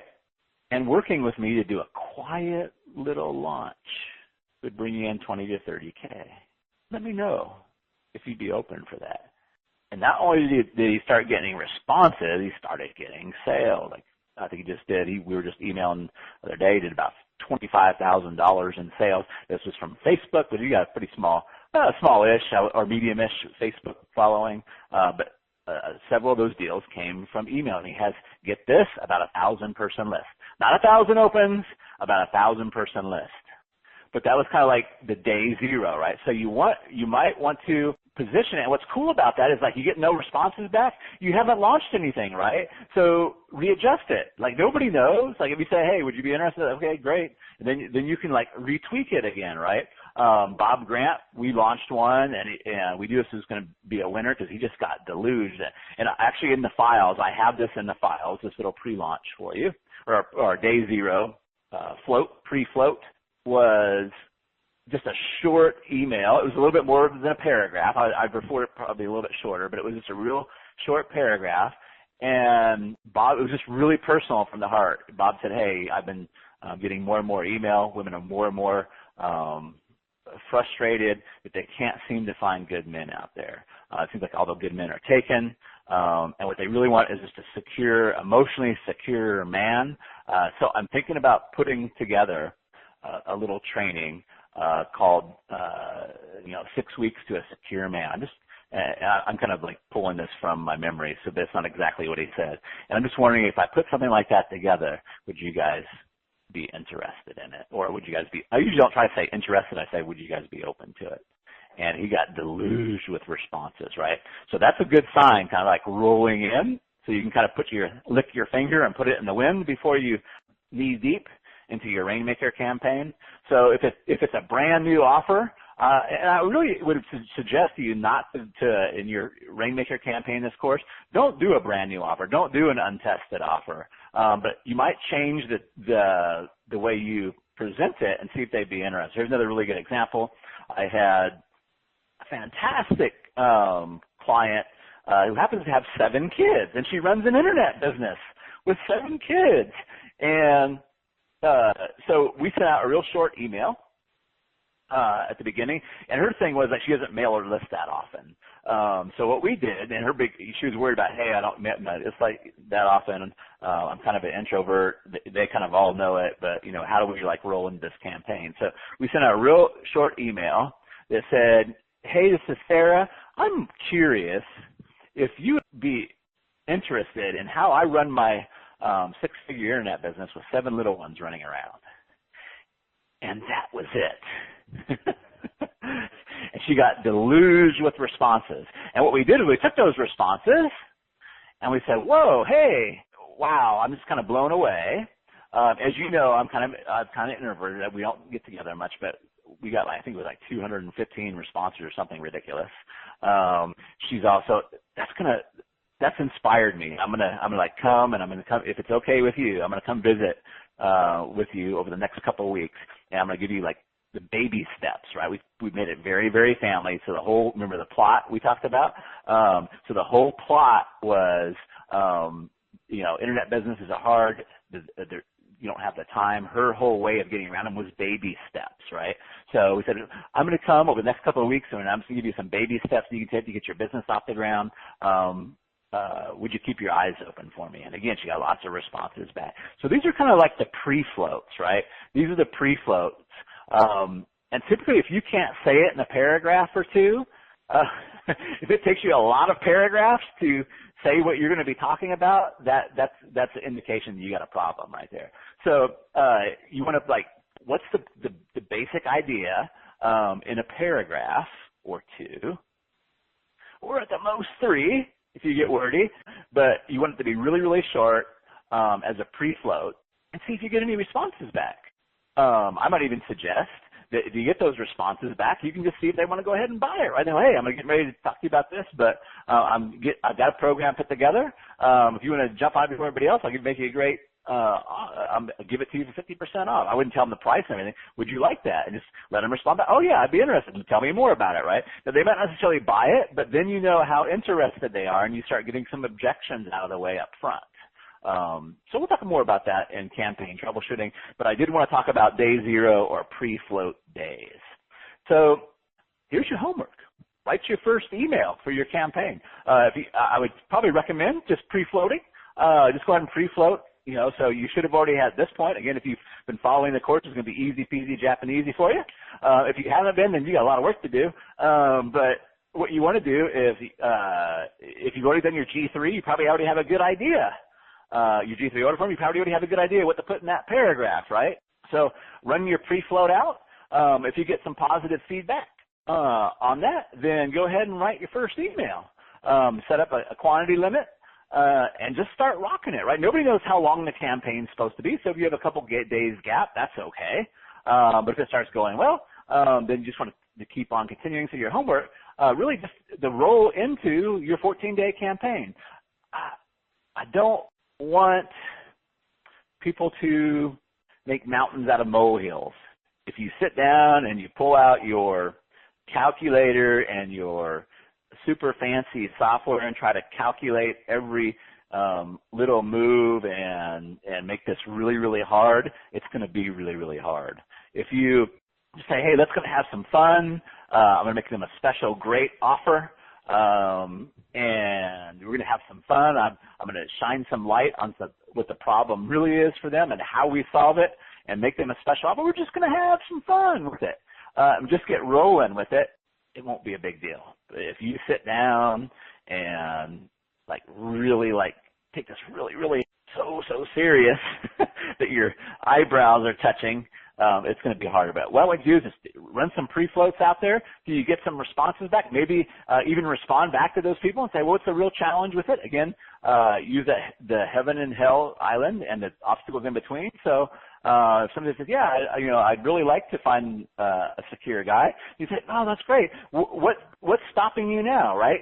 What do you feel is your biggest challenge, right? Because obviously she wants that, Pat wants that secure relationship, that secure guy, but there's something that stops her, right? And she might say, well, I work so much, right? I don't have time to go out and find all these guys. And I really hate the online thing, right? So then you'd be selling against the online thing, and your enemy is time, right? So you can follow up with these people as you get the responses back and get even more info, right? It's a beautiful, beautiful thing when you listen and work with your people.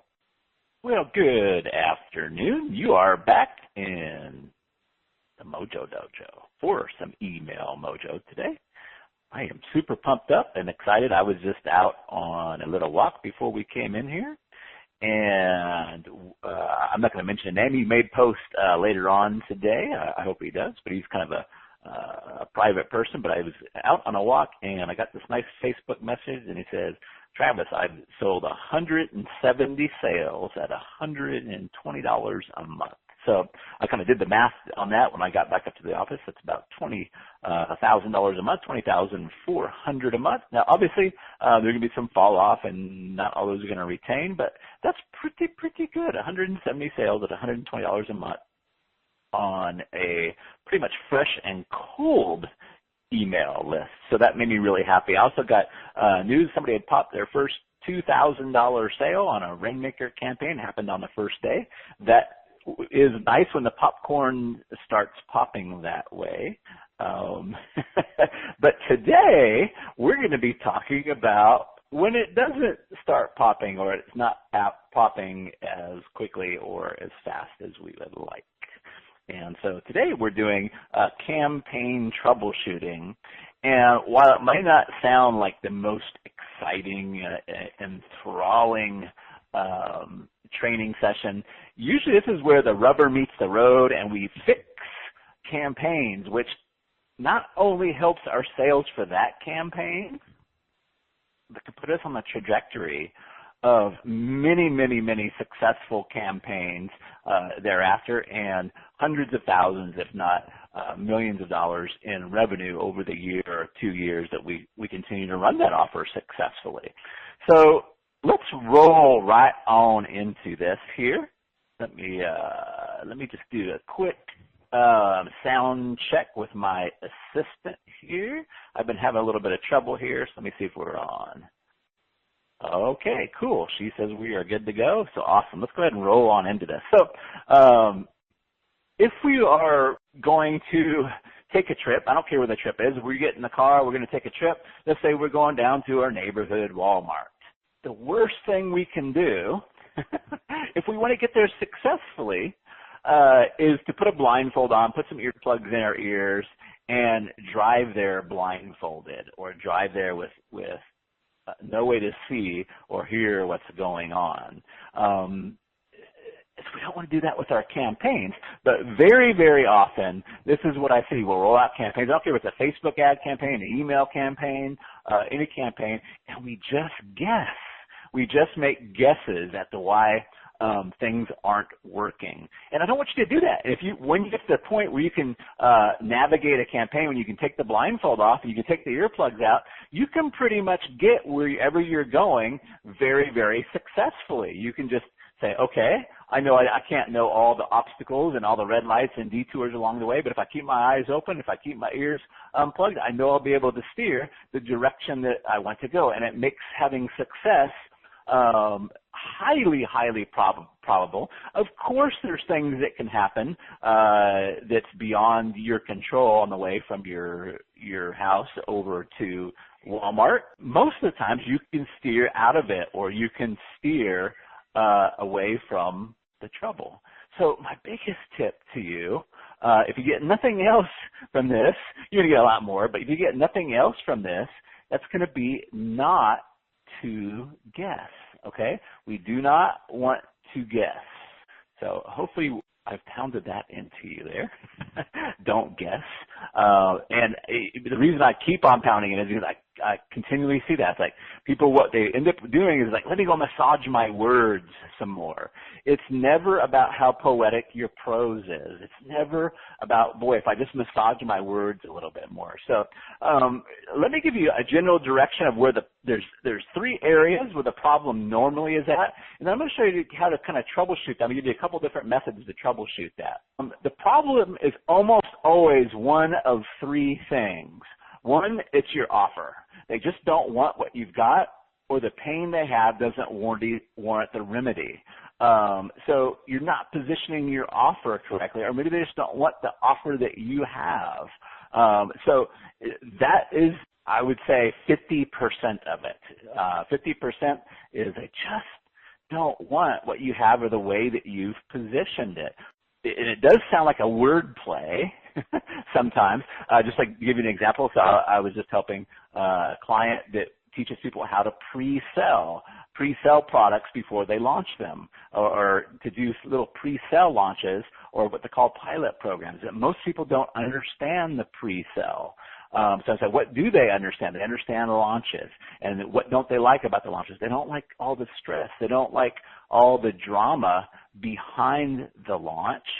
And they don't even necessarily need to make $1 million, right? So we come up with the concept of quiet little launches that make $25,000, $30,000, $35,000. Yes, you won't make millions, but they're quiet, low-free, stress-free launches. So pretty much he didn't change the product side. We just positioned the offer. Now, it does sound like a wordplay, but it's just about being clear on the offer. Now, sometimes what you're offering may be just not what they want. So you want to find that out as well. So number one is the offer. The number two thing is they don't feel like it will work for them, or they're not sure if it'll work for them. If they don't feel like it's going to work for them, or they're not sure, anytime there's uncertainty, you're not going to make a sale. You're not going to make a conversion. So one of the questions we're always answering is, this won't work for me because blank. If you can understand what they feel and why it's not working for them, and answer those in your emails, you're going to see your conversions go up. And then the third reason is they feel like they can get what you offer either on their own, or they can get it somewhere else better and cheaper. And that's kind of, if you rethink about everything that I've just told you, and you dial back the training to the CAP sales method, the child, adult, parent, right? The offer is the overt benefit, right? So we want to dial that in. If they don't feel it'll work for them, or they're not sure it'll work for them, that is the adult and a little bit of the parent, right? We have to kitchen table logic and show them that it will work for them or in their specific circumstance. And then if they feel like they can get something that you're offering on their own, they can do it themselves or get it somewhere else. Again, you need that dramatic difference, the clear difference. How can you be the only person, right? So the purpose of this training is not to combat the objections, but to show you where the objections are. So I don't want to spend a lot of time, because if you follow the CAP sales, you're going to do very, very well on that. But so let me just encapsulate this and think about this for a second with the things that I said, the three primary problem areas. Think about it. If they want what you have, and they know that the pain that they're in is costing them more than the solution, and they're certain it will work for them, and they can't get it anywhere else, they're going to buy, right? There would be no reason not to buy. So those are the three areas we really want to look for and see where we're off. Let me just repeat that again. It's really important, because this is what we're looking for. If they want what you have, and they know the pain is costing them more than the solution, and they're certain it'll work for them, and they can't get it anywhere else, they're going to buy. So this is what we're looking for. These are the answers. Where in these areas are we falling short, right? So we can come back and either put those into our emails, change up our offer, position up our G30 a little bit better, and dial in the offer. This is what dialing it in means, right? So in your workshop files, I'm going to go ahead and read it to you. But in your workshop files, you have a file called the Campaign Troubleshooting. And this is the email sequence that we use. I'm going to give you two different techniques, and I have a preferred method. They're both really good, but you can either troubleshoot what's going wrong by your email troubleshooting, or we can put a chat box or a chat box on the site, and either one of those are fantastic. I prefer, and we'll talk about that, using the chat box. It's faster, it's quicker, people are more serious. If they're on your G3 order form, you're going to get the real reasons why they aren't buying. But let's do the email first. So if I move really fast, just remember you have this in your workshop files.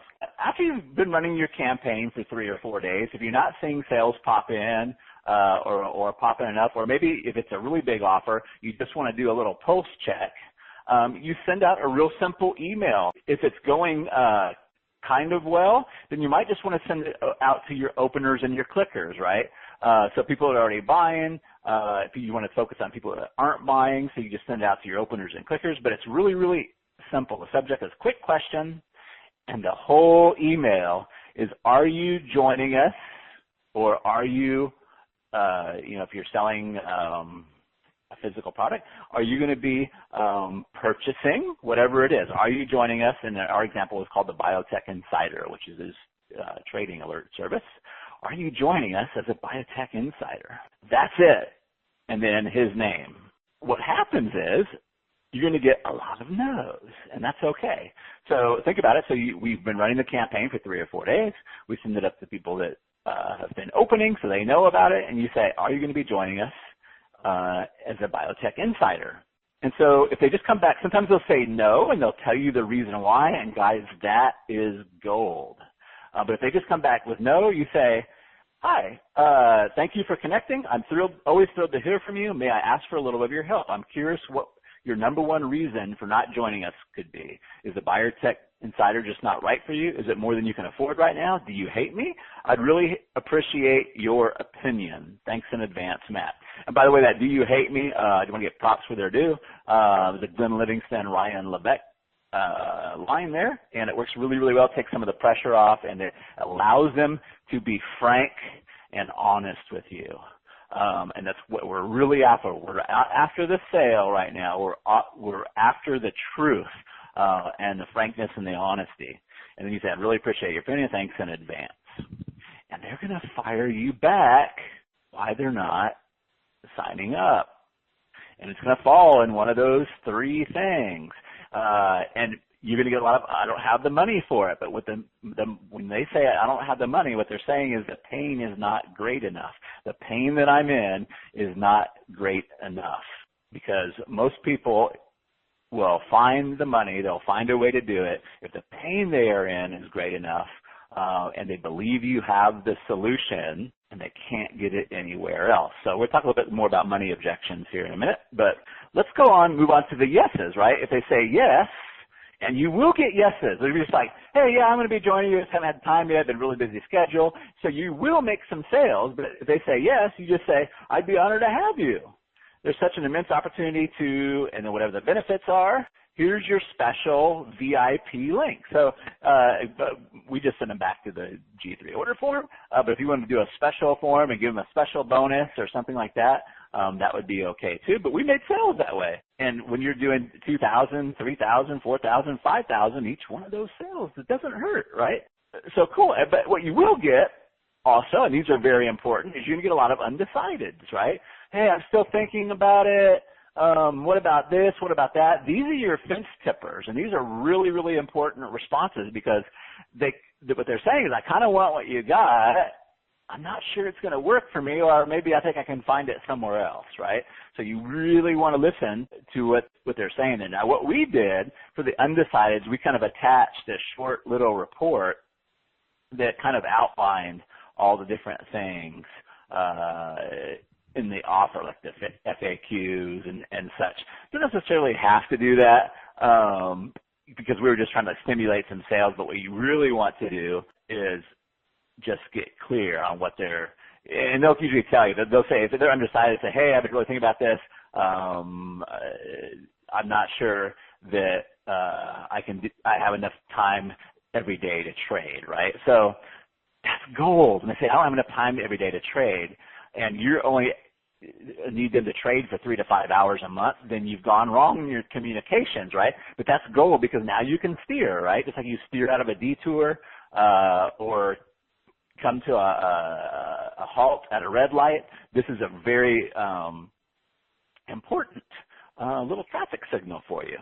So a lot of times what you'll get is they'll say, oh man, I kind of want to do this, but I just don't have the money for it. Our money objection, and what we want to do is we really want to figure out, is it really a money objection, or they just don't have a pain big enough, or we're not communicating the pain big enough. We can send an email, and again, this is in your file. It says, hey, Patrick, so happy to hear from you. Boy, I'd be thrilled and honored to have you as a VIP Biotech Insider. I know it's tough to invest in yourself when funds are tight. Would it help if I let you make payment? Would it help if I let you make payment? Don't want you to miss out, because I'm really rolling up my sleeves to make Biotech Insiders consistently profitable traders, Matt. So what we're looking for is like, it would really help me if I let you, if I can make some payments. Then we know that it's really more of a money situation. We're hitting the target. They kind of really, really want it, but we know that they just really don't have the money, which is a good sign from the campaign that we're running, right? Because the people that do have the money are a little bit more moving the golf ball closer to the hole.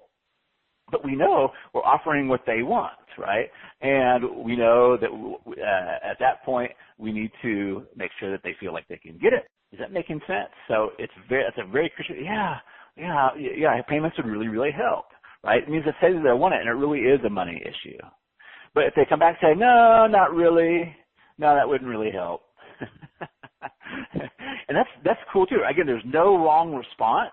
Just like, you know, a yellow light is not bad. A red light's not bad, right? It just it tells you what to do next. Of course, sometimes when you feel like you want to get to Walmart even faster, it may sound like a bad thing, or if you're in a hurry, right? But it's really not bad. You don't really want to hold judgment around it. You just want to say, okay, so how do I steer? How do I steer with what's coming up here? So that's the email troubleshooting. Pretty simple stuff, actually. And now we want to talk about another way we can do this.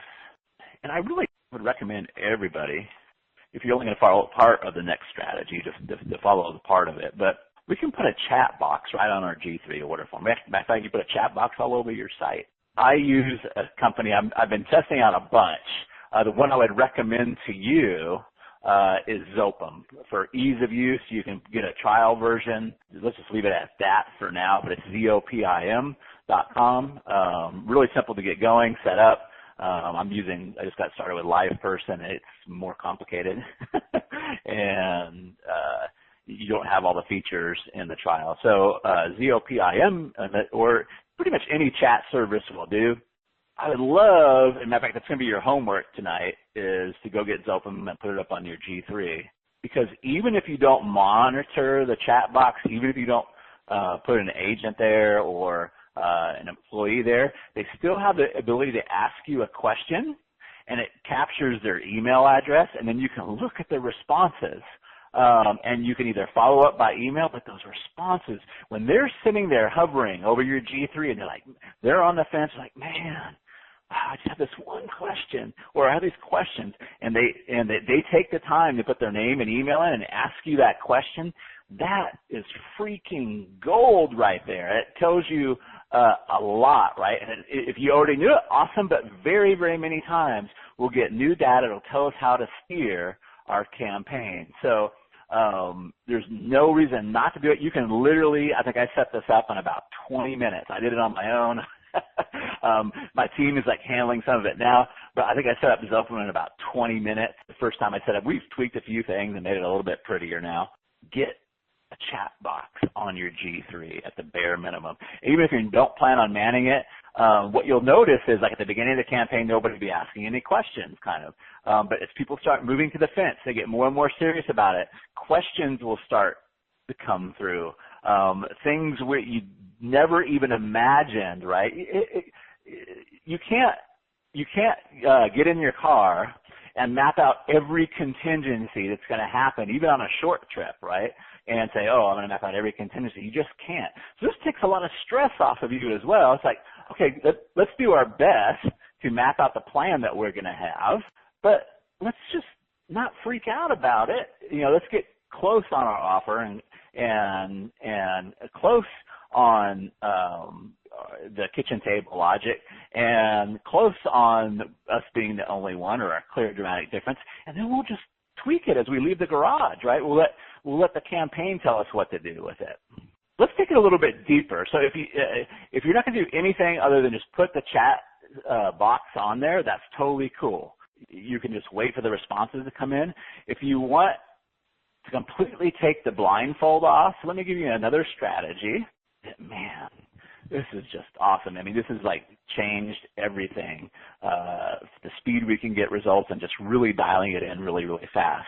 So we can engage with them as they're on our G3 form. As they're on, in Zopim you can see how many people are on that page. You can see how long they've been there.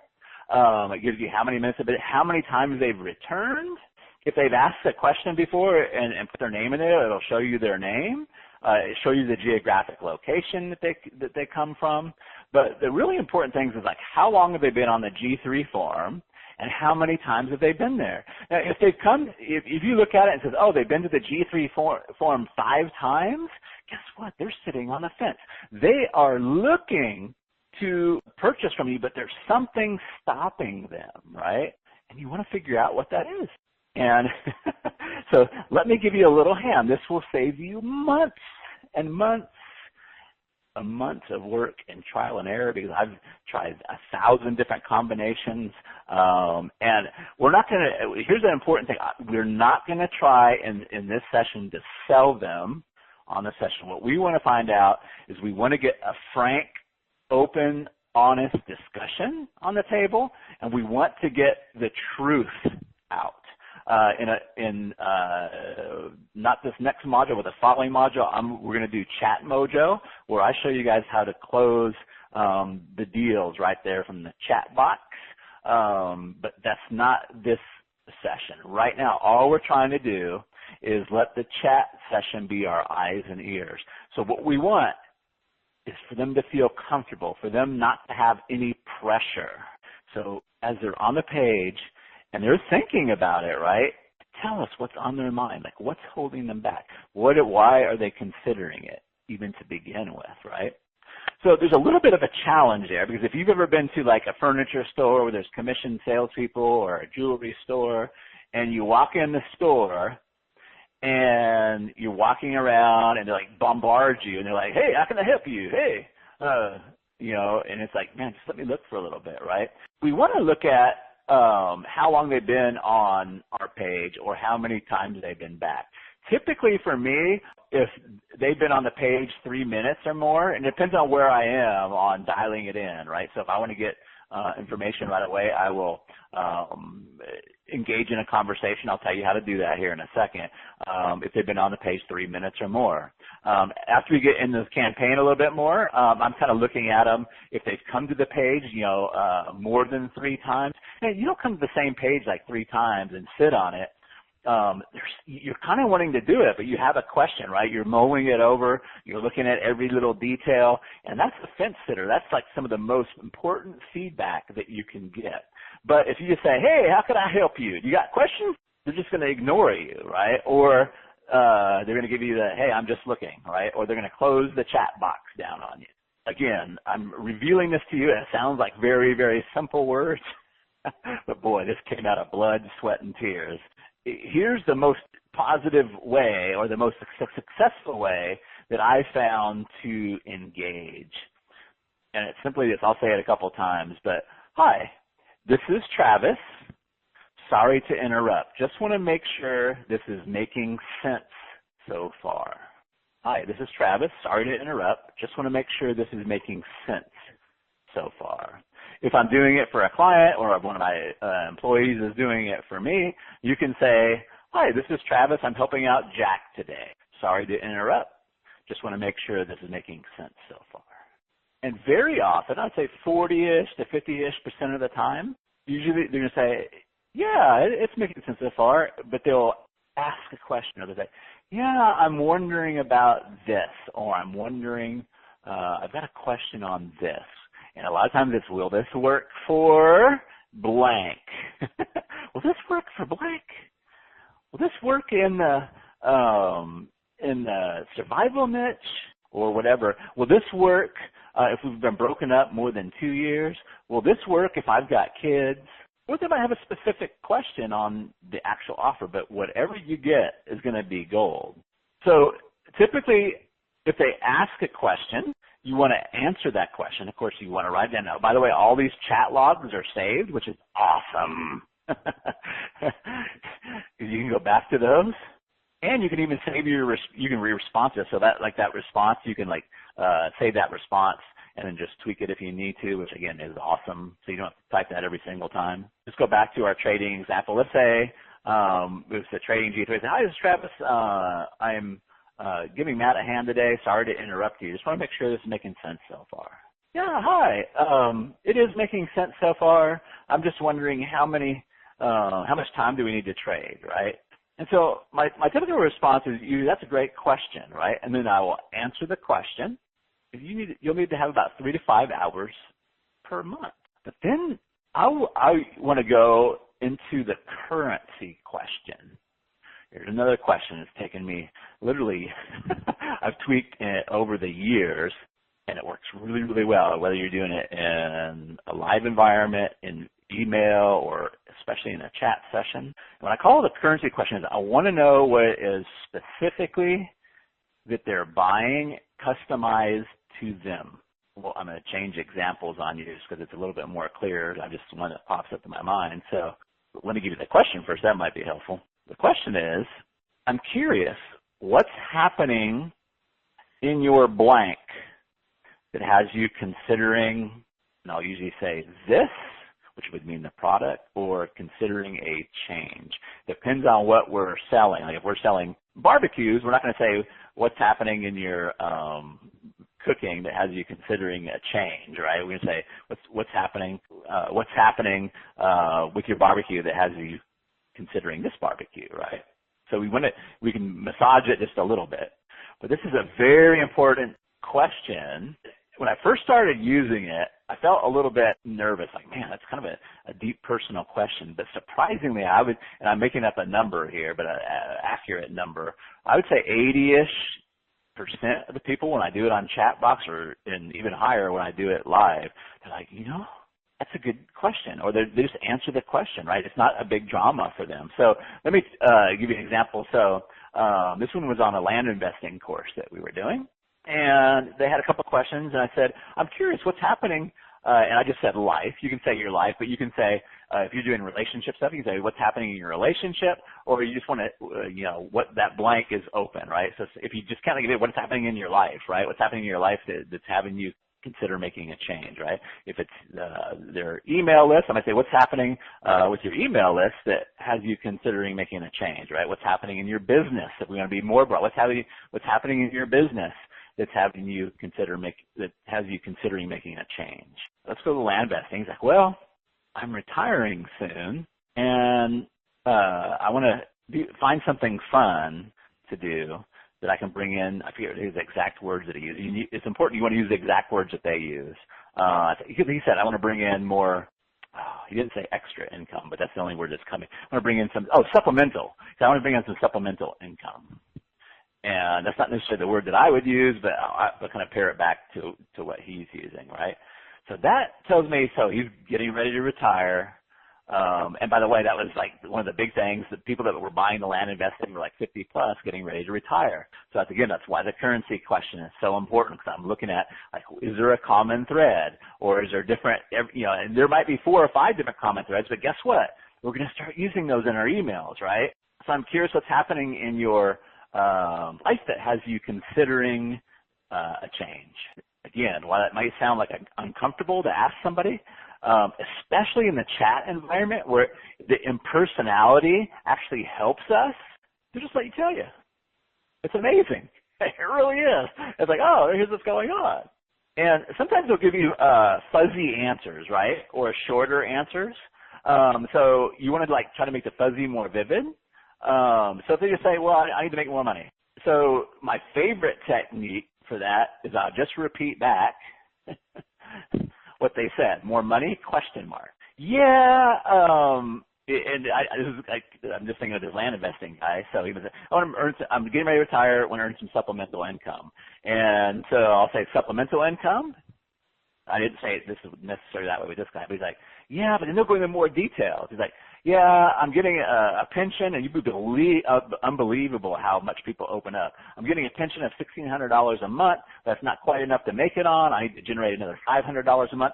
And you know what? I would like something fun to do so me and my wife could do it together. Bam!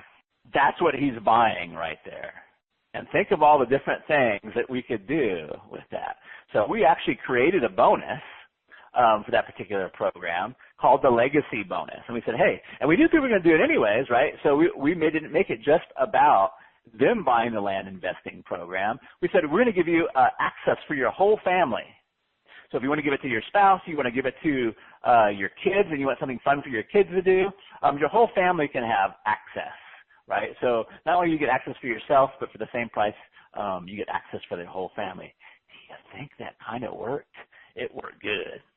But you want to make vivid their fuzzy answers if they're giving you a fuzzy answer. So that's one of my favorite. But just take one of the words they told you that you're not clear on, or that you want more info on, and just say that question: more money, or I'm doing this because I just want to feel closer to my husband. I'd say closer to your husband, ? And then the story comes out, right? yeah, he's a doctor. He's been working a lot of hours lately, and he's stressed out at work when he comes home. He's on edge on his nerves, I feel, and it just go on and on and on, right? Which is awesome. That's all gold for us. Sometimes they'll say something like, "Hey, I'm really looking for a better conversion engine." Well, conversion engine can mean a lot of things, right? So I might say, "What does conversion engine mean to you?" Let me know. There's a girl, again, this works on the phone as well as it does in sessions. It works anywhere, really. I had a girl come out for the Email Mojo class. Great person. So thrilled to have her. But she's like, yeah, I'm looking for some more passive income. But passive income can mean different things to different people, right? And I don't do just 100% passive income. Like, we got to get up and write a 15 or 20, 30-minute email every day. Goodness, So instead of like saying, "Oh, I can't help you," and I'm like, "What does passive income mean to you?" And she's like, "Well, I really just don't want to have to keep creating products over and over and over and over and launching over and over and over again. That's a lot of work." I'm like, "Oh, okay." And I'm just kind of shortening down the conversation. But passive income didn't mean her sitting on the beach in Maui, never having to do any work and the money rolling in, right? That's sometimes what we'll think about the passive income. So we want to get specific, right, on what they're talking about more, so we can draw them out and have an open and honest discussion, right?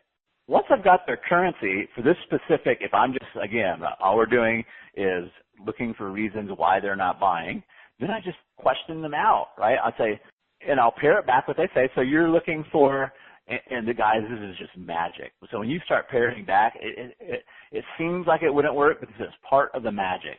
So when he says, yeah, I'm looking for something fun I can do to earn some supplemental income. I'm like, okay, great. So what I'm hearing you say, or I'll just say, yeah, what I'm hearing, so what you're looking for is something that you and your wife can go out and do, have some laughs together, have some fun. I mean, you're pairing back his words. At the same time, earn some supplemental income. And here's what they usually say. They'll be like, yes, with exclamation points. Yes. They feel heard and they feel understood, which we'll go more into like when we do the actual chat sales. But we want to make sure we're on target, right? Now we know we've got the overt benefit right? We've got that overt benefit right. That's what they want. And so then I'll just open it up with this question. I'll say, great, so what other questions may I answer that will help you decide if this is a good fit for you or not? And please be as frank as you want. It won't hurt my feelings. You want to encourage the openness and the honesty and the frankness, right? What happened in the land investing program, which is really one of the biggest benefits we had, but was also the biggest points they didn't believe, is they're like, well, this all sounds really great, and you could tell her they're like being nice. And again, the impersonalization of the chat box is really a great tool. They're like, I just don't believe that you can find land for underneath $1,000. I don't believe it. That is gold, you guys. So we started pounding on that a little bit more. We didn't pound on it as much as we could have. We probably increased sales because we kind of found it out a little bit later in the campaign. That's gold right there, right? So spending that time showing them kitchen table logic or more how we're doing it, that they could find the land for under $1,000 for pieces of land, which is really the genius of this program. That was the thing. It's like, oh yeah, I want to do it. I just don't believe that I'm looking in the newspaper right now. Look, I see land all over the place, but it's 10,000, 30,000, 50,000. And again, we're not trying to convince them there. We're just trying to get the truth out on the table. So what other questions might I answer that will help you decide if this is a good fit for you or not? And please, you can be as frank as you want and won't hurt my feelings. And then keep asking questions. And here's what will usually happen. Usually they'll say, okay, cool, thank you, that's all the questions I have, let me go think about it. Or they'll say something like, you know what, I'm going to do this, I'm in, right? That's not our goal, that's not what we're trying to get them to do. We're just extracting the gold, and we're going to take all that gold and look at where we've kind of gone wrong. Now, if they start saying things like, you know, there's another program out there that does this, this, and this, right? And you'll get that sometimes. It's like, oh, I don't understand how this is different from Andre Chaperone's course, right? Cool. That's, again, don't be don't be offended by it. Just like, oh, thank you for telling me that. Thank you. Because now you can say, okay, so I have it's the third one, right? It's like, I think I can get it somewhere else, cheaper or better, right? So we need to work on, here's how we're different, right? All right, so homework's really easy this time. 'Cause I know hopefully you're in the middle of getting your G3 rocking, getting your G3 and your Rainmaker campaign rocking and rolling, and now you got some ways to troubleshoot, which will actually pull out the gold. And really, I always say this every training it seems, but man, this is the one. This is not just about the sales that you make. Yes, you can make a lot of sales in the Rainmaker campaign, but you get your offer dialed in, you get the reason to believe and the reasoning dialed in, and you get how you're unique and the only person that does what you do for this specific person. And guys, we're all one great offer away from a fortune. So this really helps you dial it in, and it is really a key part of making it all work. Not massaging the words, not using NLP, not that can't help a little bit, but it's the icing on the cake. It's not the cake itself. Your homework is to get Zopim on your G3 page, set it up, put it on your G3. Even if you're not going to interact live, you'll get valuable information when they have a question and they send it by the chat box. Plus, you can follow up with them, right? If you're selling a $5,000 product, you're like, hey, the only thing I need to know is will this work in Detroit, right? And it's almost like that. Like people like, because it's me, yeah, absolutely it will work in Detroit. Or if it won't work in Detroit, you say, no, it's not going to work in Detroit, right? In the land investing program, I had people that ask me, hey, will this work? That was a big one. Will this work in Florida? Will this work here? Will this work there? Will this work? I live in a small place. Will it work over here, right? It would be a shame to lose a $5,000 deal because they're not knowing if it will work in their area, right? So really important homework. That little Zopim or that little chat box will make you a lot of money.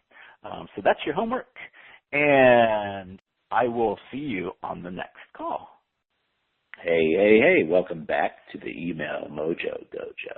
I'm so happy you're here. We are actually going to be going into writing tips today. You're probably saying, oh, that Sego's finally going to show us how to write some emails 7 weeks in. So, but for the formal topic today is Mind Movies and Writing Mojo.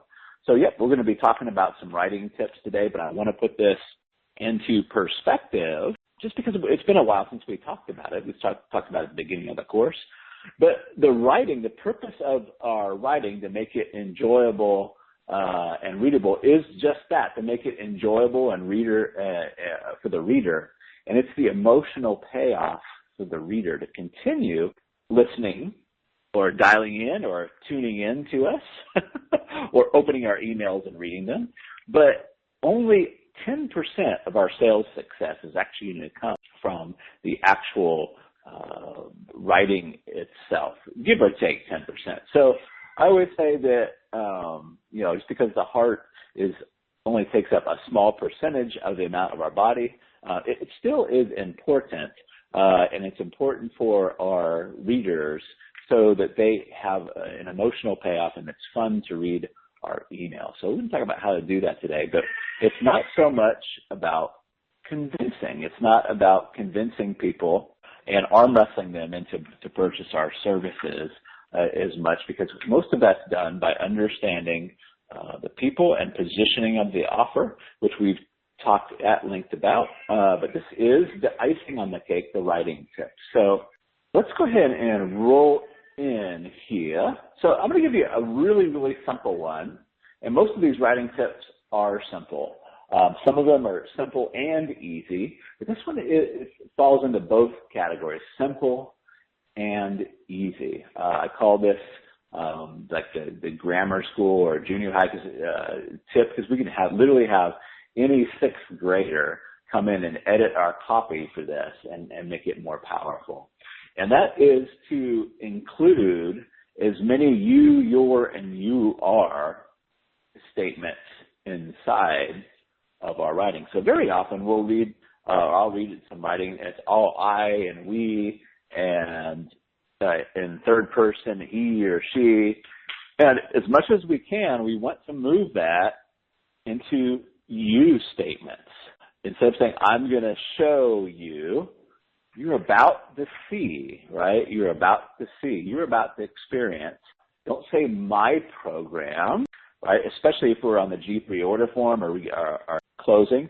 Say your program, right? Go ahead and put it into their hands. So as you're going to see, as you go through your new program, right? See, I'm going to use yours and yours we put in there. We want this chock full of you, your, and yours. So go through and as much as we can take out the I's, the we's, the he's, and the she's and put in the you, your, and your. So I just opened up an email, and it's actually from Nissan. This may not be the world's best example, but it's from Nissan because I have two Nissan. So they sent me an email letting me know that the 2017 Nissan Rogue is available.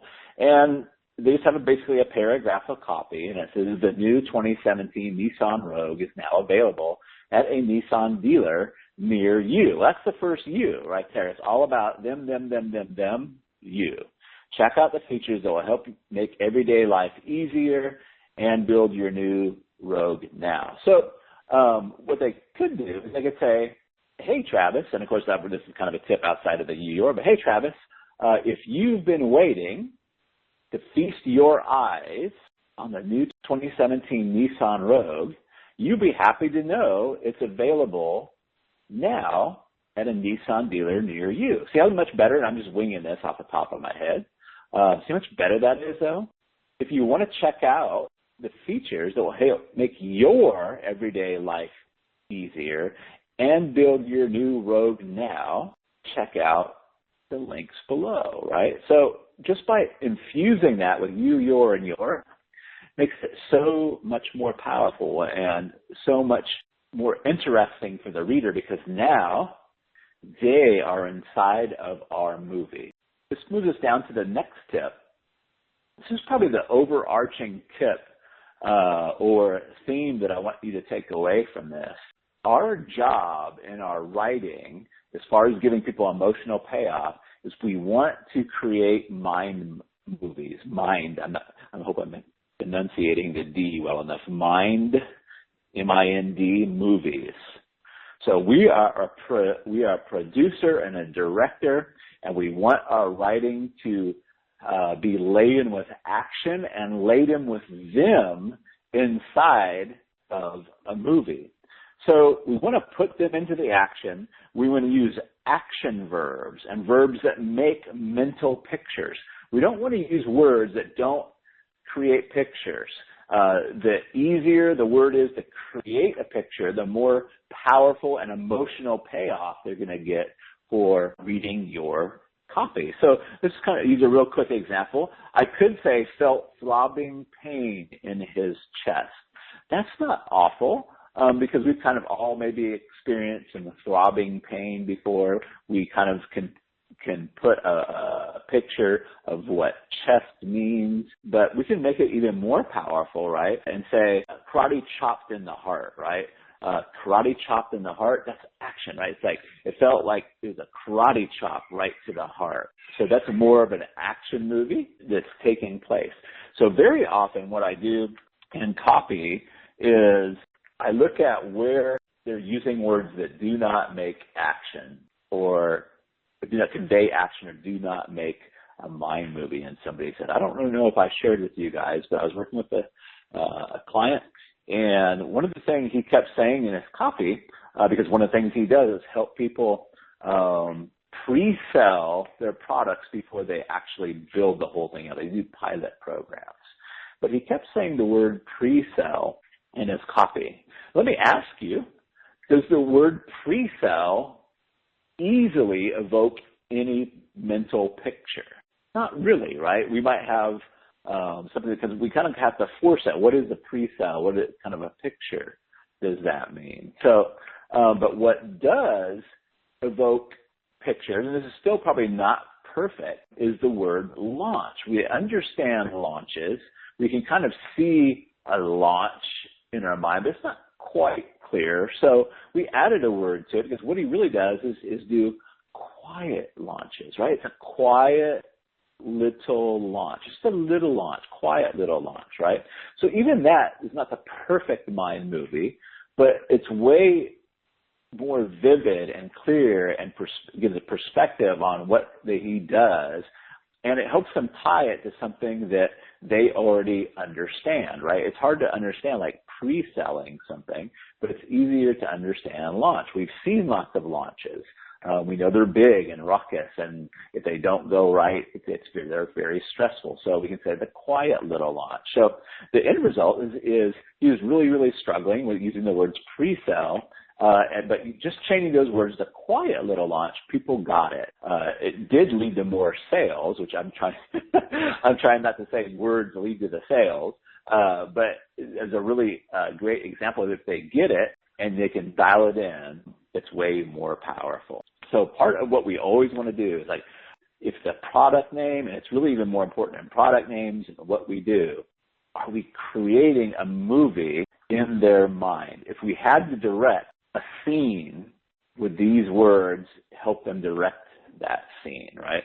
So I'm working on naming something right now, and I'm still working on it, but I'm just going to share it with you. I'm working on a concept called insight-based marketing. But I'm realizing that insight doesn't really conjure up a mental movie or a mind movie. So I'm going to probably test it out, but I'm playing with calling it aha-based marketing, because we all kind of like, usually I would say we say the aha or a light bulb-based marketing, right? The light bulb comes on an aha-based marketing. What I'm trying to do is like make the mental picture, make the mind movie. At the core of this, everything we're trying to do is make that mind movie, put it into something people can understand. So I just did a Facebook post. The idea came to me on a walk. It was on Halloween. So I kind of wanted to use the Halloween theme a little bit. I was talking about Frankenfunnels, the return of Frankenfunnels. I started out with, hey, if you were to look at our little industry, you would think that at the heart, we can see heart, right? At the heart of a lucrative and thriving business is a funnel. You would think that, looking at that. But ask any business owner that's actually running a lucrative, thriving business, and what he'll tell you is at the heart of his business is a customer. And then I take the mind movie even farther, and we talk about blood and circulation, but it's all very metaphorical and it's something that they can see. If we were creating a movie or a cartoon out of it, we could actually draw that out. So let's kind of move into the actual email right away. The next tip is get into the action right away, as soon as you can. So what I want to point out to this is remembering that there are several sales that we make. The first sale we make when we're using Email Mojo is to see our name and want to read the subject line. So most people start at the subject line, right? That's not really the first sale is made. The first sale is made is to see our name and to say, oh, it's that Travis Sago guy or that T.W. Jackson guy or that Lee Bacham guy.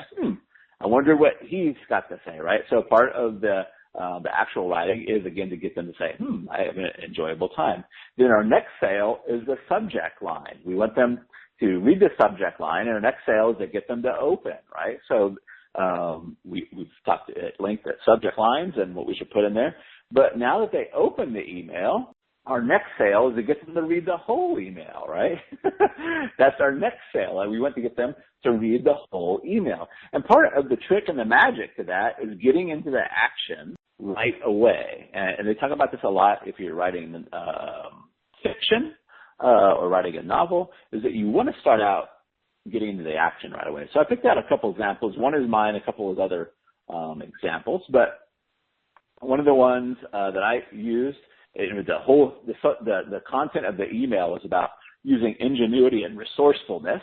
I had done some studying on prison systems and what they call the SHOE, which is a secure housing unit, and how resourceful and ingenious the prisoners are in the SHU. They spend millions, if not billions of dollars trying to make it the most secure housing unit possible. They take away everything from these prisoners, but yet they still get a communication network going, because one of the things they can't take away from them is their clothes. So they'll take and unravel the elastic in their underwear or the string in their T-shirts, and they will write little notes. They'll put little notes on it, and they'll slide it underneath their cell over to somebody else, and then somebody else will grab onto it with their string, and pretty soon you get this whole cobweb of different things, and they pass notes around to each other. So here's kind of my opening line to that. It was, don't be alarmed. Now, as soon as I say don't be alarmed, what's the first thing you do? You say, right? It captures your time. Because it's a danger thing. So don't be alarmed. But as you're reading this, a prison inmate is plotting out his next murder.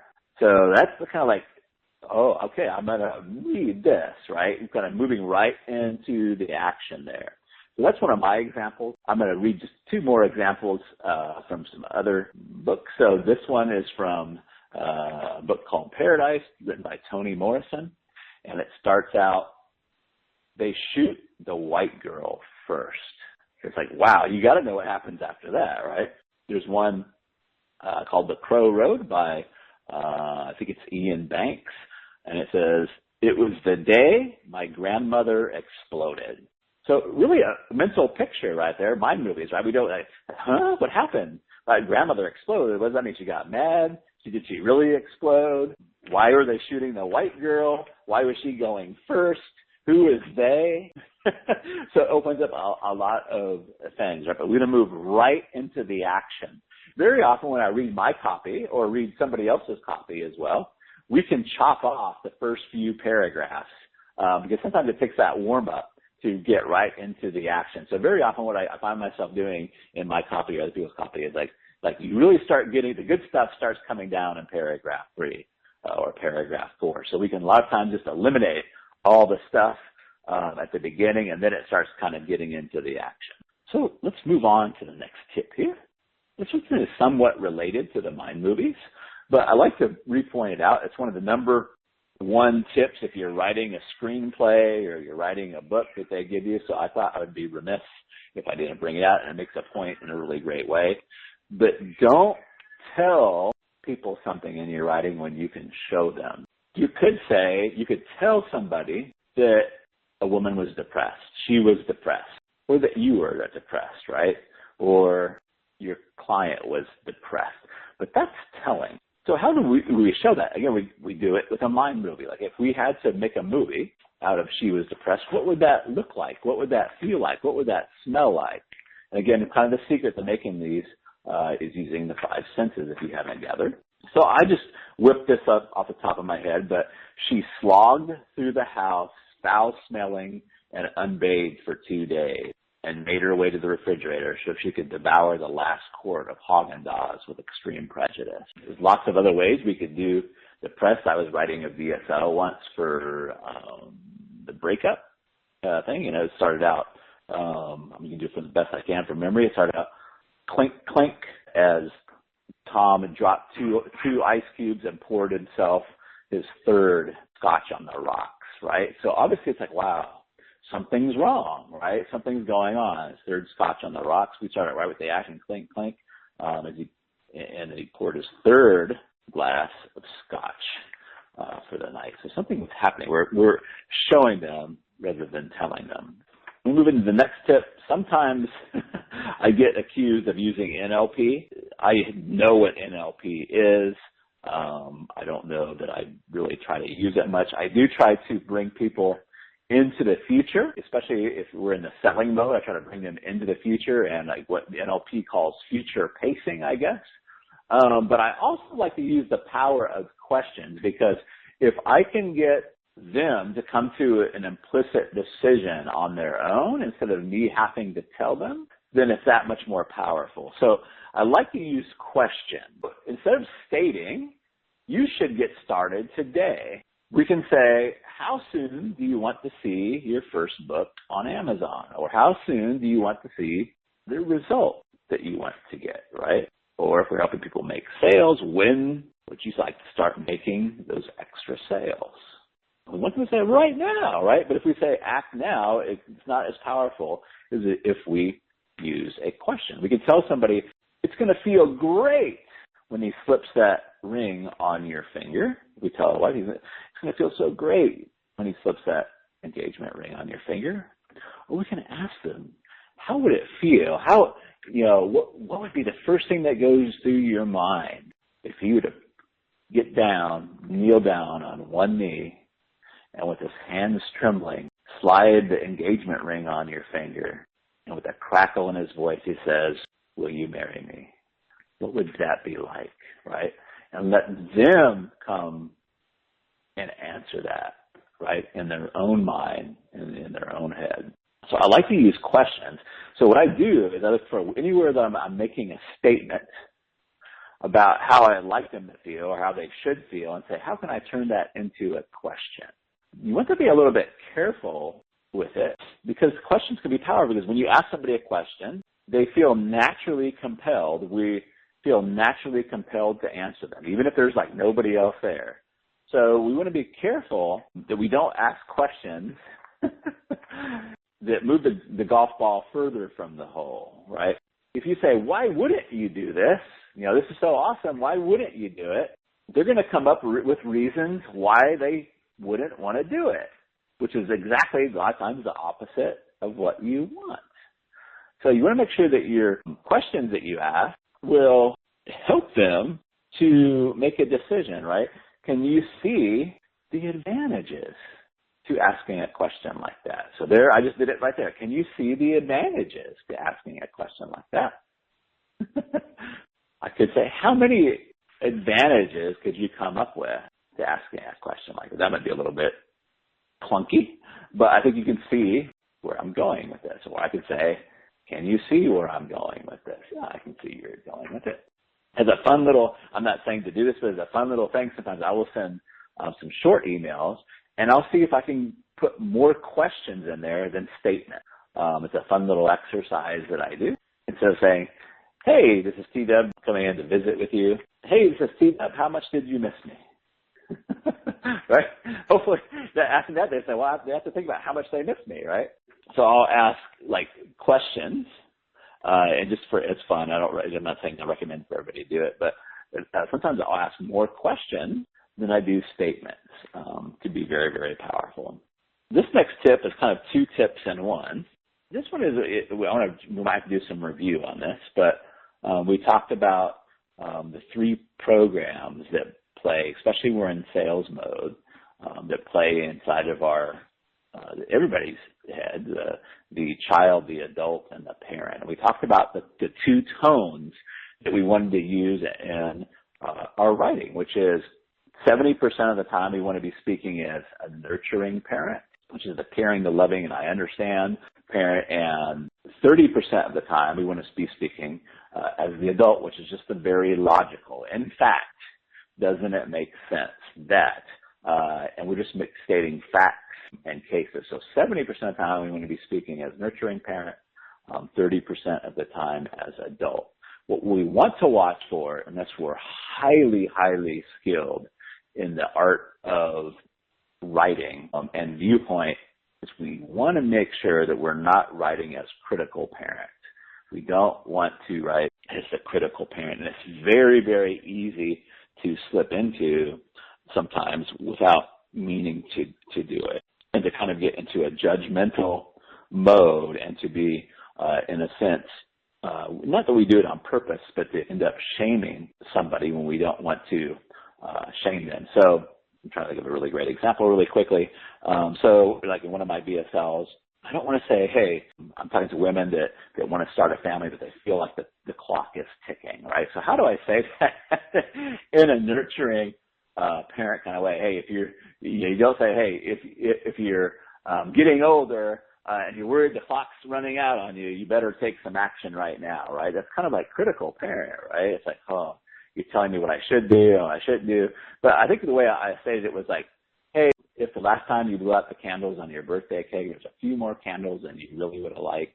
That was kind of the way that I handled the age thing in a gentle way.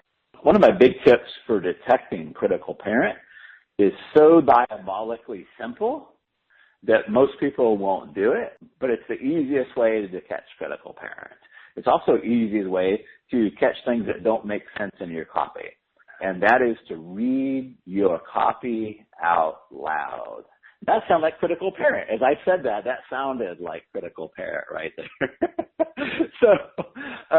So you want to read your copy out loud, and kind of catch, like, is this sounding blamey? Is this sounding like I'm telling them what they should do? Or does it come across as I'm saying they're not intelligent if they don't take the actions or don't consider what I'm telling them? And then you want to reframe it or reword it in a way that it's nurturing parent, right? So the big example I see of this is in the kind of the biz op industry. If you're serious about X, if you're serious about working from home, then you definitely need to be on our webinar. That's very like critical parent, right? One way to handle it is make the enemy not them and their willpower or how motivated they are, but get into an understanding of all the other things that they have going on that could be competing for their time, right? So again, we want to stay conversational, but I could say, hey, this is Travis here. Don't know if you heard, ? Using the you. Don't know if you heard, but we're putting on a big shindig. And you might not say shindig, but that's kind of what I do. I put on a big shindig tonight where you learn the hottest niches of 2017 for Amazon, right? So there's very, very little competition. Now listen, I know that I'm putting this on at 6 p.m. You're probably just getting home. You've got the kids to feed and you've got the laundry to do, and it's going to be an investment of your time to jump on with me. Here's why I think that you might want to, it might help you to, I don't know how much say. Here's why I think that it might make sense to rearrange your schedule a little bit, if you can, right? But just kind of recognizing that it's not that they're lazy ass slugs that never take any action, but they have other things going on, and they may not realize the importance or what you're talking about, right? So if we read some of this stuff out loud, we can kind of catch that stuff and see how it sounds to our ear. And it's probably one of the easiest ways to catch when we're like moving into critical parent mode. Sometimes I give you the tip about the you, your, and your. This would sometimes be the antithesis or the opposite of this tip. If the you sounds blamey or the you sounds critical parent. So we were talking about the headlines like make love with the lights on, but the hell island is making love with the lights off. So it might be a little blamey to say in a subject line, it's like, hey, you have to make sure the lights are turned off before you make love, right? Because what we're saying is, hey, are you fat? Are you uncomfortable with your body? Which could come off as a little bit critical, right? So how does this person know? He can't see me. But if we can talk about it, a tip to this is we can talk about it either coming from us. This would be a time we'd want to talk about it coming from us if it was our experience, or maybe coming from somebody else, right? So I just did a subject line that said she could only make love. She could only make love when the lights were turned off, right? Now that allows people that resonate with her to open that, but it doesn't say, hey, I know that you're not comfortable with your body. So it moves away from that critical parent.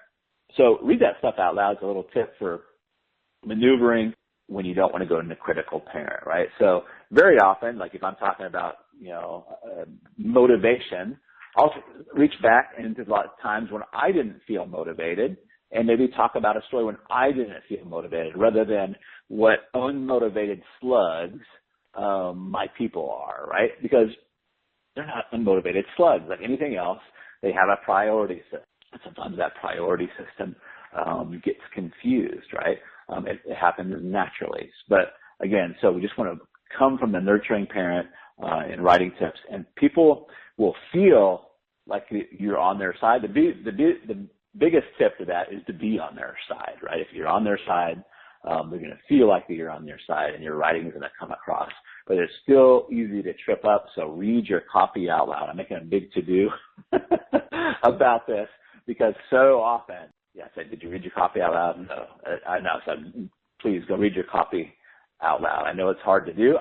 And again, what am I doing? I say, I know sometimes that I don't read my copy out loud, and that's a mistake, right? Instead of saying, hey, you should read your copy out loud, right? So I'm kindly suggesting you read your copy out loud. I'm going to move into the last tip here, and I'm going to spend a little bit of time on this, but I actually, in the pre-training, and I keep referring to this pre-training because it's so powerful, but I think it may even make more sense in this context now. But in the pre-training, there's a pre-training called Please Take My Money.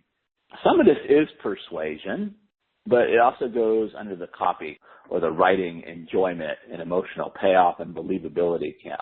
But I call it the pendulum swing. We want to keep people in a neutral emotional state. We want to keep swinging. We want to keep them there, but we want to keep swinging the pendulum back to a neutral state. So anytime we get too positive in our copy, especially if we're espousing them buying or taking an action that we want them to, we might want to swing the pendulum back towards the negative side. And likewise, if we're talking about something that could be construed negative, like a price or an investment, then we want to swing the pendulum back to the positive side. What we're really doing is we're adjusting where they're putting their attention. And we want their attention to swing back and forth because that makes it enjoyable. But I'm using neutral, not that we want them to read it all deadpan and unemotionally, but we want to keep an idea of where neutral is. Because if we get them too excited, I'm mentioning too excited, the copy is going to come off as hypey and unbelievable.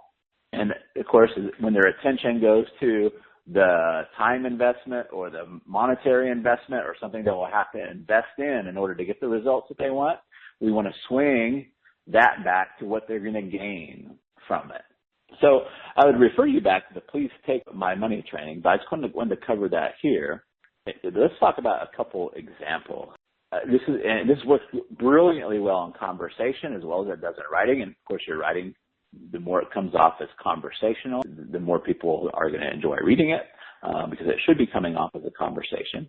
But I was having a chat with a girl that was considering coming into the same course that you're in right now. And I was stacking benefit on top of benefit. And I took a look at that, and I'm like, I'm really swinging the pendulum to the positive side here. And I just literally said this. I said, I've told you a lot of good things, but let me rub some of the shiny off. I'm not saying you'll say that. I'm not saying you have to say it in the copy, but let me rub some of the shiny off. You will have to sit down and write for at least 15 to 30 minutes a day. You don't have to be a great writer, but you can't hate writing. If you hate writing, this is not going to be a great fit for you. Now, the interesting thing, as soon as I go negative like that, the human tendency is her attention wants to pull it back to neutral. She's off, or not. Maybe she would say, oh, yeah, I hate writing. This is totally not going to be a good fit for me. But she's like, you know what, Travis, I actually really enjoy writing. I'd much rather write for 15 or 30 minutes a day than get on the phone for an hour or 2 hours every day, right? So that's an example of swinging the pendulum back when you've gone too positive, right? It's actually more powerful if you can get the negative if you have like a negative thing, to get it out of the way up front. If I was to write copy, more early, if it's in the email, I'd say, hey, if you don't mind writing, you don't have to like it. If you don't mind writing for 15 or 30 minutes a day, that's kind of the big drawback to this whole process. Is you have to write for 15, 30 minutes a day, but we could bring it out up front. Start with a negative and then stack the positive. That even makes it more powerful. They talk about this a lot. It's like the Hertz, or is it Avis? I can't remember now. Darn my memory. But when they come out, they said, hey, we're number 2, right? Damaging emission or the negative.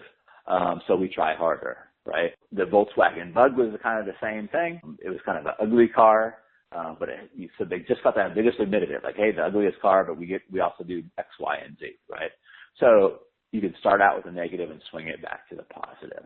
The other thing you want to do when it comes to the pendulum is realize that anytime you talk about cost, whether that cost is pulling out your wallet, pulling out your credit card, what have you, or investment in time, any time of effort or investment in money, time, effort, sweat, blood, tears, their attention is going to move to that. Now, the most ethical thing that I think we can do to help somebody make a decision is also help them counterbalance what it's costing them not to make that investment. And many, many times that counterbalance is way more expensive than where their focus is at. Now, if it's not, they're not going to do business, and that's totally fine. But we want to swing that pendulum back. So I really learned a lot about this, and forgive me if I'm restating what I stated, and please take my money. But I really learned a lot of this doing fundraising for the Special Olympics. And so we call like complete strangers, or maybe some of them had given money the previous year or previous years, but we pretty much call complete strangers in the community where Special Olympics was going to take place. And when we got to them to the point of telling them the different levels of investment, we made a couple of discoveries. So we would do it like this. We'd say, James or Mr. James, there's 3 levels of investment that you can invest in this year. And so we have a bronze level, which is $25, which will send 1 kid to the Special Olympics. We have a silver level, which is $50, which will send 2 kids to the Special Olympics. Or if you really want to be a hero to these kids, you can step up to the gold for $100, which will send 5 kids to the Special Olympics this year. And so here's the critical point. Right now, their focus is on the $25, $50, or $100. Like, do I have that much? Do I want to write a check for that much? Or whatever that might be. That's where their focus is at. So when we would close it by saying, where can we count on your support? We did okay, and people would give us money. But we found out by swinging the pendulum back to something positive about what it's going to mean, we could double and triple not only the amount, but the quantity of donations. So here's what it kind of sounded like. Instead of saying, where can we count on your support? After we gave them the levels, Mr. James, we've got 3 levels of support. We've got bronze, which is $25. We'll send 1 special young person to the Special Olympics. We've got the silver, which is $50, and that will send 2 children. Or if you can find it in your heart and your pocketbook to go for the gold, which is $100, that'll send 5 kids to the Special Olympics. And then we would swing the pendulum back, and we'd say, this is the one day a year that these kids can get out there and they can compete and they can feel like any other normal kid with no hand holding. They just get out there and they compete as hard as they can, and they can get out there and know that they can do things and be part of society. And I think that's so important. Their parents think it's important, and it changes these kids' lives. Mr. James, where can we count on your support? And so by swinging that pendulum back, massive things, I don't remember the exact numbers, but just massive things for our donations. So the same thing, when you talk about, I've got this new course coming out, you'll have to, the negative part is you're going to have to invest 3 hours a week along with the financial investment. But here's what it may be really costing. You wouldn't say it like that, but here's what we're really going at. We want to swing the pendulum back, right? I need to change it on the G3 order form example that you have, because we just started doing this. I'm like, why don't we do this around the order buttons, right? So around the order buttons in the G3 order form, right where they're hovering over, and their focus is on, oh gosh, this is a $2,000 investment or a $5,000 investment or a $6,000 investment. That's where their focus at. We want to have this pendulum swing around by the buttons. And you have to do it different ways.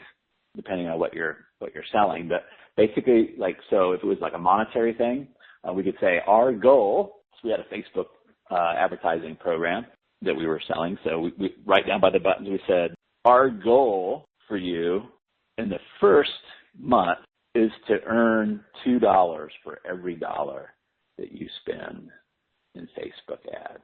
I think we tried different things. We extrapolated out. Our first goal for you is to get to $100 a day in profit. Now, we didn't say promise, guarantee. That's our first goal for you, right? That allowed us to swing the pendulum back, as they're looking at a $2,000 investment, and they're also at the same time saying our first goal for you is $100 in profit a day. That's a good trade-off, right? That's a good trade-off. Oh, if I can spend $2,000 to get $100 a day in profit, that's a great trade-off, right? So it's a great place to swing the pendulum back in the writing. Plus, it makes it enjoyable when, not so much there, but in your writing, if you're swinging the pendulum back from, boy, they're really positive, and then you let them come back and do their own swinging of the pendulum, it gets them involved and gets them into the activity. So that is the last writing tip. Oh, yeah. Are you ready for some Chat Mojo? I know I'm ready. I am totally pumped and totally excited about this because Chat Mojo has, well, it's made me a lot of money, and I think it's going to make you a lot of money too in a lot easier manner maybe than before. So I do want to bring up that if you've been going through the Big Ticket Email Mojo or one of my Email Mojo courses, that this is not the dial-in strategy that we've already talked about before. So we've talked about using the chat box, and we've talked about a strategy that was more for dialing in an offer. We weren't, matter of fact, we were trying almost not to sell anything with the dial-in strategy. We were only trying to get to the truth of what they were buying or the truth of what was stopping them from buying. But in this module, in Chat Mojo, we are enrolling them. We're closing them. We're getting them to invest, but we're tapping them in. We're going to be talking very much again using the golfing analogy. Remember, marketing is to drive the golf ball from the tee close to the hole, and sales is about putting it in. So the strategy that we're going to be talking about today with Chat Mojo is a putt. And we're going to talk about several different types of putts and what to do with those putts.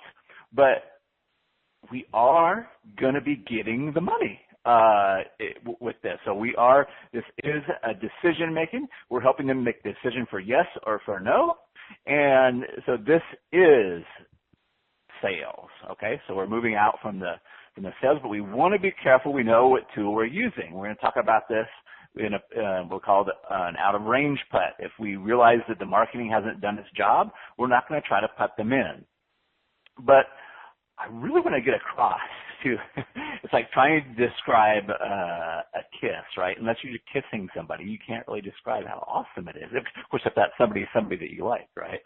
But this is such a beautiful thing. And I'm not against phone calls. I'm not against webinars or anything like that. It's a sales device or a putting device. But I just want to talk about some of the advantages to chat and just kind of to inspire you and encourage you to use it. Because anytime something's a new tool, it feels a little bit uncomfortable at first. So our mind will say, oh, that's going to be too uncomfortable. Let's set it aside. And I think that would be a horrible, horrible waste. So I just want to inspire you a little bit about how beautiful this is. I can close, or in my company, we can close big ticket deals in the time it used to schedule somebody, right, with a strategy session or a phone call. And again, I'm not saying there's not places for that. And we can even use our chat to invite somebody to a call at a certain point.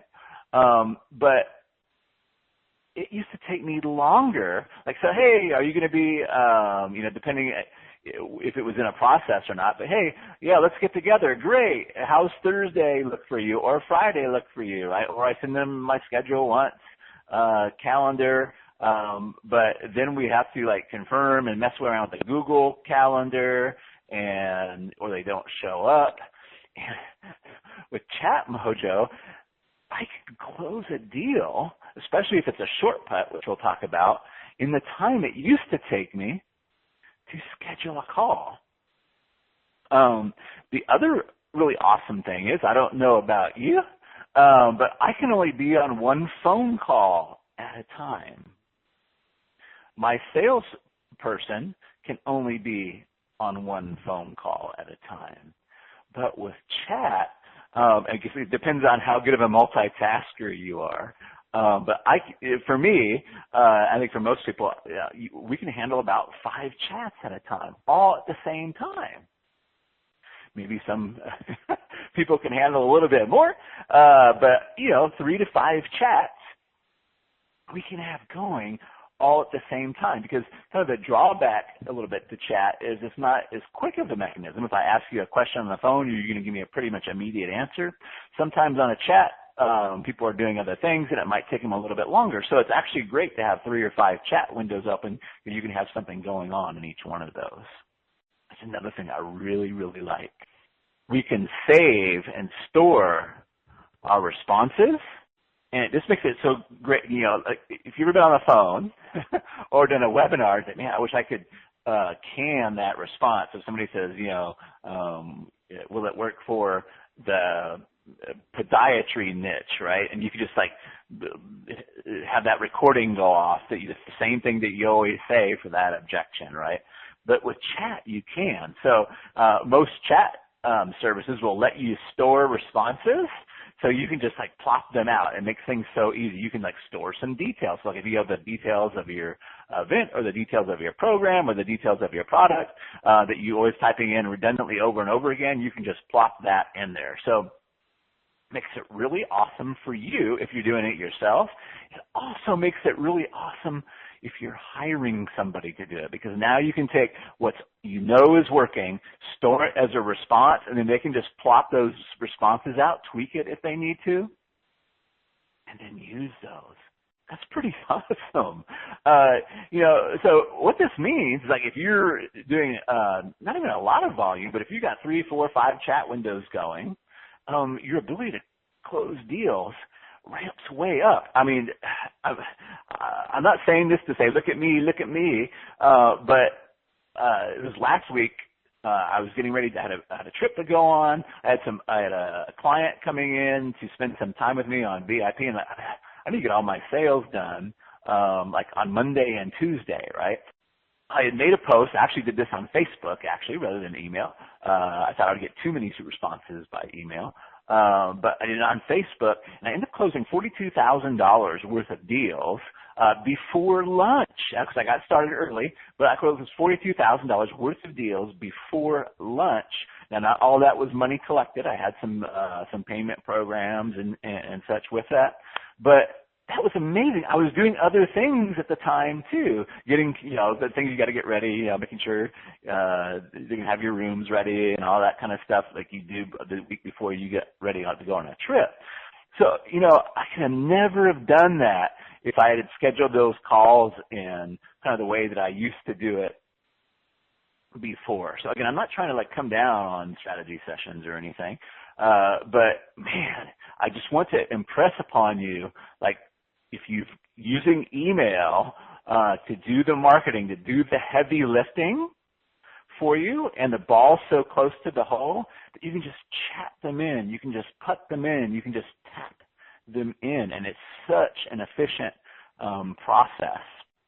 I did recap, and again, with all this hype that I'm throwing at you, I do want to say that it won't work if the marketing hasn't driven the ball close to the hole, right? You're going to like be chatting for a long chat session. You'd be better off just bringing them to the phone, right? But if you've been following along with the Email Mojo and Big Ticket Email Mojo, and you've got all your marketing done, and we're going to talk about where the conversion golf ball is at, but I just want to lay that caveat there that this is not like, it seems like a magic pill, but the magic behind it is having the marketing do the work before we bring into the chat box. Okay?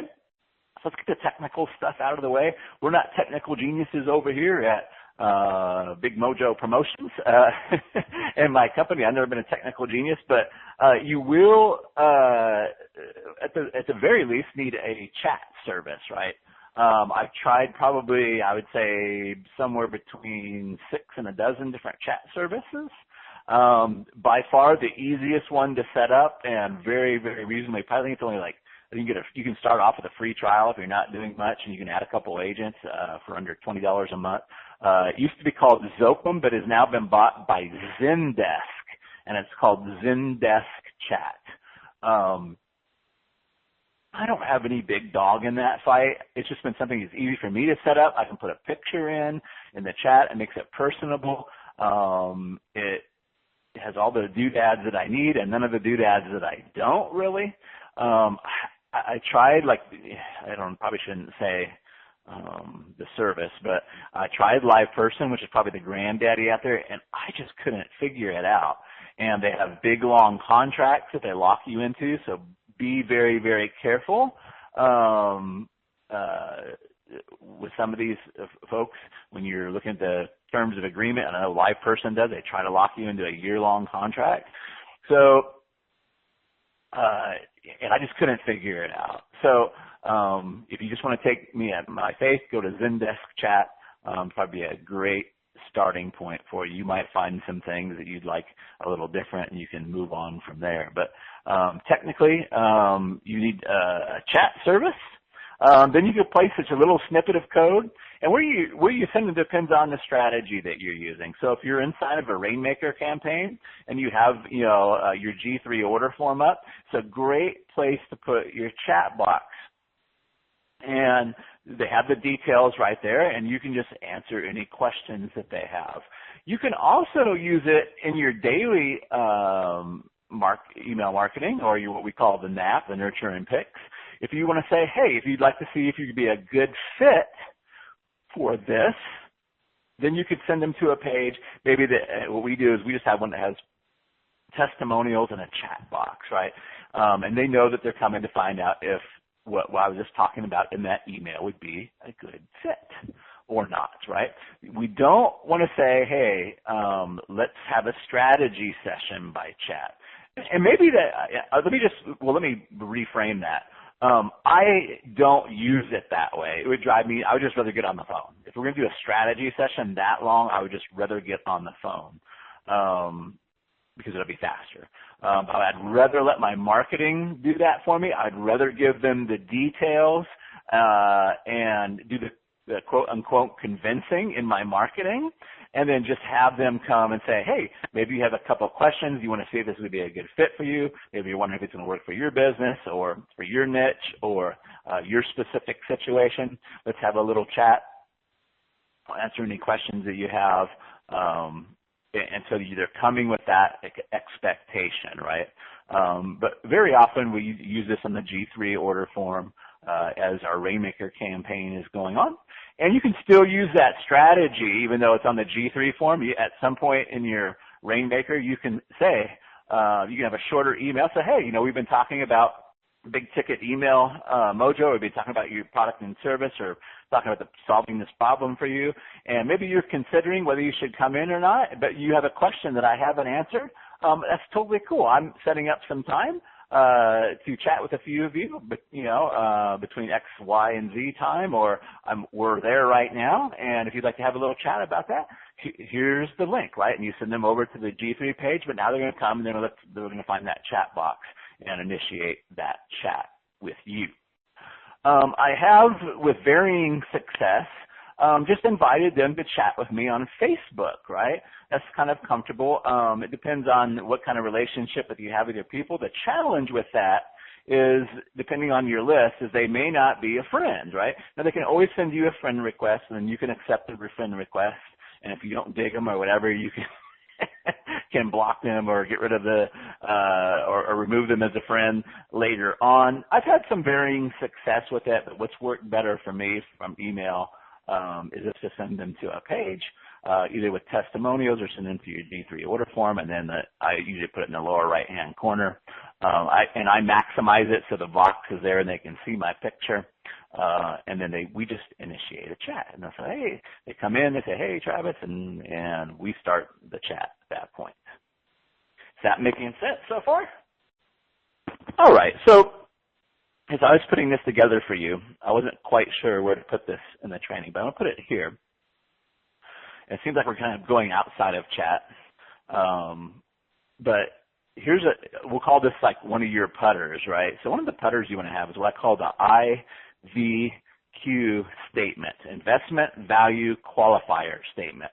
It's something great to have worked out and down on paper, whether you use it or not in the chat, is basically we're coming up with a sentence or two or three that encapsulates the whole investment. What are they investing? What's the value they're going to get in return? And what do they need to have in order to make it happen? Investment value qualifier. So let me kind of tell you, and this little IVQ statement has made me quite a bit of money. So I'll just give this to you as an example. For Big Ticket Email Mojo, the investment is $6K. Most of my clients make that back in 6 emails, give or take, as long as they have 500 openers and a $500 offer. Now, I've heard a lot of people say, wow, that's a really, that sums up everything almost, right? So if they have those things, like, wow, I have 1,000 opens. Wow, I have a $1,000 offer. And they can say, oh, wow, I can make $6,000 every 6 emails, give or take. That's pretty awesome, right? It encapsulates, I get the number out there, I get the investment out there, but I also counterbalance it with what the value is going to be. And at the same time, I take the hype out of it and get them to think about if we're going to be a good match or not by what they need to have, right? So very often, now we'll get into like the actual conversation right now. We'll get that here in a minute. But very often I say, well, wow, I don't have 500 opens, right? I have 300 opens. And then we can have a conversation around that. Okay. So if you have 300 opens, that's totally cool. What's going to happen is it might take you more emails to recoup the investment. And I don't force them to do anything. We'll talk about this. I say, what would you like to do? Would that be okay? Or, would you rather pass? No, I can send a few more emails to get that return back, right? Or they might say, yeah, I would just rather pass. Awesome. I'll be here to help you make more revenue with your email list when you got 500 openers. And please feel free to get back in touch, right? Another way to kind of to structure this for yourself, and the first one, the investment and the value, is to say, give me blank and I'll give you blank. Give me blank and I'll give you blank. So usually in this it's going to be how much money, right? Give me 6,000, give me 5,000, give me the amount, and I'll give you, what is it you're going to give them, right? Now, you want it to be clear and you want it to be specific, because you don't necessarily want them jumping up and down like, holy crap. You want it to be believable, right? You want it to be like, oh, that's appropriate. That's an appropriate investment, right?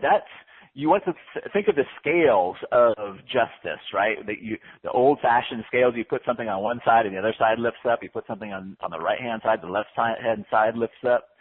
So you want to kind of have that be balanced at this point, right? It doesn't have to be like over the top. Matter of fact, you don't want it over the top. Otherwise, you're going to trigger the non-believability, right? So if I said, give me $6,000 and I'm going to show you how to earn $25,000, $30,000, $50,000 in a 10 to 14 day campaign, at this stage, even though that's completely true, they're going to be like, oh, I don't think I can make, that's too much, right? So you want it to be something that kind of balances, right? But you want it to be specific. Hopefully at this point, with the work that we've already done in the Email Mojo training, you've used the heaven and hell and the obstacles in between to kind of get this value statement set up for you already. And then when it comes to the qualifier, you want to ask yourself what I call the lifesaver question, not the lifesaver candy, But if somebody said you had to get a client a result because your life depended on it, what would they have to have or be willing to do, right? So in this case, for the big ticket email mojo, I know I can get somebody a result if they have at least 500 opens, at least a $500 offer. And actually there's another qualifier, and I kind of talk about it a little later on, but it's too much to put in the qualifier statement, is that their list can't hate them. They can be lukewarm to them. It can be an inactive list, but their list can't hate them, right? They can't have like burned through the list and everybody on their list hates them, right? So those are the things. Like if I have those three things, I can get somebody a result. So you want to kind of think of the same thing. You know, if you are working with people in dating, you know, you might, and you help them with, you know, circulating to you know, places that have a lot of circulation with good guys or good women. Maybe one of your qualifications are that they have to live in a town or a city that has, you know, this many people, or you have to be willing to travel to a town or city that has this many people, or you have to be willing to get online. You know, what are those things that if your life depended on getting a client a result, what 2 or 3 things, I usually keep it to 2, but what are those things that they would have to have, right? So they can select or deselect. Not only does it help them make a decision, but it also helps you make a decision about if you're going to be helping them or not. So hopefully that makes sense. I call that the IVQ statement. And as we go along here, you'll kind of see where that plays in.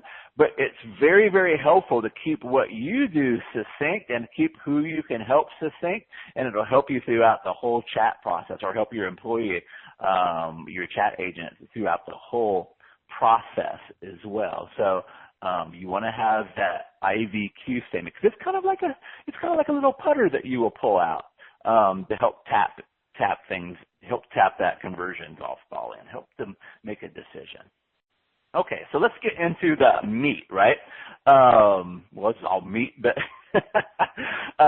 so the first thing we want to do is make a determination of where the conversion golf ball is in relation to the hole. So I've got 3 different groupings that we talk about. One is a short putt. That's just a little tiny putt, right? It's like a little tap in, like almost, you know, a toddler could probably do it, right? A toddler could tap it in, right? It's a little tiny short putt. And those are my favorites. I'd prefer to have like the marketing do lots and lots of work and just do little tiny short putts, right? And then there's a long putt. Now, sometimes a long putt can be useful, but a long putt means that you're not quite as close to the hole. There's a little bit of work to be done, right? There's a little bit of work to be done, and I'm going to tell you how to make these distinctions here. But you have the long putt, which is a little bit farther from the hole, and then you have the out-of-range putt. The out-of-range putt. So this is when you realize you're not putting anymore. You're still driving, right? And it really, your marketing, you need to put that ball and let somebody drive that ball a little bit closer for you. So let's talk about this in an aerial view, and then we'll get into specifics. Let's talk about the short putt. It's hard just to say, you know, is this a short putt based on your skills and what stuff you're using, but here's the general things that I use to determine if it's a short putt before they get to me. So in my marketing, I look in my marketing and the previous marketing that I've done recently. Recency has a big effect. But in general, a short putt means they've been invited to chat, right? They're not just on the G3 order form and I'm interrupting them. That they've been invited to chat and discuss if working with me, my product or my service is going to be a good fit for them. And they have a lot of the details. Like, so if I'm doing a live event, they kind of know what dates it will be. They know it's going to be at my house. And here's the big thing. If nothing else, you know you're working with a short putt if you've already told them the price or they already know the price. That's probably the easiest way to determine if it's a short putt or a long putt? Do they already know the price? Are they sitting on your G3 order form with the price staring them right in the face? Then it's probably a short putt. Okay? A long putt is they've still been invited, right? They've still been invited to discover if this is going to be a good fit for them. You're there to answer any questions to help them decide. But they may not know all of the details. And especially, more than likely, they don't know the price, or it's been a longer time since you've divulged the price to them. So a lot of times I'll be doing a live event, and I don't necessarily say the exact dates because I'm trying to see if there's anybody that wants to come to the event, or maybe I'm going to fill up 2 events. So I'm kind of like not going out in the marketing and saying the exact date. So when they come to me, I'll handle that a little bit like a long putt because they don't have that detail. Yeah, we'll talk a little bit more about live events and stuff, but that's the long putt. So basically, a short putt, they've been invited. They have lots of details, including the price, right? If you just want to remember price, if they know the price and they're still saying, hey, is this a good fit for me? That's a short putt. If they don't know the price and they're showing up wanting to talk to you, then more than likely I would approach that as a long putt. And then you have the out of range putt. And what the out of range putt is somehow they got to us before the marketing did its job. Maybe we've been inside of a promo for 3 or 4 days, and they just happen to see our email, and something catches their eye, they're like, ooh, that's interesting. Oh yeah, I want to talk to them. And they get on a chat, and the first question kind of out of their mouth is, what's this about? Or I wanted to see what you had to offer, right? So we won't always know if it's an out-of-range putt, but we'll come to a really quick determination. And I'm going to show you what to do with all 3 of those putts here.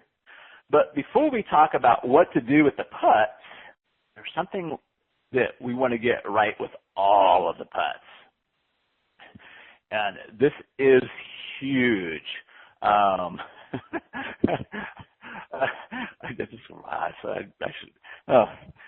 We got my tongue in my mouth there, or stepped on my tongue. But the stance. So we want to, very often golfers will practice their stance and how they stand. You need a lot of sports, baseball when you're holding the bat, the stance at golf. The stance is very, very important. It's very, very important here too. So kind of let me give you the positioning and the frame and the stance, if you will. But you always want to maintain, and again, you don't want to do it. It's better if you engineer this. I want everybody to be authentic, and I don't want anybody to lie. But you want to have the feeling not only in their minds, but your mind as well, that you've got chat boxes open, you have people waiting, there are people in line ready to do business with you. It's important not only for your own mindset, but for their mindset too, because what you're going to find out is we do 0 convincing and putting. If we have to convince, we need to put them back into the marketing funnel. So we want to keep in our mind that we're just rolling people in that they only have 1 or 2 questions. They kind of know that they want in. We are just rolling people in right now. I hate to change metaphors on you, but you want to picture yourself as a doctor that has the medicine for what ails people, right? Maybe you do a specific thing, maybe strep throat, and you have a line of people outside of your office, and all you're trying to do is determine, do they have strep throat or not? If they don't have strep throat, or they don't want you to check their tonsils, or they don't want to, they go to the back of the line, right? It's like you want to be nice and kind and courteous about it, but I will even say, hey, I've got 6 chat boxes open. I only say that if that's true, right? I've got a line of chat boxes open. I'm just kind of rolling people in that know that they want in. Okay, so you want to keep that not only in their mind, but in your mind as well, right? Because you don't want to get stuck doing a bunch of convincing. it's important for sales. You're going to chat people in a lot simpler. If you just say, hey, look, here's the dealio, right? If you got 500 opens and a $500 offer and your people don't hate you, I've mapped this all out. If you need to know all the details about how we do it and what's in every module, those are perfectly fine questions, but I'm just rolling people in right now. So, so if you would like, we can answer those questions later if I have any spots available. Right? So basically I'm saying nicely, let's go to the back of the line. We'll come back to that, right? And what will happen a lot of times, they say, okay, that's fine. But I would say 40-ish% of the time, they're like, okay, well, no, I'm ready to go. Okay. So it's important for sales. It's also important for your sanity. Your sanity, if you try to keep convincing people, your sanity is going to go out the window. And you won't be able to give this to your chat agents, right? So you want to make it very, very cut and dry. You're just rolling people in right now that only have a question or two, right? They kind of already know they want to work with you. They're already convinced that they're coming in. And then it's going to be important for scaling, right? Because if you have 3, 4, 5 chat windows open and you're spending all your time on somebody that's way out of range, those people that are waiting, on your last response and they've responded and you haven't responded back, you're going to end up losing them, right? So for scale, you want to have those people. It's like all you're trying to determine is do they have 500 opens? Do they have a $500 offer or whatever your qualifiers are? Can I help them in their situation or not, right? And then if I can't, awesome, be the first person to tell them. You be the one that steps out and says, hey, I have a concern. You only have 300 people or you only have X, right? What would you like to do? I want to talk more about the verbiology, but it's vitally important for your sales, your sanity, and your scale to keep it like you've got a line of people, and you do. There's there's only one of you and thousands of them, right? If you've gone through this and you really have a unique solution to their problem, you can't really get to everybody. And then your other stance is you always want to make it okay for them to say no. You are not trying to convince them or arm wrestle them or cajole them into buying your stuff. If they're not on board, awesome.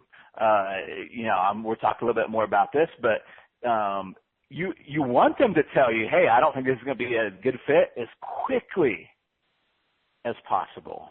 And if you see it's not going to be a good fit, you want to tell them, hey, I have a concern. If they need a lot of convincing, this kind of segues into our next session, then they're out of range, right? Your marketing should be answering all of these questions, right?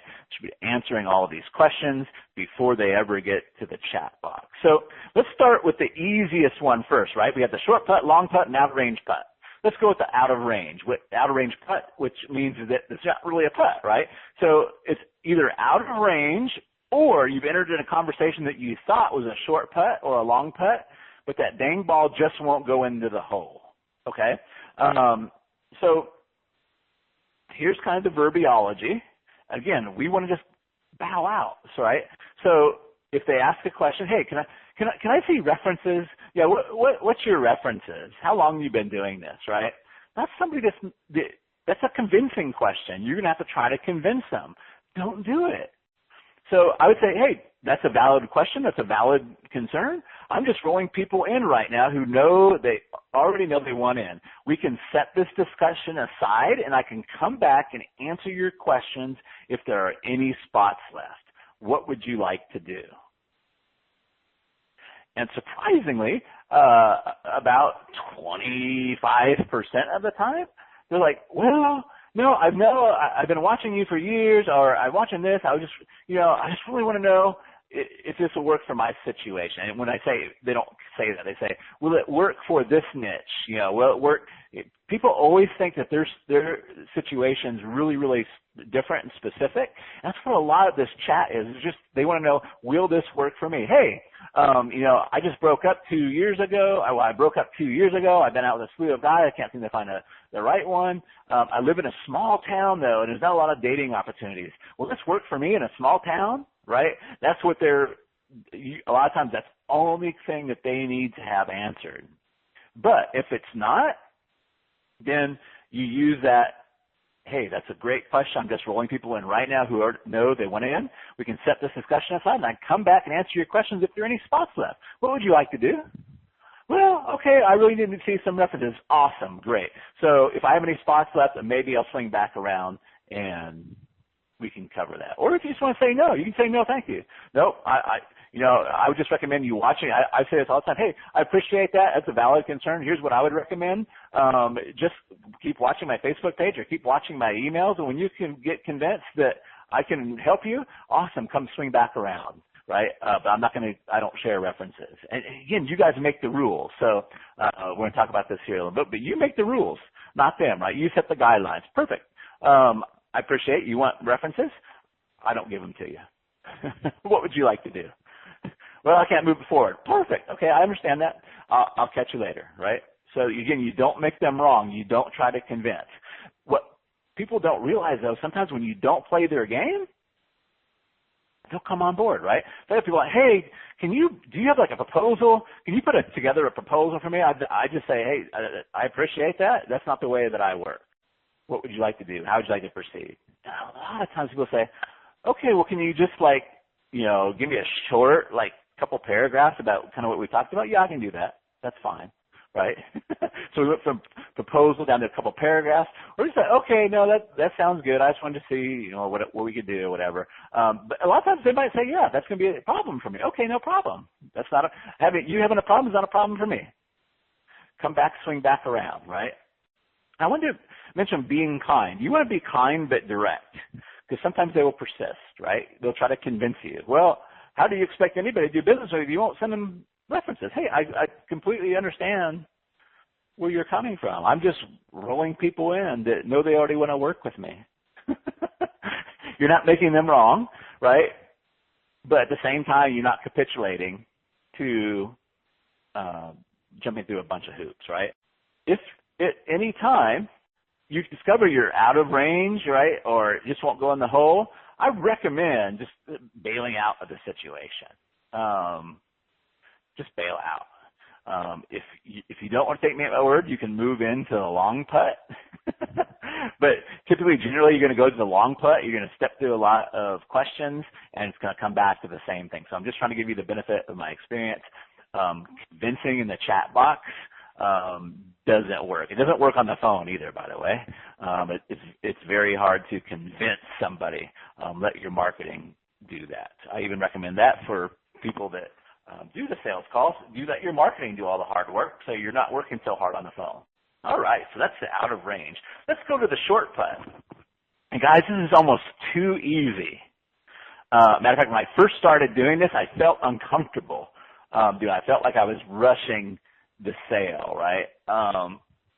You might have the same feeling. I would hope that you just kind of press the I believe button on this, because, man, does this work amazingly well. So if it's a short putt, again, that means they probably know all the details and they know the price, and you've invited them. Remember, this is not a strategy session. Here's how it typically goes. I usually say something like, hi, great to see you. Now, if I know who they are, I might say, hey, John, great to see you again. Or, don't make it weird. Like, if you know who they are, don't be like all robotic about it. But, hi, great to see you. And here's the question. Are you ready to enroll, or do you have questions I can answer that will help you decide?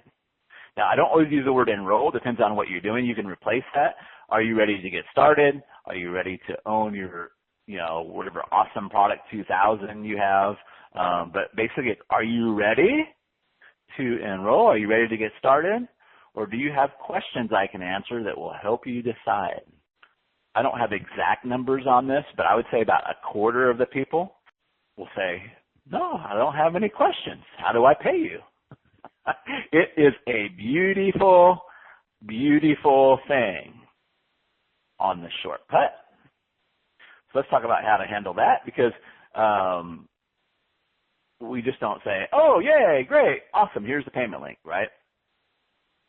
So if they say, nope, I really don't have any questions, just how do I pay you, right? Or how do I get started? Or, let's do this. I'm in, right? People say, I'm in. I've even said, please take my money, right? Because they know they're already convinced, right? So the next thing I usually drop them is my IDQ, right? Remember that investment value qualifier. So I say, and I don't try to get super excited about it. I say, I might say, great. The investment is $6,000. Most of my clients make that back in 6 emails, give or take, as long as they've got 500 openers and at least a $500 offer. May I drop you a payment link, or however you want to close it, right? May I send you an invoice? May we get on the phone and we can handle the enrollment details? However you want to do it, but mine is, may I drop you a payment link? Even if they're sitting on the G3 order form with the payment button right there, I say, may I drop you a payment link, right? Most of the time, if they've already come in and said, yeah, I don't have any questions, just how do I go? If they say, sure, I say, I'm honored, just to be sure. And again, here's why I make up some rules, right? And nobody's ever questioned this. But I say, I'm honored, just to be sure, I don't drop payment links or send invoices or have my assistant get on the phone or get on the phone with you to get the enrollment details unless you're sure you're in. So important. So then I say, are you saying you're in? Are you sure? You can say it different ways. And people get worried about losing the sale because we've learned like this convincing style selling. But usually when you say, are you sure? They'll follow up with something, yeah, I totally got to do this. Or, yeah, my relationship's in a shambles. I got to fix this now, right? They usually end up coming back with their own statement that solidifies it more than, I'm not sure. I've never had anybody say, no, I'm not sure. They might say, well, they might pop up with a question all of a sudden, right, which is great to get that out of the way, because what you don't want to do is say, okay, great. Oh, John, I'm so happy to have you. Here's the payment link. And then you don't hear back from them, right, in 3 days. Like, oh, okay, because them asking for you for a payment link is not an enrollment. Because people will say, oh, yeah, send me that invoice. That doesn't mean they're going to pay it, right? So the way I get around it is I just make up a rule. I don't send out invoices unless I know you're in. Are you saying you're in? And I'll just say it like that. Or, are you sure? I want to make sure that you're sure. I want to make sure that you're sure with a little smiley face, right? Yeah, I'm totally sure. Awesome. Then what I do is I drop the payment link and I swing the pendulum back. If you don't know what I'm talking about when swinging the pendulum back, you want to go back and listen to pre-training materials called Please Take My Money.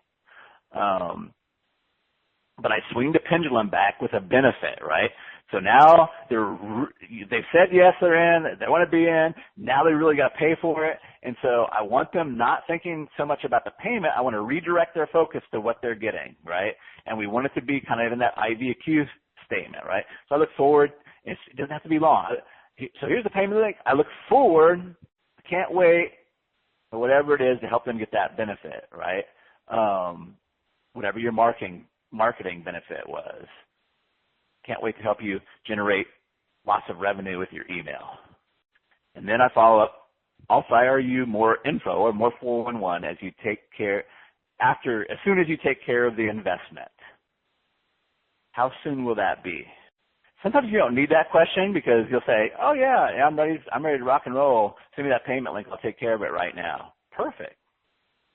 Okay. But I'll fire you so the wording is terrific. I'll drop you the payment link. Sorry. I screwed that up. Look forward to helping you drive a lot of revenue with your email. I'll fire you more 411 as you take care of the investment. As soon as you take care of the investment, how soon will that be? Perfect. Well, I'm driving in the car right now, or I'm in an airport right now, and as soon as I get back, I'll take care of that. Perfect. right? So then I'll make a judgment. Awesome, right? If they're saying they take care of it tomorrow morning, that's cool. Awesome. I'm just rolling in people right now that already know they're ready to go. If you make that payment, I've already filled everything up, I'll just come back and refund you. Oh, let me take care of that now. We're not trying to convince them, but it's up to you, right? Sometimes they'll say, oh, I'm going to take care of it as soon as I get it. I'll take care of it in a couple hours. Perfect, right? As long as you've gotten that confirmation that you don't send out payment links or you don't send invoices, you don't get on the phone until they tell you they're in, you're going to be safe. Most of the time. I'd say 90% of my invoices or payment links get paid. There's once in a while they get straggled out there for some reason or another, but that sequence will help you keep out of that, right? So just to recap on that was the yes, right? So hey, are you ready to enroll? Do you have questions I can answer to help you decide? If they say, well, I do have a question, that's very, very common, right? They'll have a question or two, and that's totally okay. It still can be a short putt. So yeah, I have a question. What time will we be meeting up? Or how much time will I need to invest every week to make this work? Or if you're selling a diet plan, hey, does this have any gluten, is this gluten free? Whatever those simple, because what they're going to say, I just want to make sure this is going to work for me. They have one or two things, right? That might be qualifiers. So here's the way you handle that. You say, great question, or I understand, or yes, I can see where that might be a concern. Here's the answer, and you just tell them the answer. Don't have to get fancy with it. Then you go back to the IBQ statement, which is the investment $6,000. Most of my clients make that back in 6 emails, give or take, as long as they have 500 openers or a $500 offer. And then you roll it back to the short putt question. Are you ready to enroll now, or do you have another question I can answer that will help you decide? I hope that's it. Great. Just wrap it up like we were just talking about. If you get into like 2 or 3, or you start getting the feeling this is not a short putt anymore, then you want to look at the nature of the question that they're asking you and determine if you're out of range or you need to move over to a long putt strategy. So the way you kind of determine that is a couple ways. One, if they start asking you convincing questions. I'm just not sure this is going to work for me. Or can you give me references or any of those things that's saying, hey, I'm not sure about you, right? They're like deeper questions. They're requiring convincing. Those are going to be kind of like out of range questions, right? So then I would say, hey, those are all valid questions or valid things that you want to see. Then just go back to, I'm just rolling in people that already know they're ready to go. I got 5 people sitting here waiting for me to chat with them. Why don't we put this question aside, and then if I have any spots open, then I can roll back over to you. What would you like to do? You know what? I really like to do this. I just want to make sure of this one thing. Or they might say, hey, do you have a payment program? You'll get that a lot of times. Say, hey, the investment's fair and everything. Do you have a payment program? You can handle that. Oh, great question. Yes, I do. Make it easier for you. You can split the payment up in 3 payments or whatever. Does that help? Are you ready to go ahead and rock and roll, or you're trying to convince them? Does that help, or would you rather wait until you can put all the funds together? Oh, it totally helps. Great. May I drop you a payment link, or may I get on the phone and help you wrap that up, or enroll and get the details to enroll you? Yeah, that's awesome. Great. Just so you know, I don't drop payment links or send out invoices or get on the phone. You don't say all those, is whatever you're talking about, until I know you're in. So are you saying with the payment program that you're totally in? Yeah, I'm in. Perfect. Okay? So I'm repeating some of this so you kind of get the nature of the flow. If you think that they're still in range, but they just need a little bit more work, you want to move to the long putt. I'm going to show you how to do that as we move into the long putt. Doesn't that make sense? The long putt is where they're likely sold but don't have all the details. Usually the price, right? So if we're moving in from the short putt, I'll usually start out with my currency question. So we're doing a transition here. I've kind of brought up the long putt, but right now we're still in the short putt, and we decided, oh my gosh, it's a long putt, right? So I call it the currency question. We find out what I call the currency question, and what is it they're really buying? Because they're never buying your program. They're never buying your product. They're never buying working with you. They're never buying your coaching. They're never buying your continuity program. They're never buying any of that. But since we have them specifically right there, we can find out exactly what they're buying. So if you're moving from a short putt to a long putt, here's how you start. I'm curious, right? So if they say, hey, well, you know, if they got a lot of questions, right? Oh, it's like the fourth question you've asked. You think they're asking buying questions, then you want to move it into a currency question and say, you know, I'm curious, what's happening in your blank, and it depends on what it is. So what's happening in your life, your business, your relationships, your job, that has you considering a change or this? You know, a change is better because it's not about your product, right? So if it's somebody I'm working with their business, I might say, what's happening in your business that has you considering a change? Because they're reaching out to you for a reason. And more than likely, something in their life has happened that they're trying to resolve, right, with your product or your service or working with you.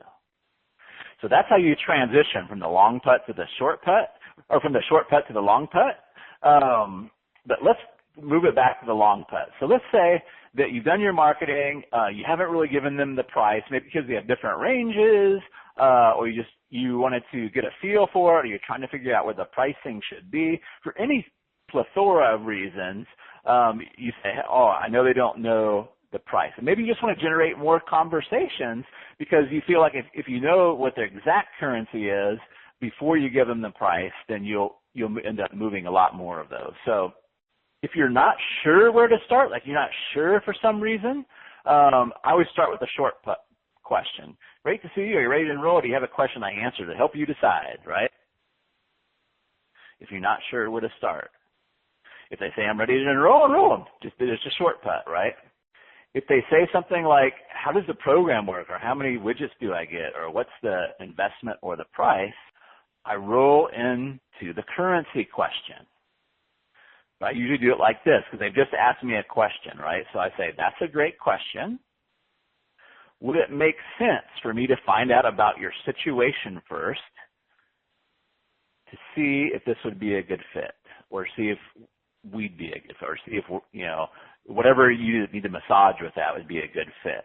And then I don't give them a chance to answer that. I just roll right into the currency question, which what's happening in your relationship that has you considering a change? Ladies and gentlemen, I cannot tell you how awesome this question works. You may feel uncomfortable. You're like, wow, I'm really getting into their life, right? You may feel uncomfortable at first, but here's another beauty of chat being more impersonal. People feel more comfortable opening up. It's like you're a little bit faceless, right? They feel more comfortable opening up. They also feel more comfortable just closing the chat box on you.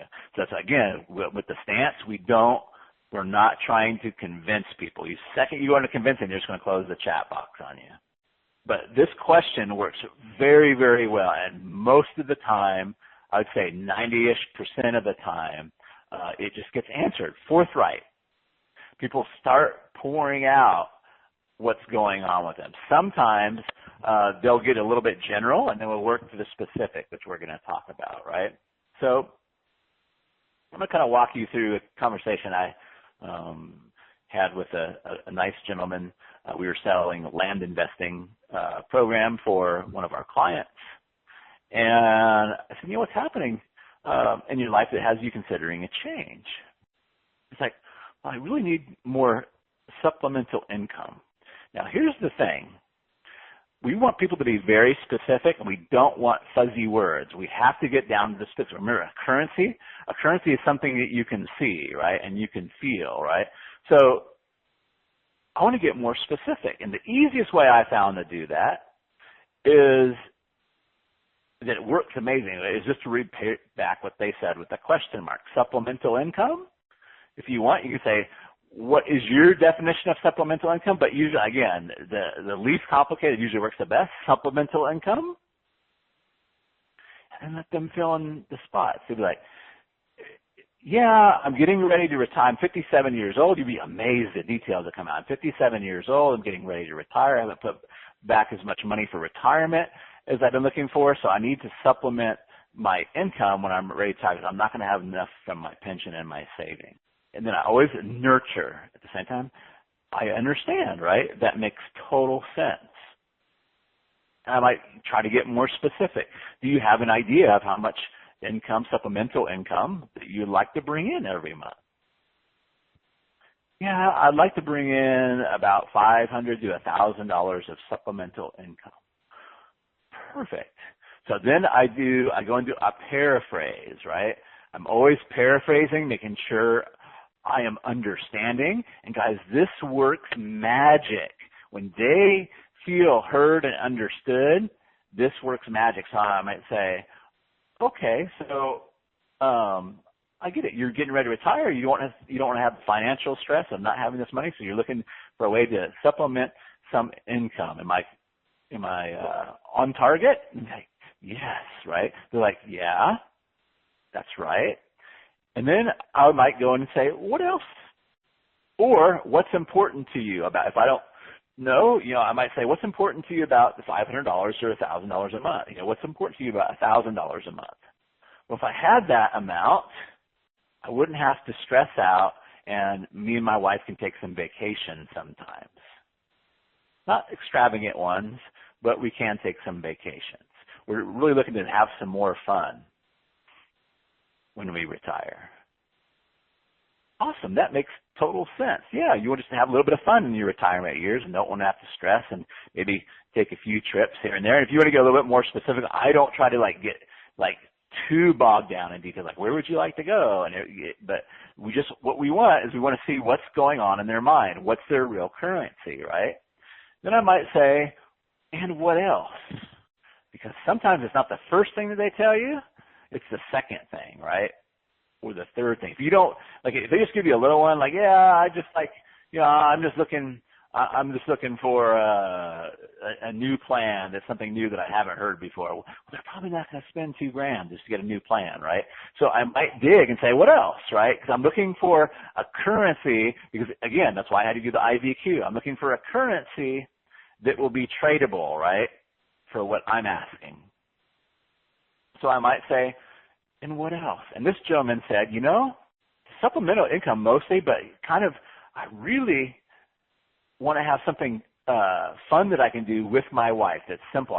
Again, we're all about having fun, so I want something fun to do with my wife. Something we can both do together, a little spare time business that we can do together. Now, okay.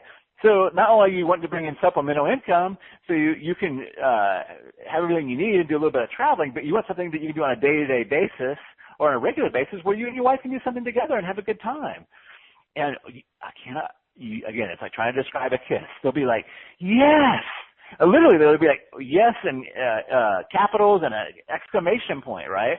And once you get to that point, that's the currency. That's what they're buying, right? Because that's why I call it the currency question. So that's what they're buying. You want that yes response. So again, you might want to paraphrase that. If not, you want that yes response. Then you just want to find out what's the obstacles. Again, go back to the hell island, heaven island. So they want to get off hell, which is not having enough income and not having any fun in their life. And what they want to get to, but what's stopping them? What do they see as the obstacles, right? This is so important. So you might just ask the question, and usually I just say, well, what's stopping you? What's stopping you? What do you need in order to make this happen, right? What's stopping you? It's like, well, and sometimes they'll tell you about what appeals to them about the product. It's like, we've really thought about doing real estate, but that really sounds fun. We just don't have the money to do big down payments, right? Your land investing appealed to me because I see you guys are doing it with land that's $500, $1,000, $2,000, right? Oh, perfect. So you haven't been able to find something fun that you guys can afford to work into your budget at this point, or it just takes too much investment to get that startup business going. Yes. Anything else stopping you? Yeah, I don't have a lot of time. I'm going to be retiring, but I don't have a lot of time, right? So I can't have something that's going to take 20 hours a week, right? I have to have something that I can do over the phone. I'm just thinking of this guy, right? I have to have something that I can do over the phone, or maybe sending out letters, but I can't like go traipsing back and forth looking at different homes and everything. So this was like a perfect match for what we were doing, right? But I'm not telling him that. I'm finding out, right? So what's stopping him, right?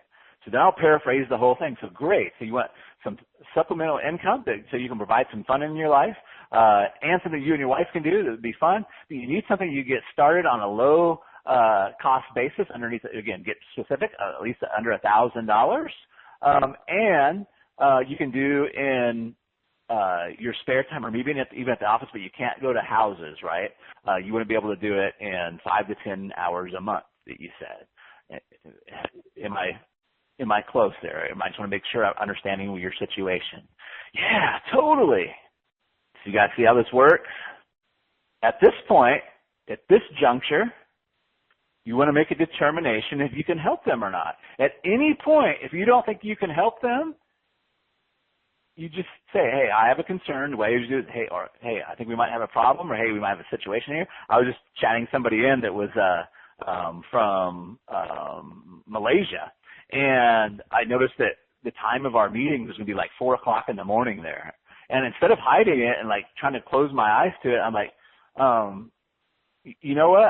I think we have a problem. It's like when we have these meetings, it's going to be 4 a.m. at your time. What would you like to do, right? I always say, what would you like to do? How would you like to proceed? I let them pick the direction, right? And he's like, you know what? That's not a problem for me. I'm going to get up early. This is important to me, and I'm going to be there, right? But that doesn't always happen that way, right? But when you're not trying to convince people or arm wrestle them, they come up with their own solutions if they're going to come up with them. Now, he could have very much said, hey, that's a problem. Yeah, I'm not going to wake up that early. Perfect. What would you like to do at this point? Well, I guess I'm going to have to pass unless, yeah, and it's a collaboration, right? Do you have recordings? Yeah, I have recordings, but I won't be able to answer your specific questions. I guess that would be okay. You know, or maybe no, right? We just bow out. If you can help them, you want to be very blunt about it in a nice way. Say, okay, great. So you know what? This is exactly what we do. We can help you invest in land for underneath $1,000. We've got a system where we do it all by letters or by on the web without houses there. You don't need to go to the houses, just land. It's hard to screw up dirt. So I'm pretty confident that we can get you that supplemental income that you and your wife can do in a fun way as a provide for your retirement and let you have a little bit of fun out there, right? So we're just paraphrasing it back. And then here's what I call the checkpoint question right here. Are you ready to do something about this now? Or when would you like to start bringing in that supplemental income, right? Usually I'll default to, are you ready to do something about this now? To say, no, I was just kind of like looking at what you guys had to offer, looking at what you do is great. I don't try to convince them, right? I may like circle back. It's rare that I do and say, well, you know, what's going on? What's happening with you? There's something, you know, with this that you're trying to solve now. Because I'm sure we haven't been chatting together because, you know, this was what you had on your plan for the day. And they might come up with a situation they want to solve now, but very often no. So usually I'll just say, great, well, I'm just rolling people in that know that they want in and they want to start driving that benefit. But if that's not you, that's totally okay. What would you like to do now? Well, I guess I'll come back, or I guess I'll think about it, or awesome. If I have any spots left, I'd be glad to put you in when you're ready and let it be done. If they say, yes, I'm ready. Yeah, I want to do something about it now. Or yeah, I'm ready to start I'm ready to start sending out letters and finding land I can invest in right now. Perfect. Now here I have what I call the optional decision maker question. I don't use it very often because I don't do a whole lot of corporate sales anymore. And usually by chat, we don't have a lot of time invested, like in a phone call. So sometimes I'll just leave it out and it'll pop up. But I just want to give it to you just in case it would be useful for you. If I'm in a phone situation, I use it in a different area because I want to get this out of the way first. But if I use it in a chat situation and you need to find out if they're going to ask for their wife or need to talk with the vice president or run it by the board, here's what I usually say. Assuming you're the decision maker and assuming we're going to work together, is there anybody else you need to check with? If they say, nope, I say, great, so you're the decision maker. Yep, I tie it in. Perfect. I do that before I move on. If they say, yeah, I'd want to check it out with my wife or I want to check it out with my CFO, perfect. I'm just rolling in people. You see where I'm going? I'm just rolling people that don't know they're already ready and they want to roll in right now.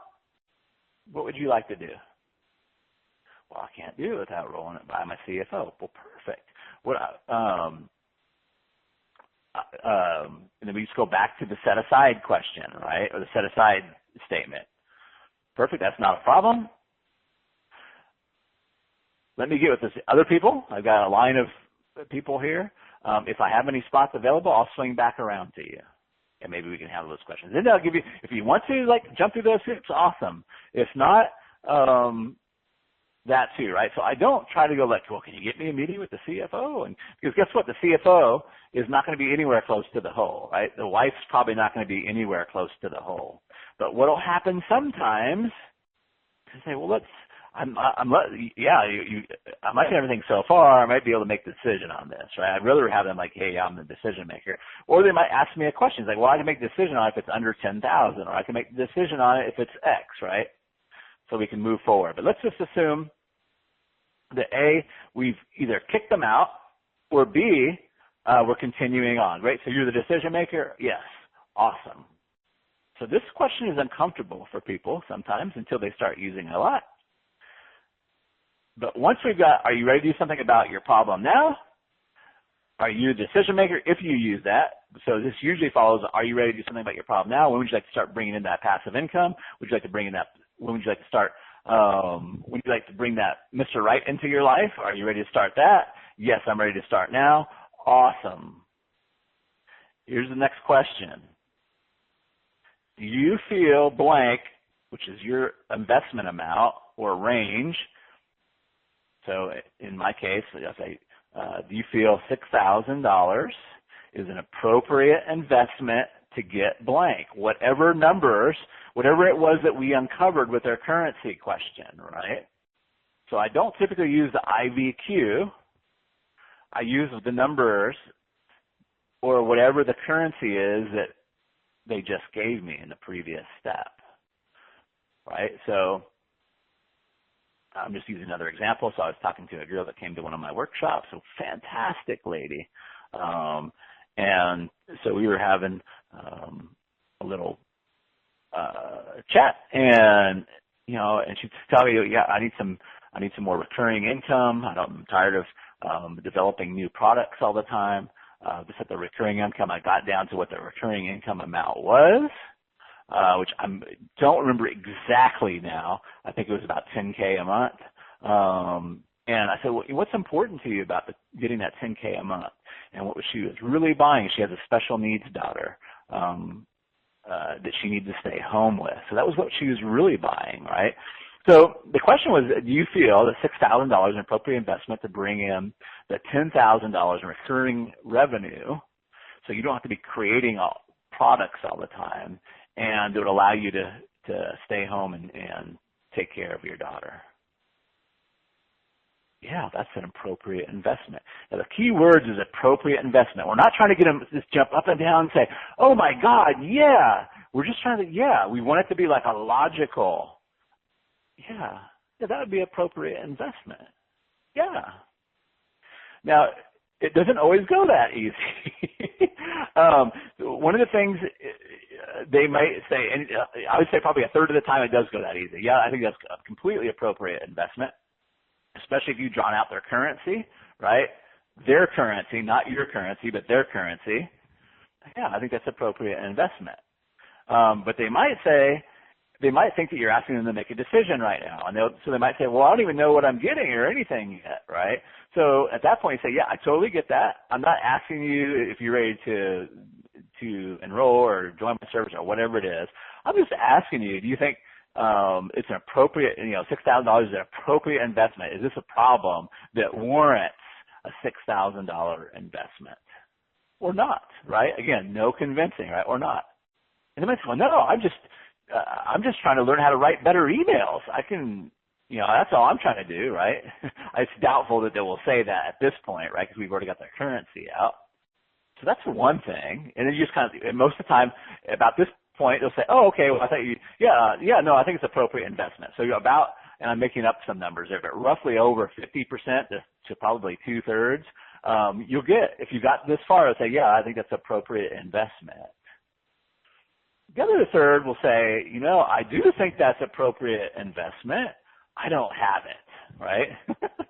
I don't have that.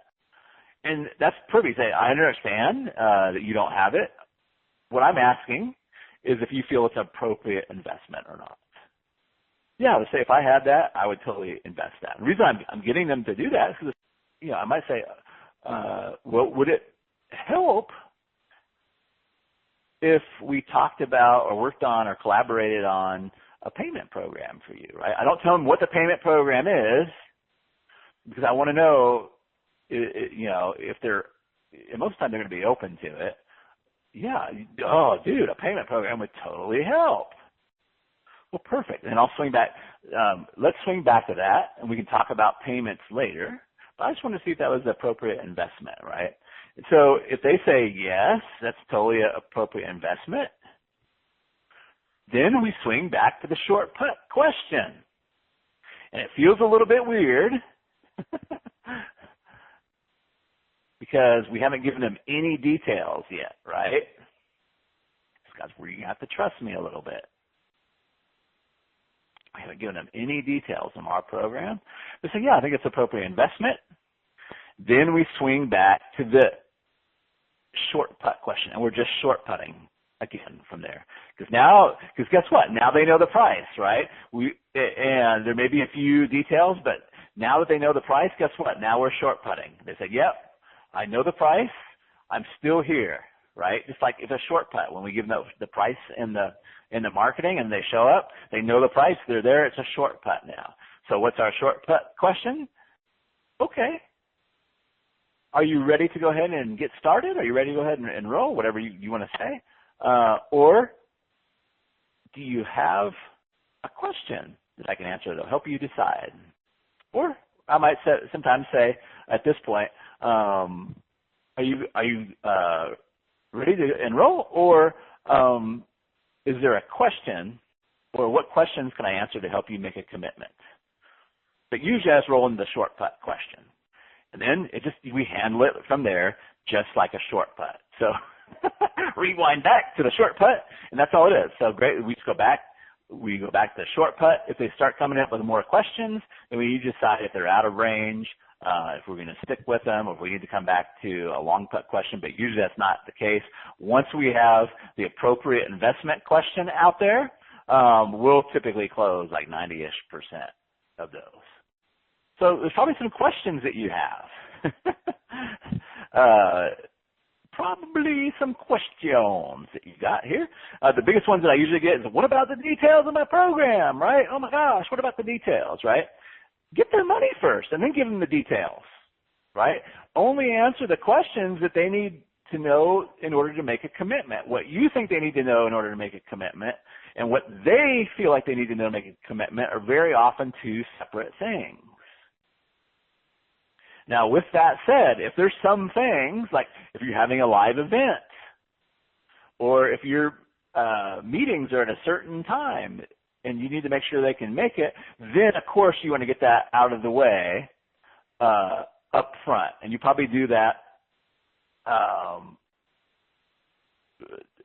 right after, say, what other questions do you have? Are you ready to enroll? Do you have any questions that you have?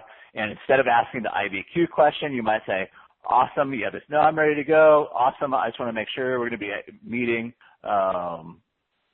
Wednesdays at 3 p.m. Is that going to be a problem for you? Nope, that's not going to be a problem, or blase. Great. So we short putted them, and so the thing is, like, they're going to get make the payment, and then we're going to give them the rest of the details that they need.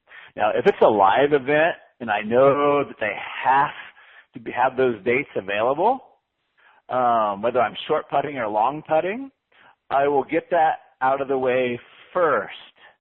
So here's what I mean. So they come, I send out an email saying, hey, I'm doing a live event, but I haven't given them the dates.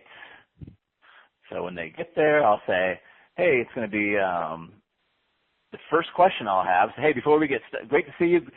Before we get started, let's get the dates out of the way, because it wouldn't make sense for us to go on if you can't make the dates, right? The dates are December 19th to December 21st. Would you be able to make those dates? They say no, awesome, right? You're done. Right? Unless you're going to come in and say, and maybe do an online program or whatever you're going to do, right? But we get those. If they're like make or break details, we want to get those out of the way first.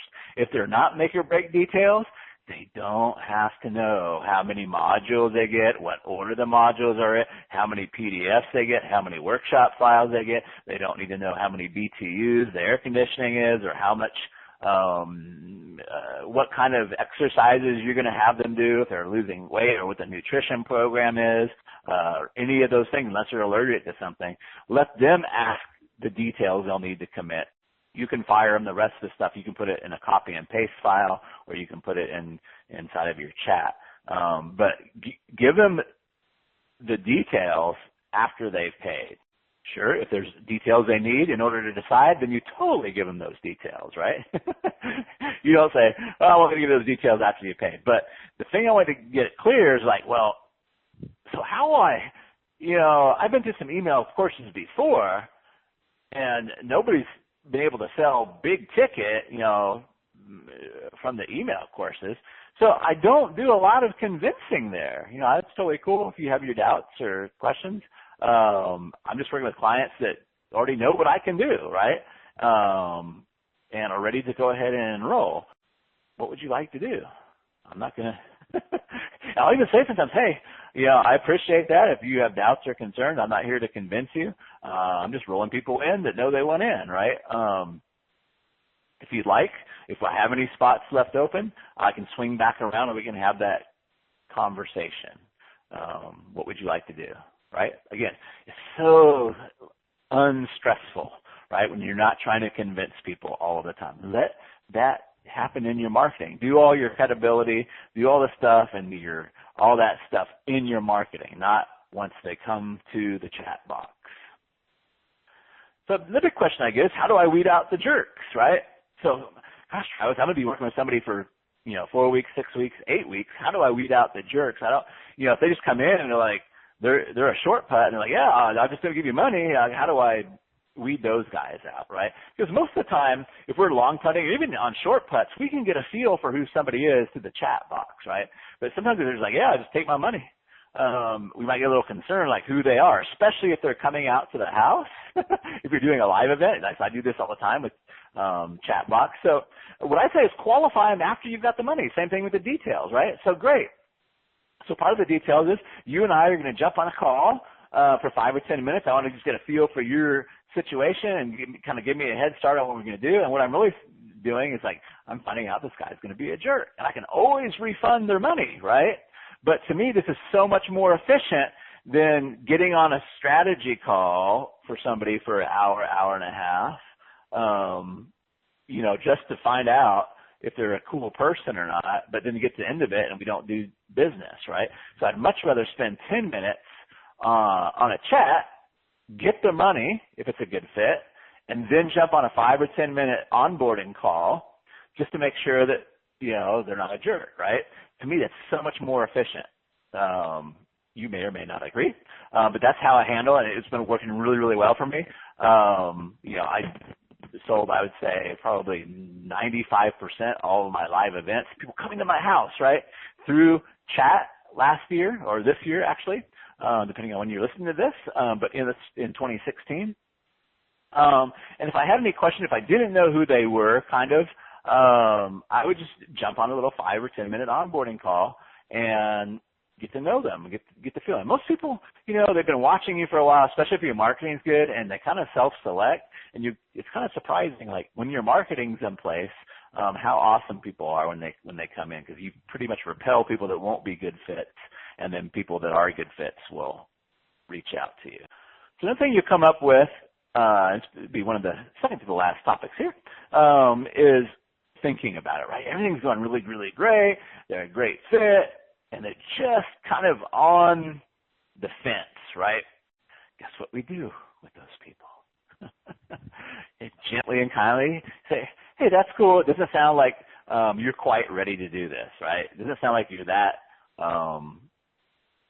ready. And I don't say to buy the program. It's a key thing. Again, if you have not listened to Please Take My Money, you got to listen to that, because we don't want their attention on if they're going to buy our program. We want their attention on the cost of staying where they are, right? So I'll say, that's cool. I'm just rolling people in who are ready to go. You're welcome to reach back out. If you got any spots, I'd be happy to help you blank whatever escaped from the hell that they're in, right? Help you retire with enough money left over, take those vacations, right? Or we can wait, right? So very often this is very, very powerful in what I do in the email realm.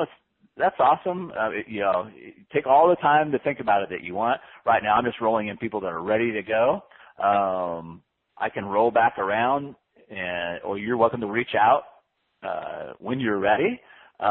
If I have any spots left, that's awesome. We'll put you in there. Or you can wait until my next class, which may be in 2017, or to start bringing in that $10,000 a month that we were talking about, right? Most people don't want to wait to bring in what they want, right? So, hey, that's totally cool. I understand. You can always wait until 2017 to bring Mr. Right into your life, or whatever it is, right? But not about buying the product, right? We want them to kind of refocus on what is the hell they're going to have to keep living in, or what is the benefit they're going to have to wait and not have in their life. And that works very effectively. I would say probably less than 50% of the time. But still, it's still pretty awesome.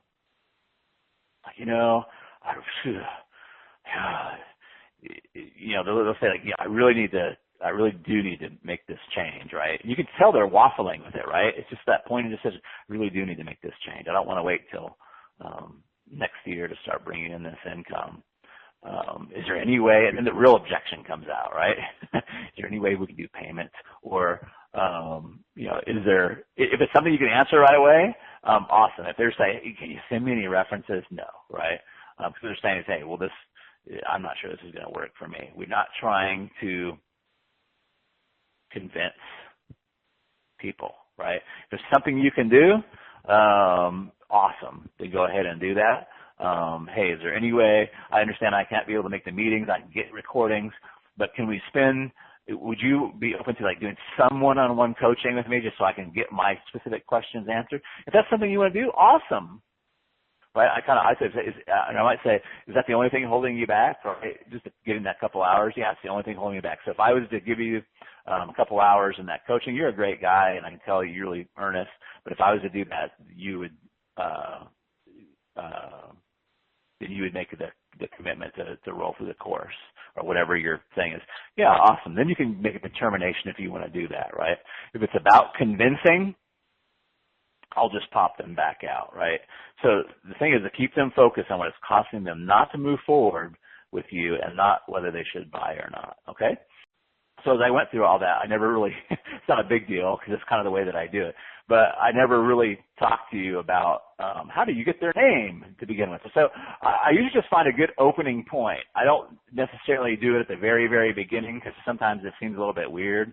But at some point, even if unless they just absolutely know it's me, I might say something to the effect of, by the way, who is it that I might be talking with, right? I don't just say, hey, what's your name, right? Who might this be, right?